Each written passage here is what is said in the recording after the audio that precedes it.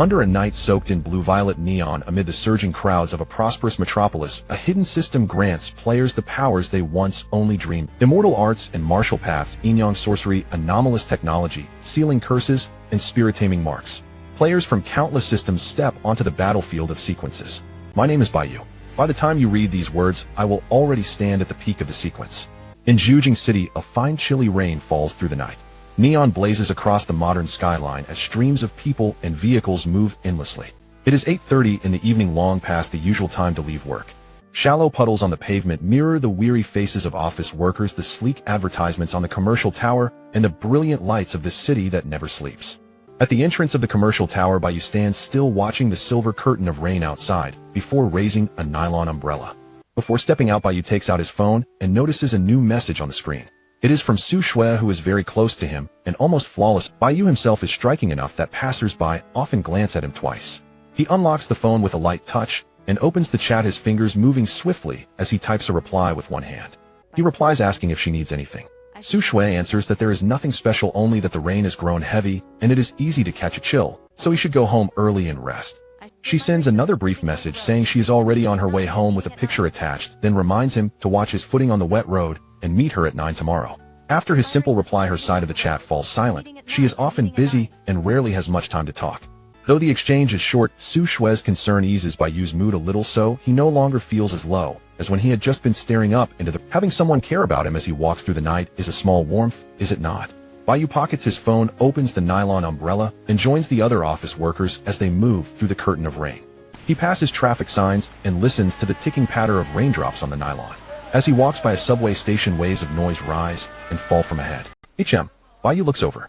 His gaze travels past several pedestrians who have also stopped through the fine curtain of rain toward the subway exit, where someone is being warned to watch the slippery ground. A group of security personnel in neat black suits and dark sunglasses walk with umbrellas, scanning their surroundings as they move. They are escorting a black-haired The girl's long lashes tremble lightly, and her crimson eyes seem as though a single glance could pierce through any observer's heart. She is clearly the daughter of some great corporation, though why is she emerging from the subway instead of a private car? A chauffeur-driven car would seem far more convenient.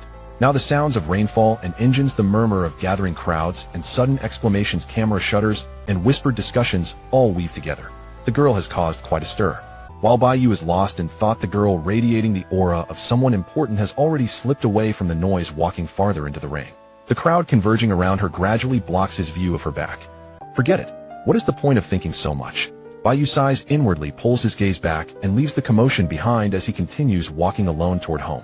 No matter how much he wonders or digs for answers, Bai Yu lifts his head as a street lamp flickers the lines of rain, refracting the radiant neon. That world will forever run in parallel to his own. There is still some distance left before he reaches home. Feeling somewhat bored, Bai Yu takes out his phone again as he walks, unlocks the screen, and lets his fingers slide, browsing the virtual world online. The system's recommendation feed rolls on.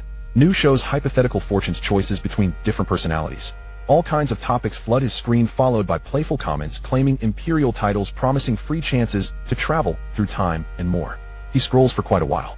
Eventually, Bai Yu falls silent and slips the phone back into his pocket. He decides not to look anymore. He sighs, thinking of course there was no such thing as traveling to another world. 5 minutes earlier, amused, he had tapped like on the comment from the self-proclaimed Time Management Bureau.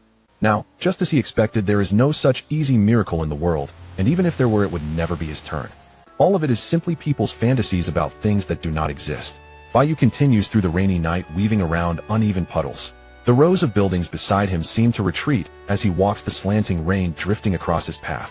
His phone vibrates faintly in his pocket, a new notification. Bai Yu turns his head, his sharp gaze drifting to the bookstore across the street, the anime merchandise displays, and the giant screen advertising the latest trendy games. It is not only videos and comments, he thinks, that are saturated with fantasy. The entire world seems soaked in it. Sadako snow, women, towering spirits, trucks rumored to lead to other worlds, urban legends of every kind, hot-blooded heroism, and sweet everyday comic stories, collection-based, and open-world games, novels built on systems, fantasy, transmigration, romance. A black cat approaches nearby, apparently seeking shelter from the rain. Bai Yu knows it will not turn into a cat-eared girl. All such things are in truth people's projections onto what does not exist, expressions of dissatisfaction with life and hopes for something more. Bai Yu crouches down, stroking the black cat's smooth fur, and is reminded of a certain well-known anime character. If only you really could change, he thinks. People long for such things, wishing they truly existed, wishing they themselves could join them. That is what immersion really means. The black cat answers with soft meows. Bai Yu bids it farewell and walks across the crosswalk to the other side of the street. After petting the black cat, Bai Yu says goodbye and crosses the zebra-striped crosswalk to the other side of the street. In other words, the very idea of immersion exists because people wish they were the protagonist, yearning to take part in all these imagined events. There is nothing strange about that. Jiujing City's splendor is reflected in the clear black of Bai Yu's eyes. Even though modern science tells us humanity is a coincidence born of a vast universe, people prefer to believe we were created inevitably by advanced civilizations, fated laws, or supreme gods. People are always longing for fantasy. One by one, pedestrians absorbed in their phones brush past Bai Yu, some reading news, some sharing gossip, some dissecting the truth behind trending topics. Did you hear? There's another strange story from the coastal city. It doesn't matter, I'll handle it. Snatches of conversation drift by. People hope there is a hidden hand behind the world's shadows, hope to step into grand struggles between powers, hope to find meaning in dull years. Do you really think you're an emperor? Another teasing remark filters through. They yearn to shed ordinary lives and become that singular shining existence in the bustling world. Bai Yu stops and looks up at Jiujing City's night sky, tinged with a faint dark violet, his black eyes growing even deeper. The moon is already hidden by darkness and rain. Bai Yu sighs and resumes his walk. Fantasy is in the end still fantasy. The opposite of reality, something that can never exist. Always. That is what Bai Yu has always believed, and he has fully expected to go on believing it, until something makes his thoughts halt abruptly. Player qualification granted. You will participate in the sequence game. Visual shielding lifted. You will now see the true world. Player ability extraction in progress, if not for the pale blue interface that appears right before his eyes. In the rain-soaked night, Bai Yu stops again, wondering if he is hallucinating. Sequence game. The system's clear, airy tone rings out once more. Ability extraction complete. Please acknowledge receipt. The system's voice is unmistakably real, forcing Bai Yu to reevaluate reality. At that moment, it feels as though all the night's noise. Holding his breath, Bai Yu touches the interface with a fingertip and confirms the acknowledge receipt option. Your ability is. The system, self-proclaimed as the sequence game, activated a new pale blue interface as soon as Bai Yu selected the sign option, and mysterious data began to materialize. The passers-by, as if oblivious, strolled by with umbrellas absorbed in their phones, casually brushing past Bai Yu without noticing him. Bai Yu noticed this indifferent flow, remaining relaxed, yet intensely focused as he silently scrutinized the system interface, determined not to miss any detail. To onlookers, he was just a handsome youth pausing to admire the rainy nightscape. Your ability is, what could it be? Bai Yu gripped his umbrella tightly, suppressing the surge of emotion within. In the next moment, a clear, ethereal voice from the system resonated. Ability level. Blank. Blank. Literally, it means an empty space, an unfilled void. In simple terms, it is nothing at all. Thank you, sequence game. Oh, I will sue you for 10 million in compensatory damages, Bai Yu decisively resolved in his heart. Yet despite the fleeting pang of loss, Bai Yu let the sentiment pass in an instant, returning to his usual composure and lightly touching the system interface once more. In his field of view, an introduction screen about blank began to overlay. Within the limits permitted by the primordial consciousness and ability, user may accommodate any number, level, or type of abilities from other players. Current number of accommodated abilities 0. Without a word, Bai Yu closed the introduction screen and reopened it, repeatedly confirming he wasn't mistaken. Realizing it wasn't an illusion, he took a deep breath, absorbing the information. The ability to accommodate others arbitrarily. Bai Yu rested his hand upon his chin, gazing thoughtfully at the interface before exhaling. I'm sorry, sequence game, I withdraw my previous complaint, he admitted silently. This was undeniably a top-tier setting unique to the protagonist, if indeed as the text described. Bai Yu recalled similar legendary concepts such as Taoya, infinity, and gluttony vivid in his memory. Undoubtedly, blank possessed an unimaginably high ability limit, utterly defying logic. An anomaly, the very ability most likely to ascend. After a fleeting moment of joy, Bai Yu readjusted his demeanor to his usual calm and noticed another vital piece of information on the system interface. Current player sequence, a tier rank 15201-314. If he wasn't mistaken, a tier corresponded to his own power range, with the number indicating the precise ranking among players. Given that he had just become a sequence game player, his strength surely ranked near the end, implying that this world harbored over 15 million tier players. On average, one player is born among every 1,000 ordinary people. But above a tier lies higher. How many players are there exactly? What are the conversion ratios between tiers? And would differing tiers be overwhelmingly dominant? Such questions were no longer worth his time. Instead, Bai Yu promptly selected the hidden sequence title option, his gaze narrowing as he looked toward the distant commercial building, the place he had once departed. Tonight is truly spectacular. At the periphery of his vision, several diminutive figures engaged in a high-speed chase, their combat reverberations shattering the glass of nearby buildings. Retrieving his phone from his pocket, Bai Yu wiped away the blurred moisture from the screen and tapped open the notification bar, showing 99 new messages. Latest report: multiple collapse incidents suspected throughout the city. Residents, please stay safe. Swiping down on the screen, the live emergency broadcast revealed several figures chasing over the rooftops, their weapons glinting with sporadic bursts of dark purple energy scattering about.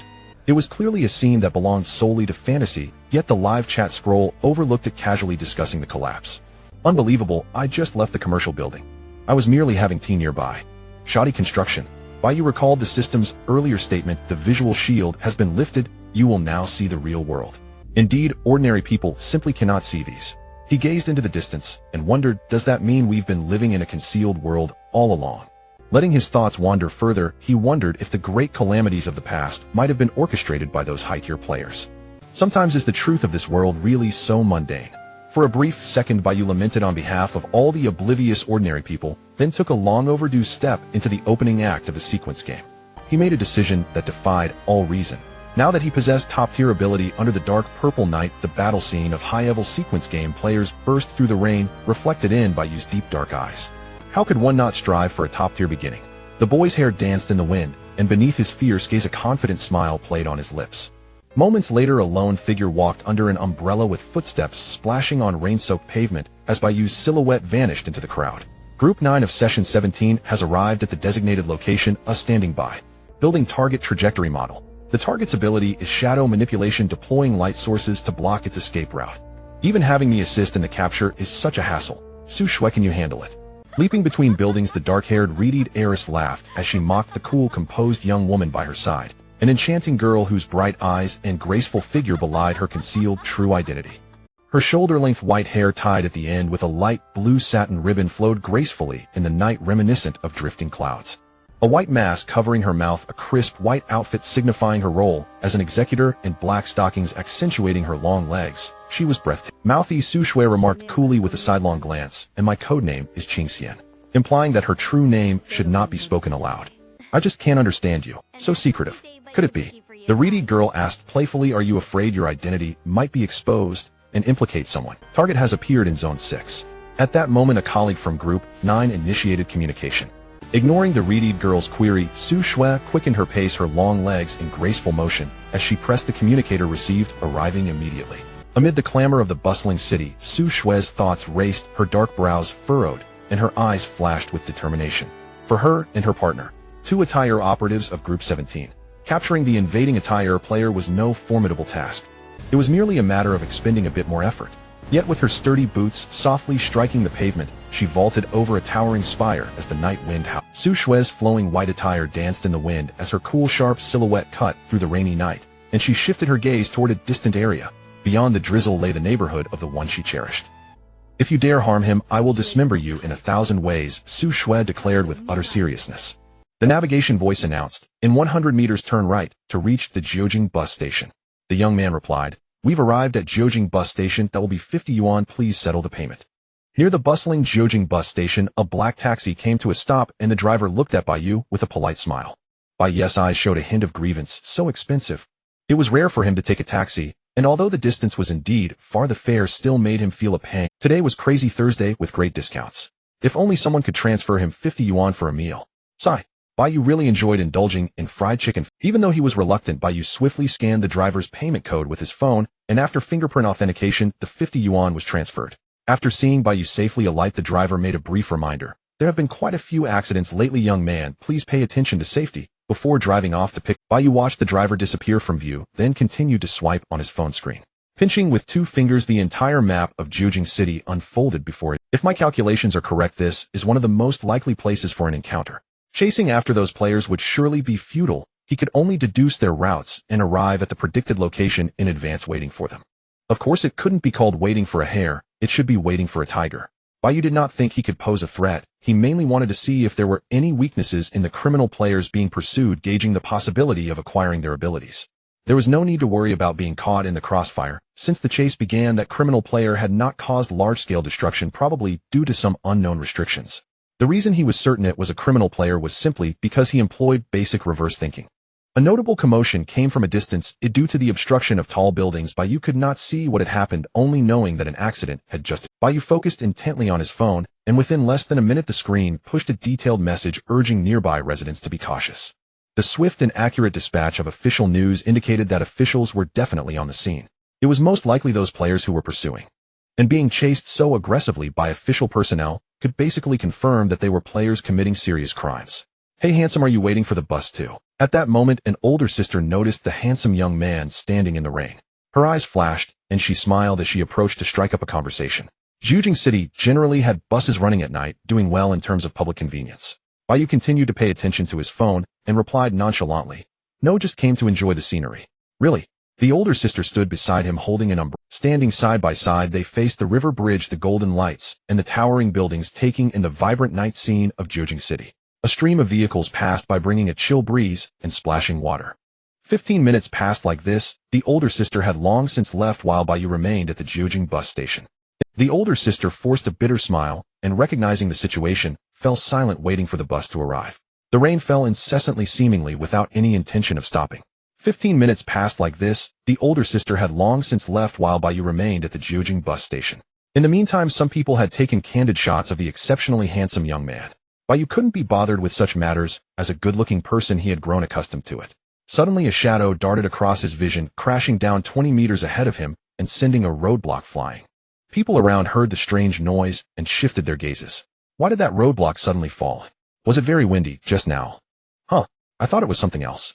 No one noticed the dark shadow in front, as if what Bai Yu saw and heard was merely an illusion. Bai Yu maintained a calm expression, holding his phone as if he hadn't noticed anything out of the ordinary, appearing just like an ordinary person. The shadow twisted for a moment before slowly transforming into a human shape, emitting a weak growl. It was the voice of a foreign man. My abilities are restricted. Damn it. Bai Yu was still able to understand foreign languages. Next, the foreign man targeted a passerby, unsteadily walking toward him, the shadowy protective layer in front gradually melting away. Underneath were tattered suit and white shirt. The passerby initially ignored him, but then his pupils dilated as if he had seen the foreign man beneath the shadow protection. If he could remove the barrier to his abilities, would he then be visible to ordinary people? Bai Yu noted this information. "Once I consume your stamina, I can hold on for a while longer," the foreign man declared, while the passerby before him clearly could not comprehend the situation and was left speechless. The passerby was probably doomed. Bai Yu silently mourned for him. "I lack the ability to save you, I'm sorry." Thus, in the moment when the foreign man melted away the shadow before him, Bai Yu saw the wound inflicted by glass shards stained a bright red. The true form beneath the shadow protection could be injured by attacks equivalent to glass shards. Bai Yu noted this as his second piece of information. By the way, this setting was quite similar to a fragile output position in competitive games with high attack value, but low defense value. Sometimes players could also be killed by low-level enemy units in game. Bai Yu's gaze was profound. The muffled sounds of the passerby mixed with the patter of rain on the ground. No one noticed the shadow before him. 5 seconds later, with a thud, the passerby lost consciousness, the nylon umbrella slipping from his hand and collapsing onto the waterlogged road. The traffic lights at a distance flickered, and the shadow dashed across his vision, quickly disappearing into the neon glow. Hey, what's wrong with you? Are you feeling unwell?" In the concerned and hesitant gazes, a kind-hearted person hurried over, squatting down to support the fallen passerby. The passerby closed his eyes, his body cold and unmoving. He was dead. The Jiujing bus station was silent for a second, then instantly became noisy. The figure of the passerby was gradually obscured by the gathering of. He was dead. The Jiujing bus station was silent for a second, then instantly became noisy. Inside the spacious and bright convenience store, the automatic door's bell rang, just as the young clerk cheerfully greeted Bai Yu. Bai Yu folded his nylon umbrella, placing it at the entrance, then scanned the store filled with a variety of goods. Snacks, beverages, toys, tools. As Bai Yu examined the brand new kitchen knives on the shelf, he asked the clerk, "Do you sell flashlights here?" Just like how vampires fear silver weapons, Bai Yu thought that shadows should fear light sources as well. Any shadow will ultimately succumb to light. The clerk smiled kindly, clapping her hands together, and said cheerfully, "Of course we sell flashlights. Do you have any specific requirements? Something that can achieve the effect of a flashbang." Bai Yu rested his chin on his hand, casually mentioning. Upon hearing this, the clerk leaned in closer, her long hair cascading over her shoulders, and said mysteriously, "It's quite expensive, are you sure?" "Really?" Bai Yu's eyes lit up in surprise. "Can I see its actual effect?" "Sure." The clerk first asked Bai Yu to wait a moment, then opened the storage room, rummaging around, and finally found the dusty item she had in mind. "Holy Light AK-69. It's a product from our store owner, known from Europe. She pressed a button, the beam illuminating the wall, and even in the already bright store a distinct layering of light appeared. All right. Bai Yu interrupted the clerk's sales pitch helplessly. What's the price? The clerk smiled broadly, holding up a hand indicating a terrifying 4-digit price. He'll buy it. Bai Yu took out his phone to make the transfer. This month's sales had been exceptionally fruitful, bringing him joy. However, he felt a pang of discomfort, as last year's New Year's money was now gone. At this moment the two of them were feeling quite differently. Young man, it's you again. What a coincidence. After purchasing all essential guidebook supplies, Bai Yu naturally hailed another taxi, only to find himself face-to-face with a familiar driver. The black taxi before him was the very same one that had dropped Bai Yu off at Jiujing bus terminal earlier. What on earth are you doing wandering around Jiujing City this late, instead of going home? The driver sounded genuinely concerned, apparently mistaking him for a runaway. Seated in the rear, Bai Yu scrolled silently through his phone's notifications, then spoke without lifting his gaze. This world harbors the abyssal illusion, we the Night Sentinels must. He delivered the line with theatrical gravitas, embodying a textbook case of severe Chinibyu. Chinibyu actions require no justification. Hearing the boy's declaration, the driver blinked, then with a wry, resigned smile abandoned suspicion altogether. All right then, where to this time? I'll give you a discount. The soft glow of his phone screen illuminated Bai Yu's calm, inscrutable features. He lifted his eyelids and replied coolly, the undeveloped district of G. He slipped into the perspective of that foreign player. To evade official pursuit, one must first lure enforcement personnel into protecting civilians across the urban core, systematically diluting pursuit intensity. Are you sure? That's hardly ideal terrain for confronting the abyssal illusion, the driver joked. Then, once timing proved opportune, one could break through the surveillance-blind, undeveloped zone, the most effective escape route. I'm certain, Bai Yu answered unfazed. Then shifting tone, Uncle, do you play games? Of course I do. Why? Bai Yu pocketed his phone, propped his chin on his palm, and offered a faint predator-like smile. His voice remained steady, measured. It said the outcome of a game is decided at the very outset. True or not? Absolutely. Last time, that jungler fed right from the start. As ambient instrumental music played softly in the cabin, the uncle launched into an animated monologue about his own gaming misadventures. Bai Yu listened attentively, even as his gaze drifted inward, fixed upon the translucent system interface hovering before him. Its ranking list shimmered. Current player rank, E-tier, 152008. Indeed, high-risk action yields rank elevation. So this is how the sequence operates. Bai Yu observed the rain-licked night beyond the window, a quiet fascination glinting in his eyes. The game ended the moment it began. Boom.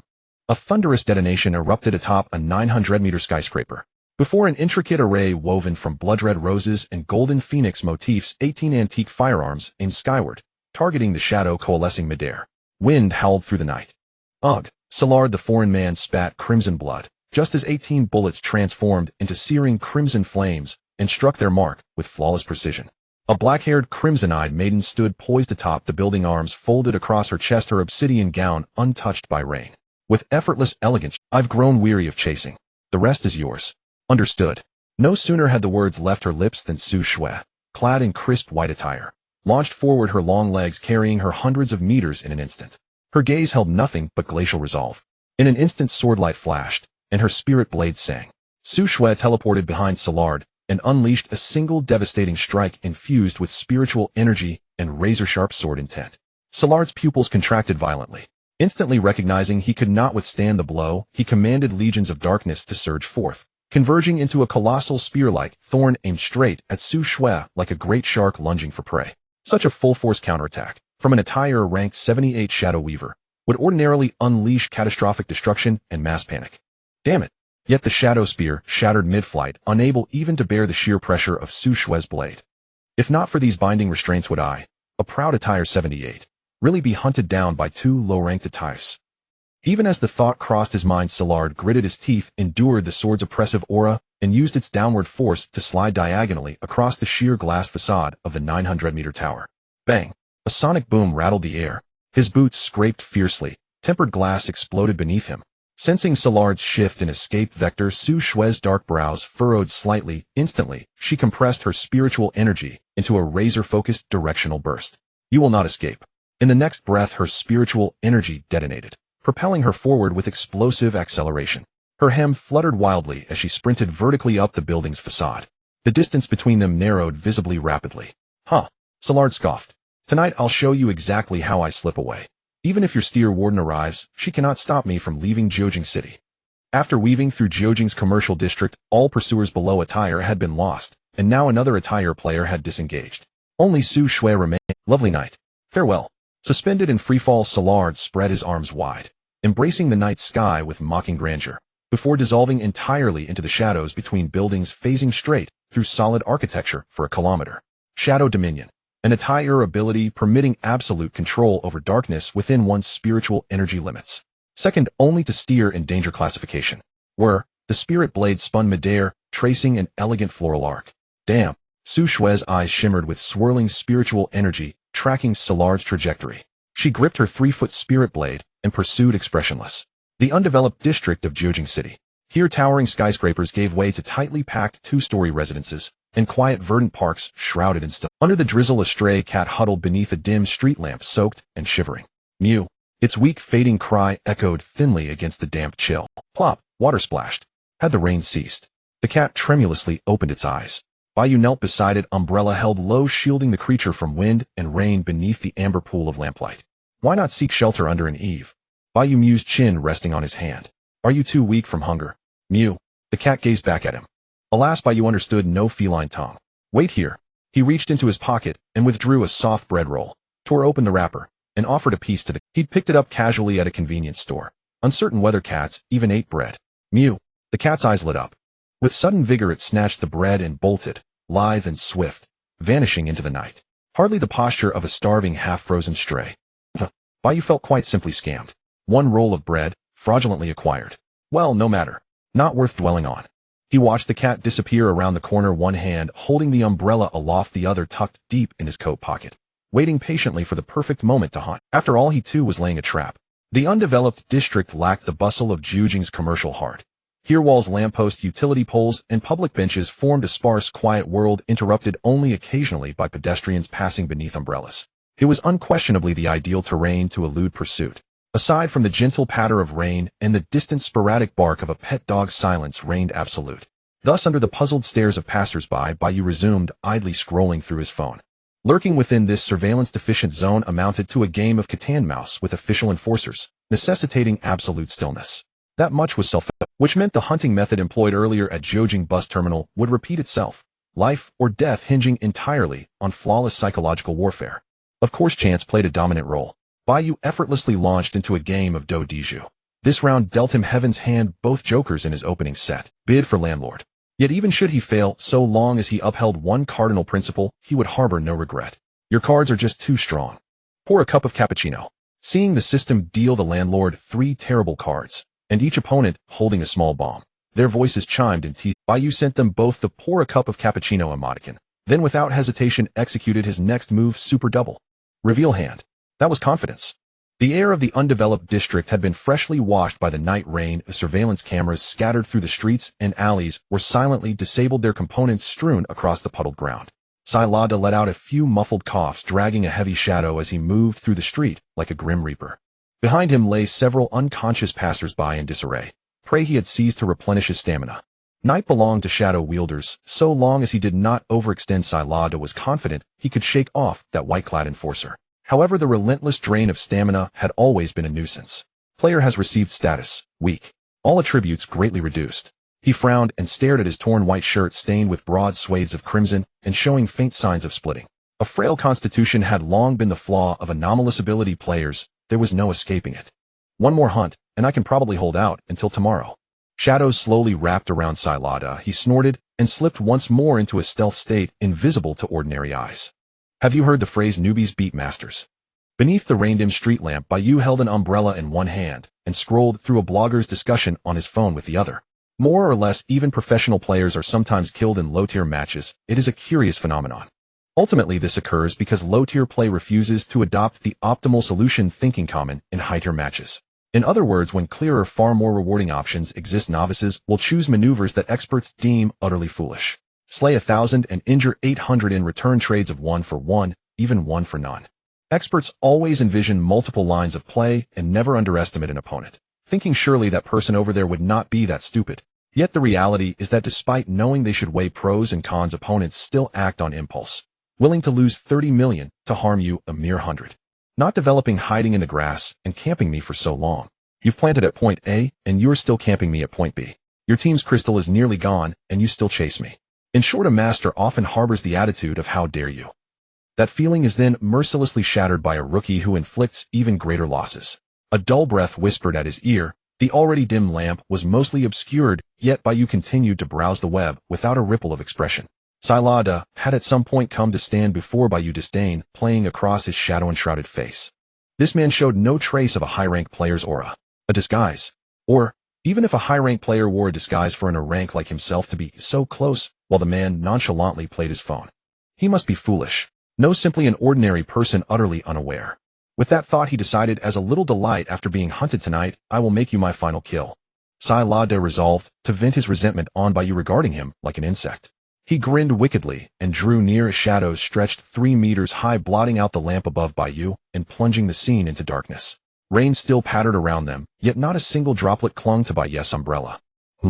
Bai Yu ignored Xylada and tilted his head to regard the lamp shrouded by shadow. His expression was composed, almost casual. He murmured to himself, "Power outage.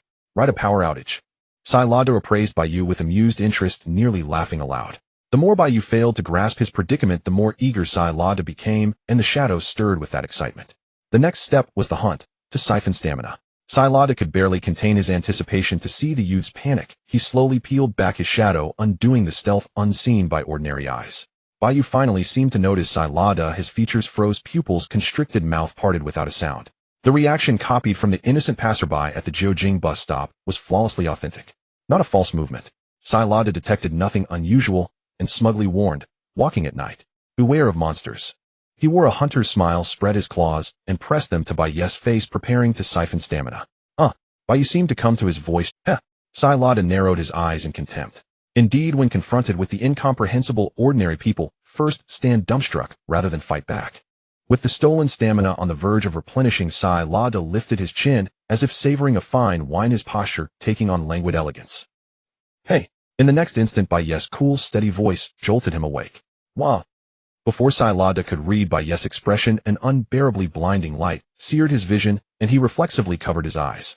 At the same moment, a fierce pain shot through Xylada's chest, as if it had been pierced. Bai Yu met his gaze with a stillness so deep it inspired terror, like staring into an abyss. At the same moment, a fierce pain shot through Xylada's chest, as if it had been pierced. Bai Yu met his gaze with a stillness so deep it inspired terror, like staring into an abyss. At the same moment, a fierce pain shot through Xylada's chest, as if it had been pierced. Bai Yu met his gaze with a stillness so deep it inspired terror, like staring into an abyss. Before Xylada could answer, harboring the thought, "You wagered your life on my negligence. How dare you?" He slipped into unconsciousness amid his fury. "From now on, when you walk at night, be careful you do not become the prey." Bai Yu withdrew the blade, then almost solicitously plunged it 10 more times before allowing Xylada to collapse into the blood-streaked puddle to his satisfaction. "Of course you have no future either." Bai Yu sheathed the blade. As expected, a pale blue entry appeared in his vision, detected a rank accommodatable ability, Shadow Dominion. It meant a new power could be acquired. But before Bai Yu could activate, blank, Xylada's body dissolved into system data and vanished, only the reddened puddle remaining to prove he had existed. Do players always dissipate into data upon death? Lacking sufficient references, Bai Yu could not be certain. Blank. As Bai Yu activated the ability, his power interface began loading new data and entries generated in orderly succession. At the same time, Bai Yu felt a slight dizziness, reminded of the carrying limits of his origin consciousness. He would have to be scrupulous in absorbing abilities. The next second, Xylada's player ability transferred to Bai Yu. Ability: Shadow Dominion. Rank A. Within the limits permitted by spiritual energy, the wielder may execute any operation related to shadows. Another parameter appeared. Bai Yu's gaze flicked to spiritual energy. Now was not the time for relaxation. The authorities would likely catch up soon. Blank would surely cause a commotion and must not be discovered by any faction. The immediate priority was to conceal his identity and remain a lone wolf, able to perform any operation related to shadows. Bai Yu, umbrella in one hand and the other in his pocket, regarded the darkness with an inscrutable calm and spoke beneath the dim streetlight shadow. At once obeying their sovereign's command, shadows sprouted from the seams of Bai Yu's clothing. The evening breeze whispered as mystery descended. Su Shue's eyes were cold and clear. She held a 3-foot spirit sword and poised her toes on the standing utility pole, as if an otherworldly nymph untouched by worldly rain. Under her gaze, before a distant residence by a dim lamp, Bai Yu's black coat, as mysterious as shadow billowed in the wind, night clung to him like a regal sovereign of shade. Beneath his hood, hair strands stirred, his jet-black eyes were unfathomable, calm yet arresting. The mask covering his mouth had sharp angles and a black metallic sheen. An unknown origin, the unruffled manner of standing in the rain, and the silent death of Silada. Su Shui furrowed her brow slightly. He appeared to be a mysterious high-rank player. The night rain fell softly. The man in black held his umbrella, one hand in his pocket, tilted his head slightly, and said in a light voice, Good evening. Who are you? As the mysterious black-clad player greeted her, Su Shui's thoughts churned violently, subtly emitting the oppressive aura of an rank player. His strength remains inscrutable. Is he truly ordinary? Nor is it concealed. An adversary, or a neutral independent? Why did he kill Serade? Was it because they shared shadow affinity abilities, or to signal goodwill toward the 17th Bureau? Even weakened Serade ranked 78th among rank players, yet fell without a whisper. Most likely his killer was of equal or superior rank. Considering C-Raid's prolonged pursuit had drained considerable stamina, and residual combat energy might endanger civilians. If this player were neutral, recruitment could be feasible, and thus probe cautiously. Strike first. Unwise. You'd certainly think exactly that, wouldn't you? Bai Yu had already anticipated this official's reasoning. Calm and unruffled, he met her gaze directly, while shadows at his feet coiled obediently like loyal familiars. How effortlessly high-stakes games unfold, where every move adheres to optimal strategy. Before demanding another's name, Bai Yu tilted his head slightly. One ought first to offer one's own. Courtesy demands no less. How effortlessly high-stakes games unfold, where every move adheres to optimal strategy. Before demanding another's name, Bai Yu tilted his head slightly. One ought first to offer one's own. Courtesy demands. Sensing her suspicion, Bai Yu stifled a yawn and offered a plausible excuse. Life deserves its rituals. Indeed, sequence game anomalies abounded, some obsessively devoted to life's ceremonial grace. Su Shui provisionally accepted his explanation and spoke coolly in Qingxian. Then allow me to reintroduce myself. Having heard her name, Bai Yu bowed ever so slightly. A magician's flourish. A pleasure to meet you, Miss Qingxian. Good evening. Su Shui watched him impassively. Bai Yu understood instantly. She awaited his name in turn. You may call me. What then was the nature of the sequence game's player world? All of it now felt like a dream. Bai Yu recalled his selection by the sequence game tonight, an electrifying opening, his chosen ability, except still given the chance to replay it, he knew he could execute it flawlessly. Bai's standard game protocol this stage should be the formal naming phase, just before full. A faint smile touched Bai Yu's lips. He had already decided. Shadow. He lifted his gaze, his eyes serene and unblinking, declared it to an unnamed benefactor who happened to pass by this very night. He added benevolently. No questions needed. His title alone sufficed. Shadow Sovereign. Grandeur naturally must be impeccable. Then esteemed benefactor. Su Shui smiled faintly. Since this is your first visit to Great Xia, might you join us at the 17th Bureau for tea? This player named Qingxian. Why did she seem strangely familiar? Like someone. Bai Yu betrayed no flicker of recognition. He had more pressing matters.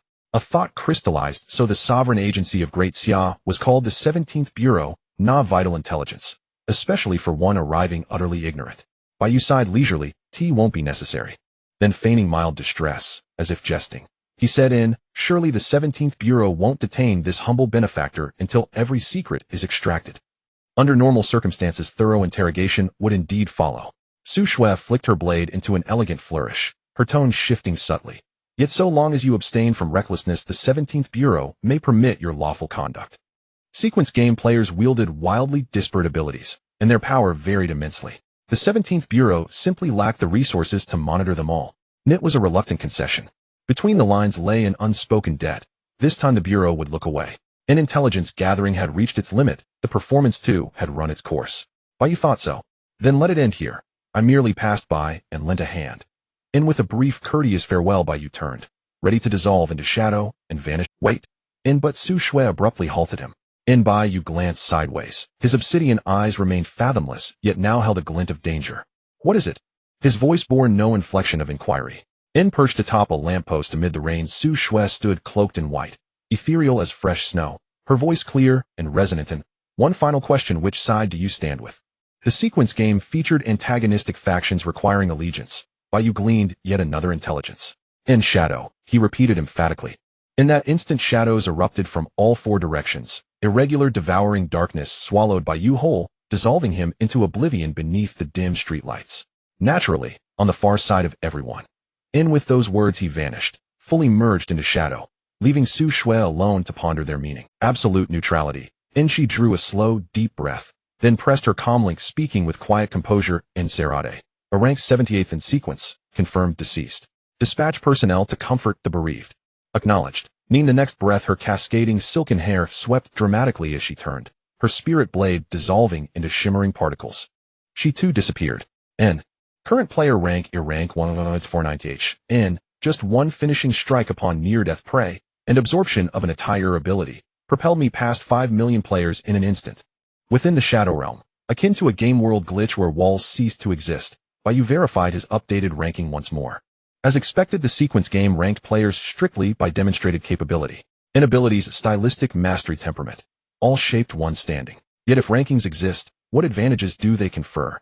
Bai Yu walked through the Shadow Realm. In status, renown, or tangible power augmentation beyond certain thresholds. N. Or perhaps all of the above. Not that thought, Bai Yu closed the ranking interface and opened his ability panel, instead contemplating the meaning of spiritual energy. Since I command shadows at will.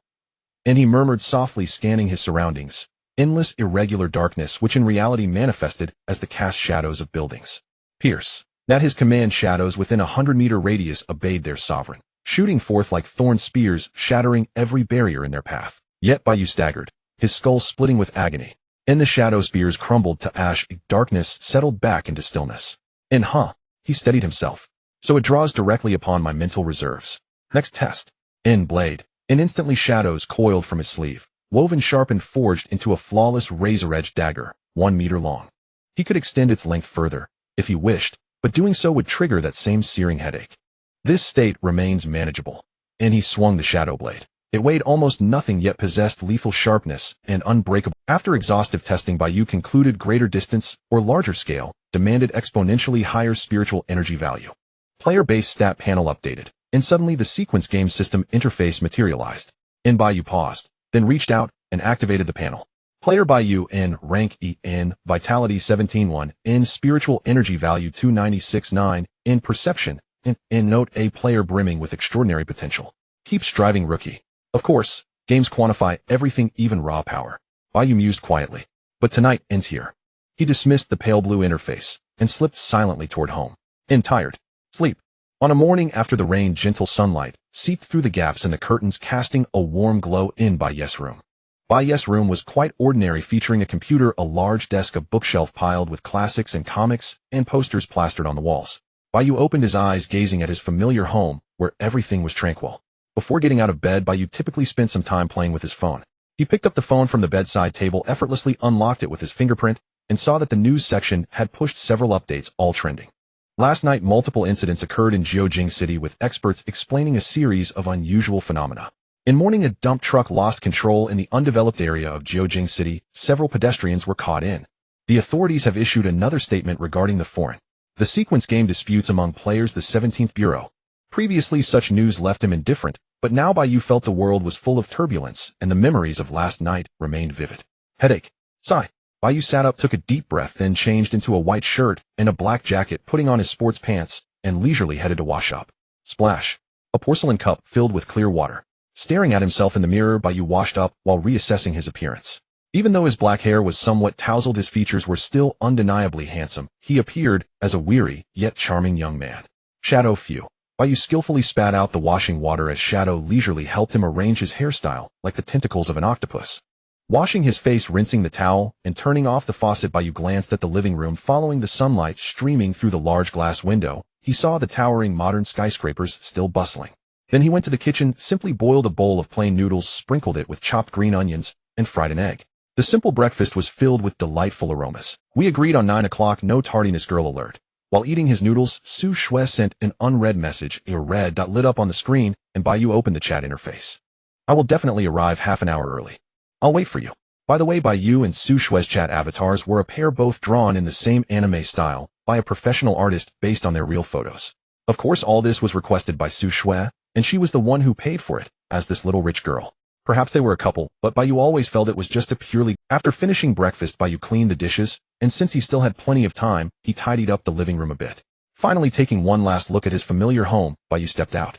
Although last night he was a player in the sequence game, today Bai Yu was still an ordinary resident of Jiujing City. Linggu Station arrived. Linggu Station arrived. As the soft announcement echoed within the bus, Bai Yu bid farewell to the girl who had been flirting with him and followed the crowd off the bus. The air outside was quite fresh, and to the left there was a fast food fried chicken restaurant called Kunkin, bustling with customers, the parking spots in front filled with electric. Bai Yu walked down the street, navigating through the towering skyscrapers, waiting for the traffic light, for a few seconds passing by a crossroads. It should be here. Bai Yu followed the navigation from the map. He walked into the spacious East District. In a lively square decorated with cartoon balloons beside children frolicking around, Su Shui was sitting upright on a public bench, already waiting for Bai Yu. Today she was dressed casually in a white jacket and black tights, looking like a serene beauty. More accurately, Su Shui's attractive figure and long legs made her resemble the girl next door type. Noticing Bai Yu approaching, Su Shui's watery eyes sparkled as she picked up her canvas bag and smiled as she walked over. "I've been waiting for you for a long time." Her voice was cool and clear. Bai Yu glanced at the time on his phone screen, confirming he hadn't arrived late, then looked at her again, saying, "You didn't come an hour early, did you?" Bai Yu had come half an hour early, meaning he arrived at 8:30. Su Shui shook her head at his words, suddenly raising her eyelids, holding up 2 fingers, and said coolly, "I came 2 hours early." Bai Yu helpless brushed her bangs aside and asked, "Why did you come so early?" "Just in case, can't be late." Su Shui's clear eyes reflected Bai Yu. There were many people at Linggu Station. "Idiot," Bai Yu sighed. Su Shui tilted her head, slightly puffed her cheeks, and playfully complained, "You're the idiot. Big idiot." Bai Yu scratched her fair chin, then took her hand and walked toward the shopping center. As Su Shui was led by Bai Yu, her ears turned slightly red, and she tucked her hair behind her ear, stealing glances at Bai Yu. "You didn't even realize how dangerous last night was. You're the idiot.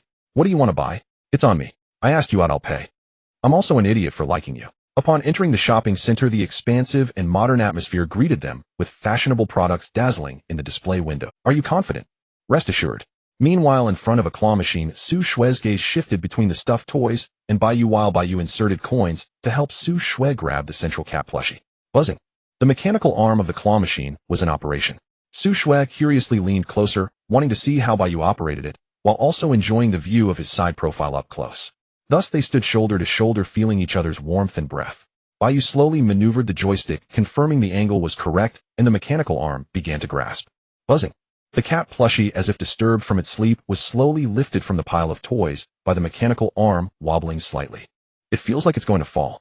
Su Shui rested her chin on her hand. Bai Yu covered his face and sighed lightly, saying, "Your feeling is not wrong." Then, as expected, the cat plushie fell down and embraced its toy companions again. Su Shui stared at the cat plushie for a while, then inserted a coin herself, deciding to operate it this time. Bai Yu watched Su Shui's focused expression from the side, silently taking out his phone to start recording. Buzzing. As the mechanical arm moved, Su Shui's brow furrowed slightly, her demeanor becoming more serious. Left, right, a little higher. She meticulously adjusted the angle. The mechanical arm of the claw machine began to grasp again. Su Shui unknowingly held her breath, her watery eyes unwavering, as she watched the cat plushie being gradually pulled towards the exit. Clap. The cat plushie landed at the exit. "I got it." Su Shui instinctively tucked her side hair behind her ear, her smile as warm as the morning sun as she looked at Bai Yu beside her. "Yep, you got it." Bai Yu had been filming. Noticing Bai Yu was recording, Su Shui momentarily lost her focus. Bai Yu glanced at her, stopping the recording, then showed her the video he had just recorded, appreciating, "Pretty cute, what do you think?" "You make me look like a child." "Delete it. In exchange, you should delete the video you took of me secretly." "I didn't take a video of you." Su Shui averted her gaze. Then the two continued walking through the hall of the shopping center. After admiring the cat plushie, Su Shui placed it in her canvas bag and quietly unlocked her phone. On the clean screen, the video of Bai Yu catching the plushie was among the latest recordings.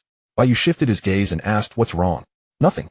Su Shui reluctantly put away her phone, looping her arm through Bai Yu's. Unknowingly, it was already noon. Bai Yu and Su Shui were dining in a duck blood vermicelli restaurant on the second floor of the shopping mall. The restaurant had a good reputation, so it was quite crowded, creating a lively atmosphere. "Here are your duck blood vermicelli." The young server brought the plate, marked the order with a pen, and flashed a polite smile before leisurely leaving. 2 bowls of fragrant, all-inclusive duck blood vermicelli. The translucent sweet potato vermicelli, along with duck intestines, duck liver, duck heart, duck gizzards, and duck meat, were all present, while the light yellow fried tofu and cilantro leaves served as embellishments. Of course, Bai Yu also ordered a portion of celery meat pot stickers resembling golden dumplings, but more delicate and petite. Su Shui first picked up a soup spoon and took a small sip of the broth, finding the temperature just right and the taste delightful, bearing the fresh flavor. Thus, Su Shui picked up her chopsticks, gently lifted the translucent vermicelli, gazed at the steam rising, and then began to savor it. Chewing. Then Su Shui raised her eyes in confusion, her sparkling gaze seemingly asking, "Why aren't you eating?" Bai Yu propped up his chin and admired, "It's quite a pleasure to see a beautiful girl dining." Before Su Shui could respond, Bai Yu left his seat. Su Shui tasted a spoonful of the broth, watching Bai Yu walk over to the condiment area to scoop a small spoonful of chili. Then Bai Yu turned back his eyes signaling, Su Shui, do you want? Su Shui's long sleeves covered half of her hand, and the way she gently waved her hand was charming. It meant no.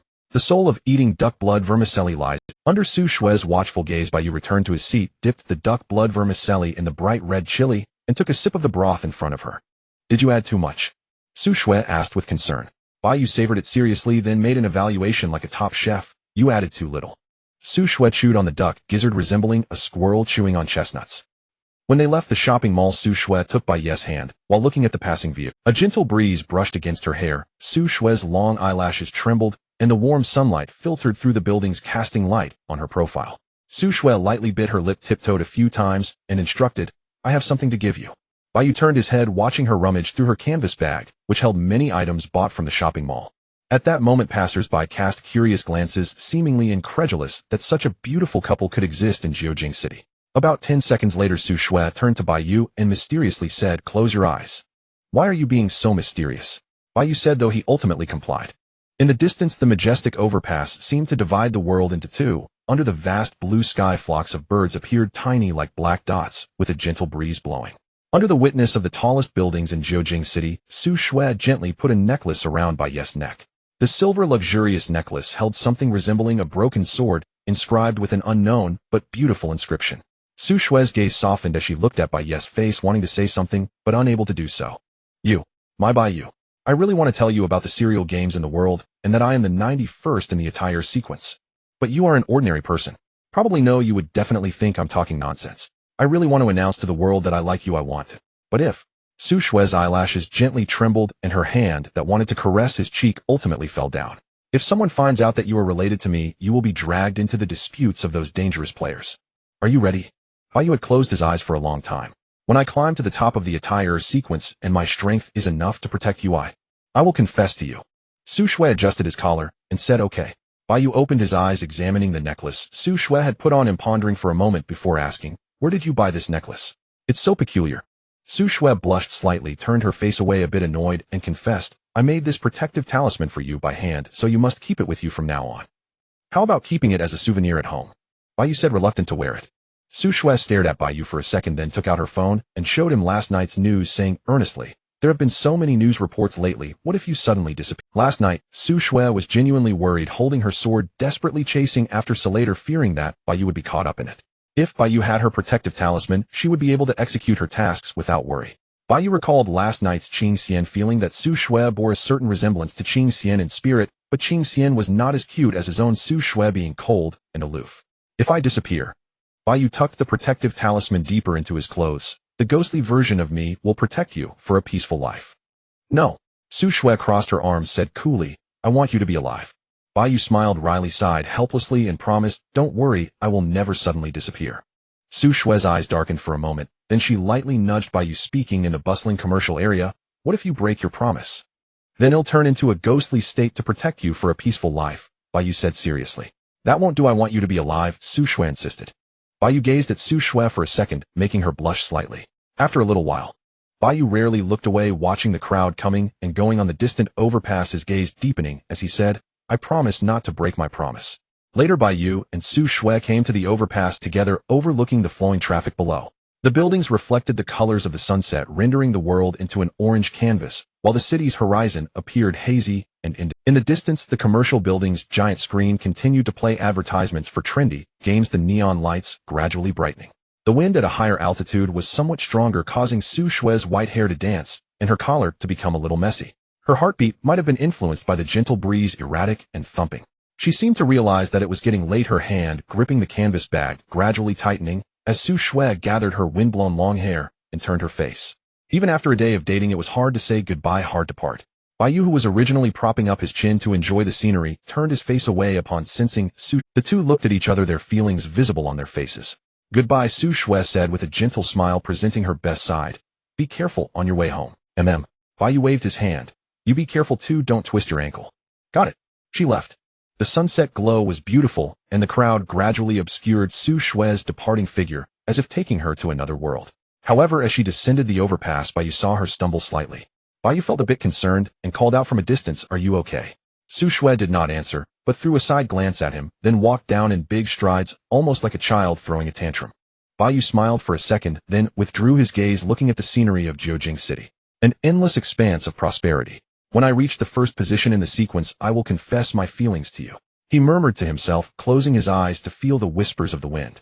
When Bai Yu reopened his dark eyes, the dusk of Jiujing City had long since passed, and what greeted him was a gray and misty night. Only the wind remained gently brushing through his black hair, causing the tips to sway. He pondered on the overpass for a long time. As the holder of the blank ability, he could accommodate the powers of other players, which was indeed a remarkably strong setting in the realm of fantasy works. When Bai Yu reopened his dark eyes, the dusk of Jiujing City had long since passed, and what greeted him was a gray and misty night. Only the wind remained gentle. According to the trajectories of those works, any ability holder of this kind, once they started to show promise, would experience exponential and terrifying growth in strength, surpassing everyone else. It could be said to be a completely protagonist-level ability. A little girl holding snacks happily walked across the overpass to go home, but suddenly tripped, scattering the coins from her pocket all over the ground. But everything has two sides, and Bai Yu always kept this in mind. No matter how high the limit of blank was, or how terrifying its potential, that was just the inevitable outcome of having grown. Are you alright? Bai Yu gazed at the little girl, thinking about the other side of having grown, which was not having grown. Bai Yu gazed at the little girl, thinking about the other side of having grown, which was not having grown. This was something that could not be overlooked, and must be considered first. Xiaoxi, are you hurt? The little girl's mother hurriedly jogged over, checking the spot where her daughter had fallen, while also catching a glimpse of Bai Yu's profile. My child has embarrassed you, she said. And the prerequisite for exponential growth and strength lies in encountering higher-level ability holders, and one must be the ultimate winner. The little kids are quite adorable, Bai Yu remarked nonchalantly. In a fantasy work, this might not be an issue, as the protagonist is always the center of the world, constantly encountering opportunities and inevitably becoming the winner. The mother gently pinched her daughter's cheek, saying, Xiaoxi, hurry up and thank the big brother who helped you. Thank you, big brother. I will work hard to marry you in the future, the little girl said earnestly. Huh. My child just talks nonsense, don't mind it. The mother laughed helplessly and hurriedly led the girl away. But this is reality. It is impossible for high-level abilities to come knocking at the door, and one cannot rely solely on their own strength, the presence of peers, or even stronger abilities. Goodbye. Thinking of this, Bai Yu turned back in the direction he came from, his gaze growing deeper as he gazed at the skyscrapers on the horizon. The level of blank is... The level of shadow manipulation is A, and Bai Yu remembered it clearly. What if an ability with the level S appeared? The answer is that if it can be absorbed, that would be the best. Sigh. Bai Yu sighed. But that is merely theoretical. An ability assessed by the system as S level must have its terrifying aspects. In an instant, countless troublesome abilities flashed through Bai Yu's mind, leading him into a whirlwind of thoughts. Absolute dissolution, infinite regeneration, time manipulation, space manipulation. Even if his blank ability is at the peak of, he must consider the existence of, and A. To put it more simply, there may exist players in the sequence game who possess invincible abilities. Bai Yu glanced at the comic book store beneath the overpass, where a poster of a certain hero shone brightly under the neon lights, prompting thoughts of whether such figures truly exist in seclusion. Of course, these might just be his overthinking. However, it is always wise to act cautiously and tread carefully. Bai Yu walked with his hands in his pockets down the steps where Su Shui had left, brushing past the pedestrians, the night deepening around him. Just as he was about to descend the last step, I look forward to meeting an opponent, he murmured to himself, heading in the opposite direction of Su Shui. The saying gold will always shine could also be interpreted narrowly as a sequence title will always stand out at night. Few like Bai Yu conceal their sequence titles. Most players do not exercise such caution, openly displaying their sequence titles above their heads. A student waiting for the bus after school. E-tier 1478953, the owner of a pet shop feeding cat food. D-tier 499912, a kind old man announcing the closure of the grocery store. D-tier 499836, when Bai Yu also became a member of the sequence game, he deeply felt that fantasy exists right beside ordinary people. Is my luck not bad? Bai Yu walked through the streets like an ordinary person. I met an E-tier player and 2 D-tier players in such a short. When he was with Su Shui during the day, he hadn't encountered a single player, which seemed quite suspicious. However, Bai Yu was not idle enough to speculate on such matters, and even if he did, it wouldn't hold much significance. Since this is a game of vying for sequence rankings, there should be conflicts among players, right? Bai Yu rested his chin on his hand, passing by the closed grocery store, turning right into a deep alley. Then he stumbled upon a standoff between street thugs. A young man in a Wangzai spirit outfit stood with his left hand in his pants pocket, styling his hair with his right. E-tier sequence 136999955. A young man in a black jacket crossed his arms, refusing to yield an inch. E-tier sequence 136999954. Behind them were their respective followers, all of whom were ordinary people. Hey, this area is the territory of our Wangzai gang, do you understand? Just because you rank lower you should yield, the young man in the black jacket spoke arrogantly. What's so great about being one rank higher than me? The thug in the Wangzai spirit outfit walked over disdainfully, poking at his chest. The followers could only watch, having neither the strength nor courage to intervene. Ordinary people cannot see the extraordinary, but can witness the results produced by the extraordinary, such as the can in front of them being crushed by the young man in the black. They knew their boss seemed to be an extraordinary ability user. At this moment, the street thugs who were confronting each other also noticed Bai Yu watching and turned their gazes toward him. You guys continue, I'm not filming, Bai Yu said lightly. The street thugs were not the type to attack anyone on sight. It was quite normal for them to be curious about ordinary people watching their standoff, so they allowed Bai Yu to be an audience. Just as the atmosphere could no longer be maintained, and both sides were about to fight, the old man from the grocery store approached and scolded, "You bunch of little punks, why do you insist on learning bad behavior? Just because you have an ability you think you can act recklessly." Whether it was the thug in the black jacket or the one in the Wangzai outfit, upon seeing the sequence title of the grocery store old man, D-tier 499836, they instantly cowered. Brothers, run, retreat. They'll be back. Not a trace of arrogance remained. The thugs hurriedly retreated in panic. To dare fight for territory at only E-tier, the old man snorted. It seemed that sequence rankings were a symbol of status, Bai Yu concluded. Afterward, he continued walking through the streets of Jiujing City. Dear Nightwalker, welcome to Jiujing Amusement Park. Tonight's celebratory music is performed for you. Now broadcasting the celebration program. Neon bright as day and fireworks blooming at the entrance of Jiujing Amusement Park. Bai Yu's phone began to push related notifications, a riot of color washing across the screen. I should have invited Su Shui to come play. Feeling the festive bustle of the park, Bai Yu watched the pushed video for a while, liked it, and then slipped his phone back into his pocket.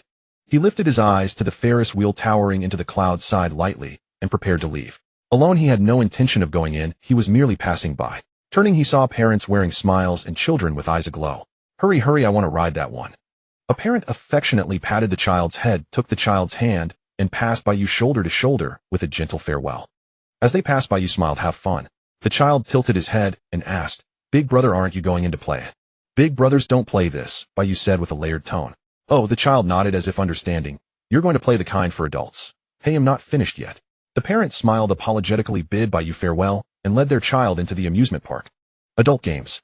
After watching them enter, Bai Yu turned his face and echoed the child's words in his mind.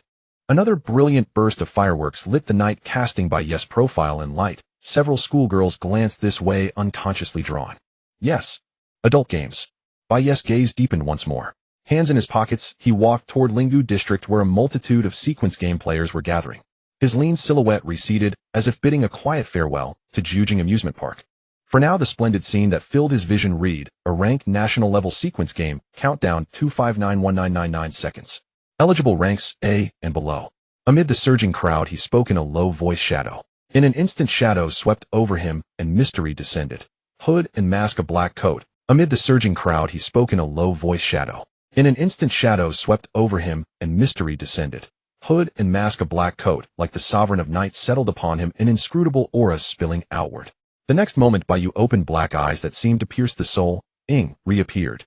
A rank regional sequence game, countdown 3599 seconds. Eligible rank E. In Jiujing City sequence game, players began to stir. Come forth, sequence game. Bai Yu murmured and melted into the shadow.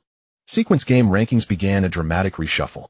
The moment in a rank national sequence game was born in Jiujing City. Intelligence networks of player factions worldwide updated at once. Night fell at the Dongjing first ring.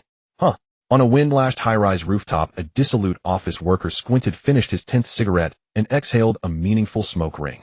Ding dong. His phone in the inner pocket of his coat buzzed with a notification. I told them I quit, yet the minister still sends messages. The man in a roomy tin coat reluctantly opened it, retrieved his phone, and unlocked the screen. The intelligence before him made him ponder long. A rank sequence game. He stroked his stubbled chin and said in a resigned tone, finish this one job. And perhaps I could loaf at home for 10 years, right? The corporate drone truly could not outcompete these young people. He no longer wanted to work. At that moment, 9 rank yokai players stepped from the shadows behind him and said in low voices, time to repay your debt, Tengu Urji.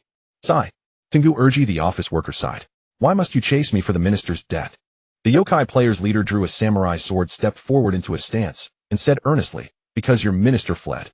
Sigh. Tengu Urji's exhalation deepened. He did not turn to face the yokai samurai. Instead, he reached out, as if shattering space, and produced a henshin device from the void. It is useless to look for me, he said, moving with the practiced ease of someone who had done it countless times as he placed the device at his waistband. He let his eyelids fall half-closed and spoke in a low voice henshin. In an instant, the aura of an A-rank player swept the scene like a tsunami. Pale blue data particles swirled around Tengu Urji and gradually materialized into ornate masked armor. North Continent Federation Shuguang Consortium. Deep within the most encrypted pearly-white experimental space, inside a virtual data realm of clear sky and an orange sea of clouds, research into scientific truths was underway. A middle-aged scientist in a white coat, blonde-haired and blue-eyed, kept his left hand in his pocket while swiping a spatial window with his right to present to the young woman beside him. An A-rank sequence game has been confirmed to have spawned in region HX786. He gazed at the orange cloud sea before him. Like a mirror, the space they inhabited was an endless expanse of orange mists and a pristine sky stretching without. The young woman in a lab coat removed her high-tech research goggles and touched the spatial window with her fingertip. Detailed intelligence about the A-rank sequence game began to overlay her vision. A long-awaited A-rank sequence game, the girl murmured. The middle-aged scientist turned to her, assumed the remaining analysis, and said, "Go gather the samples." Understood. Jiujing City, the executive floors reserved for the board. When the chief secretary placed a stack of pending documents on the table, it signaled the end of Su Shue's idle chat with the heiress. The proud girl with black hair and crimson eyes, wearing a black dress with a red pleated underskirt, flipped through the work file in boredom and stamped it with perfunctory care. "Qingxian, how can life become more interesting?" she suddenly asked after 5 minutes. Su Shue looked at the sole heir of the G conglomerate and suggested in a calm voice, "Perhaps you should take the time to truly experience the life of ordinary people." "Is that so?" Ji Yu's lips curved in amusement. "Is ordinary life really so interesting?" As the lady of the G conglomerate, she had always looked down from above, and no one had ever dared tell her to go experience an ordinary life. This was the first time a friend had spoken in such a way to her, and it came from one who was very close. Su Shue closed her eyes, then opened them and said earnestly, "Because everything comes to you so easily, you do not understand the joy ordinary people feel after striving and then reaping the reward." Su Shue thought of the time spent with Bai Yu. Every small moment, even something as ordinary as a claw machine attempted as an ordinary person, was enjoyable, whether one failed or succeeded. Ji Yu propped her pale chin, thoughtful, then shifted her gaze and asked with interest, "Have you experienced the life of ordinary people?" "No," Su Shue denied decisively. She concealed her lie perfectly, as she did not want her mistake to draw Bai Yu into the world of sequence games. "Then words alone are not proof." Ji Yu's interest cooled, she withdrew her gaze and opened the next file. The rustle of paper followed. "Not all knowledge from books must be practiced," Su Shue said, sipping the red tea on the table. "I only offer the suggestion as an observer. As the old saying goes, those involved are muddled while bystanders see clearly." When she finished, Ji Yu turned her face and held Su Shue's cool gaze for a long moment. Then, as if persuaded, she continued to leaf through the documents and casually said, "Very well. I will trust you this once." Su Shue replied softly. However, the next second Ji Yu lifted her eyelids. Before that, she seemed to sense something. The slender legs clad in black stockings trembled, and her office chair turned half a circle to face the outer offices. A moment of silence settled. Ji Yu looked at the countdown in the night sky and revealed a dangerous smile. The show is about to begin. Su Shue cast her eyes to the same countdown and, calm as a still well, said, "Long time no see. E-rank regional sequence game, countdown 1987 seconds." As the system announcement materialized across the night sky of Jiujing City, it was as if the true Jiujing City had finally awakened. Like neon signs flickering to life upon receiving power, countless sequence titles surged across the city, converging swiftly toward Linggu District. In a world fractured by rival player systems, each activation of a sequence game scene presented a rare and invaluable opportunity to rapidly ascend the rank. Not only did completion yield rare artifacts, but in-scene performance was weighted more heavily in evaluation, directly inscribed into the official sequence rankings. Within the realm of sequence games, ranking reigned supreme, always the first and foremost priority. It was not merely a concrete manifestation of status and renown, but upon reaching certain thresholds, the system granted percentage-based power amplification to ranked players. This was a brutal arena of resource contention, a stage where factions waged silent high-stakes gambits. "So, you understand now, young man." Beneath an elevated highway on the outskirts of Linggu District, a middle-aged drank player intercepted several E-rank players and spoke calmly. "A sequence game is no mere pastime." The intercepted players exchanged uneasy glances, baffled by his intent, and challenged. "But an E-rank sequence game bears no relevance to you. Why block our path?" "Why, oi." With a flick of his left hand, a razor-sharp blade sliced the air. He explained slowly, "Someone simply paid me to do so." After all the more participants enter, the slimmer the patron's chance of victory, he added. Then, gathering his breath, his gaze narrowed for an instant, before striking with speed beyond human perception. Bang! A grotesque 10-meter gash split the asphalt, shards exploding outward. The group swallowed hard, instinctively retreating a step. His eyes swept over them, cold and unyielding. Then he continued. Though this sector falls under the jurisdiction of Bureau 17, I still abide, loosely, by its established player order. But then, he raised the icy blade once more, locking eyes with those before him, issuing a quiet warning. Since player death dissolves one into data, post-incident cleanup is merely inconvenient. I won't hesitate to break that order. The unspoken threat hung heavy. Leave now, or be struck down. The detained E-rank players, finally grasping the grim reality of the sequence game world, muttered complaints, and wisely withdrew. Scenes like this unfolded repeatedly across Jiujing City as players from divergent systems ignited the sequence war. Bureau 17 Squad 9, acknowledged. Precisely because such volatile tensions erupted even during the brief pre-game interval, Bureau 17 swiftly dispatched personnel to patrol every sector of Linggu District. When Bai Yu shadow dashed into Linggu District, the imminent epicenter of the sequence game, he encountered scattered E-rank players and official patrol units along streets and alleys. Some players still concealed their sequence titles, blending seamlessly into crowds, pausing at street corners or lingering inside shops, indistinguishable from ordinary citizens. Given Linggu District's dense population and constant surveillance, Bai Yu ascended to the rooftop of a high-rise, where the vast urban sea of Jiujing City met the deep, starless night. He surveyed the distant skyline, gauging the number of peers within his own rank. It appeared most lower-ranked E-rank players had already been driven out en route. Had he lacked his shadow vanishing technique, he too would have been intercepted and expelled by those Drank sentinels midway. Now Linggu's players were subtly coalescing into teams, pairing up or forming trios with familiar faces.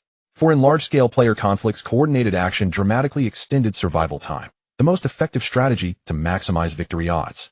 A businesswoman wreathed in crimson demonic energy, claws unfurled, rank 78473, E-rank.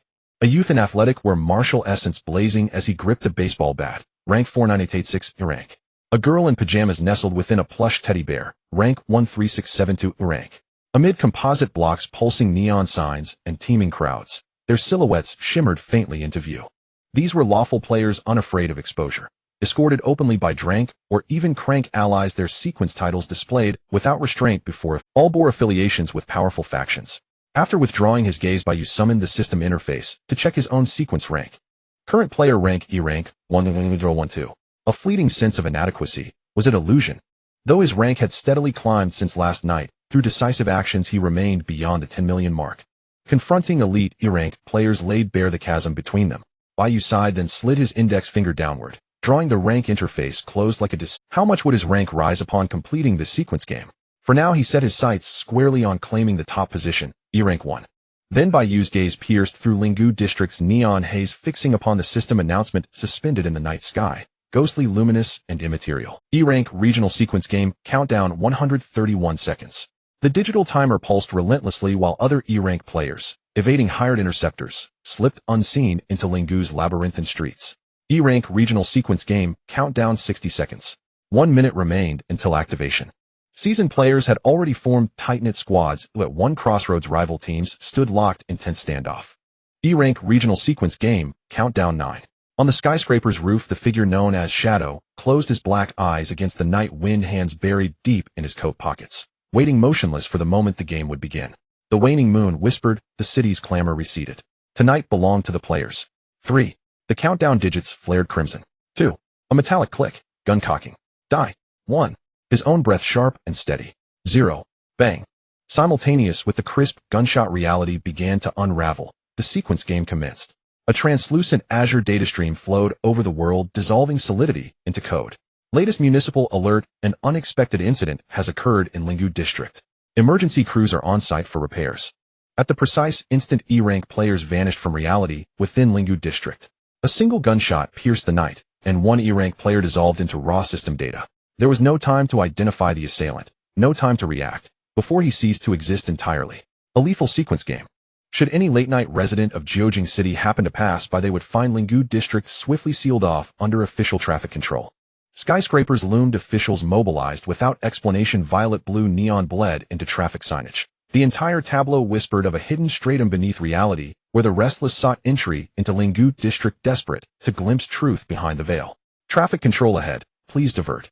And were promptly halted mid-route by uniformed officers. At this very moment, the digital sphere stirred to life. Not just Linggu District, but the entire network. Did you see it? 10 minutes ago, someone cleaved a 10-meter fissure straight through asphalt, image attached. Are you hallucinating? Was it near the elevated highway on Lingu's periphery? Yes, that's exactly where I saw it.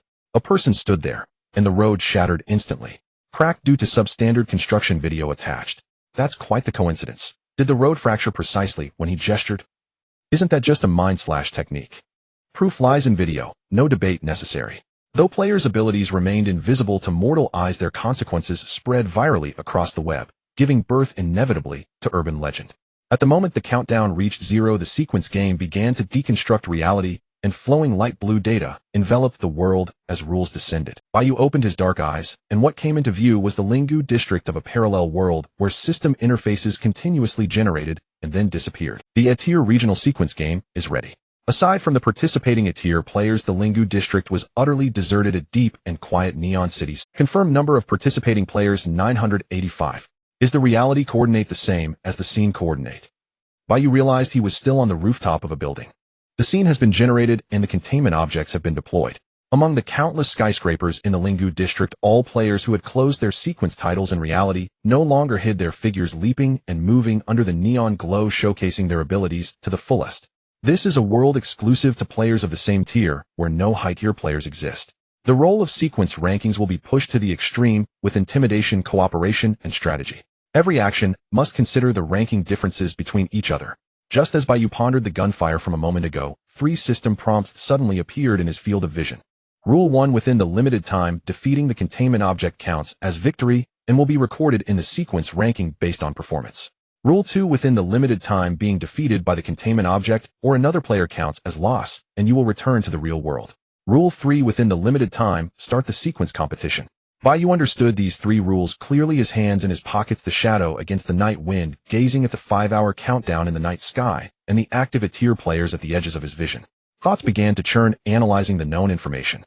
The opponents are the unknown strength of the containment object, and the remaining 984 Etir players, also considering the disadvantages of team formations, terrain, offense and defense, and ability counters. If he wants to be the ultimate victor of this game, he must maximize the efficiency of each ability activation and carefully plan his actions to avoid exposing his whereabouts. In this game, he must become a ghostly presence, unnoticed and unopposed by any player, only striking at critical moments to guide the situation. Even when the game ends and the dust settles, no one will know who the ultimate victor truly is. He will ensure the existence of the shadow is carried through to the end. Bai Yu summarized this. So when the strategy had already been born, it meant. The shadow smiled faintly, the mysterious and elegant shadow coat swaying in the wind, and he calmly declared, "The game has ended." Then in the next moment, as if an echo, "That's right, the game has ended." A stranger's solemn voice came from behind, accompanied by the instinctive sense of danger from the sharp, long knife pointing at him, the night wind howling, the stars and moon dimly glowing. The man in sunglasses, appearing out of nowhere, stared at Bai Yu, the long knife in his hand, gleaming coldly, striking fear. Etir rank 999-4234. When a martial arts player points a weapon at your back, he calmly declared, it already signifies the, in a dispute of the same tier, if a martial arts player closes in, the outcome is basically determined. Is that so? Bai Yu tilted his head slightly. Heh. He sighed lightly, pressing the knife tip against Bai Yu's back, ready to stab at any moment. Is it a dying intimidation? Closer to Bai Yu. Heh. He sighed lightly, pressing the knife tip against Bai Yu's back, ready to stab at any moment. Is it a dying intimidation? Closer to Bai Yu. Heh. He sighed lightly, pressing the knife tip against Bai Yu's back, ready to stab at any moment. Is it a dying intimidation? He said. No matter how deep and terrifying his gaze was, it couldn't change the fact that he had already lost. Before you act, can I ask? Bai Yu made no move, merely looking ahead with an unperturbed demeanor, as if having accepted his defeat. The man in sunglasses frowned slightly, then relaxed, thinking that the outcome was already decided. He sneered and asked, "Ask away, I can afford to show some kindness." Upon hearing this, Bai Yu remained in his hands pockets stance, his hair gently swaying in the night wind as he asked, "Was the gunfire earlier caused by you?" The gunshot that rang out at the moment the sequence game began made Bai Yu feel it necessary to clarify the specifics, as unknown variables are always the most dangerous and require caution. Not me. The man in sunglasses pushed up his sunglasses, answering playfully, "So what? So what? Indeed, even if it wasn't him, so what?" Thinking of this, Bai Yu chuckled softly. Bai Yu seemed fully prepared, speaking lightly and unhurriedly. "You can make your move now." It was the dull sound of flesh being pierced, the heart being penetrated. Bright red blood quickly soaked through his shirt and coat, his strength suddenly dissipating. It was the dull sound of flesh being pierced, the heart being penetrated. Bright red blood quickly soaked through his shirt and coat, his strength suddenly dissipating, breathing increasingly difficult. The man in sunglasses looked down, incredulously staring at his chest. Bai Yu remained completely unfazed by what happened behind him, only declaring inwardly, with a barely perceptible smile. Indeed, it was time to make a move. Stab. Again the sound of flesh being pierced. At Bai Yes, while a dark shadow spike generated from behind the man in sunglasses pierced through his heart, once more silently.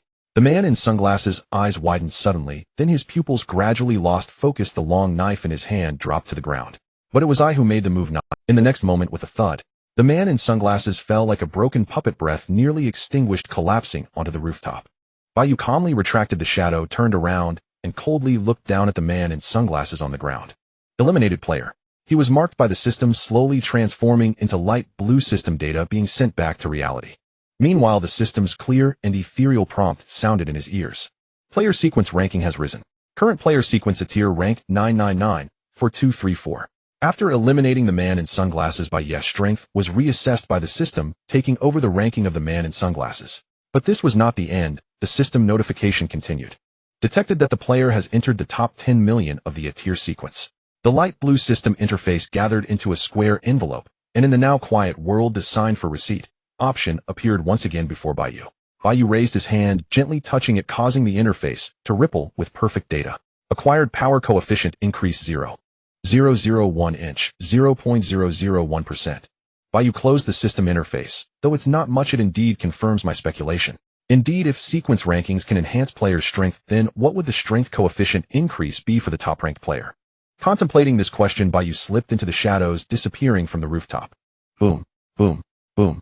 A tremendous sound echoed from the composite elevated bridge in Linggu district.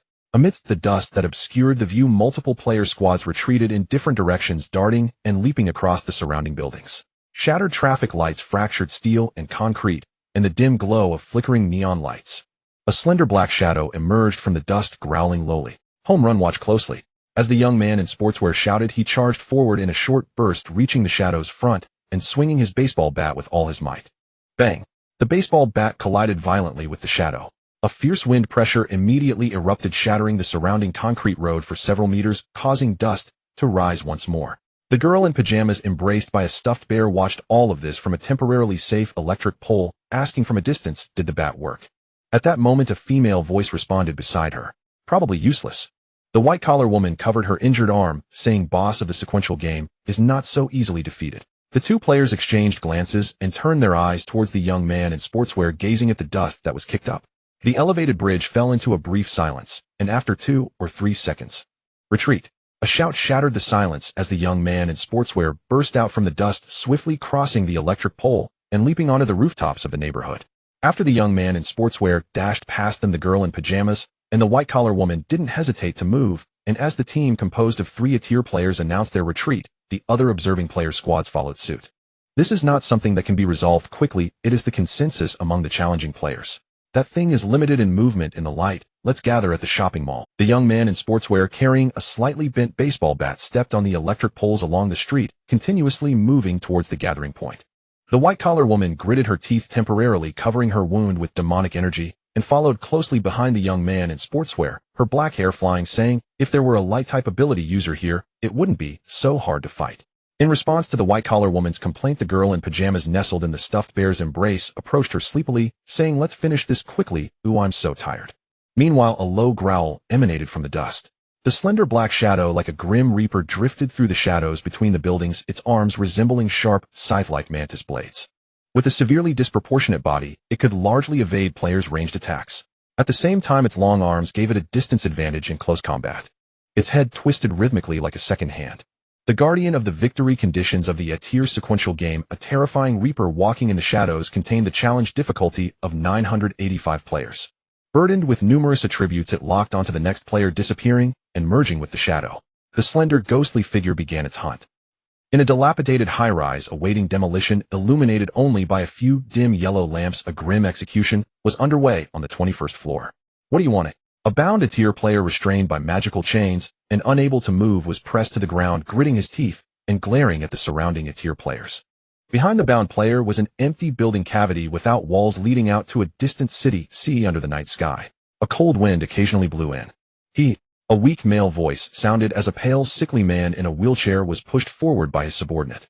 He mockingly scrutinized the bound player, propping his chin up, and spoke with a teasing tone, "Just using you to farm sequential rankings, don't mind it." "Are you sick?" The bound player gritted his teeth. "Have you lost your mind?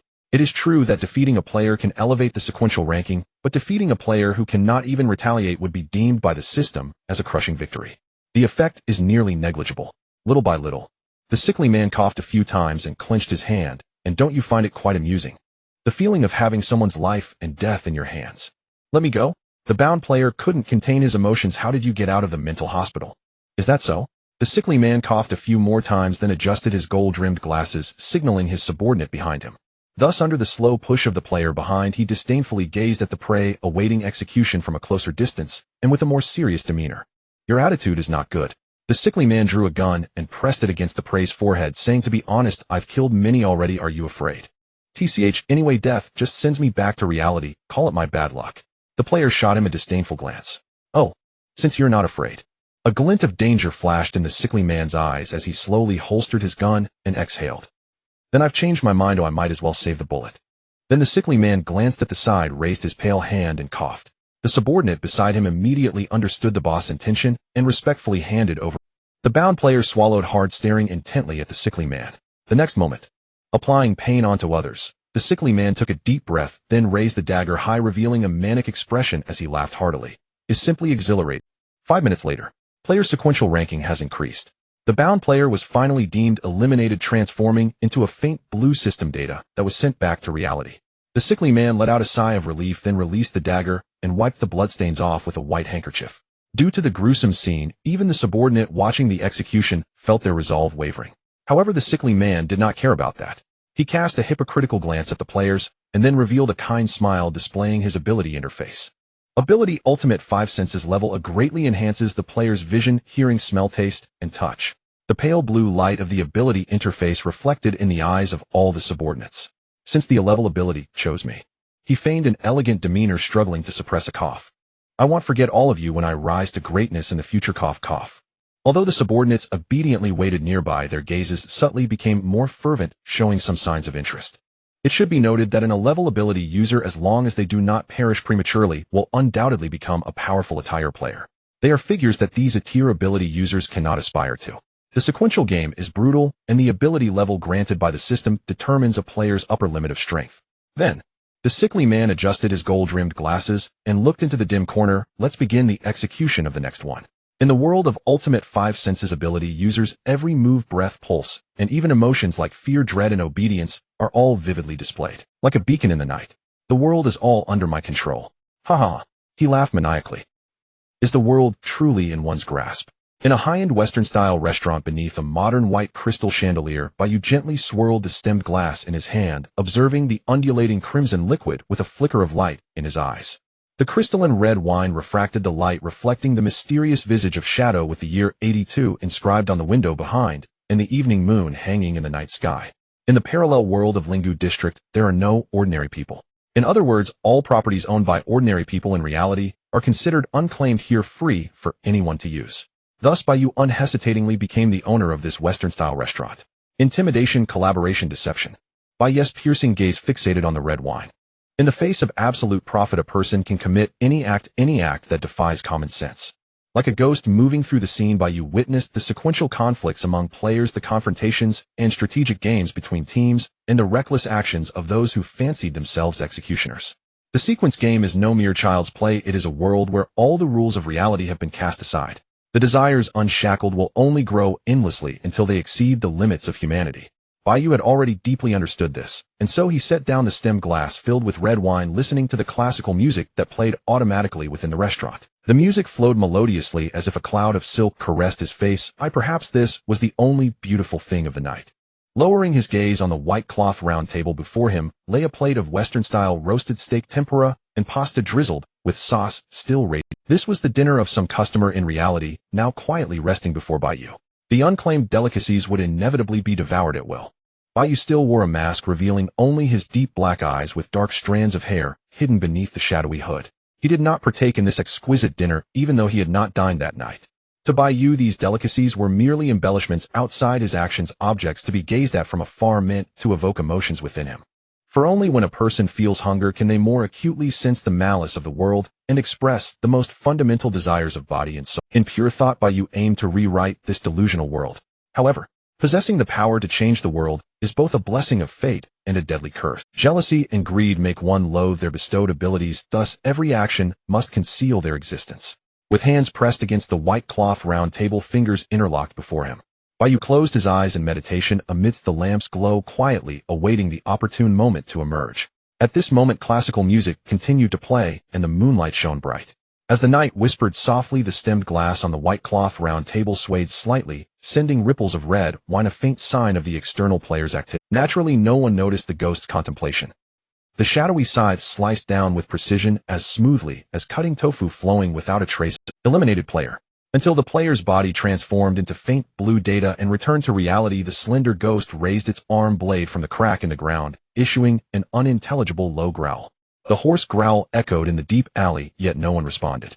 A few seconds of silence. The slender ghost trembled momentarily, then suddenly fell into a frenzy.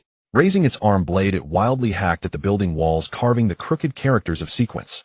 It stared at the letters for a long time until it sensed a new player presence before dragging its body away. The growl in the alley faded into the distance. No player could understand what the slender ghost was saying, nor were they curious about it.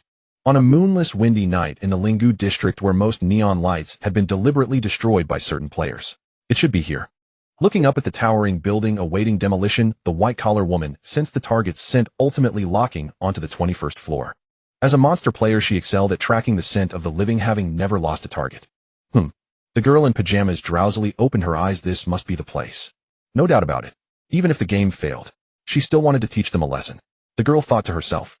The youth in sportswear also tilted his head back, gripping a baseball bat, tapping his left palm, rhythmically narrowing his eyes, as he said, "That's best. You like hunting players for ambush, right? Tonight I'm going straight to the heart of it. I was already rattled by the slender ghost, and I'm quite annoyed. You sneaky bunch up to no good, even ambushing our little team, huh? Tonight we must teach you a lesson." That's right, even the trio striving to tackle the slender ghost couldn't bear the constant ambushes from players. Let's make this clear. The white-collar woman crossed her arms. It seems the enemy outnumbers us, so if anything unexpected happens, we retreat immediately. She didn't want to fall into the hands of these despicable players. According to what the escaping players said, the enemies seemed to mercilessly torture every solitary player, hoping to capture these individuals in the next 17 matches and punish them. The youth in sportswear shouldering the baseball bat wiped his nose and arrogantly said, "I understand this logic. Naturally, no need for you to tell me." Oh. The white-collar woman turned her face, casting a disdainful glance. She seemed to recall their past experiences teaming up with the youth in sportswear, her gaze flickering momentarily as she retorted silently, "During the last mission, who was it that didn't follow orders, swinging a baseball bat recklessly only to pitifully plead for support in the end? Men should be passionate and fearless," the youth in sportswear retorted. The white-collar woman's expression remained unchanged as she continued to complain. "During the previous mission, who was it that in a fit of rage was knocked down to the ground by a blunt strike? Once is a coincidence, can twice still be a coincidence?" the white-collar woman seemed to imply. The youth in sportswear's expression stiffened, turning away as he explained how passionate and fearless. "During the last mission. All right, you don't need to say any more this time. I absolutely will not be reckless." Just as the white-collar woman was about to continue recounting past events, the youth in sportswear quickly waved his hand, signaling that this time he would definitely not repeat previous mistakes. Due to the numerous similar experiences, the white-collar woman was too lazy to pursue the matter, retracting her gaze and saying calmly, "I hope you can truly stick to what you said." All right. The youth in sportswear carrying the baseball bat began to move forward. "Let me lead the way, you just follow behind." The white-collar woman still trusted his capability to lead the way. Quite in sync, the two held their breath and cautiously infiltrated the alert zone of the building awaiting demolition. But after only a few steps, they suddenly realized that one person was missing from the team. The girl in pajamas had not followed. Where is she? Finding a suitable wall for cover, the white-collar woman turned to ask the youth in sportswear. The youth in sportswear met her gaze, rubbed his head, and answered blankly, "I don't know." Could she have fallen asleep? She had always been quite sleepy. Immediately, the white-collar woman and the youth in sportswear turned back in unison, only to see under the lush street trees in the distance. "You are so handsome." The girl in pajamas, nestled in the arms of a plush bear, stared at the mysterious player before her with starry eyes, speaking in an admiring tone. Unbeknownst to them, a player dressed in black long clothing had appeared beneath the street trees like a shadow, silent and unseen. His gaze was deep, his presence serene, yet fearsome, exuding an inexplicable pressure. Due to the hood and black mask obscuring his features, his true appearance could not be discerned. Whether it was the hood, the black long clothing, or the black mask, they were all created by Bai Yu using shadows, effectively concealing his identity. The white-collar woman lowered her voice, warily asking, "Who are you, and what do you want?" The youth in sportswear also regarded him with vigilance, ready to swing his bat with full force at any moment. Regarding their suspicions, Bai Yu merely placed his hands in the pockets of his coat, maintaining an air of mystery, while slightly turning his face, and with a calm smile, said, "I also wish to teach that group of players a lesson. How about we act together?" "Okay." The girl in pajamas' eyes sparkled as she eagerly agreed. First, no players emerged to obstruct their path.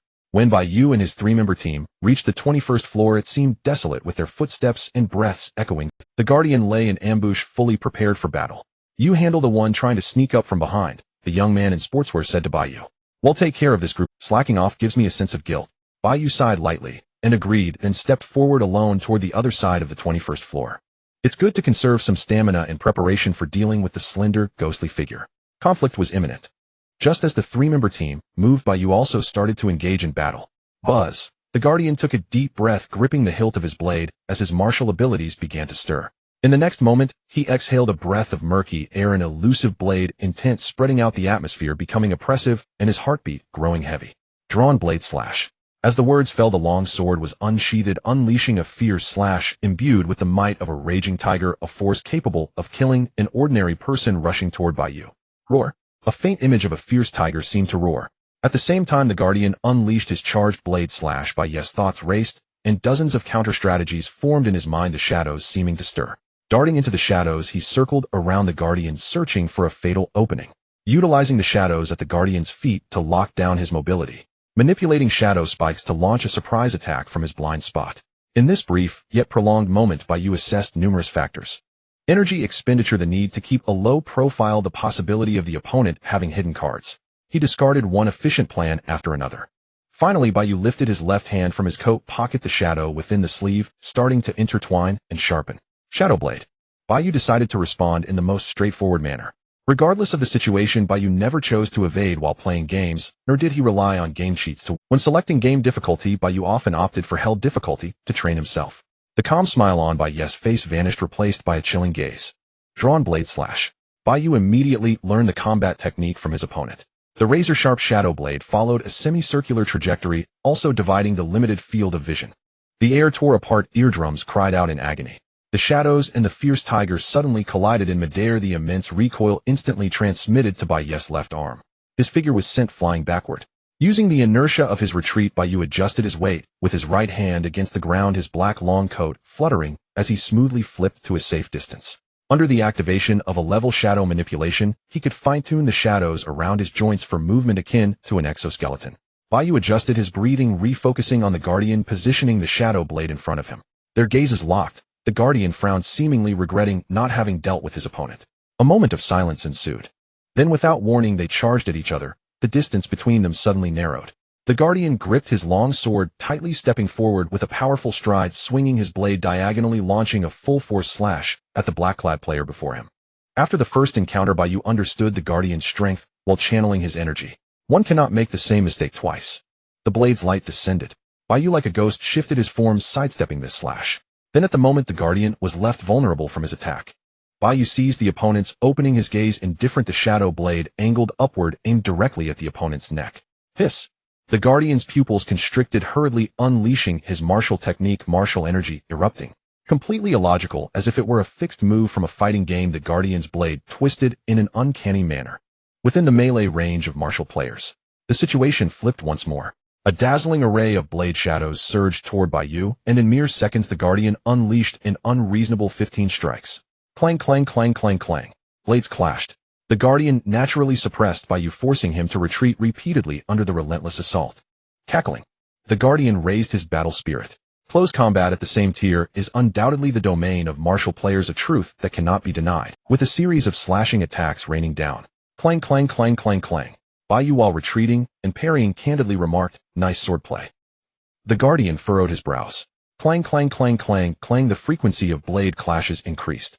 As the melee continued, not only did he fail to defeat his opponent, but the Guardian's pressure gradually intensified, subtle beads of cold sweat emerging. This guy before me, the visible speed of his improvement. I cannot afford to prolong this. The Guardian glanced at his distant companion with concern. The situation over there was even worse. Martial energy explode. He suddenly gritted his teeth, clearly preparing to unleash his final strike. Blood-red martial energy swirled around the Guardian's robust frame, the blade intent charging once more. This time, he was ready to unleash a big move. Sigh. Facing such martial might, Bai Yu let out a small sigh of disappointment. I can't take it, given my current strength, there's no way I can withstand this. So, Bai Yu activated shadow manipulation. Poof. The Guardian, who was about to unleash his big move, widened his eyes, his charged action freezing, as he looked down in disbelief at his pierced chest. There a sinister shadow spike protruded. Why go for a big move when we were doing just fine? Bai Yu sighed, helplessly curling his finger as the shadow spike withdrew from the Guardian's chest, returning to its original state. I had planned to practice with you a bit longer. What level is your ability? The Guardian's lips oozed blood, and before he could finish his words, he collapsed to the ground, his eyes still holding onto a hint of unwillingness. Thud. Player eliminated. Player ranking has risen. After glancing at the pale blue system notification interface, Bai Yu turned his gaze toward the three-member team who had finished their battle first. The young man in sportswear grabbed one of the Guardian's collars, speaking in a deep voice. Tell me, where's your boss hiding? Haha. The Guardian merely sneered. Your game has failed, fools. Then, as if to confirm the Guardian's words, the building suddenly trembled, felt especially noticeable on the 21st floor. A chilling whisper echoed like death itself demanding a toll. The sound of reinforced concrete being shredded pierced the air. The young man in sportswear looked up gravely. He saw the ceiling being sliced open by a slender black shadow, the containment object of this sequential game. The slender, ghostly figure growled, overlooking everyone. Ha ha ha. The Guardian laughed triumphantly. At this moment, even the dullest person understood that this place was a hunting ground waiting for players to take the time. Rewound to 20 minutes earlier. On a street in the Lingu district, a frail man turned to glance at the Suntobi-demolished high-rise at the edge of his vision, revealing a hypocritical smile. As a holder of a-level abilities with extreme five senses, his perception far surpassed that of normal players, even reaching the level of tier players.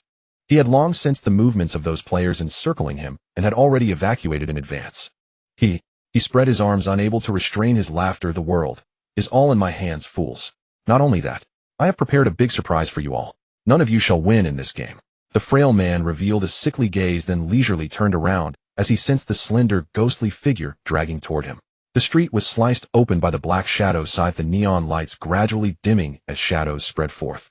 That building is full of players, and unsurprisingly, they have no strength left to escape. Go ahead and slaughter them. He put his hands in his pockets, fearlessly staring into the eyes of the slender, ghostly figure, casually giving orders. The slender, ghostly figure remained still, merely gazing at the frail man with disdain, letting out a chilling growl. Then the frail man tilted his ear, pretending to listen. Oh, you don't like my style? Want to kill me slowly? He seemed to sense the emotions of the slender, ghostly figure, articulating each word. Hee. So you are indeed sentient. He chuckled. The frail man took a moment to examine the slender, ghostly figure, then swiftly drew a pistol, aiming it at his own head. His eyes glowed with a demonic red light, and a sinister smile spread across his face as he declared meaningfully, goodbye. Including you and those foolish players. All goodbye. Bang, the gunshot rang out.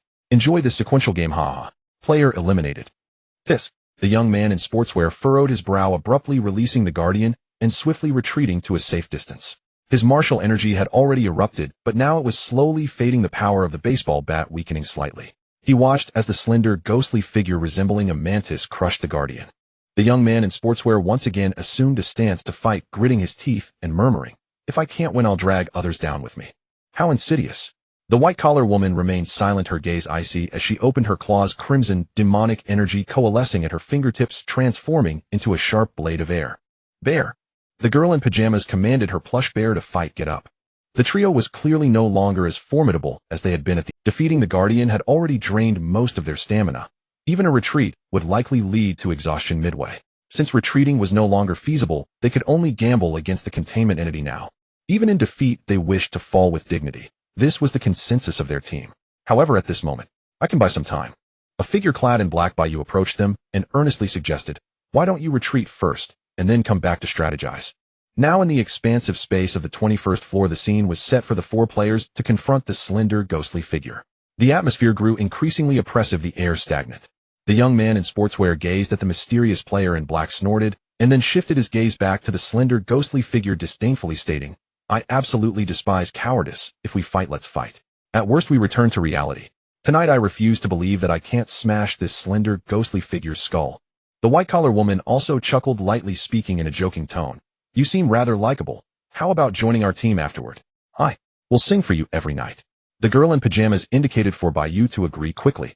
However, the slender, ghostly figure would not allow the players any leisure to chat, letting out a low growl before charging forward with its disproportionately long body. In a split second, the elongated shadow raised its scythe high and then swung down.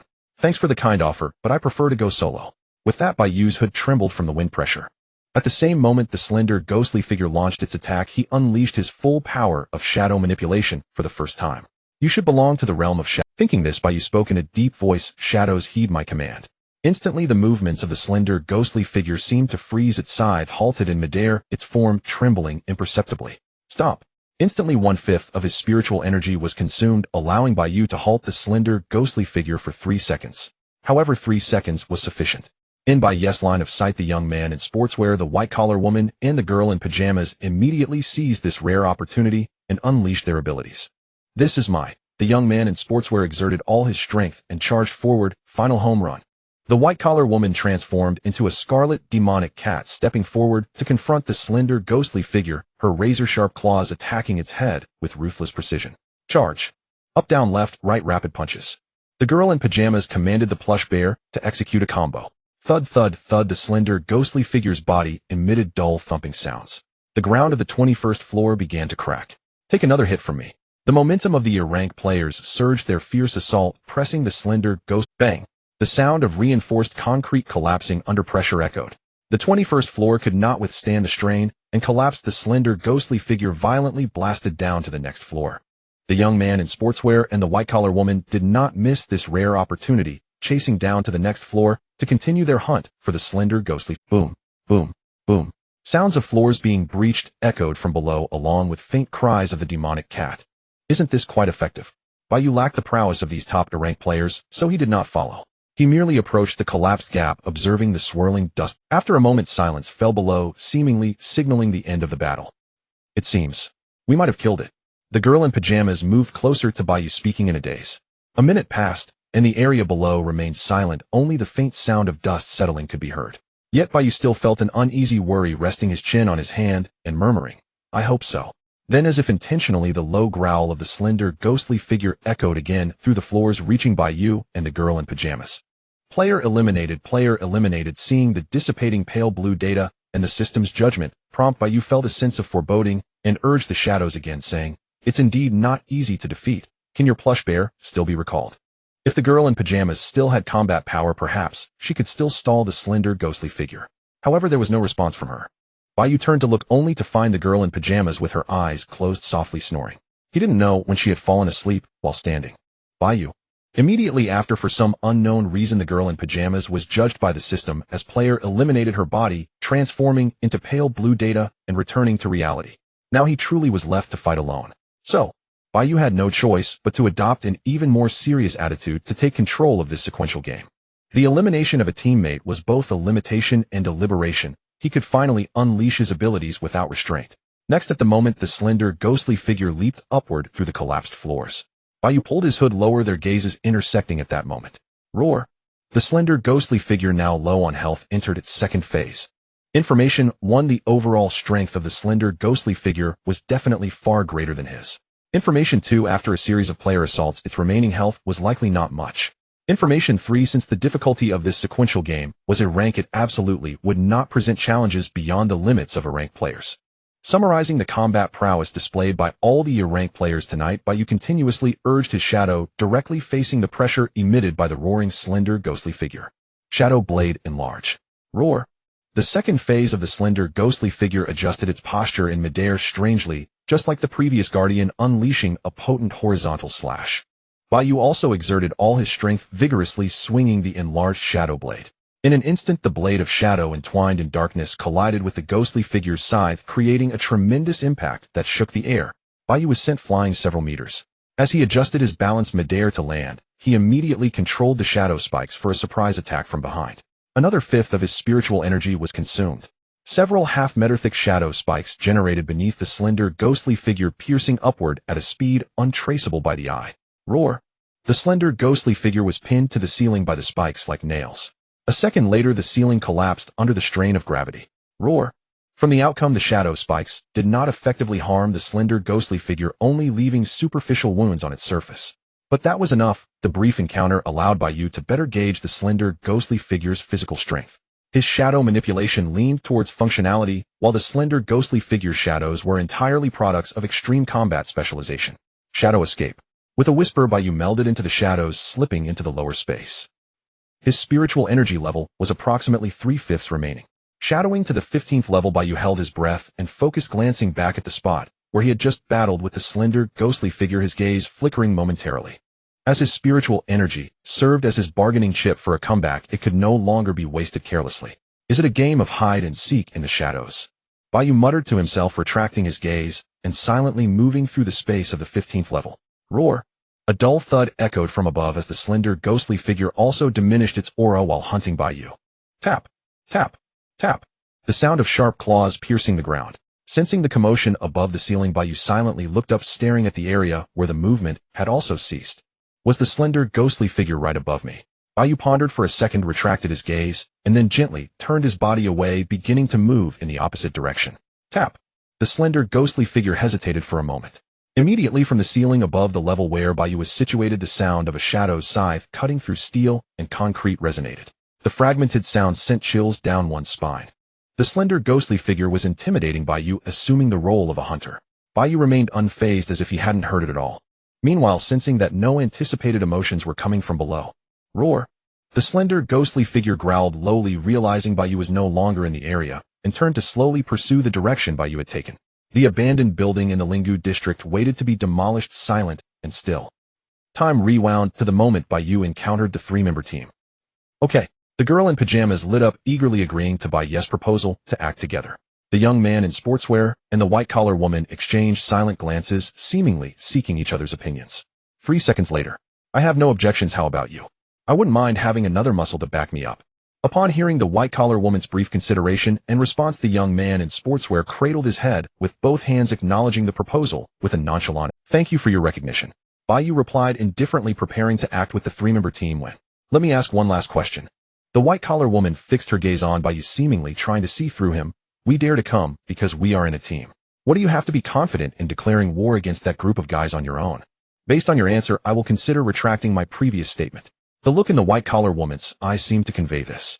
Hearing this, Bai Yu paused, shifting his gaze to the building awaiting demolition, seemingly joking as he said, since it's a building set for demolition, if we dismantle all the load-bearing pillars on the first floor, won't that group be wiped out? Do you think those players above won't retreat using their agility? The young man in sportswear retorted, any competent or ranked player can manage basic agility. In other words, during the time when the building collapses, the players above can completely evacuate to elsewhere. The premise for evacuation is that the players have the strength. Bai Yu's gaze deepened as he locked eyes with them. There will always be players who are too weak to evacuate in time. Moreover, it's merely a trial attempt to teach. He shrugged and added, even if it doesn't yield results, I can still retreat unscathed. The white-collar woman stared at Bai Yu for a while, finally letting out a long sigh, signaling the girl in pajamas to come over. Then let's act together, but keep some distance, she said. Sure. Bai Yu moved ahead to the first floor of the building. The three-member team looked at the black-clad player, marking the load-bearing pillars on the first floor, exchanging glances. They then began to act, leaping up the surface of the. This is the 12th location. After marking the necessary load-bearing pillars for collapse, Bai Yu took out his phone, made a note on the map, and drew a red cross. On the miniaturized map of the Lingu district, 12 buildings were marked by Bai Yu as trump cards.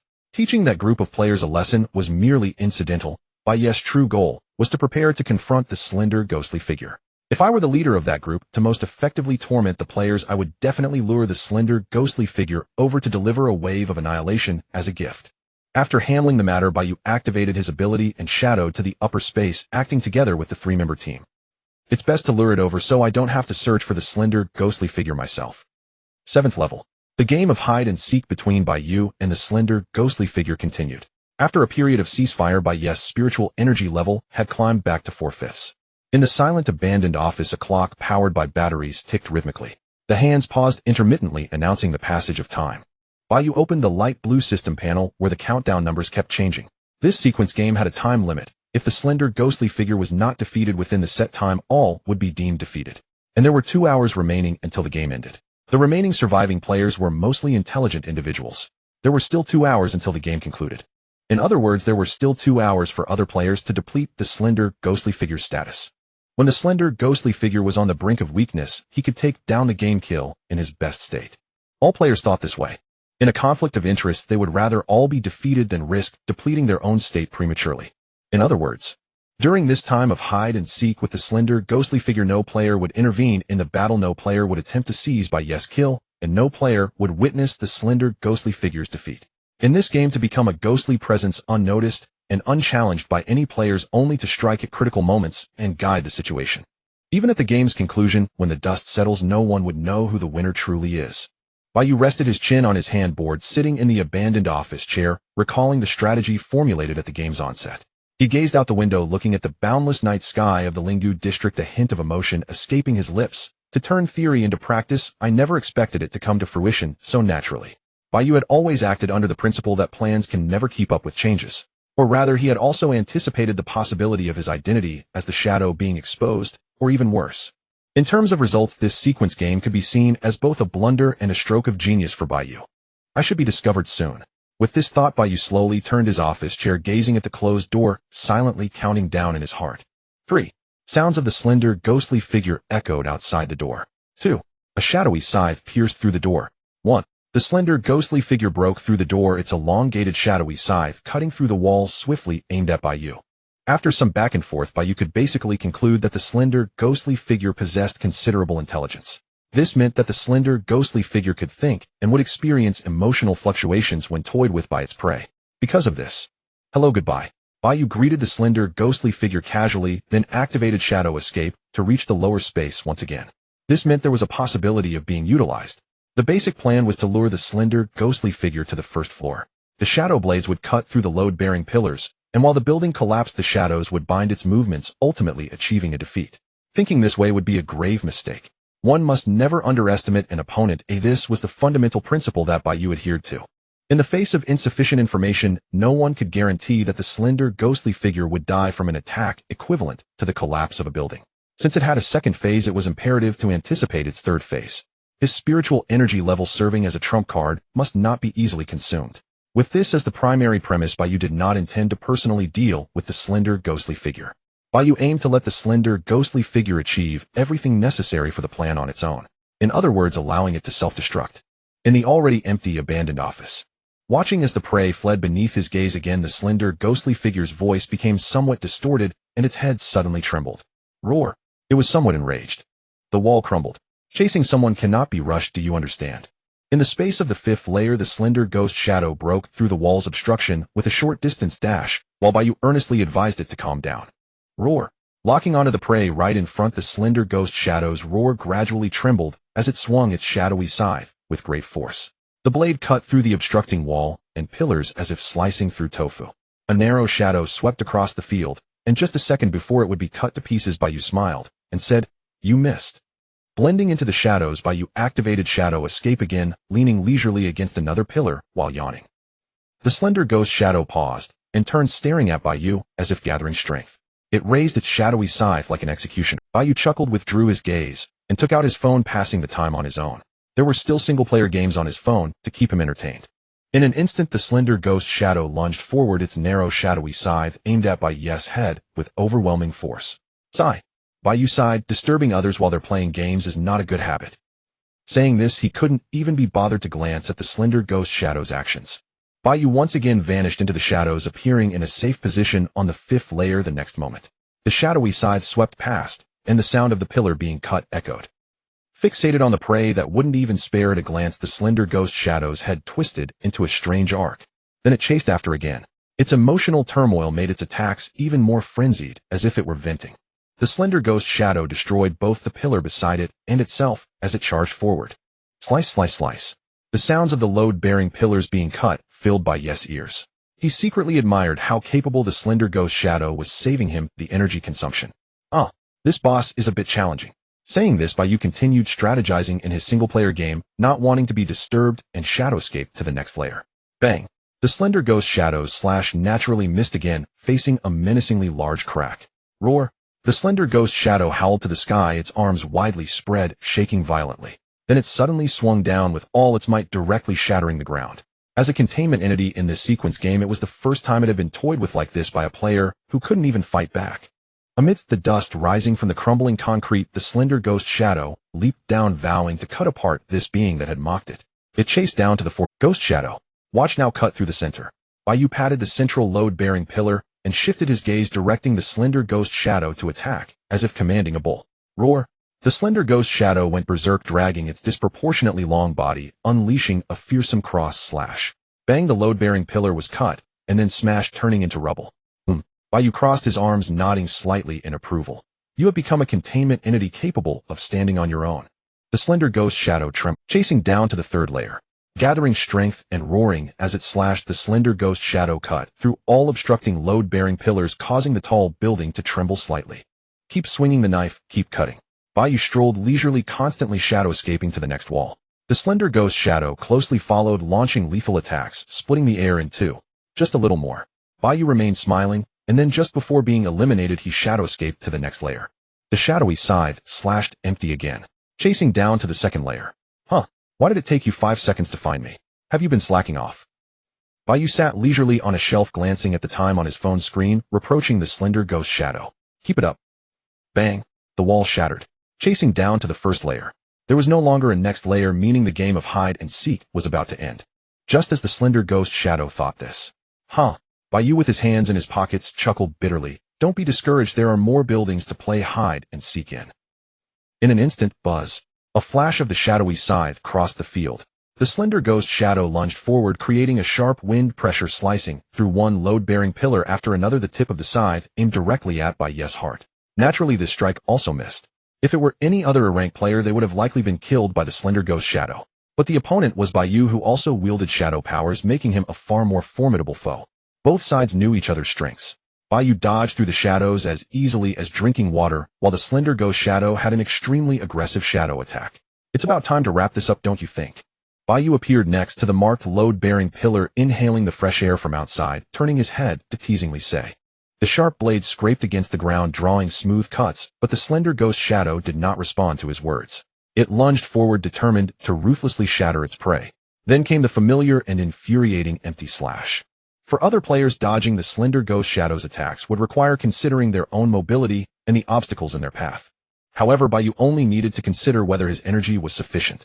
For him, dodging meant choosing a position, and shadow escape was just that simple and comprehensible. Slash, chop, cut. As the target load-bearing pillars were continually sliced, the entire building began to tremble slightly. A tremendous pressure began to bear down on the few remaining load-bearing pillars. Rustle. Amidst the falling debris, Bai Yu reached the last load-bearing pillar, shadows entwining around his arms, forming sharp shadow blades. And in the distance, the slender ghost shadow was about to launch its attack. Roar! Its voice seemed to announce the prey's demise. Sorry. Bai Yu confidently raised his hand, leveling the shadow blade, then swung fiercely toward the final load-bearing pillar he had planned.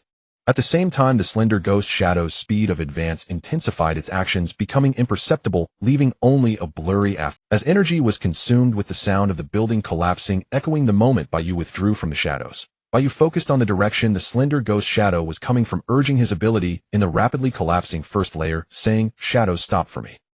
As soon as he spoke, the slender ghost shadow immediately crashed to the ground like a falling aircraft, sending waves across the floor.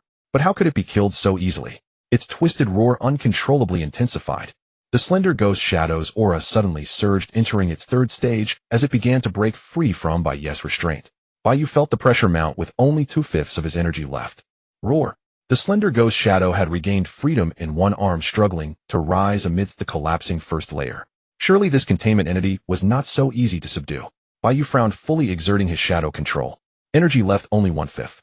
Not even a second to spare. The slender ghost shadow forcibly broke free from Bai Yu's control and charged. Indeed, plans could not keep up with changes.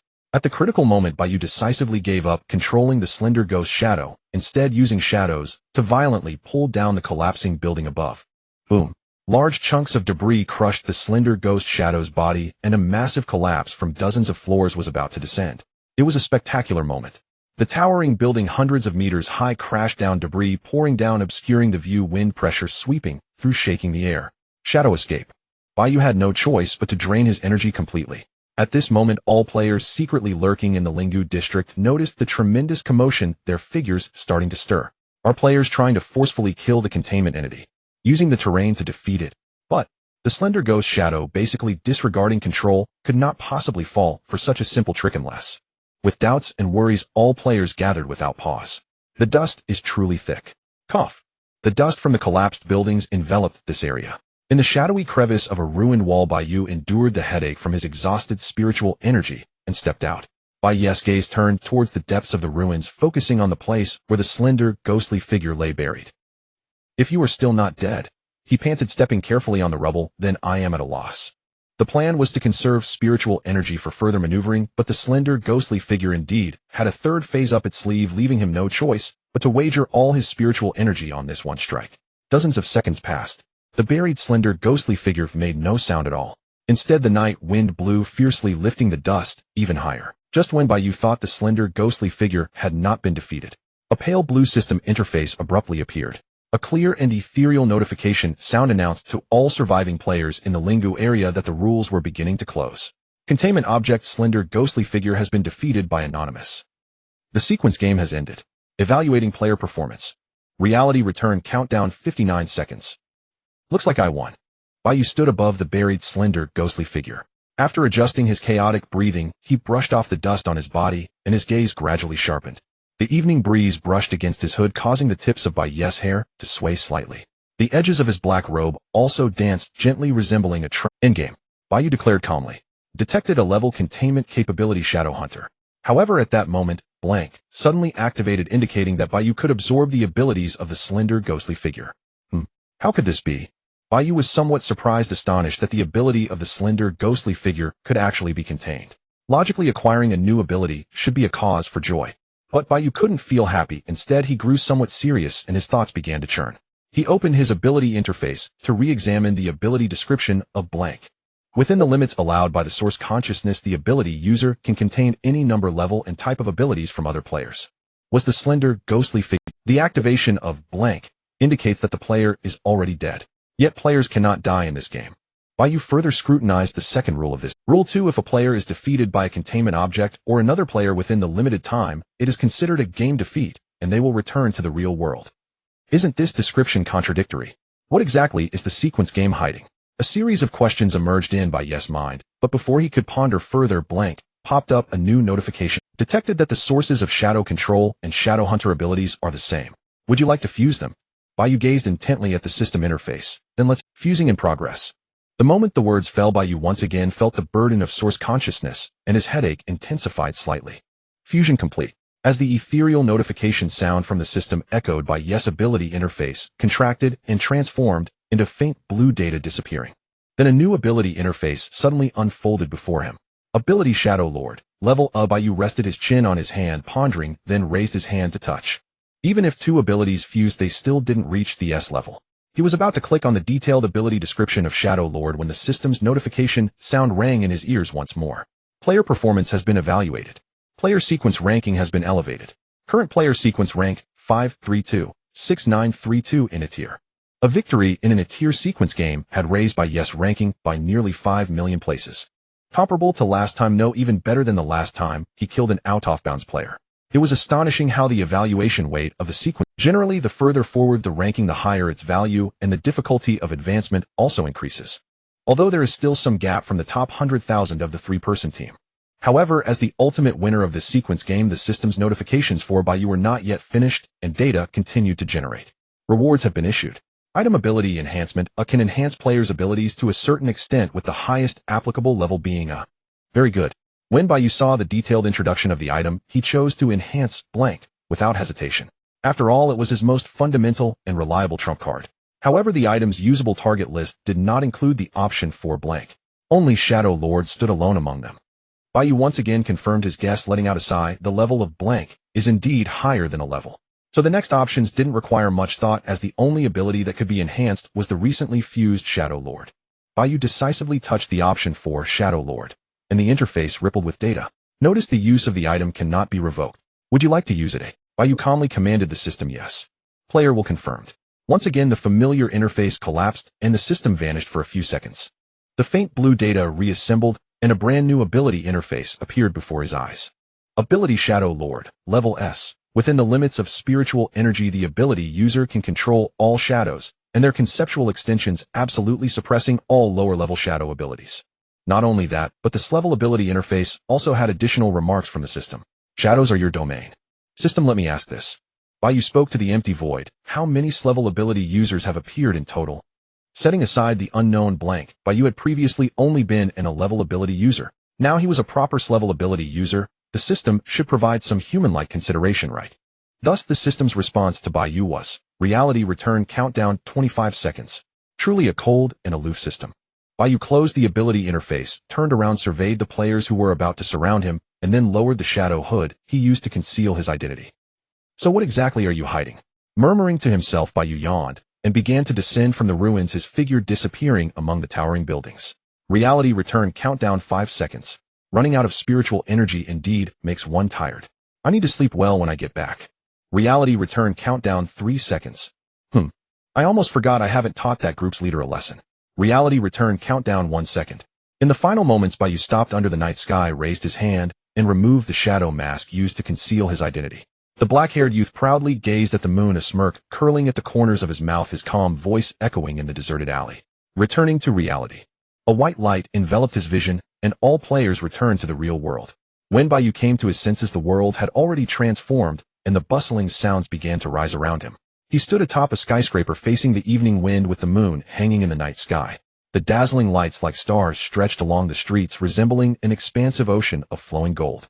The traffic light turned green, and people surged onto the crosswalk as if the entire Lingu district had come to life. This was a world of countless ordinary people during the late night. Bai Yu looked up and saw that the entire national level game above was still in its countdown. There was still about a month until its arrival. Clearly my spiritual energy value is already depleted, yet this outfit hasn't dissipated. He averted his gaze after a moment and examined the black coat he was wearing. Logically, without the maintenance of spiritual energy, the shadow should have vanished by now.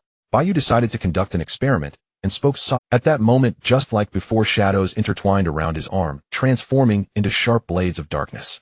With the same level of activation this time, it only consumed a little spiritual energy. Bai Yu kept a close watch on the changes in his spiritual energy. On the nearly empty value panel, the few points that had recovered to 9 only decreased slightly. It could almost be considered as having no consumption. With a mindset of giving it a try, Bai Yu decided to activate the shadow stab and observe the consumption of spiritual. Then, guided by Bai Yes, while the shadows at the edge of the skyscraper suddenly grew, transforming into sharp stabs rushing towards him. The extreme speed created a gust of wind. Although Bai Yu did not experience any emotional fluctuations, the hood was still uncontrollably blown, only to return to calm soon after. The value panel refreshed again, and Bai Yu noted the consumption of spiritual energy. Only 4 points of spiritual energy were consumed, which means that the shadow stab can now be used as a regular card. Bai Yu retracted his ability with satisfaction. This steer ability was indeed not enhanced for nothing. Its effect was undoubtedly powerful. Bai Yu acknowledge you. Then, Bai Yu turned his thoughts to the additional settings of the Shadow Sovereign. The ability user can control all shadows and their conceptual extensions. Bai Yu read aloud from the ability panel. I wonder if psychological shadows fall within my realm of authority. If achievable, amplifying an enemy's psychological shadows infinitely, causing them to lose their ability to resist, would allow for victories without battle. Controlling the fears within an opponent's heart is indeed a concept that feels insurmountable. Therefore, having thought of this, Bai Yu felt it necessary to verify his hypothesis. However, it would not be appropriate to experiment on innocent people, so he decided to try it on himself first. Thus, on the rooftop of the skyscraper, a player in black stood motionless with his eyes closed. His hair swayed with the rhythm of the evening breeze, and his breathing steady. Designating himself as the target, his spiritual energy gradually depleted as a certain memory began to sprout. The deeply buried psychological shadows began to awaken, and his consciousness sank into a dark abyss. The Shadow Sovereign began to take control. Thus he awaited death. In the next moment, Bai Yu suddenly awoke, immediately halting the experiment. Hiss! Bai Yu trembled in disbelief, his pupils unfocused, slightly furrowing his brows. The atmosphere around him turned gloomy, and his senses gradually spiraled out of control, tinged with imperceptible fear. It felt as if he had encountered something terrifying, leaving him unable to let go for a long time. Indeed, the horrifying experience of spending 500 on a gacha pull and getting the wrong prize haunted Bai Yu's heart, making him unusually shiver. He never wanted to experiment with his psychological shadows again. Back then, during the wrong pull, I didn't have such emotional fluctuations. Is this an additional effect of the ability? Bai Yu said in a low voice, his expression dark. If even his normally mature and composed self could be affected like this, what about other players? He didn't dare to think. No. What's there to be afraid of thinking? Bai Yu quickly shook his head to clear his mind. The after effects were still quite strong, but felt as if his will had been corroded. A minute had passed. Bai Yu took a moment to recover and confirmed he had shaken off the influence of the ability before he sighed in relief. To be honest, this derived authority is quite powerful. Such is the might of austere ability. Resuming his perception of the night in Jiujing City, Bai Yu exhaled softly, then removed his disguise, and left the area as an ordinary person. He opened the door leading downstairs, and Bai Yu's figure vanished from the rooftop. Well, let's go enjoy the scenery and relax a bit. Occasionally transforming into a night wanderer to stroll through the city was indeed a good experience. Walking through the Linggu district at night, since the Atir game had just ended, there were still a few scattered Atir players on the streets. Though the series titles Under the Night Sky were conspicuous, they gradually faded from view. Players began returning to their respective areas. After waiting 20 seconds for the traffic light, Bai Yu crossed the crosswalk. Passing by a bakery called August Forest, he bought a piece of toast. Unwrapping the packaging, the light wheat-colored bread released a faint creamy aroma, and the wrapped raisins sparkled like rubies, slightly sweet. Bai Yu took a bite, then took out his phone from his pocket, unlocked it with his fingerprint, and opened the chat message sent by Su Shui a minute ago. Su Shui, are you asleep? Bai Yu glanced at the time, which showed 9:47, not too late. Not asleep, still out shopping. Bai Yu took another bite of the toast. Still out so late. Where are you? Su Shui replied almost instantly. Linggu district, Bai Yu typed with the toast in his mouth. When he sent it, Su Shui did not reply for a long time, seemingly busy with something. Just as Bai Yu was about to put his phone away, Su Shui sent another message. He'll come pick you up. Why was Su Shui so hospitable tonight? Bai Yu didn't want to trouble her, so he continued typing in the chat. No need to go home by myself. It would be too embarrassing to have you pick me up on a night walk. Okay, be careful on your way home. Got it. By the way, did you need something? At this moment, there was silence on Su Shui's side again, but this time it lasted only about 5 1/3 seconds. Don't you think saying good night just before sleeping is very meaningful? She sent a rhetorical question. Good night, Bai Yu replied instantly. Not me sleeping, annoyed. On the phone screen, Su Shui's cool avatar paired with this message. It felt a bit out of character, like a child throwing a tantrum. Bai Yu realized he had misunderstood, thinking that Su Shui wanted him to lull her to sleep. It turned out she was the one wanting to lull him to sleep. Then you go to sleep, and he'll say goodnight to you just before you fall asleep. However, after thinking it over, Bai Yu still sent this message. As soon as the message was sent, Su Shui did not reply for several seconds, seemingly really preparing to sleep. Bai Yu continued walking along the intersecting streets, while casually keeping an eye on the chat interface. He passed by a closed grocery store, and walked past the park, feeling that Su Shui should be ready now. Are you asleep yet? He asked. Not yet. Afterward, Bai Yu bought a bottle of Qinshi soda from a vending machine, costing 3 yuan. Have you slept yet? Bai Yu took a sip. Almost. Then while walking home, Bai Yu admired the night view of the Linggu district, and unknowingly finished the soda. You go ahead. Stopping under a street tree, Bai Yu skillfully typed those 2 words, and sent them. Good night. Meanwhile, on the other side, Su Shui, lying in bed, had a slight blush on her cheeks, and her hand tucked in her pajama sleeve, moved seriously, replying to Bai Yu. Good night to you too. I am an ordinary person, at least for now. Bai Yu placed the empty soda bottle into the public trash bin. He listened for a second to the sound of the bottle clattering inside the bin before turning around and continuing on his way home. The modern city, drenched in darkness, is filled with towering skyscrapers, bright and splendid commercial shops, and colorful neon signs. The glamorous scenery on the way home caught Bai Yu's eye. Though he had long grown accustomed to it, a slight stir still tugged at his heart. Once he was unwilling to be ordinary, and now he had become a player in the sequential game, yet he still returned to the mundane. It's like a cycle of fate. Bai Yu sighed, casting a barely noticeable glance at a distant E-rank player passing by. He watched the figure gradually fade into the depths of the night. E-rank no. 999-4313. Indeed, even though he currently stood at E-rank no. 532-6932, having surpassed 2/3 of E-rank players, he still could not declare his identity as a player to the world like that person. But why is that? He possesses strength abilities. According to current information, he is one of the few high-level players in the world, a strategic asset of great importance to national powers. If only he were to reveal his abilities, surely the national powers would allocate resources to him. But why not do so? Bai Yu walked along the sidewalk, swiftly passing through the bustling world, wandering alone in the desolate night. Perhaps it was because of her. Bai Yu thought to himself. Principle 1. Maintain a degree of skepticism towards everything. The only one you can fully trust is yourself. Perhaps the national powers could protect the people he designates, but there are always uncertainties. He could wager his own life, but he would never gamble with the lives of those around him. To protect is to oppose destruction. This is an unchanging law of the world. Once his abilities are exposed, those with ulterior motives would likely attempt to exploit him. Seduce, bribe, threaten. Everything he holds dear could become a bargaining chip for them, which is highly probable. Bai Yu does not want Su Shui to be drawn into the disputes of the sequential game. For her, as an ordinary person, it would be deadly. Of course, there are always uncertainties. Perhaps Su Shui is also a player, perhaps he is overthinking, perhaps the world is not so malicious. But that is something to confirm later. For Bai Yu, the only certain thing at present is that as long as his identity as a player remains undisclosed, Su Shui will never be implicated in the disputes of the sequence. Bai Yu's gaze flickered slightly. A promotional poster by the street caught his eye featuring the highly acclaimed game artwork. The poster's base colors were light blue and cloud white, with a graceful white-haired girl at its center. At the bottom, the striking title Divine Game was displayed. Not bad. Is this the promotion for the new version? He pondered for a moment. Principle 2. When it comes to games, he has always preferred to choose the highest difficulty to challenge himself. If delving deeper, Bai Yu does not like to be a sheltered flower. Moreover, to become a true powerhouse, one cannot remain a sheltered flower. Perhaps the national powers would allocate enough superior resources to him. But without experiencing the true trials of life and death, without enduring the helplessness and struggles of being at the bottom, his character would always be lacking, prone to arrogance, fostering unnecessary defiance. Therefore, the definition is once again extended. Bai Yu pulled his gaze away from the promotional poster against the gentle evening breeze, adjusted his collar, and casually walked away. I am somewhat of an odd-thinking ordinary person, at least it seems that way now. Rather than enjoying a bright future, I instead follow a shackle called tempering, walking in the gap between life and death. One could say I am not normal, though I don't mind. At that moment, good evening, young man. A burly rank player emerged suddenly from a deep alley, arms crossed. He blocked Bai Yu's path, speaking in a tone that brooked no refusal. Walking alone at night, why not come in and join us for a bit? Bai Yu halted his steps, silently observing behind him. There another rank player had blocked his way. It seemed there was no room for refusal. Bai Yu revealed a dangerous. The blocking player's pupils shrank momentarily, then he came to his senses. He chuckled, seemingly unconcerned, and led Bai Yu inside.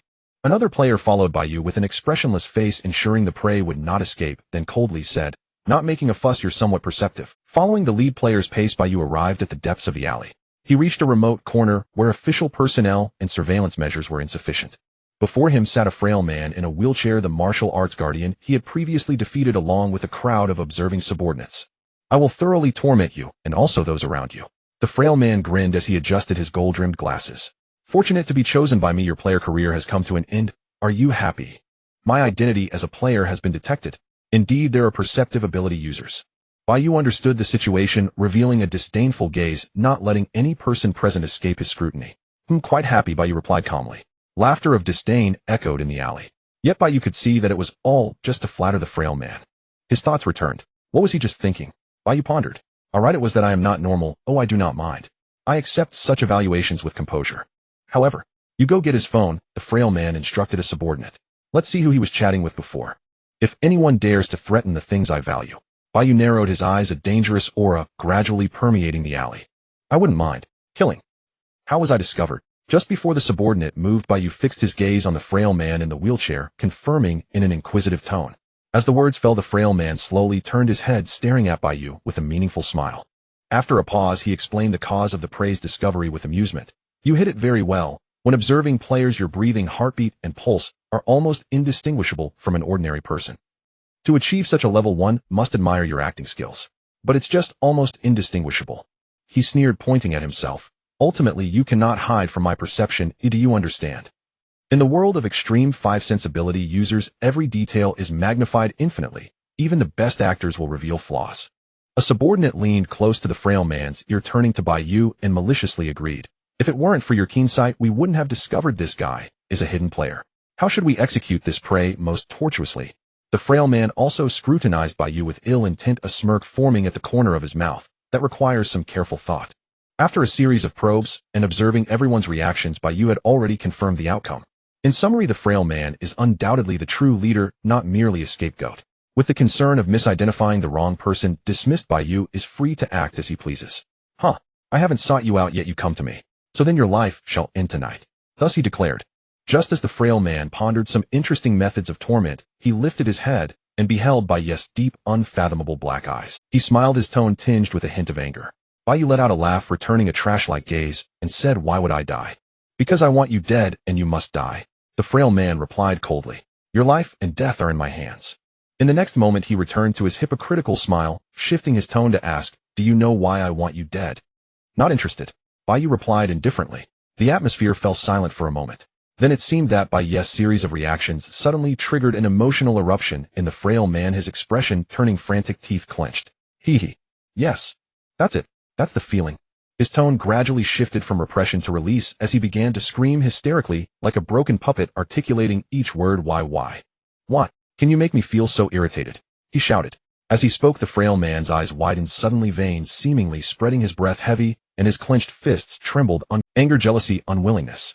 Various emotions clouded his mind, causing him to lose his rationality. Why is it that I am born with a terminal illness? While he pointed at Bai Yu, glaring fiercely, yet you have a good appearance, admirers, and a life I dare not even imagine. Why is it that I finally find relief becoming a player unattainable by you? While you, he gritted his teeth in resentment, have never felt any pain, yet you also became a player. And why? He seemed to be on the verge of biting his teeth to pieces. Clearly your life and death are in my hands, yet you dare. Pausing for a moment, his pale, weak face became extremely sinister as he said in a low voice, disrespect me, your master. You are seriously ill. Bai Yu straightforwardly diagnosed the condition. He. Ha ha ha. The frail man cradled his head. Yes, I am seriously ill, gravely ill, suffering greatly. His voice seemed to emanate from an abyss. So, amidst his ferocity, the frail man holding his head glanced at Bai Yu with a demonic glint in his eyes, and said eerily, you should feel my pain too. As he spoke, the frail man completely descended into madness, spreading his arms wide, as if embracing a beautiful future. I will not only ruin your face and limbs, turning you into a helpless waste, but I will also take away your girlfriend, rob you of everything. Ha ha. His brain trembled. Ha ha ha, this is so exhilarating, so exhilarating. The frail man's hysteria caused those around him to instinctively stifle their breaths. Then the laughter abruptly ceased, and the frail man returned to his cold demeanor, eerily commanding his subordinates, make your move. In an instant, two sounds of bodies hitting the ground echoed. The two players escorting Bai Yu had yet to react, pierced through by shadowy blades. The player who was about to take action froze, caught in hesitation.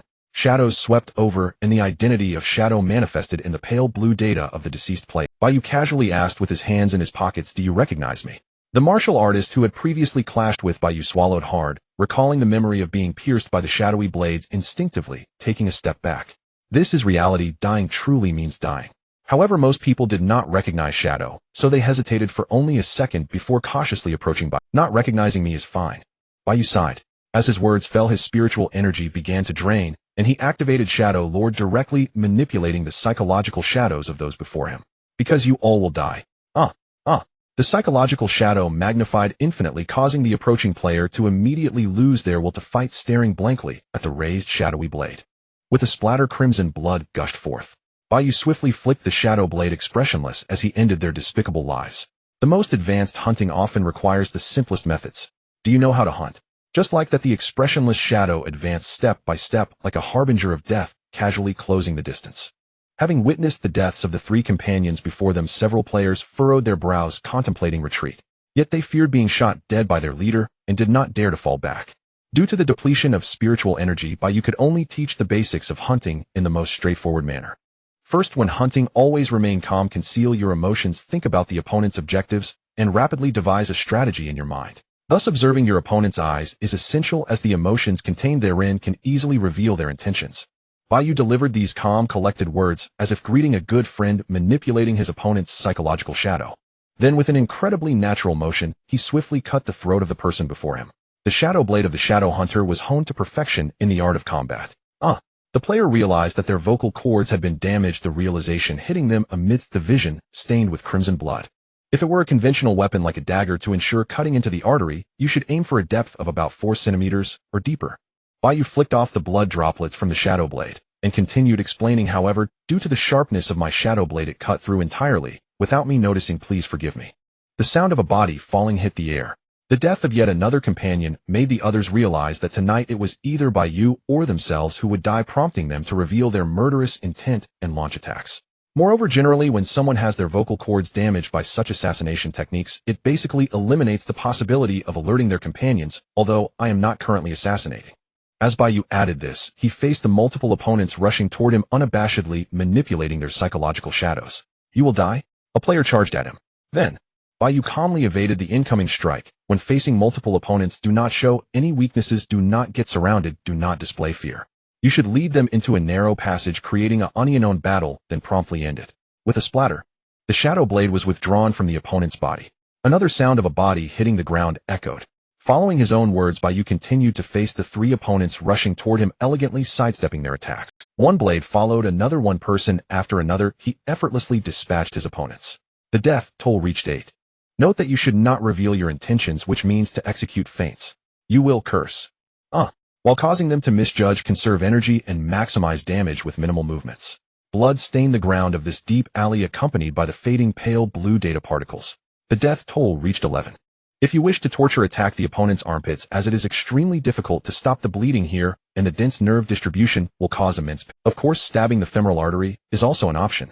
The shadow blade unceremoniously cut through the armpits and femoral arteries of two opponents. Bai Yu earnestly executed what he had just explained.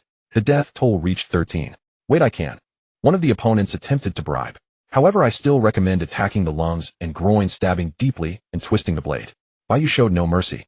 With a splatter, the blade penetrated flesh and blood. The extreme pain made it a luxury for the opponent to even breathe. The death toll reached 14. Of course, be mindful that, gradually in this deep alley, only the frail man remained. The two stared at each other, both with deep, irreconcilable gazes. In an instant, bang. Bai Yu seemed to have foreseen it as he leisurely dodged the gunfire, shadow stepping to the frail man's side, pressing the shadow blade against his neck, and casually added, "You must also consider the possibility that the opponent has hidden cards." As expected, it missed. The frail man mocked himself. As a possessor of extreme senses, he knew he had hit a wall, so he had been searching for an opportunity to catch Bai Yu's flaw. Although his consciousness could react first, his movements lagged due to his terminal illness. What? The frail man couldn't help but chuckle. The last point, and the most crucial one, Bai Yu did not even glance at the frail man. Instead, as he circled to the opponent's back, the shadow blade followed and sliced his neck. Do not stain your clothes with blood. The death toll reached 15. The lesson concluded.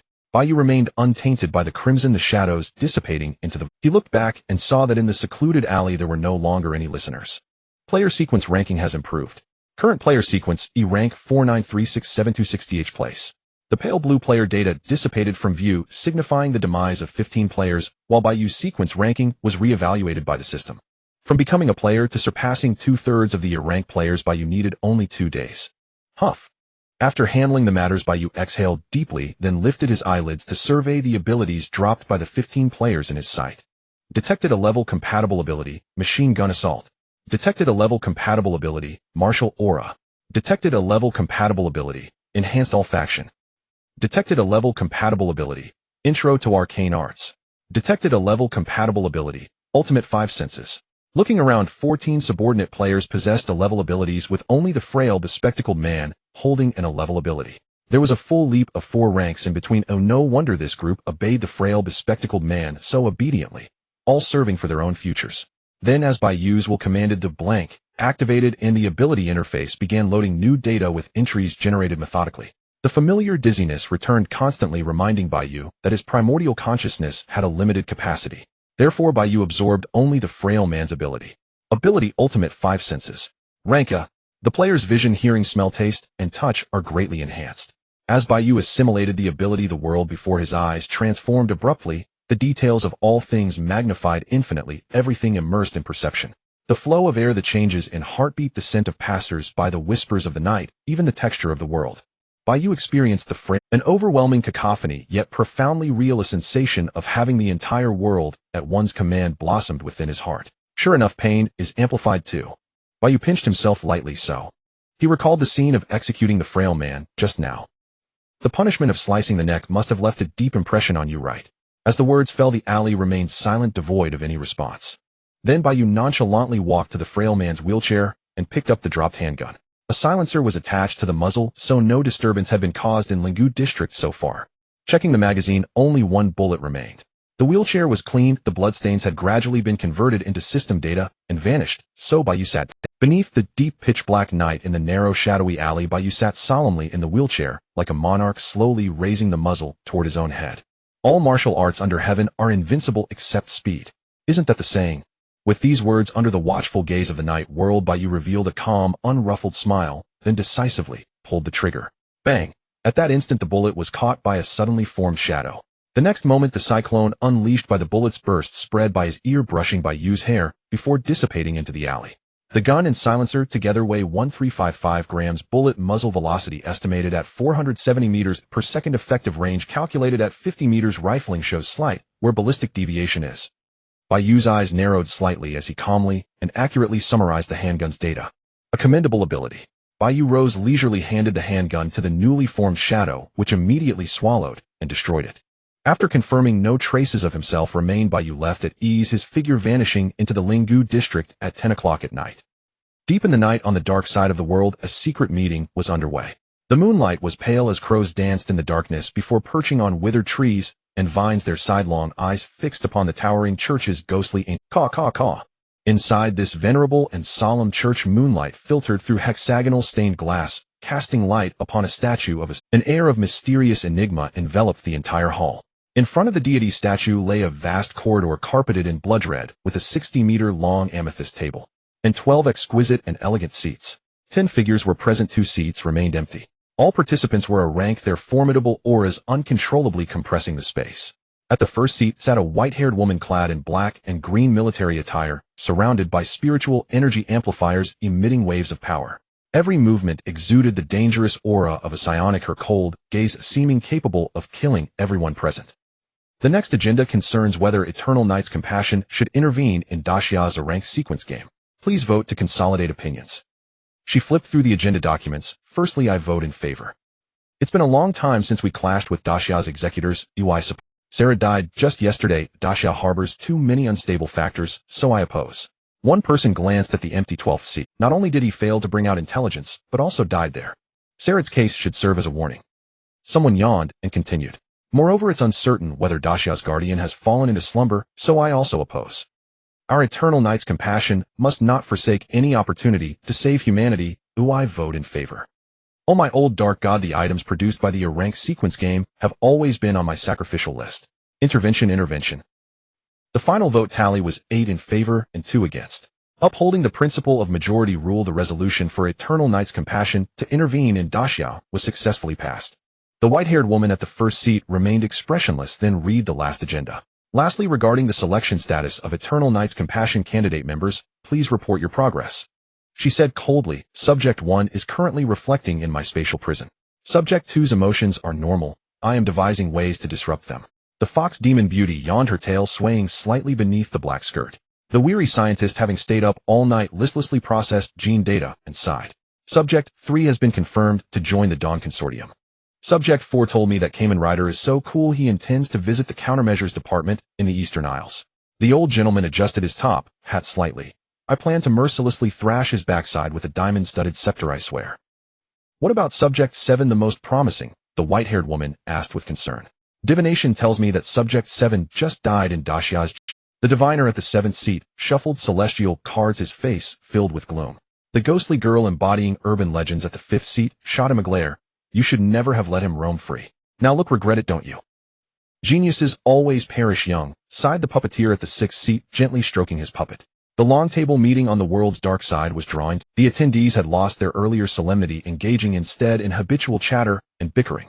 The white-haired woman glanced at the empty 11th seat, interrupting the noise, and asked, Does anyone know where she is going to play again? I do not know, said the martial lord at the 9th seat, arms crossed, his candle dragon armor emanating pressure. The dark god worshipper at the 8th seat clasped his fingers, sighed, and said, Oh my old dark god, he says she went traveling to that dangerous place in Daxia. Truly an incomprehensible woman. The witch at the 10th seat sipped red tea while inscribing complex magical formulas in a book, interjecting, Daxia Jiujing City, she is very curious about the cause of Sarad's death. When it comes to Saturday, it naturally revolves around the themes of rest and cessation of work.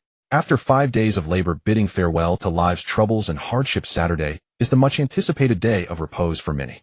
The morning sunlight cascades over the building's surface, gradually refracting a bright radiance. The gentle morning breeze passes through rows of street trees, stirring a soft rustle of leaves, heralding a tranquil and beautiful day. As the towering buildings bask in the morning light, Bai Yu has already shaken off the fatigue of the previous night, leaning against the fabric sofa and turning on the LCD television in the living room. The signal begins to connect, and the images of the morning news appear on the LCD screen. At 8:15 last night, the head of the G Group held a press conference announcing significant achievements in our country's scientific research field. Pouring hot water into the instant noodle cup on the coffee table, he adds a hot dog and presses it down with a nearby book. Bai Yu sips his tea while listening with keen interest to the official news broadcast. The news ticker begins to scroll from the bottom, and the scene shifts to the G Group's press conference from the previous night. In the spacious and luxurious hall, countless cameras flash across the view. At the podium ahead, the dark-haired, crimson-eyed head of the group responds to the reporter's questions in an official tone. The G Group, huh? Bai Yu still remembers her. The group leader, exuding an air of superiority, is indeed the proud girl who was escorted by numerous security personnel at the subway station. In the clear and bright skyline of Jiujing City, flocks of birds occasionally soar, through the pure white clouds landing on the clock tower's spire overlooking the vast urban landscape. After a while, a notification from his phone breaks the silence. Bai Yu refocuses his attention. He leisurely picks up the phone from the coffee table, the lock screen illuminating with a chat message from Su Shui. Unlocking the screen with his fingerprint, the chat interface activates for a second. Are you going out today? Su Shui's cool profile picture looks quite adorable. Aren't you working today? Bai Yu remembers she had a day off last night. Su Shui's work schedule seems erratic. Sometimes she works, sometimes she has a day off, and Bai Yu is curious about what exactly she does.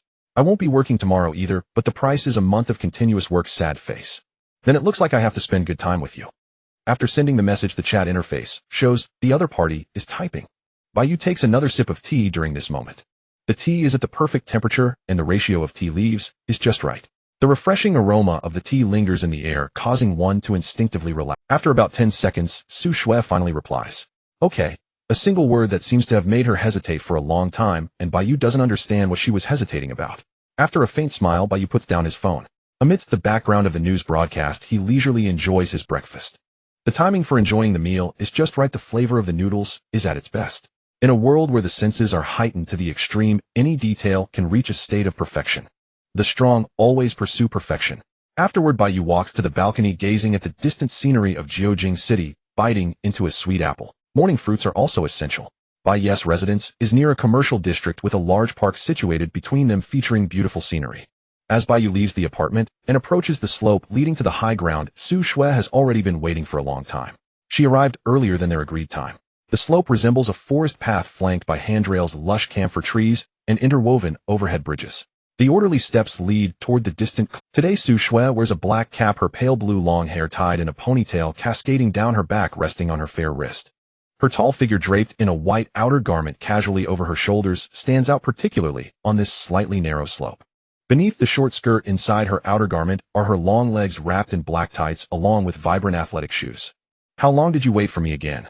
Bai Yu steps down the stairs, approaches. Su Shui gently adjusts her slightly crooked cap and asks with concern. Su Shui's face shows a barely perceptible blush. She turns her head slightly and says softly, not long. Don't move, your cap is crooked again. Bai Yu cups Su Shui's face in his hands, their gazes meet. Su Shui has nowhere to escape her eyes and can only rest her gaze on Bai Yu's neck. She lowers her eyelids, staring at the talisman hanging there, her eyelashes flickering lightly. The talisman engraved with inscriptions remains flawless. Su Shui sincerely hopes for Bai Yu's safety, unable to help but reveal a smile as beautiful as a fairy. She lifts her hand to adjust the cap to perfection, and Bai Yu also displays a confident smile before playfully pinching Su Shui's soft cheek. Her skin is vibrant and elastic, as white as snow, and feels wonderful to the touch. Su Shui gazes at Bai Yu with a pout, as if saying, I want to pinch you too. Bai Yu understands Su Shui's thoughts perfectly. The other hand that held her cheek gives a gentle rub before placing it into his coat pocket. Bai Yu closes his eyes, softens his voice, and smiles lightly as if utterly unconcerned. Do as you wish. In the pitch-black void of his vision, Bai Yu can sense Su Shui's breathing drawing closer, along with the faint fragrance emanating from her like a flower borne by a clear lake. The gentle breeze stirs the leaves of the camphor trees nearby. The slender branches sway, obscuring part of the skyline and casting beautiful dappled light through the forest. Su Shui gazes at Bai Yu's face, which is so close, her fair hand gently gliding over, slowly drawing them closer. In truth, she isn't thinking about anything, just instinctively leaning closer, her watery blue eyes reflecting the image of the one she likes. No backing out. Su Shui murmurs. I won't back out. Bai Yu lets out a soft hum. The next moment, Su Shui seems to have made up her mind, using her other hand to tuck a strand of hair behind her ear. She is gentle as the wind, savoring the taste of Bai Yu. Time seems to freeze as birds settle side by side on the branches of the camphor trees. Feeling the softness of Su Shui's lips, Bai Yu slowly opens his eyes. The wind slipping between the buildings brushes against the boy's hair, stirring his heart. I regret it. So he says under the witness of the camphor trees and the city alleys behind. Bai Yu changes from passive to active, gently biting Su Shui's lips, which are slightly parted. Su Shui's softness, akin to a lily bud, blooms completely at this moment, the delicate petals moving gracefully. You liar. You really regret it. Su Shui softly accuses during a brief moment when Bai Yu breathes, and then as he responds, she leans in one. I have to punish you. Her voice is very soft. On the sloped alley of the morning, the scene of the handsome boy and the stunning girl embracing goes unseen as Bai Yu and Su Shui turn the corner and reach the highest steps. Arriving at the distant horizon, the early sun shone brightly. At 7:05 a.m. in Jiujing City, the bridge that divides the world in two, the refreshing morning air, and a team of athletes out for a morning run. Su Shui leaned on the public railing, gazing down at the gently swaying green grass below. Her white horse tail was elegantly raised, drifting like something ethereal. A stray lock of hair subtly lifted, and her previous black cap was long gone. You look more mature now, Su Shui said with a light smile, glancing back to admire the person beside her. Do I look like an uncle? Bai Yu also leaned on the railing, turning his face. I think I look even younger. Then with a spirited grin, Bai Yu smoothly pulled the cap slightly lower, delivering a line he had long wanted to say. Pikachu, I choose you. At that moment, a gentle breeze blew by, carrying a faint scent of grass, enhancing the enigmatic charm of the handsome youth with black hair. Su Shui paused for a moment, then came back to her senses, letting out a soft giggle. She tucked the wind-tousled hair behind her ears, saying, Su Shui paused for a moment, then came back to her senses, letting out a soft giggle. She tucked the wind-tousled hair behind her ears, saying, if you're not in the live-action Pokemon series, I won't watch it. Then it seems the live-action Pokemon series will forever lose a beautiful audience, Bai Yu replied, returning to his usual demeanor, his tone steady. The appearance fee for this trainer is quite high. Very well, as the director, I have my eye on talents like you, Su Shui said, playfully humming. If you obediently film the live-action Pokemon series with me, your reward will be 100 million yuan. She looked at Su Shui, who was embracing herself with her arms crossed, slightly raising her chest. Bai Yu got into character, shaking his head seemingly with a hint of melancholy as he rejected her. No way, director Su, you can't fool me with empty promises. I bet you don't have 100 million in your wallet. Who says I don't? With the breeze blowing again, Su Shui turned her face away, whispering. Bai Yu seemed to have heard her murmur and tentatively asked, do you really have it? As her words fell, a ray of morning light illuminated Su Shui's fair profile, glimmering like the melting snow of early winter. Su Shui, like a kitten awakened from sleep, shifted her gaze to say, guess what? Then, as if giving up, confessed. My rich lattice wallet has more than 100 million. I could support you, you know. That won't do, Bai Yu replied, placing the cap back on her head. I am a determined young man who strives for independence. Though it was the same cap after returning from Bai Yu, it carried a faint youthful scent unique to him. The sensation of it resting on her head made Su Shui cherish it even more. Her head felt a bit dizzy. Su Shui's ears turned slightly red, instinctively covering them with her white hair. Bai Yu let out a long breath, leaning on the public railing, seemingly tired as he said. But upon reflection, receiving 100 million as maintenance fees isn't so bad, or at least I would have a significant head start in the race of effort. This trainer has already missed their opportunity, you know. Su Shui smiled. After all, there's no such thing as a pill for regret in this world. Agreed, Bai Yu nodded, pretending to contemplate. Then he gazed at the bustling world around him, speaking earnestly. So I choose to rewind. There's no rewind option in this world. Su Shui corrected him seriously, her cool voice sounding lovely. Reality is not a game. Do you know about sequence games? Bai Yu's tone shifted, but still carried a hint of nonchalance. Hearing this, Su Shui examined Bai Yu again, her delicate brows slightly furrowed, recalling that Bai Yu had been to Linggu district the night before. Sequence games? Where did you hear that? She asked with concern. Bai Yu was about to say something when the sound of wings flapping reached his ears, and then he caught a glimpse of Su Shui's slightly flustered eyes in his peripheral vision. A white bird flew in from the southwest, snatching Su Shui's cap away. Su Shui puffed up her cheeks, resembling an angry child upset that the cap she had just managed to wear with Bai Yu was taken away. She had been thinking about Bai Yu and sequence games just moments ago. What are you still dawdling for? Bai Yu said, scooping Su Shui up in a princess carry, taking a deep breath before quickly chasing after the bird. Returning to her senses in the embrace of the youth, Su Shui emitted a low, confused sound, her delicate face tinged with a blush. Perhaps she was irritated by that white bird. As if by fate, the white bird coincidentally landed on the yellow-flowering tababuya tree in the park, then hung the cap on a branch before flying away. Originally, Bai Yu and Su Shui had come here to enjoy the scenery. The uniquely designed wooden corridor, the public benches beside the lilacs, the crystal-clear artificial lake, and colorful ornamental fish blowing bubbles. Under the yellow tababuya tree blooming with golden flowers, Bai Yu rested his chin on his hand, glancing back at Su Shui, asking, should I climb up? Hearing this, Su Shui withdrew her gaze from the tababuya tree, turning to look at Bai Yu. She shook her head, concerned, as she said, climbing trees is dangerous, and besides, the trunk of this tababuya is so thin. Let the cap sleep here. Is that so? The branches swayed, and the yellow flowers fell. Bai Yu could sense the rhythm of everything in this world. So Bai Yu closed his eyes, listening to the whispers of the wind and the movements of the ornamental fish in the lake. The surface of the lake shimmered, and as Bai Yu's profile was illuminated by the morning light, Su Shui curiously stared, her cheeks unknowingly flushed again. It must have been about a minute. Bai Yu opened his dark eyes, a smile on his face as he walked confidently to the other side of the tababuya, saying, I will count to 3 and your cap will be back. 3. Su Shui tilted her head, playfully counting down with him. 2. Bai Yu's raised fingers changed from 3 to 2. 1. This time the two spoke in unison, their voices overlapping in the park. In the next moment, yellow petals fluttered down, and the swaying branches above bent in a ceremonial gesture, delivering the cap into Bai Yu's hands. The world felt both distant and near, separated from Bai Yu and Su Shui by just one tababuya tree. Su Shui clapped her hands gently, then couldn't help but laugh out loud. "Are you the protagonist of the world? I regret not filming that just now," she said, her smile enchanting. Bai Yu approached Su Shui, confidently composed and elegantly returning the cap to its rightful owner, then said with a satisfied tone, "Dear director, your opportunity has been missed. After all, there's no such thing as a pill for regret in this world," Bai Yu added. Yellow flowers fell around them, and Su Shui nodded in understanding, then along with her ethereal laughter said, "So I choose to rewind." "There's no rewind option in this world," Bai Yu gently and tenderly pinched Su Shui's fair cheek, "just as always." Consciousness detached from the virtual data world of the clear azure sky and orange-hued clouds. In a technologically advanced top-tier encrypted cubic space, the sealed cabin door unlocked, and the protective program ceased its operation.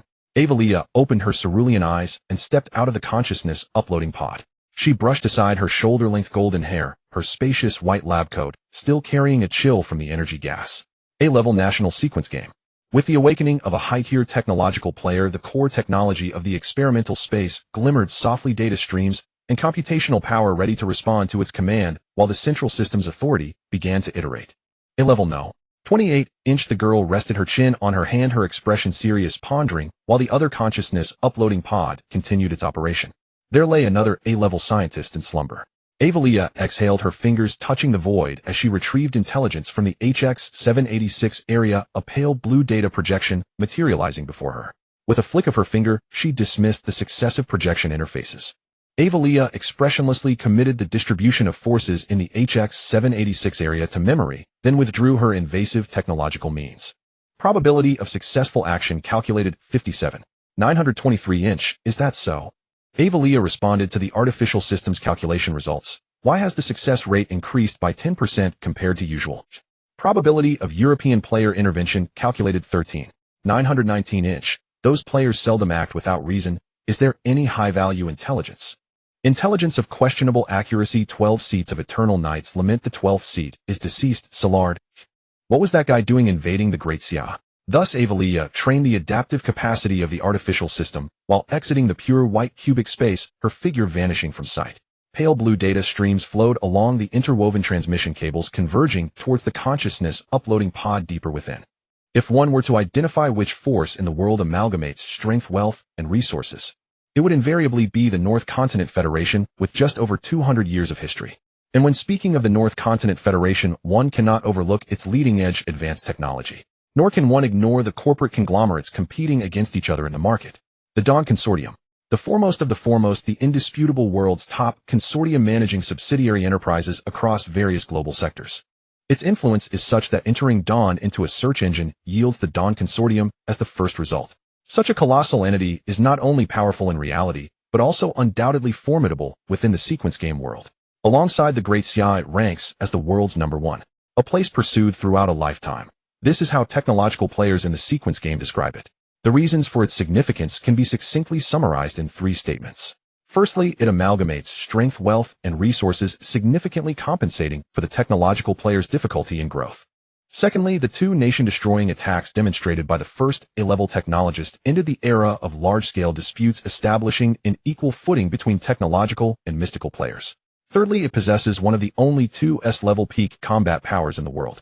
There are only 2 S-level beings in the world. One is the hidden immortal from Great Xia, who shatters myriad laws with a single sword. Avalia stood atop a platform. Her gaze traversed the bustling researchers in white lab coats, intrigued by the pinnacle of technological creation in the distance, the ultimate power belonging to the Dawn Consortium. The other is our Dawn Consortium's absolute defense, Purple Night Radiance. Designed with planetary structure as a reference and absolute defense as its design concept, it completely overshadows all conventional military forces in today's world.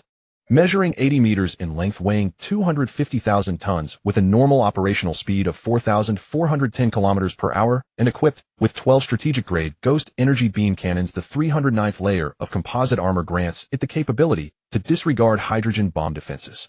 Of course, these are merely the superficial disguises of Purple Night Radiance. The true absolute defense lies beyond this. Avalia propped her fair chin, murmuring to herself, Just then, a B-level researcher from the Dawn Consortium approached her, adjusting the silver-rimmed glasses on his nose while recording on the report in his hand. Lady Avalia, I assume you did not awaken just to admire purple night radiance, did you?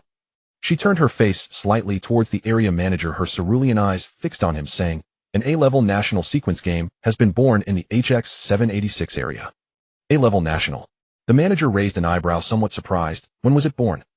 She turned her face slightly towards the area manager, her cerulean eyes fixed on him, saying, an A-level national sequence game has been born in the HX 786. You don't need to know this. Focus all your attention on maintaining purple night radiance. Avalia reminded the manager. I apologize for my abruptness. The manager chuckled wryly, then looked into the distance. Well then, I wish you success. Avalia also looked again at purple night radiance in the distance, her gaze flickering, reflecting its utterly perfect planetary structure.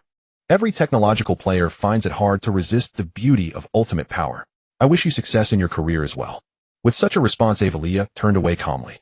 The white lab coat danced lightly with her movements as the golden-haired girl walked through the corridor leading to outer space. The area manager watched Avalia leave with a smile.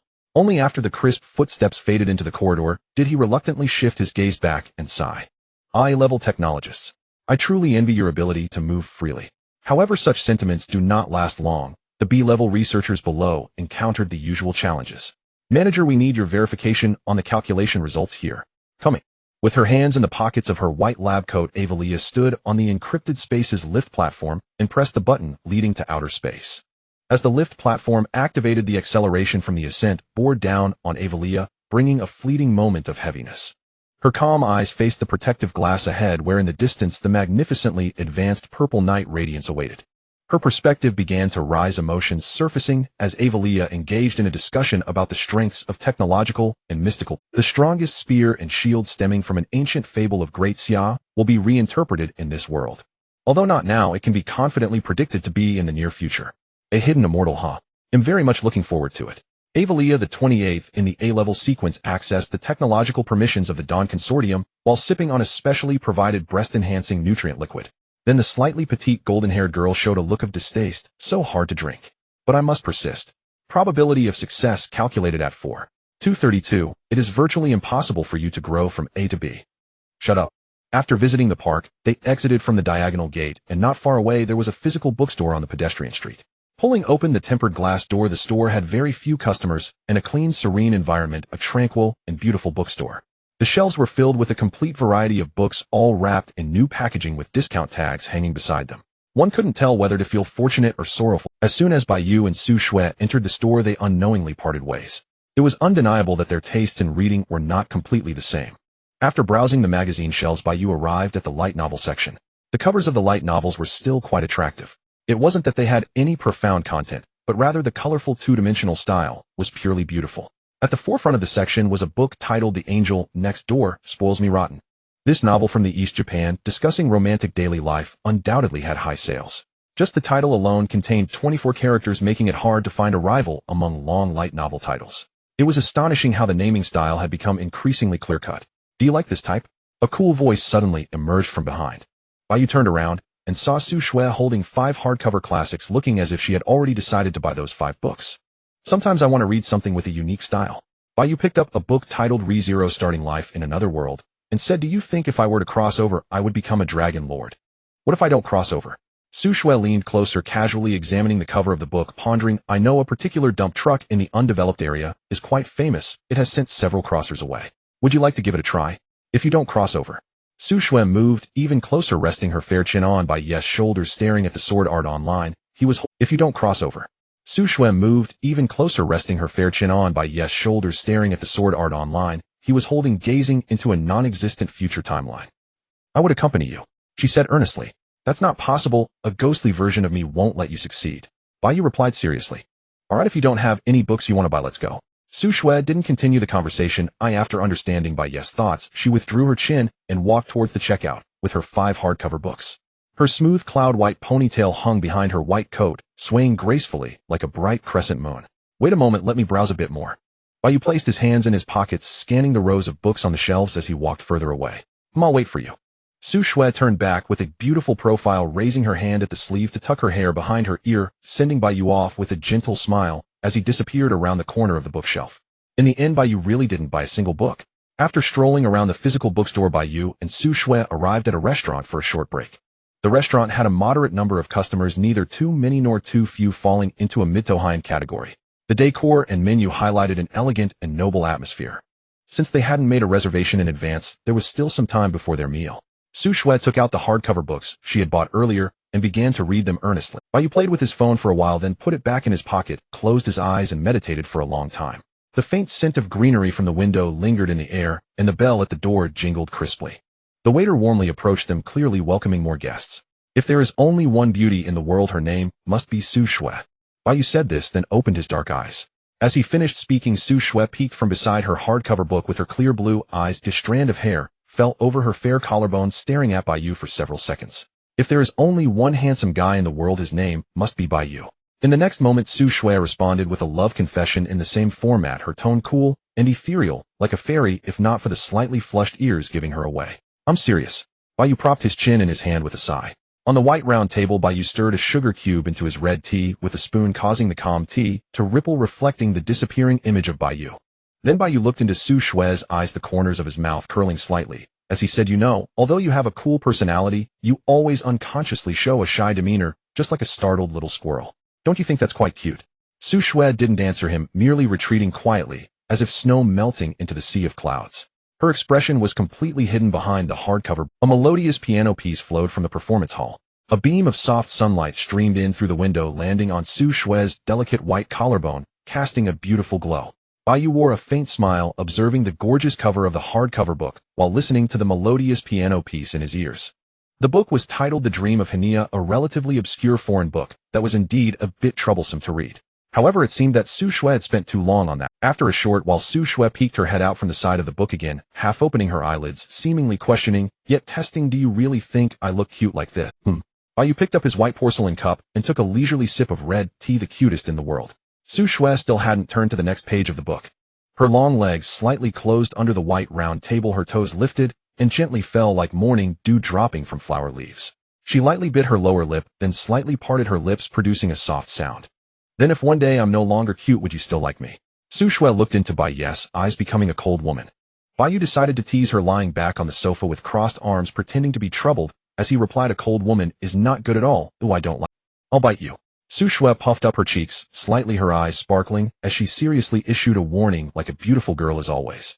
"Excuse me, here's your chocolate vanilla parfait." At that moment, the waiter left the order in front of Bai Yu, marking a small tick on the receipt before leaving leisurely. Bai Yu straightened his posture, scooped a small portion of the chocolate parfait with a spoon, tasted it, and smiled lightly, saying, "However, the coldness of ice and the coldness of dessert are not the same thing." Cunning words. Su Shui finally put down her hardcover book with a playful tone. "Feed me." She scooped a piece from the most exquisite part, where fruit chocolate and vanilla cream were all present. "Here you go." Bai Yu began to feed her. After finishing lunch and a brief rest, the next destination for their outing was. While there was no planned destination, Bai Yu casually slung a canvas bag containing 5 hardcover books over his shoulder and strolled leisurely through the streets with Su Shui. Passing by 8 verdant street trees, they walked southwest for several hundred meters, where a bustling commercial street awaited in the distance. Reaching the corner of a convenience store, Bai Yu's eyes suddenly caught sight of something unusual. He approached slowly, quietly, admiring the glory of a bygone era. Before him stood a photo booth, its tangled wires intertwining the curtain, depicting the traces of time. Simple, yet impeccably clean. It must be something an old shopkeeper set up to reminisce about youth. It was probably just like that. How retro. This thing. The cutest thing in the world, what do you think? Bai Yu turned his face to say. The cutest thing in the world naturally referred to Su Shui. Su Shui, with her innocent demeanor, leaned close to Bai Yu, examining the relics of the past, her long eyelashes fluttering. Then, like a child who had never seen the world, she asked, "What is this?" "Huh." Bai Yu was somewhat surprised. "You don't know this?" "Including when I met you." Su Shui sighed in defeat. "I've really only seen the world for 3 years.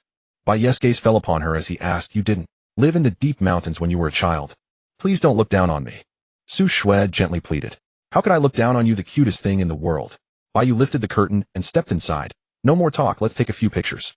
"Humph." Su Shui felt a bit happy and obediently went inside. After entering, Bai Yu casually chose a peach-pink heart and playful stickers for the photo effect, asking, "How about this effect?"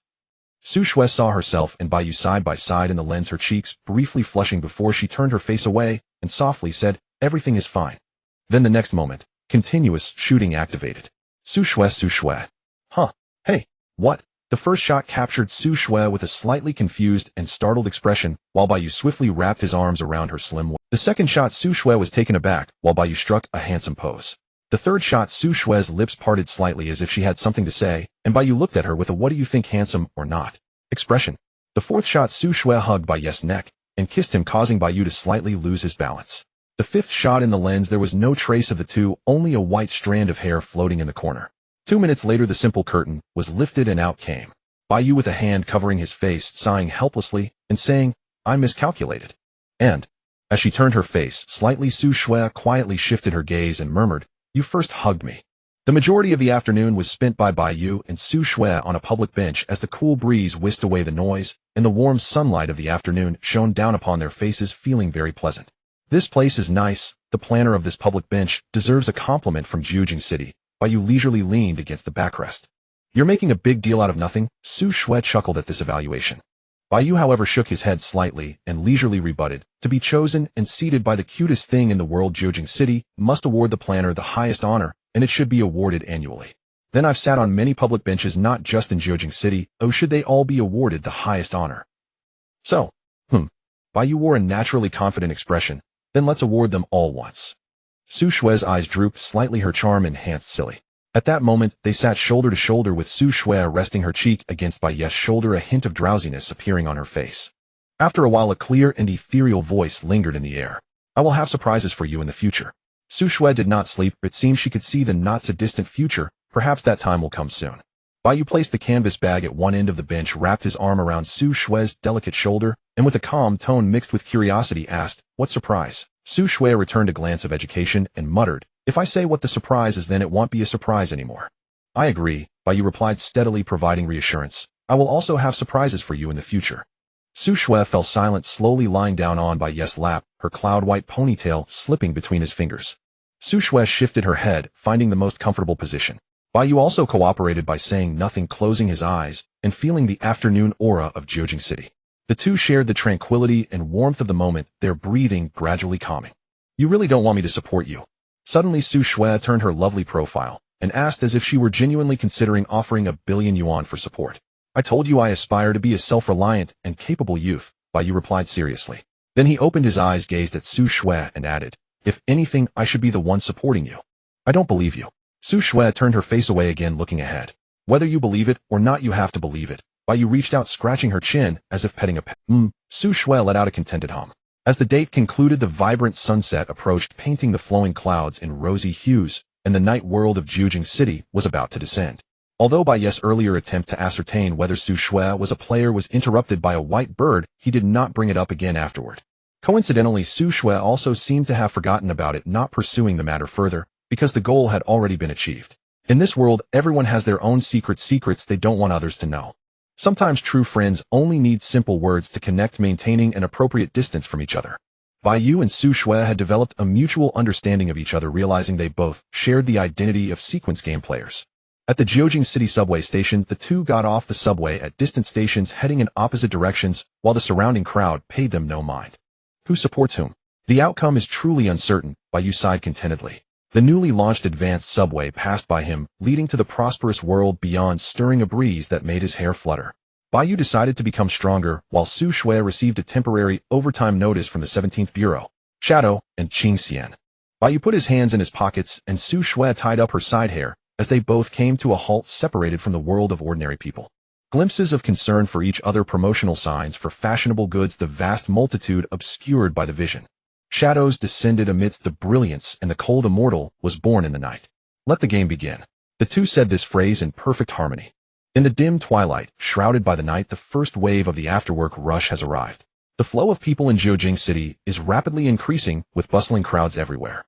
The towering skyscrapers reach into the night sky, giant screens flashing commercial advertisements, and the gradually brightening neon lights. The traffic lights are flickering. A stream of vehicles passes through the intersection marked with a zebra crossing, while pedestrians on the street pause to wait for the next signal change. Office workers with briefcases, young students heading home in groups, foreign travelers wrapping up a day of sightseeing. A variety of professionals appear on the streets.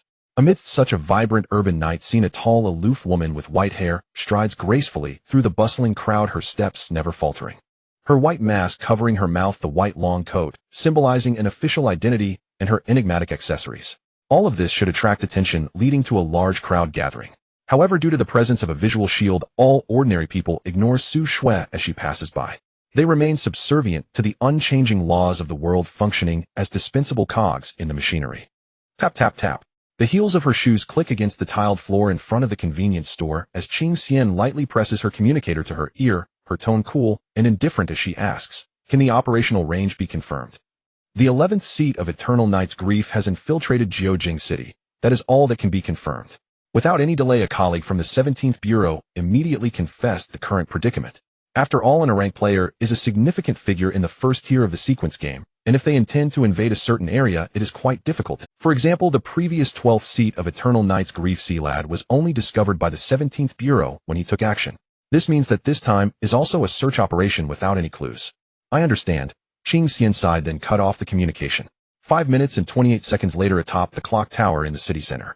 In her white attire, Qing Xian gazed over the vast expanse of Jiujing City, briefly closing her eyes as the pressure of an A-rank player began to accumulate. Then in the next moment, Su Shui opened her eyes, pointing her sword toward the heavens, reciting an unfathomable incantation. "Form the formation," she commanded softly. In an instant, spiritual energy surged, converging at the tip of her sword, sweeping aside the evening breeze and forming a massive array that covered most of Jiujing City. Ancient texts flowed, and the rhythm of Tao resonated, as if an immortal descended to overlook the countless beings below. The sequence can be contested, all evils unforgiven within the realm of Xia, the guilty shall fall. The cold, ethereal fairy with flowing white hair declared. In Ling Valley, a familiar, yet unfamiliar high-rise awaiting demolition, the heights were chilling. Shadow stood with hands tucked into the sides of his black coat, gazing out from the once vibrant 21st floor, looking toward the sea of Jiujing City beyond the hollow walls. The place where the A-rank sequence game once descended, where he personally experienced the struggles of the sequence. At this moment, the hood of Shadow was pressed low by the night wind, his hair slightly disheveled, and the deep, captivating black eyes beneath it flickered in and out of sight. As the holder of this rank, Shadow Lord, as long as he survives the suppressed daylight, the entire night belongs to Bai Yu, filled with shadows at his command. If it is late night, the shadows reign unseen and unbeatable. Bai Yu resolved to strive for this ideal. The madness of the previously sickly man vividly replayed in his mind, stirring emotions within him. The incomprehensible cruelty was constantly reenacted, yet there was no one who could stop it. Bai Yu raised his arm, grasping the distant bright, full moon, as if he held the entire world in his hand. No player's power limit could surpass Bai Yu's. It is so now, and it will be so in the future. Bai Yu believed he had the capability to lead the world, a typical case of delusion. In the realm of ultimate five senses, everything would be a conspicuous presence, a known variable perceived by Bai Yu. Following the traces of the evening breeze, bypassing the bustling streets and alleys, and navigating through the shimmering neon lights, Bai Yu ultimately sensed the target that needed to be eliminated. Shadow. Thus Bai Yu softly called, and the lurking shadows around him obediently poked their heads out like pets awaiting their master's command. Bai Yu closed his eyes, feeling everything within his grasp. The shadows swirled like a cyclone, engulfing the ruler of the night, ushering him into another dimensional. The 21st floor was quiet, as if no existence had ever been there. On the other side of Jiujing City, a tranquil and serene, undeveloped area. Along the outer streets where the streetlights were damaged, in an abandoned warehouse locked by iron fences, the sequence struggle between players was still ongoing. There exists a sequence game in the world, yet the sequence is not a game.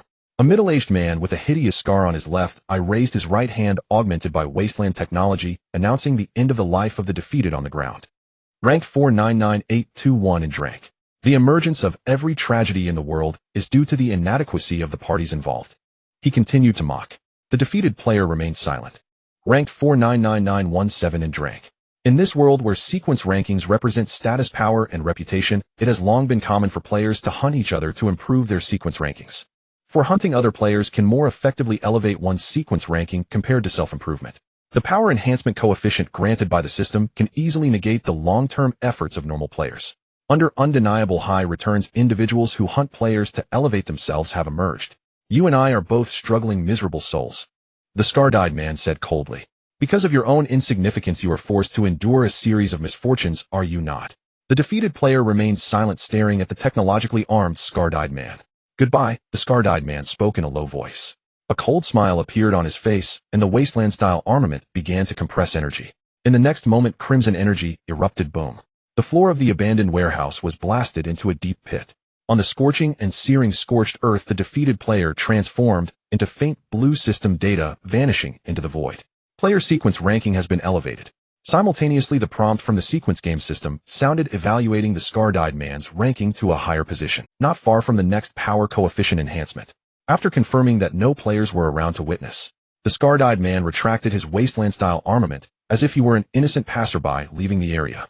The towering spire of the bell tower as Su Shui's celestial art unfolded was covered by layers of celestial formations, and the Tao rhythm of the cultivators began to scrutinize all living beings. At this moment, the mobilization of the official forces of the Great Xia and the barriers cast by the executors put immense pressure on all players in Jiujing City, making them lament their own insignificance. The disputes between factions were beyond one's ability to intervene.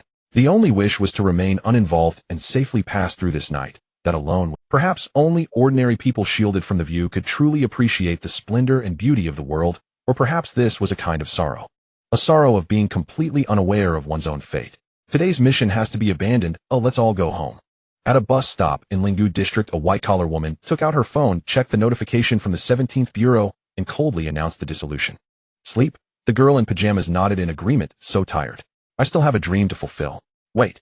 The young man with a baseball bat voiced his opposition. The word give up is not in my dictionary. As for his opposition, I already told you not to get too worked up.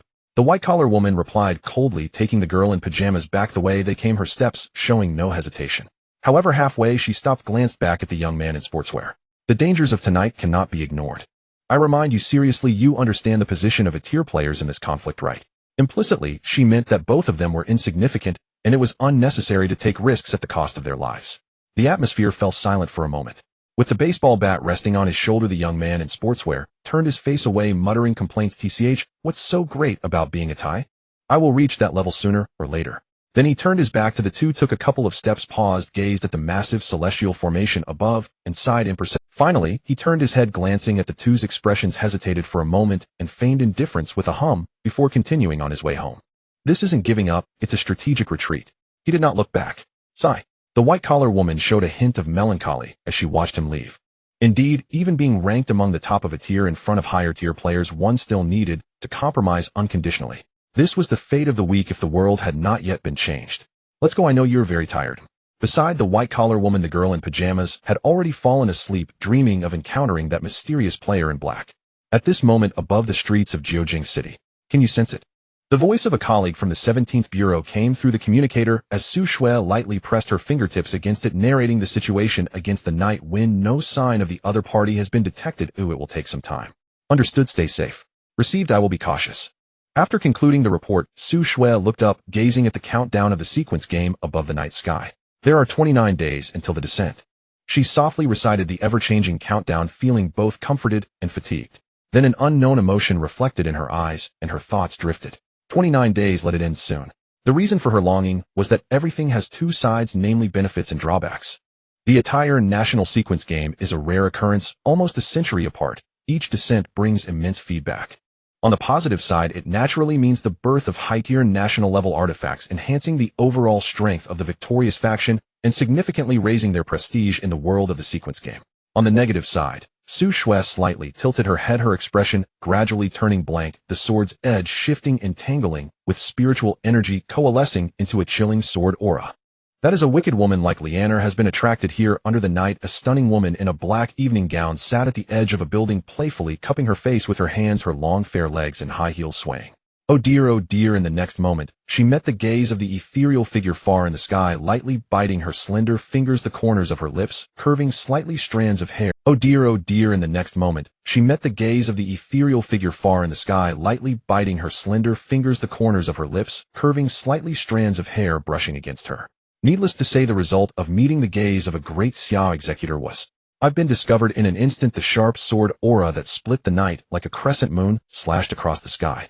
The 11th seat of Eternal Night unhurriedly stood up, blinked her purple eyes at the opponent, and made a cute expression, even though she was already over 100 years old. Then, dragging the discarded purple crystal scythe, her figure gradually faded into reality, ultimately disappearing like a specter. I did it on purpose. The sword aura swept past the distance, leaving only this statement and the lingering scent of the wicked woman. In the undeveloped area of Jiujing City in the Riverside region, where there was no way to retreat, the scar-dyed man calmly locked onto an tier player. There is no need for useless fleeing, you just accept the fate of the weak eating the strong. In the area governed by the 17th Bureau, patrollers will arrive shortly. The scar-dyed man with a half-smile cast a disdainful glance at the massive celestial formation in the night sky behind him, then turned back saying, "You mean the Then he sneered, "Ha, don't joke around." "What do you mean?" The Etir player narrowed his eyes, pulling out a talisman from behind. The 17th Bureau is too busy dealing with the big shots invading Jiujing City. The personnel in the undeveloped area have long been redeployed, do you think? Compared to the undeveloped area, the price of invasion in the city was far more severe. The 17th Bureau would have no energy left to care about the disputes of order. Then the moment the words fell, a detonating talisman shot over like a dart, the runes glowing. So, the scar-dyed man sidestepped to avoid the counterattack. The detonating talisman exploded in the air, creating a gust of wind pressure that billowed against the scar-dyed man's coat, making the edges flutter. If you want to blame someone, blame this world of the weak eating the strong. The crimson energy filled the right arm's armor. The scar-dyed man squinted his eyes, about to unleash the charged energy blast ready to end his opponent's life. Just then an untimely voice rang out. "Good evening." "Who?" The scar-dyed man suddenly changed his target, shifting his handheld cannon. There beside the dimly lit street, a mysterious player in a long black coat gazed contemplatively at the massive celestial formation above the night, then lightly turned his gaze. "Just a passing hunter." Bai Yu met his gaze, revealing a disdainful expression. "Sorry, your game is over." "Apologies, your game ends here." The moment these mundane words fell, the scar-dyed man's psychological shadow was immediately dominated. Immediately after, an incredibly sharp shadow dart pierced through his chest. The thud of blood flowed from his outer garment to the ground, staining it. The scar-dyed man looked down at his chest in disbelief, his pupils unfocused, staggering slightly. Seizing the opportunity, the rank player swiftly retreated, leaving only Bai Yu and the scar-dyed man. Even after confirming that he had pierced his opponent's heart, Bai Yu did not let his guard down, consuming more spiritual energy to control the man's psychological shadow. He then raised his hand, and 9 shadow spikes emerged around him, locking down all possible escape routes like fangs. "Pierce." With a command following the motion of his hand, the shadow spikes from all directions pierced the scar-dyed man in 9 places, directly extinguishing his life force. Like a puppet being controlled, the scar-dyed man was lifted into the air by the spikes. His arms fell limply, blood cascading along the spikes and pooling in the crowd. However, the scar-dyed man still did not die. While letting out a feeble laugh, he slowly raised his hand, and a syringe appeared in his palm out of thin air.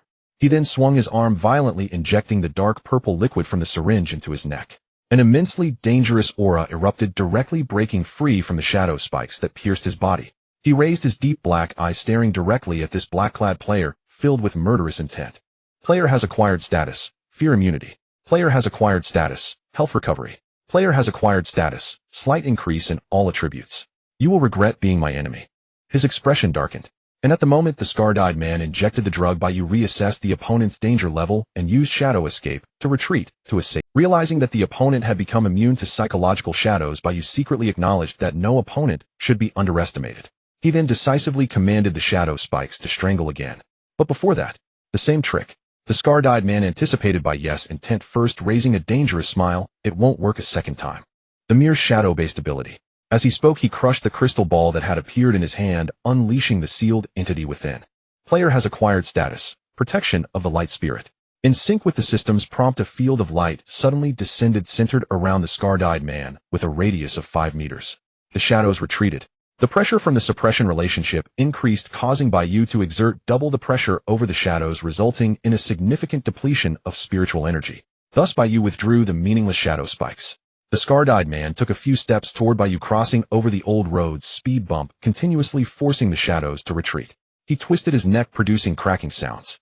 The Wasteland Tech arm on his right expelled scorching exhaust, crimson energy flowing along its patterns. Clearly he had fully recovered from the earlier penetrating attack. "You have quite a few hidden cards." In the realm of acute senses, Bai Yu sighed lightly, and then fearlessly met his gaze. Truly, as a drank player, he was indeed somewhat troublesome to deal with. "However, it seems you have something to say." Bai Yu flicked out a sharp shadow blade with his right arm. It was merely a bit of trouble after all. The first phase of the confrontation had concluded. No matter how one analyzed it, it was clear that the scar-dyed man held the advantage, thus granting him the qualification to interrogate. "My name is Li Luoshan." The scar-dyed man raised his tech arm, pointing it at Bai Yu. "I am one who lurks in the night, hunting players." Regarding the self-proclaimed words of the weathered man before him, Bai Yu searched for a flaw, while responding casually, and then. Li Luoshan tilted his head slightly, his expression turning cold. "I have no obligation to answer the questions of the dead." In an instant, crimson energy erupted violently, unleashing a destructive light bullet that tore through the air aimed straight at Bai Yu's life. "Oh," Bai Yu coldly replied, diving into the shadows and leisurely dodging the attack. In the realm of acute senses, any conventional attack method was Bai Yu could always take evasive action first. As he dodged, the traffic sign behind him became a scapegoat blasted into a hollow by the crimson energy bullet. The damaged speed limit sign, the whispering evening breeze, the distant sound of rushing vehicles. The scene became somewhat oppressive with the streetlights flickering. As he observed Bai Yu effortlessly dodging the attack, Li Luoshan furrowed his brow. The weapon expelled exhaust energy accumulating, and then it fired again. The crimson attack pierced the night, creating a chilling wind pressure. Boom. The tremendous recoil caused Li Luoshan to stagger slightly, making his breathing momentarily heavy. Naturally, this attack was still easily evaded by Bai Yu. He melded into the shadows beneath him, and then emerged from another shadow. The street trees rustled. Bai Yu's left hand was tucked into the outer pocket of his coat, as he watched the shadow blade entangled in his right hand with great interest. He simply made an evaluation. Your attack lacks speed. Mode 2. Ignoring Bai Yu's evaluation, Li Luoshan whispered coldly. The next moment, the tech arms cannon opened up, releasing high-temperature gas and revealing the menacing structure of multiple gun barrels inside. "What rank are you?" He furrowed his brow and asked in a deep voice, clearly the aura of an A-rank player, yet possessing the reaction capabilities of a higher-ranked player. It was a well-known fact that the system only granted players one ability with no exceptions. If one could control shadows, then it was impossible to possess extraordinary perception. The most likely possibility was that the opponent was a higher-ranked player disguising their strength. Regarding Li Luoshan's question, Bai Yu simply responded with an inscrutable smile, "What do you think?"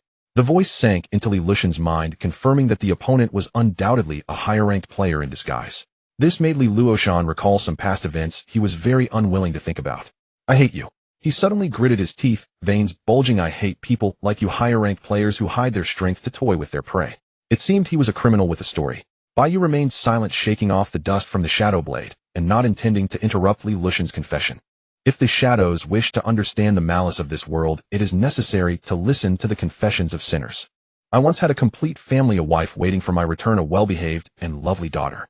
Li Luoshan's eyes were filled with cold light. Each word he spoke suppressing his hatred, while the mechanical structure of his right arm's tech armor began to operate. "But it was precisely because of people like you." He hesitated. A second passed, and Li Luoshan suddenly felt relieved again, speaking in a self-deprecating tone. "Yes. This is a world where the weak are preyed upon by the strong. I should have realized that long ago." "So you want to change the world?" Bai Yu tried to understand him. "Change the world? What foolish talk."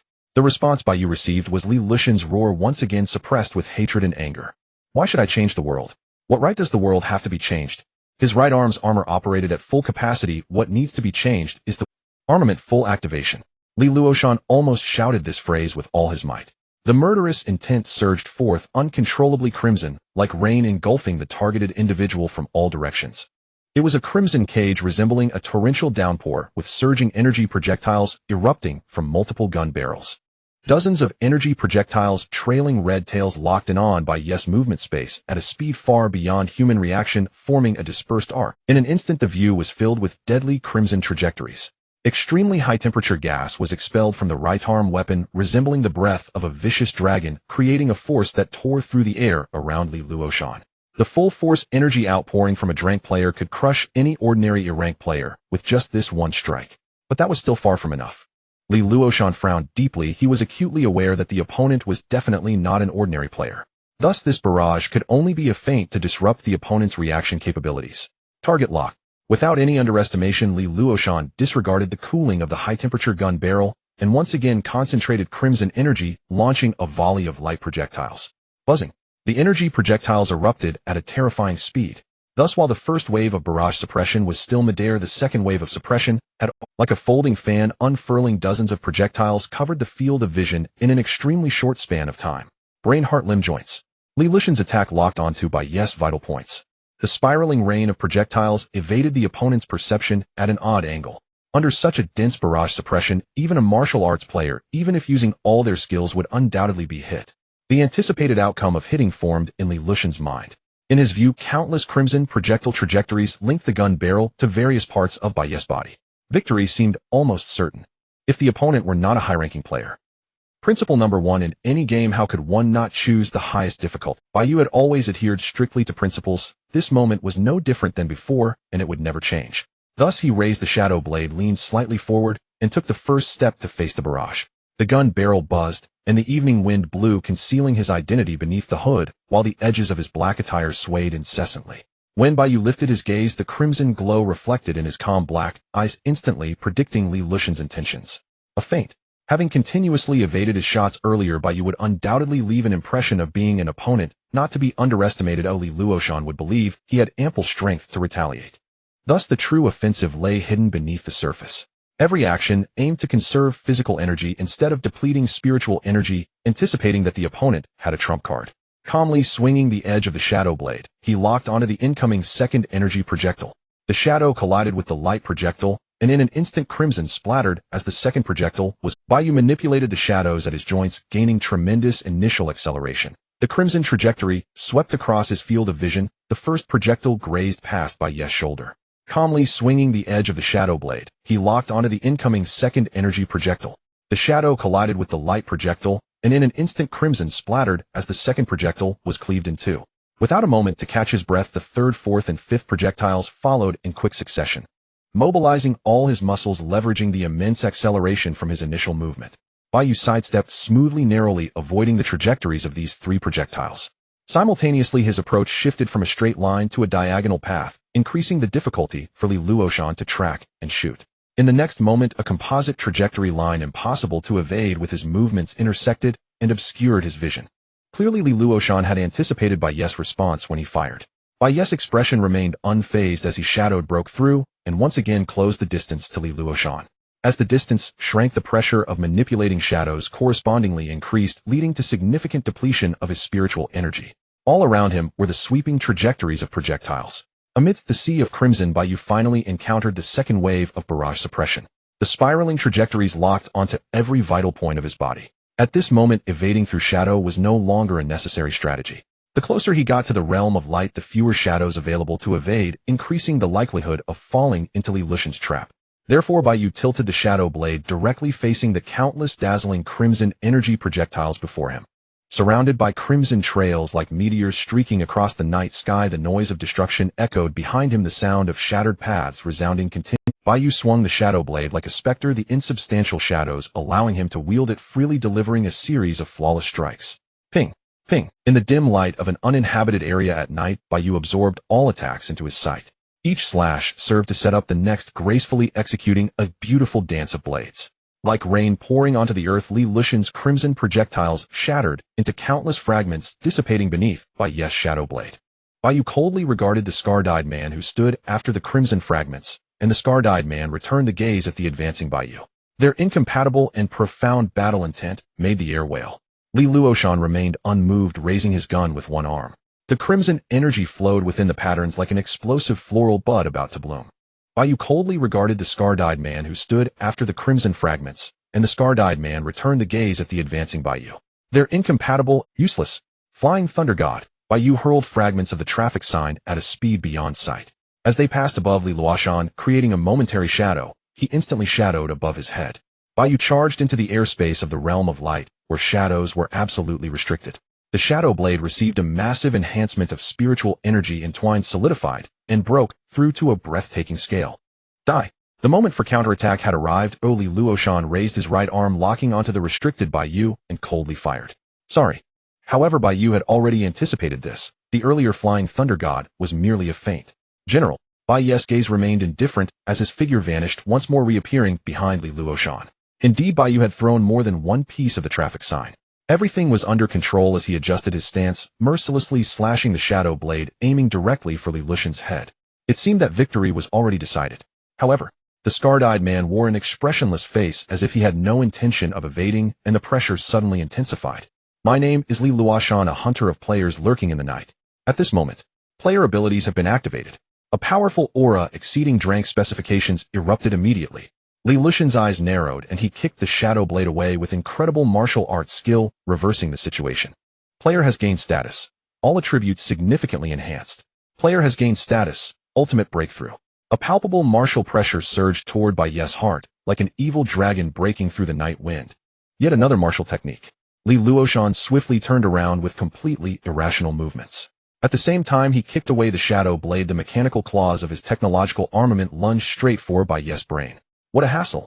Bai Yu immediately reacted, decisively abandoning the shadow blade that had been kicked away. In the moment he was about to be captured, he activated Shadow Escape, retreating several dozen meters.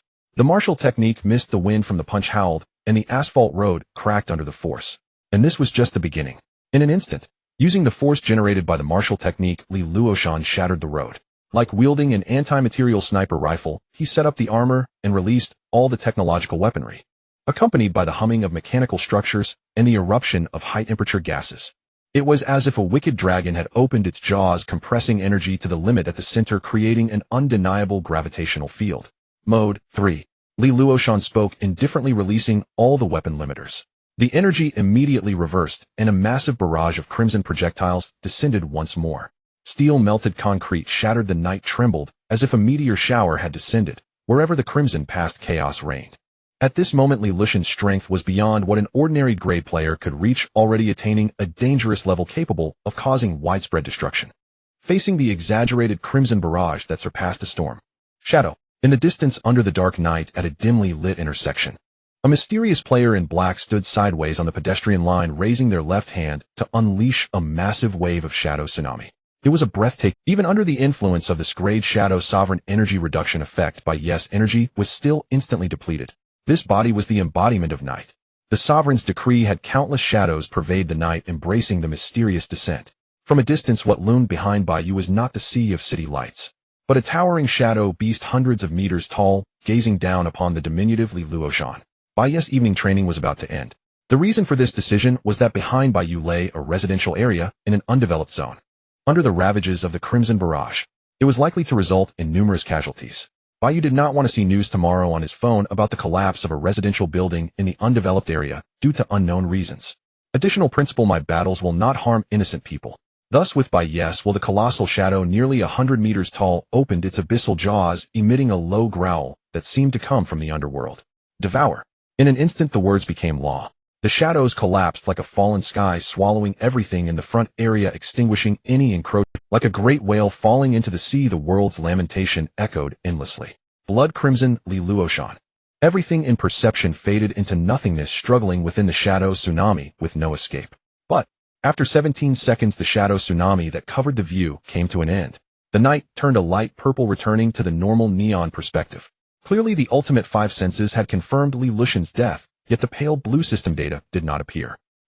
In the depths of darkness, Li Luoshan remained calm, exhaling a deep breath as if his soul were dissipating, then lifting his scarred eye like a corpse.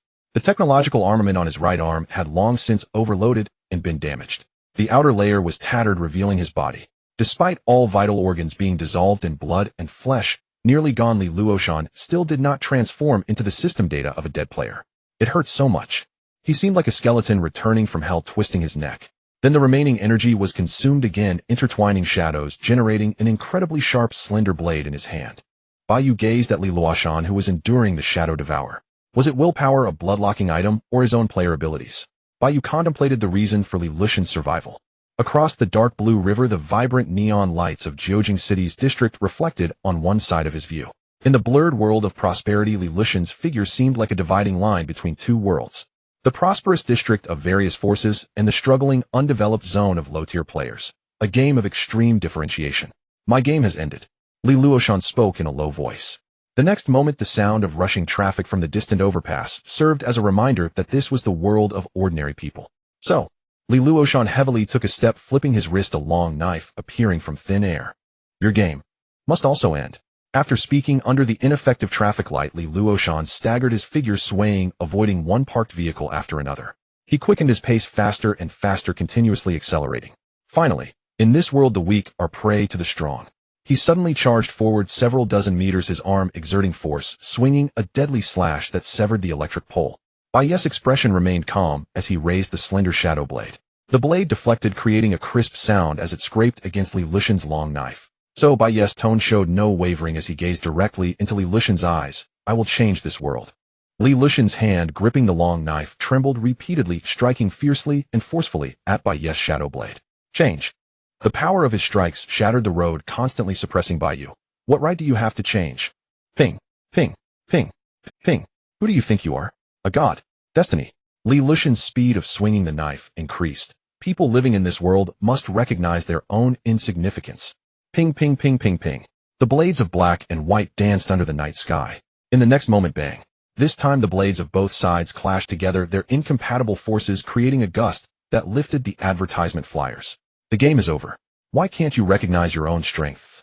Bai Yu, having already predicted the outcome, inserted one hand into his coat pocket, effortlessly raising the shadow blade, while calmly questioning. You are the one who is insignificant.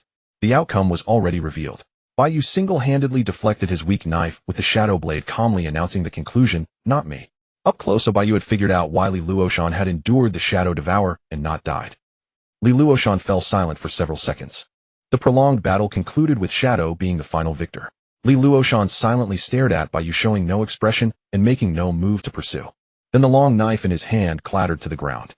He finally could not hold on any longer, returning to death. His body transformed into pale blue system data, dissipating into the void with the wind.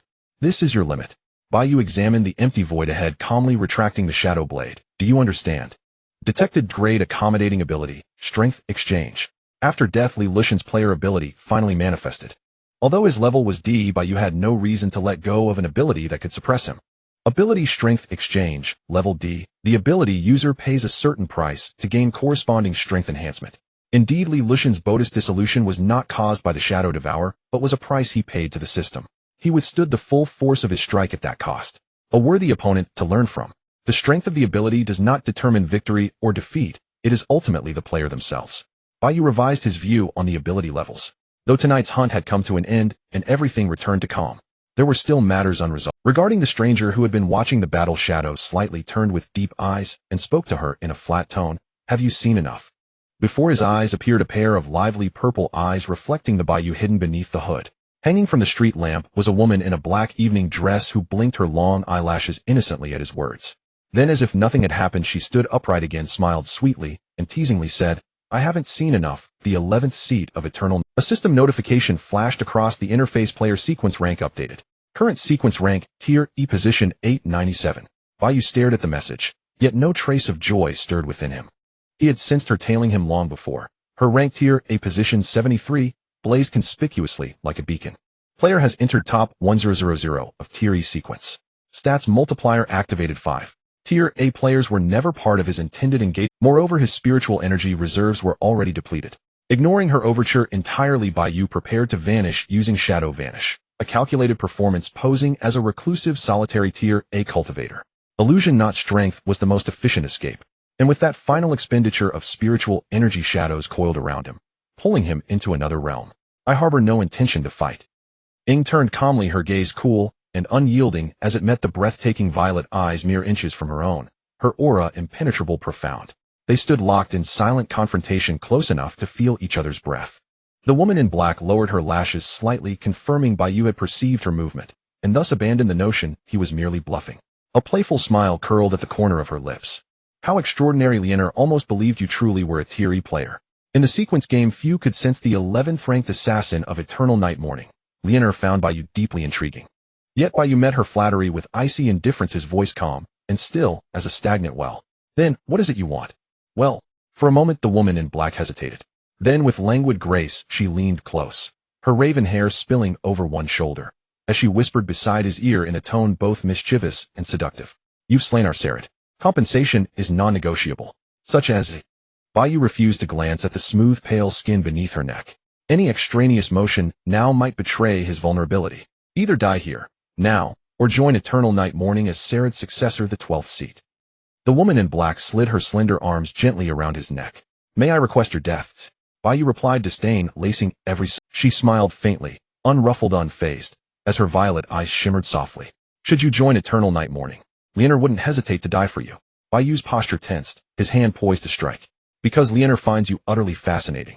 Her fingers traced a teasing path across his chest. Who could resist such a mysterious, formidable consort? Statistical substitution activated. The interface materialized before his vision. Without expression, Bai Yu paid the cost a permanent reduction of 1 point from his maximum stamina reserve. His near-depleted spiritual energy flickered back, just enough to wield Shadow Blade and Shadow Vanish a few more times. Status duration remaining 3,599 seconds. 1 point of stamina permanently forfeited for an hour-long power enhancement. Was this the inherent limitation of a Class D ability? Bai Yu knew such reflection could wait. In the next instant, surrounding shadows surged to life, writhing, coalescing around his right hand into a slender, tumter-long blade that pierced the air with a sharp, hollow hiss. Simultaneously, the woman in black playfully deflected his shadow blade, as if coaxing a petulant child, then rested her chin lightly upon his shoulder, breathing in his scent with quiet delight. Don't we make a perfect pair? Her soft, silken bosom pressed gently against him. Bai Yu remained silent, not only to preserve his aloof, enigmatic persona, but also because this woman left him utterly speechless. Objectively speaking, she was stunning, skin like fine porcelain, warmth and fragrance like polished jade, rivaling even Su Shui in beauty. Seeing the mysterious cloaked player remain unmoved, the woman in black grew even more captivated, her lavender eyes glimmering with quiet intensity. Look, we both have two eyes, one nose, one mouth, identical in form. Do you favor black? Coincidentally, Lianer adores purple, and black too. Surely that qualifies as shared affinity. And Lianer is female, you are male, by natural law destined to be matched. Has anyone ever told you talk too much? Correct guess. You see, we're truly. Ing. Before the woman in black could finish, a voice, crystal clear, emotionless, cut through the night. Qingxian stood poised atop a lamppost, her 3-foot spirit sword gleaming with frost-laced light. Tier A, position 91.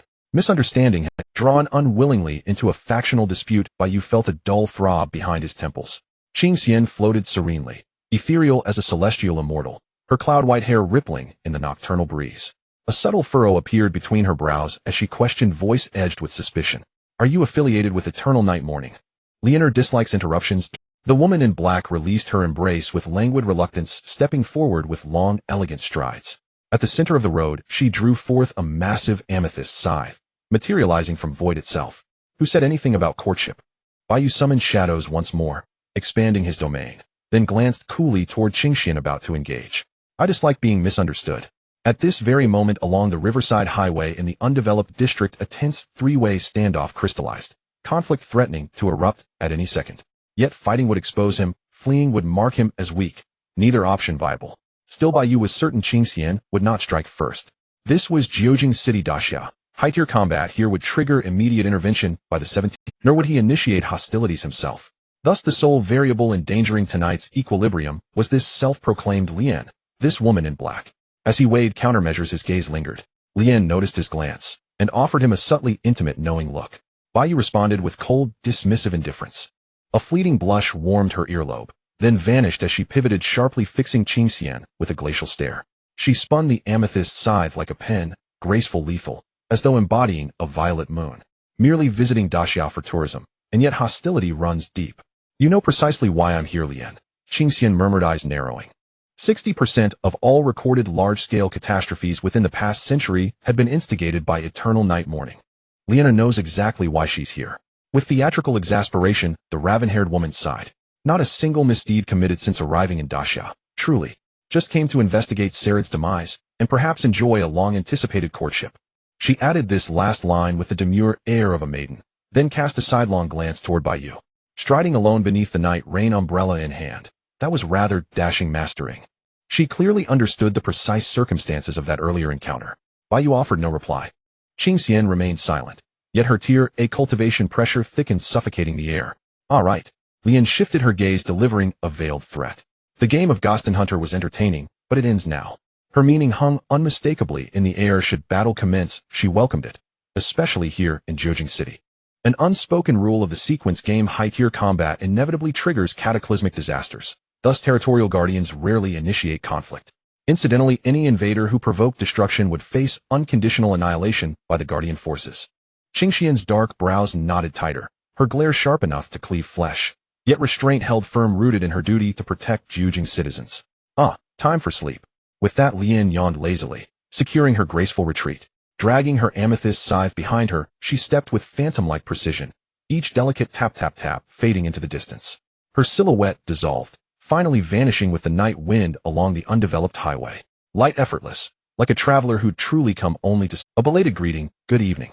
After watching Lian depart, Bai Yu slipped his hands into the pockets of his black greatcoat, his peripheral gaze lingering on Qingxian, as inscrutable as their first meeting. Now, only Ying and Qingxian remained facing one another in silent, unbroken equilibrium. In the undeveloped area at night, while it may not be bustling, there are still a few vehicles passing by, creating a gust of wind by my side. Riverbank.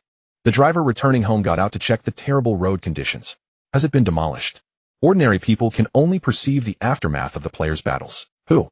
In the undeveloped area at night, while it may not be bustling, there are still a few vehicles passing by, creating a gust of wind by my side. Riverbank.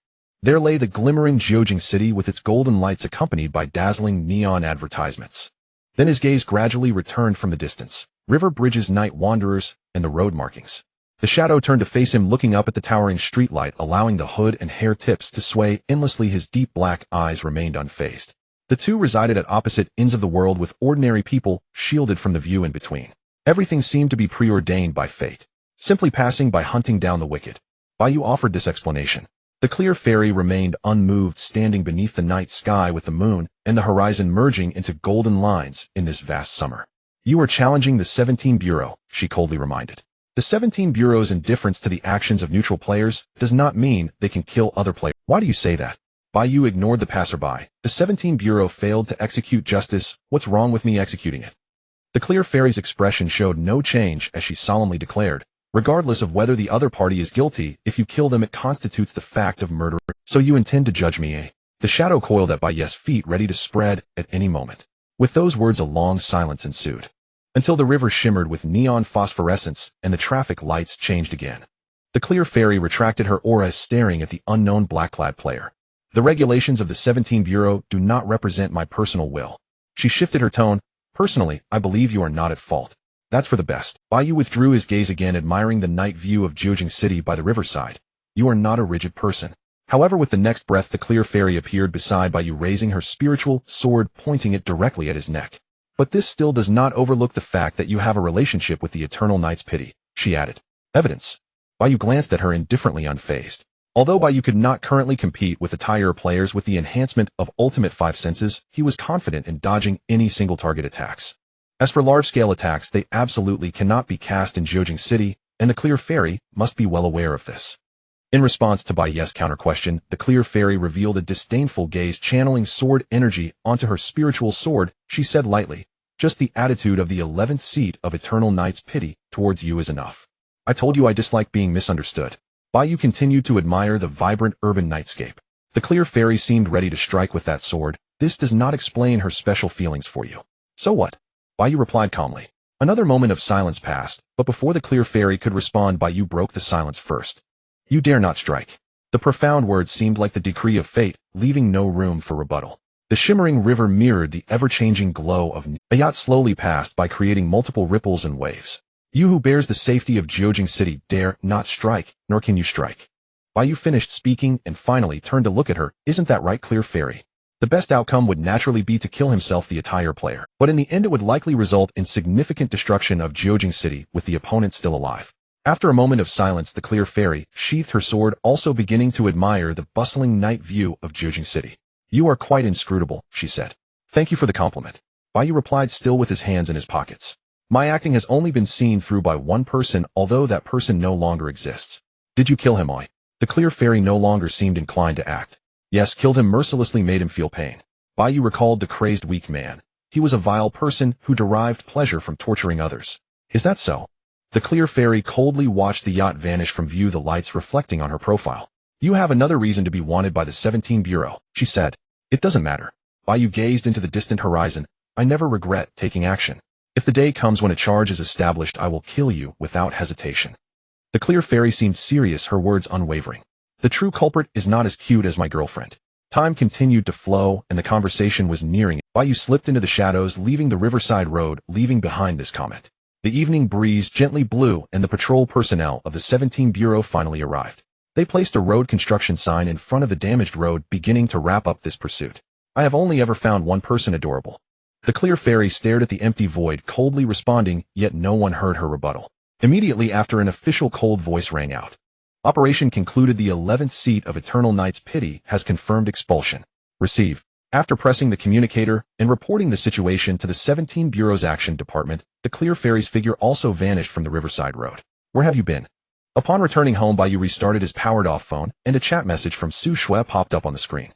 Without the need to say, Bai Yu and Su Shui sensed that they were both players, so they were both hiding their identities, waiting for the right moment to reveal it. To marry Bai Yu when she reaches the forefront of the Attire sequence, achieving both career and strength. That was Su Shui's thought. To commit evil every day.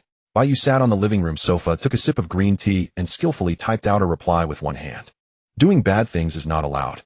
Cute girl warning, Su Shui replied in seconds, also sending a trending anime sticker. For some it's a bad thing, for others it can be a good thing. Good and bad are constantly interchangeable. A long message popped up under Bai Yu's avatar, and Su Shui puffed up her fair, delicate cheeks in front of the screen. So is it a good thing or a bad thing, as she asked. Bai Yu smiled and replied, guess. Not guessing. Su Shui huffed.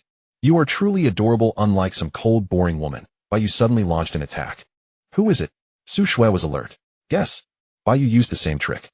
Not guessing. The cute girl doesn't want to pay attention to you. Su Shui sent this message, then threw her phone aside, looking at the neon-colored night outside, as if she really wasn't paying attention to Bai Yu anymore. Then that's a good night.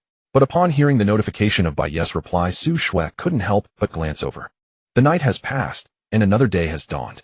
The air in Jiujing City is fresh, with a spectacular sword scar etched across the white clouds in the clear blue sky. Today is Sunday, the last day of the students' weekend holiday, signaling that classes will resume the next day. However, Bai Yu no longer needs to consider such matters. 3 years ago, he graduated early from Jiujing University with outstanding grades, leading a dull life devoid of any goals for struggle. Without the presence of the Bai family's elders or juniors, and lacking any social interactions, he is only accompanied by a cold, hefty number. Life can easily become boring. The sky is bright blue and clear, with the tender leaves of trees shimmering in the light. During breakfast, Bai Yu, having shaken off the fatigue of last night, brings the century egg and lean meat congee to the wooden table in the living room. Sitting in a comfortable armchair, he casts a sidelong glance at the morning lights streaming through the floor-to-ceiling windows of the living room. The dazzling neon lights from last night have long vanished, leaving behind only the simple outlines of modern scenery. His fingertips glide across the screen of his phone as Bai Yu swipes away a news notification titled, Notice. Jiujing City undeveloped area to be replanned. He clicks on the video titled, Kamen Rider Gazer Combat Personal Showcase Highlights. When the three characters can't play, fixing bugs ratings appear. Bai Yu admits the story from the East is quite interesting. However, as intriguing as it is, Bai Yu recalls his experience participating in the sequence game, realizing that there seems to be some underlying pattern. Setting aside the regional supernatural systems, it appears that the players from the Great Summer are all from the Great Summer Legend system, and he has yet to encounter a player who, at least in that A-tier sequence game, Bai Yu indeed did not meet any players from the Magic system. Different continents have different ecosystems, much like how in Antarctica and Australia a penguin boy would never dream of a kangaroo senior. Does the sequence game also have something akin to a player ecosystem? Bai Yu shifts his attention back to Kamen Rider Gazer Combat Personal Showcase Highlights. Since the legends of cultivation, martial arts, and monsters from the Great Summer have successfully materialized, then there is no reason for the urban legends of the East not to exist. Ghouls on Myoji, devil fruits. Tailed beast Jinchuriki. With these thoughts, he continues to delve deeper. So does the strength of different regional powers and player systems in the sequence game reflect the popularity of real-world legends to some extent? Or rather, does the emergence of various player ability systems align with the timeline of legends being born in reality? Forget it. Bai Yu exits the video interface. As these matters are currently unprovable, he does not ponder them for too long. Instead, he picks up a spoon and leisurely savors the century egg and lean meat congee. The breakfast he made himself tastes better than any food, providing a surge of accomplishment. Of course, this is purely a psychological effect. After finishing breakfast, he tidies the living room for half an hour, browses the internet for an hour, and then feels bored. The second Dullard Cup offline PK competition is underway. Who will be? Suddenly, the homepage pushes a live stream preview of an offline gaming competition conveniently held in Jiujing City. Sunday, huh? Bai Yu sighs slightly and puts away his phone. Returning to his bedroom, he changes into a casual jacket and dons Su Shui's black duckbill. Then he closes the wardrobe and heads back to the front door. The number 1 player in the national server applies to participate. Bai Yu puts his keys in his pocket, briefly glances back at the living room, and then steps outside. Creak. The front door closes gently and locks softly. Hello, dear viewers. Welcome to the live broadcast of the second Super Invincible Passionate Dullard Championship. The first floor of the shopping center in Linggu District. The commentator finishes an exaggerated entrance move and stands on a makeshift stage. Behind him is a giant screen broadcasting the match between competitors. A large crowd has gathered. Not only on the first floor, but even those on the second floor are leaning over the railing, curiously watching the competition. 8 competitors have defeated their respective opponents in the online group stage, advancing to the finals. Representing the pinnacle of current Dullard technology. The commentator gestures dramatically. The competition screen displays the game avatars of the 8 competitors, each with a different style. So today the 8 competitors will compete here to determine the final champion. They are. At this moment, the competitors begin to take the stage one by one, stirring excitement among the crowd. Among those present are many loyal fans of the dullard, and as the skilled players appear one after another on the leaderboard, applause erupts. And this dark horse competitor from the east, Fujitani Nika. As the words drop, a middle-aged man in a brown coat slowly walks onto the stage. His hair is somewhat messy, and he has heavy dark circles under his eyes suggesting he hasn't had a good night's sleep. Feel the blade of the dragon god. There's an old saying in the great summer. Those who know the times are heroes. Moshi moshi. Well, good morning, everyone. In response to the murmurs from the audience below, Fujitani Nika simply greets them in halting Chinese. Then he yawns and slowly steps down from the stage. The commentator watches Fujitani Nika leave the stage, his enthusiasm undiminished as he retrieves 2 players' game ID cards from the drawing box. Alright, the competitors for the second Super Invincible Passionate Dullard Championship are all set. Now the first group duel is, I'm sleepy. 3 hours of sleep is still not enough. Fujitani Nika mutters to himself, his back exuding a sense of despair. The first breakthrough player from the Tumble Garden, Yo Tutu versus Bald Boy from Bear Ridge. The commentator announces with a booming voice. Good. The audience on both the first and second floors of the shopping center erupts in enthusiastic cheers. I'm so tired. 3 hours of sleep is still not enough. Bai Yu silently translates Fujitani Nika's words. The lifestyle habits of office workers in the East are indeed concerning. Is this the reality of their corporate slaves? After seeing the preview of the competition live stream on his phone, Bai Yu spent half an hour and made it just in time for the official start of the match. At this moment, he is leaning over the railing on the second floor, observing the 8 final competitors. The last segment of the competition allows the audience to challenge. Bai Yu came specifically because he knew about this segment. Masters always yearn to meet worthy opponents. Before becoming a player in the sequence game, Bai Yu had already topped the leaderboards of various competitive games after graduating early. Because life in reality is truly dull. Perhaps it is due to his personal talent, Bai Yu has never lost in games. He always fills out the official game survey saying very easy. But even if the game developers do increase the difficulty, Bai Yu still breezes through, which prevents him from experiencing the joy of gaming. A person who has never experienced failure lives a relatively failed life. In the spacious and bright second floor of the modern shopping center, the usual crowd flows in and out, yet Bai Yu is lost in thought. I feel like I just said something pointless, yet it also seems not pointless.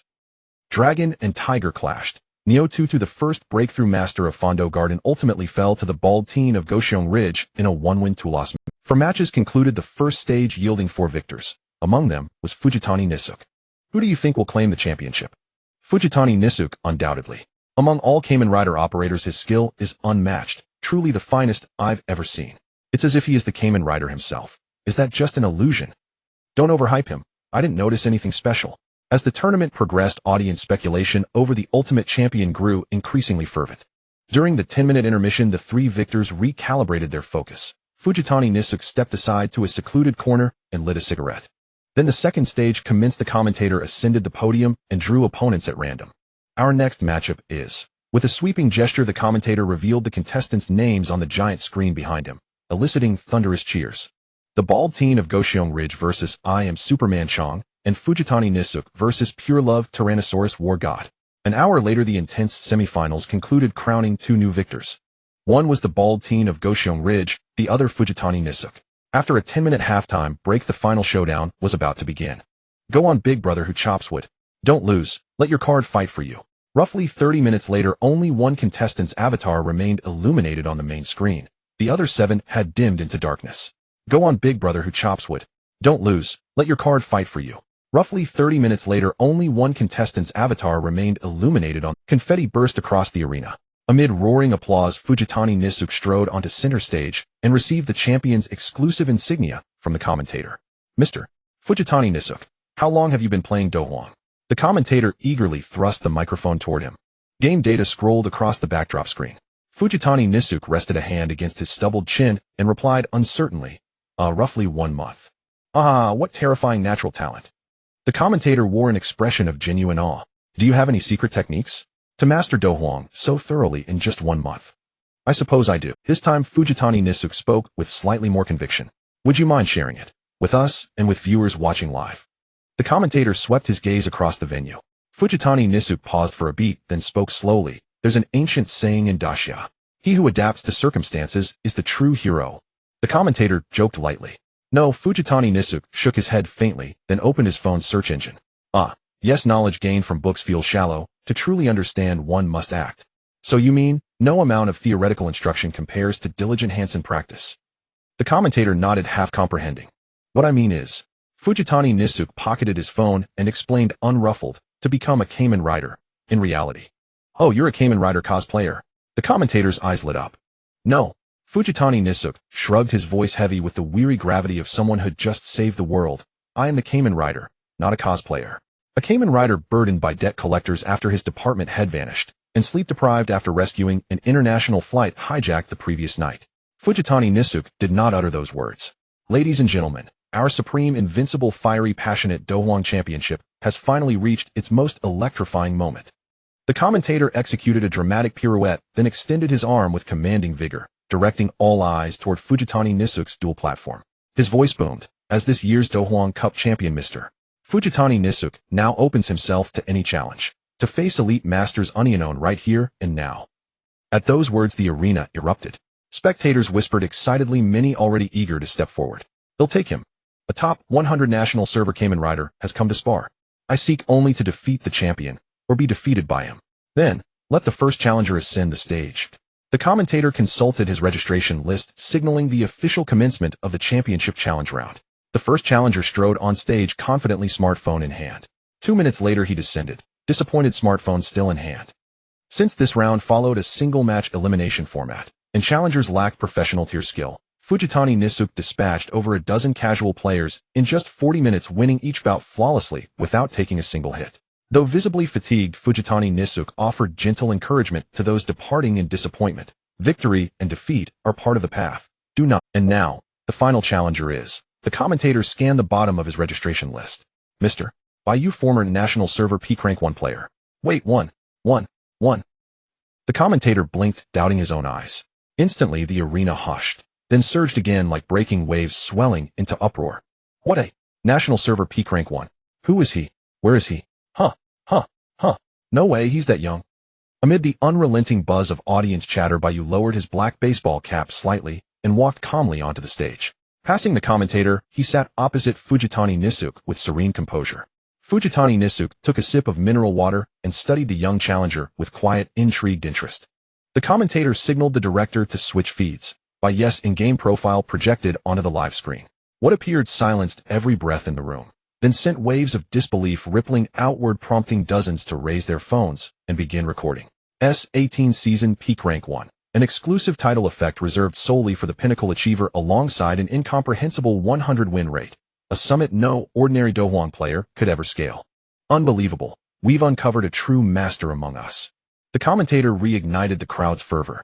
It seems Mr. Fujitani Nisuk has finally met his match.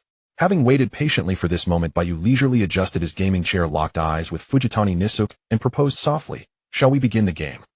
News spread like wildfire, through the shopping mall and across the internet, that a former P-Crank 1 casual player had challenged the Dohwang Cup champion. Many spectators had already left after the finals rushed back. Consequently, both the first and second tiers of the venue filled completely. Spectators raised their phones high, capturing the legendary clash amid deafening cheer. Fujitani Nisuk grasped Bai Yu's intent instantly. A faint smile curved his lips. He straightened his posture, shedding his earlier weariness, eyes alight with anticipation. Very well, let us begin the game. Entering the character selection interface, Bai Yu gently touched the phone screen and chose Shadow Assassin. Fujitani Nishiyuki, without hesitation, selected Kamen. Kamen Rider himself is coming to fight you. Be careful, young man. Fujitani Nishiyuki's gaze remained fixed on the phone screen. Yeah, I will be cautious. Bai Yu's eyes also remained on the phone screen. Also, your gaming style is quite easy to analyze. You should pay attention to that. After selecting their characters, they entered the scene loading interface, both choosing classic character skins. Oh, young man, you have quite a strong sense of pressure. Fujitani Nishiyuki raised his eyelids, unsurprised that his gaming style had been grasped. Bai Yu smiled wryly in his heart, slightly shifting his gaze, speaking in a bland tone. You can't say that it would be embarrassing if I lost in the end. Haha. Fujitani Nishiyuki withdrew his gaze. That's true.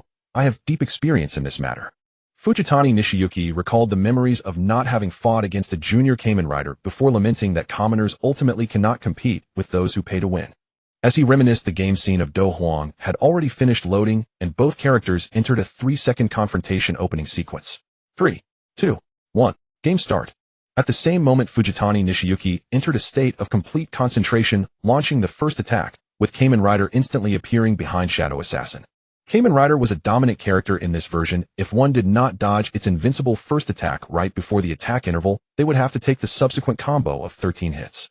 Bai Yu always enjoyed playing games with full effort, so he silently activated Ultimate 5 Senses, causing Kamen Rider's instant attack to feel as slow as a snake. As a sequential gamer, how could this be called cheating? With 3 fingers, Bai Yu executed a high-difficulty assassination technique at a speed unimaginable to ordinary people. Shadow Assassin vanished into the shadows, dodging the first attack, while slashing out a shadow blade. Galaxy Light Destruction Fist. Kamen Rider's invincible first attack missed, and its health dropped by 1/10. Fujitani Nishiyuki instinctively exclaimed, "Oh." He then maneuvered Kamen Rider to leap to a safe area above casually, saying not bad. Bai Yu did not respond, merely controlling Shadow Assassin to keep advancing towards the upper area steadily, closing the distance to Kamen Rider. Kamen Rider activated a charge technique, delivering a flying kick that covered 1/3 of the screen. Shadow Assassin used a substitution technique to avoid the flying kick, and then threw out a Shadow Spike for a counterattack. Kamen Rider immediately blocked, suffering only a slight decrease in health. Shadow Assassin performed repeated side jumps, creating afterimages. Kamen Rider unleashed a finishing move, and the ultimate animation began to play. Just as it ended, a punch was thrown towards Shadow Assassin. Shadow Assassin vanished into the shadows, evading the instant attack. Then Kamen Rider executed 4 consecutive instant punches, while Shadow Assassin also dodged into the shadows 3 times. On the last occasion, there was no time to escape, so he activated the substitution technique to evade. It's time to end this. Kamen Rider's finishing move entered its final phase. Thus a real body and an afterimage appeared on either side of Shadow Assassin, delivering a powerful charged punch in an instant. Got it. Bai Yu evaded all finishing moves. It was now Shadow Assassin's turn to unleash a finishing move, as the ultimate animation began to play, dragging Kamen Rider into the shadows. Caught in the post-ultimate rigidity, Kamen Rider was repeatedly shredded by 16 shadow blades, and combined with the final shadow backlash, it directly entered a critical state. Fujitani Nishiyuki's brows tightened, hurriedly controlling Kamen Rider to retreat to a safe area, searching for Bai Yu's flaw. However, the game had already ended at this point. Bai Yu was not going to reveal any flaws. So 3 minutes later, it was Fujitani Nishiyuki who was caught off guard, taken down by Bai Yu's standard attack combo, and the game transitioned to the results screen. Game over. Winner Shadow Assassin, 100. No damage. Fujitani Nishiyuki frustratedly set down his phone, leaning back in the esports chair with a bitter smile. What the? Is this the level of the top in Dacia? An exciting match. Bai Yu also put down his phone, letting out a sigh of relief. Thank you for the match. After a brief moment of melancholy, Fujitani Nishiyuki seemed to come to terms with it, returning to his usual state of dejection. He straightened his posture and faced Bai Yu, saying, "Let me reintroduce myself. My name is Fujitani Nishiyuki. It's a pleasure to meet you. How about adding each other as friends? My name is Bai Yu. Likewise, a pleasure to meet you." Bai Yu adjusted his cap, his smile confident. Thus in Bai Yu's friend interface above Princess Su Shui, an icon of Fujitani Nishiyuki, looking gloomy while smoking, appeared. No need to be so formal. In a high-end self-service barbecue restaurant in Lingu District, Bai Yu was forcefully invited by Fujitani Nishiyuki to a meal, and he let out a helpless sigh. Not only because the food costs at this restaurant were high, but also, "It's fine, I'll treat." Fujitani Nishiyuki crossed his arms, his tone low. Seeing his heavy dark circles and a look of needing sleep, Bai Yu felt uneasy. "If you're sleep deprived, you should go back and catch up on sleep." Bai Yu stared at Fujitani Nishiyuki with a serious gaze. "Don't worry, I'm fine," he asserted. "It's just a lack of sleep, nothing to." "Hello, may I?" At this moment, the waitress approached. "Really fine," Bai Yu confirmed one last time. Fujitani Nishiyuki closed his eyes and solemnly reiterated, "I will be." Bai Yu took a second to glance through the menu, considering the most economical ingredient options, finally ordering. Bai Yu took a second to glance through the menu, considering the most economical ingredient options, finally ordering a self-service barbecue set for 2. "All right." The waitress sighed in relief, noting it down in her booklet. "One self-service barbecue set for 2. Also 5 cans of Red Island beer, arigato." Fujitani Nishiyuki added, while subconsciously speaking in Japanese. "If you're tired, just go to sleep." Talking is a blur. Bai Yu didn't voice this thought. After confirming the order, the waitress simply said, "Please wait a moment," and left with a professional demeanor. "I just arrived in Dachau. I haven't tasted Dachau beer yet." Fujitani Nishiyuki spoke with his eyes closed. "So you're not a permanent resident of Jiujing City?" Bai Yu briefly admired the menu on the table, intending to continue this topic of conversation, but found Fujitani Nishiyuki maintaining his closed-eye posture with crossed arms, remaining silent for a long while. So Bai Yu tentatively asked Fujitani Nishiyuki, This traveler from the east quietly fell asleep. "Hello, one self-service barbecue set, for 2 please." The waitress placed a plate of freshly sliced ingredients and 5 cans of Red Island beer on the table, bowed slightly, and then turned to leave. The barbecue grill in the center of the table was perfectly heated, and Bai Yu leisurely placed the ingredients on it. The plate was filled with a variety of items. Not only were there chicken, lamb, seafood, and premium pork belly, but also a full assortment of vegetables, such as corn, cauliflower, and bell peppers. The serving time is really... Hearing the sizzling sound of the barbecue, Tengu Nico woke up naturally. Let me take a look. While admiring the ingredients, he picked up his phone and directly paid the restaurant, though his movements were still a bit awkward. You've treated me well. Bai Yu rested his chin on his hand and sighed lightly. You're treating me to barbecue on our first meeting. Ha ha ha, young man. After completing the payment, Tengu Nika laughed heartily. According to the customs from my side, you'll have to treat me to 2 meals after this. That's hitting 2 birds with 1 stone. That's not how you use hitting 2 birds with 1 stone. Bai Yu chuckled helplessly. This idiom means to achieve 2 benefits with 1 action. No worries, no worries. Tengu Nika picked up a can of Red Island beer. As long as the meaning is conveyed, isn't that enough for you to understand? The can of beer popped open. That's true. Bai Yu withdrew his gaze and flipped the ingredients on the grill one by one. Are you in Daxiao for business or travel? Tengu Nika took a refreshing sip of Red Island beer, exhaling deeply, and said leisurely, of course it's for travel. If I were in Daxiao for business, I would definitely quit my job. Oh, I've already quit. Bai Yu looked up at this and asked with concern, quit? Was it because of too much work pressure? You hit the nail on the head. Tengu Nika sighed helplessly. It's too competitive. I don't want to do it anymore. You have to persevere. Bai Yu picked up a piece of grilled meat and sprinkled some cumin powder on it. What are you planning to do next? Jobs are hard to find now. Relax, once I finish this gig I can basically just coast along. Tengu Nika also placed ingredients on the grill. Finish this gig. Bai Yu raised an eyebrow slightly. What are you planning to do? A salaryman from the east, in quitting his job, coming to Daxiao, and finishing a gig to just coast along. Bai Yu couldn't figure out what Tengu Nika was. Rob a bank. That shouldn't be possible. Isn't there a bank in Easting too? Noticing Bai Yu's strange gaze, Tengu Nika realized he had slipped up. He awkwardly chuckled twice, averted his gaze, and stammered an explanation. Ahaha. Well, I want to debut as an idol. Cough, cough, cough. Bai Yu nearly choked on the grilled meat. What nonsense. You want to debut as an idol? In a moment of desperation, Tengu Nika crossed his arms, bracing himself to continue explaining. Indeed, my concept is to have a shocking contrast. Bai Yu was rendered speechless, unsure of what to say. You see, a middle-aged salaryman, unkempt, a failed loser from Easting. He initially argued his case logically, but as he went on his voice grew softer and more melancholy. In the end, Tengu Nika fell silent like a broken puppet. He lay back on the fabric sofa, his face filled with negative energy. Tengu Nika emptied his mind, staring blankly at the ceiling tiredly, saying, I've lived a failed life. The ending particle is completely unnecessary. Bai Yu tried to take a light-hearted sip of water. Since you've set a goal, you must walk on steadfastly, though I don't believe you will succeed. Hearing Bai Yu's words, I can't do it anymore. Tengu Nika sighed as if his soul was dissipating. If only everyone in this world could just coast along. The world needs to change. Let me be the one. And just then a sizzling sound rang in his ears, and Bai Yu noticed something unusual. Nika, Tengu Nika. Your barbecue is burnt. Hey. Barbecue. Whose barbecue? My barbecue. Tengu Nika bent back like a spring, quickly grabbed the grilled meat with chopsticks, and stuffed it into his mouth, then shouted hot, and gulped a large mouthful of beer. A series of actions were smooth, as if he had muscle memory. Afterwards, burp. Tengu Nika leisurely brought over a new can of beer, seriously trying to salvage his image. Keeping a bit of charred flavor is essential. Only then can you truly know that you're eating grilled meat. Bai Yu didn't want to respond to him. Oh, this is nice. Tengu Nika picked up Bai Yu's grilled shrimp. The taste of the sea, I know. Eat slowly, just don't choke. Bai Yu meticulously handled the grilled meat. Mind your image. Because Bai Yu's grilling skills were excellent, mastering the heat of each ingredient perfectly, he was appointed as the exclusive griller by Tengu Nika midway. With such culinary skills, I acknowledge you. Tengu Nika said this. The barbecue sizzled with a fragrant aroma, and then a sudden gasp echoed from outside. Bai Yu and Tengu Nika turned their heads to look through the glass. They saw vehicles blatantly violating traffic rules speeding through the city. What are they doing? Is that a Daxiao specialty performance? Tengu Nika calmly sipped his beer and marveled. Pretty realistic, impressive. It shouldn't be a performance. Bai Yu pondered. A robbery.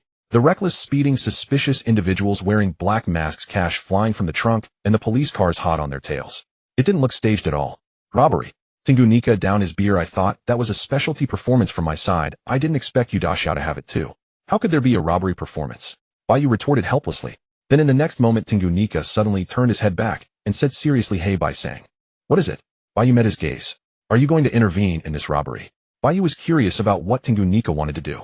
However, Tengu Nika's answer was, I have a craving for a smoke. I'm going to the restroom to smoke for a bit. Just like that. Oh, as he spoke, he got up with big strides and waved goodbye. Bai Yu, watching Tengu Nika walk toward the restroom, pulling out a cigarette box from his brown coat, confirming he would be gone for a while.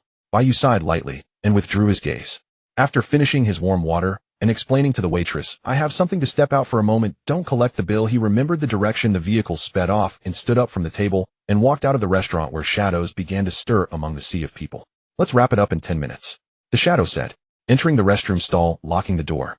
Tengu Nika, feeling slightly drowsy, sighed. and then took out his phone, skillfully placing it at his waistband. Henshin, with the deep words, falling pale blue system data. Well, there was no response at all. Tengu Nika looked at the transformation device in confusion. I took the wrong one. This isn't the transformation device. Cough, cough. Tengu Nika honestly put the phone back in his pocket, then focused his gaze, and with one hand shattered the void. Placing the Kamen Rider transformation device at his waistband, a faint aura of a rank began to emanate. He spoke solemnly, once more, Henshin. A multitude of pale blue system data enveloped Tengu Nika, manifesting into a magnificent and robust martial arts armor with black and gold accompanying him, and a long red scarf fluttering like a cape. The 62nd of a rank, the Kamen Rider of East, Ing makes his entrance. Chief Unit 17 is closing in. Accelerate. Full speed ahead. And on the bustling highway leading out of Jiujing City through Lingu District, a minivan roared forward at a wildly excessive velocity. What's all this barking for? Use your ability now? I floored the accelerator. And the leader, wearing black fishnet stockings over his head, wrestled the steering wheel as the aging minivan skidded violently through city streets. Indeed, every participant in this heist was a player of the sequence game, a hastily assembled squad of gamers. In wail, wail, wail, the flashing Redan blue sirens of official vehicles blazed relentlessly. Third and final warning: surrender immediately, or we will resort to forcible measures. Na man in official uniform amplified his voice across the scene. Third and final warning: surrender immediately, or we will resort to forcible measures. Na man in official uniform amplified his voice. Such extraordinary mobilization was warranted, for one reason alone: Artifact God of Wealth's New Year money. And the robber, wearing a Pikachu mask, gleefully rummaged through a sack of glowing banknotes, tossing them into the air inside the van as he exclaimed in whoosh, "After this job, we'll never need to work again, Chief. Chief, brace yourself. I'm about to activate my ability." And the robber, clad in an Ultraman mask, chanted incantations. "O wind steeped in irascibility by my authority, as master, take flight." Instantly, currents of wind converged upon the vehicle. The minivan shot forward like an arrow loosed from its bow, surpassing dozens of cars ahead, and cries of astonishment echoed in its wake. Whoosh! The wind howled clearly, in no gentle mood. In wail, wail, wail, the pursuit sirens of Unit 17 gradually faded, seemingly on the verge of being left behind. Never mind. The municipal damages will be reimbursed by logistics. And the inspector lowered his bullhorn and withdrew back through the window. He pointed ahead and commanded gravely, "Shaoli, where's your Italian tech armament? Fire now." And with that order issued an affirmative. A surveillance officer wearing mirrored sunglasses emerged from the sunroof of the patrol car, materializing a high-energy rifle, the weapon of a Technomancer-class player, and swiftly reoriented its barrel. The rifle locked onto the minivan, and the trigger was pulled, releasing a torrent of concentrated energy beams. In breaking news spread instantly online: major armed robbery in downtown. Authorities deploy lethal force. Cobalt blue energy beams rained down like storm-driven hail, converging upon the fleeing heist team. Meanwhile, glancing into the rearview mirror, the fishnet-masked driver smirked crookedly, twisted the wheel, and scoffed in true speed lies in cornering. Farewell, gentlemen. Under the wind's elemental surge, the minivan executed an impossible drift, slipping free of Unit 17's pursuit, and vanished into the narrow gap between two towering office buildings. Watching the pursuit teeter on failure, the inspector furrowed his brow, pressed his earpiece, and reported urgently in target confirmed, escaping into Sector 4. Request immediate reinforcement. Acknowledged. Encirclement formation underway. In bang, crash. In the minivan shattered through glass, launched airborne, then slammed back onto the asphalt of Lingu District's highway, shuddering violently as it sped onward. Ha ha ha, I did it. I actually pulled it off. And the Pikachu-masked robber raised both arms triumphantly from the rear seat, then exchanged a celebratory high-five with his Ultraman-masked comrade. Banknotes capable of self-replication. This truly is endless wealth. And the Ultraman-masked robber adjusted his helmet thoughtfully. Artifact God of Wealth's New Year money. In rank EN. Like age itself, your fortune grows slowly. Kneel and pay homage to the God of Wealth. How slow is slow? Does it double daily? In Bai Yu picked up a note of God of Wealth's New Year money, observing its opulent golden radiance with quiet curiosity.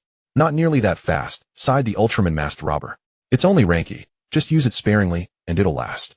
Exactly. And the Pikachu-masked robber crossed his arms and nodded emphatically. Be grateful it's only rank E.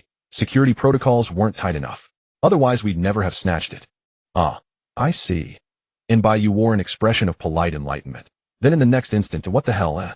And the Ultraman-masked robber finally registered his presence and recoiled sharply. Who are you? And since when have you been aboard? Huh? And the Pikachu-masked robber turned, squinting, then froze. Wait, what the hell, eh? And both of you? What's all this yapping? WHOAA. And the fishnet-masked driver twisted around, scowling. then recoiled in shock. You, me, him, us? And for a breathless moment the three robbers stared blankly at one another. Then in perfect unison they lunged toward the doors ready to abandon the van and flee. Sigh. Nas Bai Yu placed the god of wealth's New Year money back into the sack. His ability, Shadow Sovereign, activated, calmly seizing dominion over their psychological shadows. An Ultraman Pikachu and Fishnet Mask, all convulsed as if struck by electricity, collapsing helplessly into their seats, paralyzed within their own mental darkness. Under Shadow's command the brakes engaged smoothly. Bai Yu cast one last glance at the three dazed, unfocused players, stepped out of the van, stretched languidly, and yawned. Today's deed qualifies as righteous charity, and that should suffice. Unit 17's inspectors would arrive any moment. Just as Bai Yu prepared to vanish without trace, his ability, Peak 5 Senses, alerted him. Something deeply anomalous, utterly undeniable. Hand tucked casually in his pocket, he turned, calm, deliberate, gazing directly at the black and gold Kamen Rider standing opposite. Shadow blades coalesced and intertwined before him. And hey, you're finished. Your evil ends here. Fujitani Nisuke stood motionless atop a flagpole, his narrow crimson scarf fluttering in the breeze. Ni's sequence title, Rank A No. 62-inch, glowed brilliantly beneath the midday sun. So this national-level Rank A sequence game had drawn elite players even beyond Dashia's borders. And I merely acted on impulse, to uphold justice. Don't misunderstand me. While assessing Fujitani as too dangerous to engage, Bai Yu turned away, preparing to dissolve into shadow and depart. And then, bang! Gravel exploded across the road. The black and gold Kamen Rider appeared instantly at Bai Yu's flank, crushing the very patch of shadow he'd chosen for escape. His voice resonated with quiet authority. Forgive my intrusion, but after decades of experience I've learned those who cloak themselves entirely in black rarely bear noble intent. Yet you wear black too, Bai Yu observed, coolly scanning the armored suit. That's different, Fujitani replied, unwavering. My codename is known to Unit 17. But you, stranger, I find no record of you within my intelligence network. Gazing upon this figure, no mere Rank E player but a mysterious rival from the Rank A sequence game, Fujitani raised a single finger in council.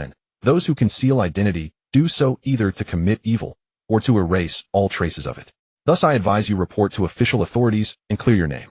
A jest. Unit 17 was precisely where Shadow could never go. And realizing he was now ensnared, Bai Yu tilted his head slightly. The shadows around him thickened, coiling ever more densely into expanding blades. Let me state it once more, I intervened purely on impulse, and harbor no ill intent. And, if you've done good, and intend no harm, why refuse to verify yourself before official authorities? Fujitani unleashed the overwhelming pressure of a Rank A cultivator. And, should you prove innocent, I shall offer my sincere apology. Yet what manner of suspicious Rank A player hides in such secrecy? Has anyone ever told you how stubborn you are? Bai Yu's shadow aura surged upward, dark and inexorable.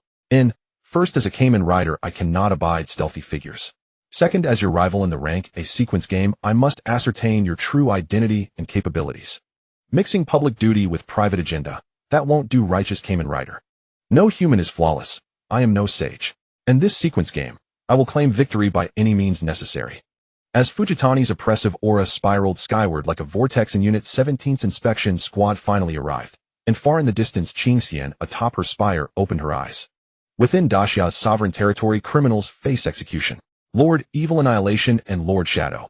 If you insist on battle, do so on the coast of Linhai.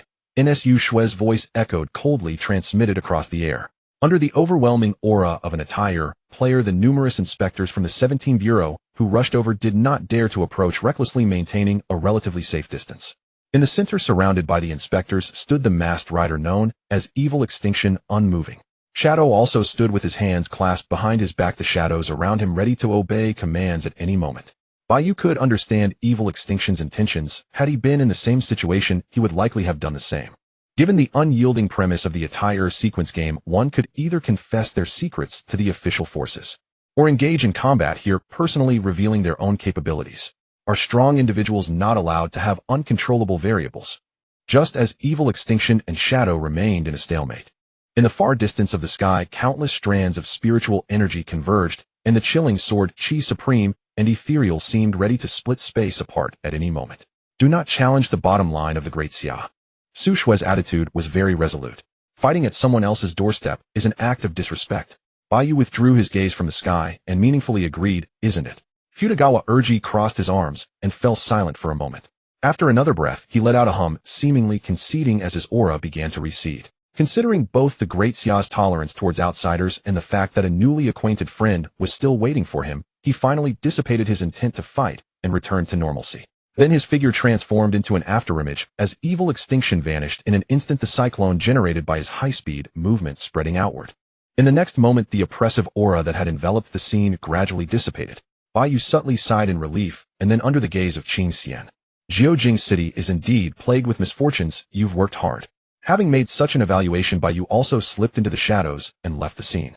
The three robbers were naturally apprehended by the 17 Bureau, and news was once again pushed across the internet. In the self-service barbecue restaurant, the original table was not cleared by the server.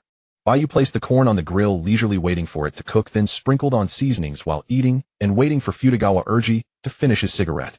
However, 15 minutes had passed since he left the restaurant, and Futagawa Urji still hadn't returned. Where is he? Considering his poor sleep condition, Bai Yu took a sip of his drink, then stood up, deciding to check on him. But a minute later, what appeared before him was, "Who now? I'm under a lot of pressure." Huh.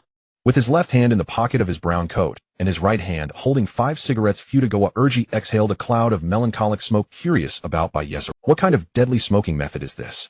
The Japanese truly are terrifying. It's time to stop, Bai Yu kindly reminded him. I know smoking is harmful to health, so you young people should not imitate it. Futagawa Urji brushed off the ash without a care. I am just under too much pressure, sigh. It seemed this wasn't the first time he had smoked. Bai Yu sighed helplessly and asked with concern, what's going on that's causing you so much pressure? Sigh. Futagawa Urji gazed up at the ceiling, appearing exhausted. To put it simply, it's work-related pressure. Didn't you resign? Bai Yu initially didn't understand. Then incredulously he asked, could it be that someone is competing with you to debut as an idol? Although the competition in the idol industry was fierce. You could say that.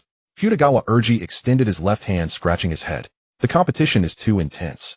It's overwhelming for me. Seeing that Futagawa Urji was fine, Bai Yu walked outside toward the sink.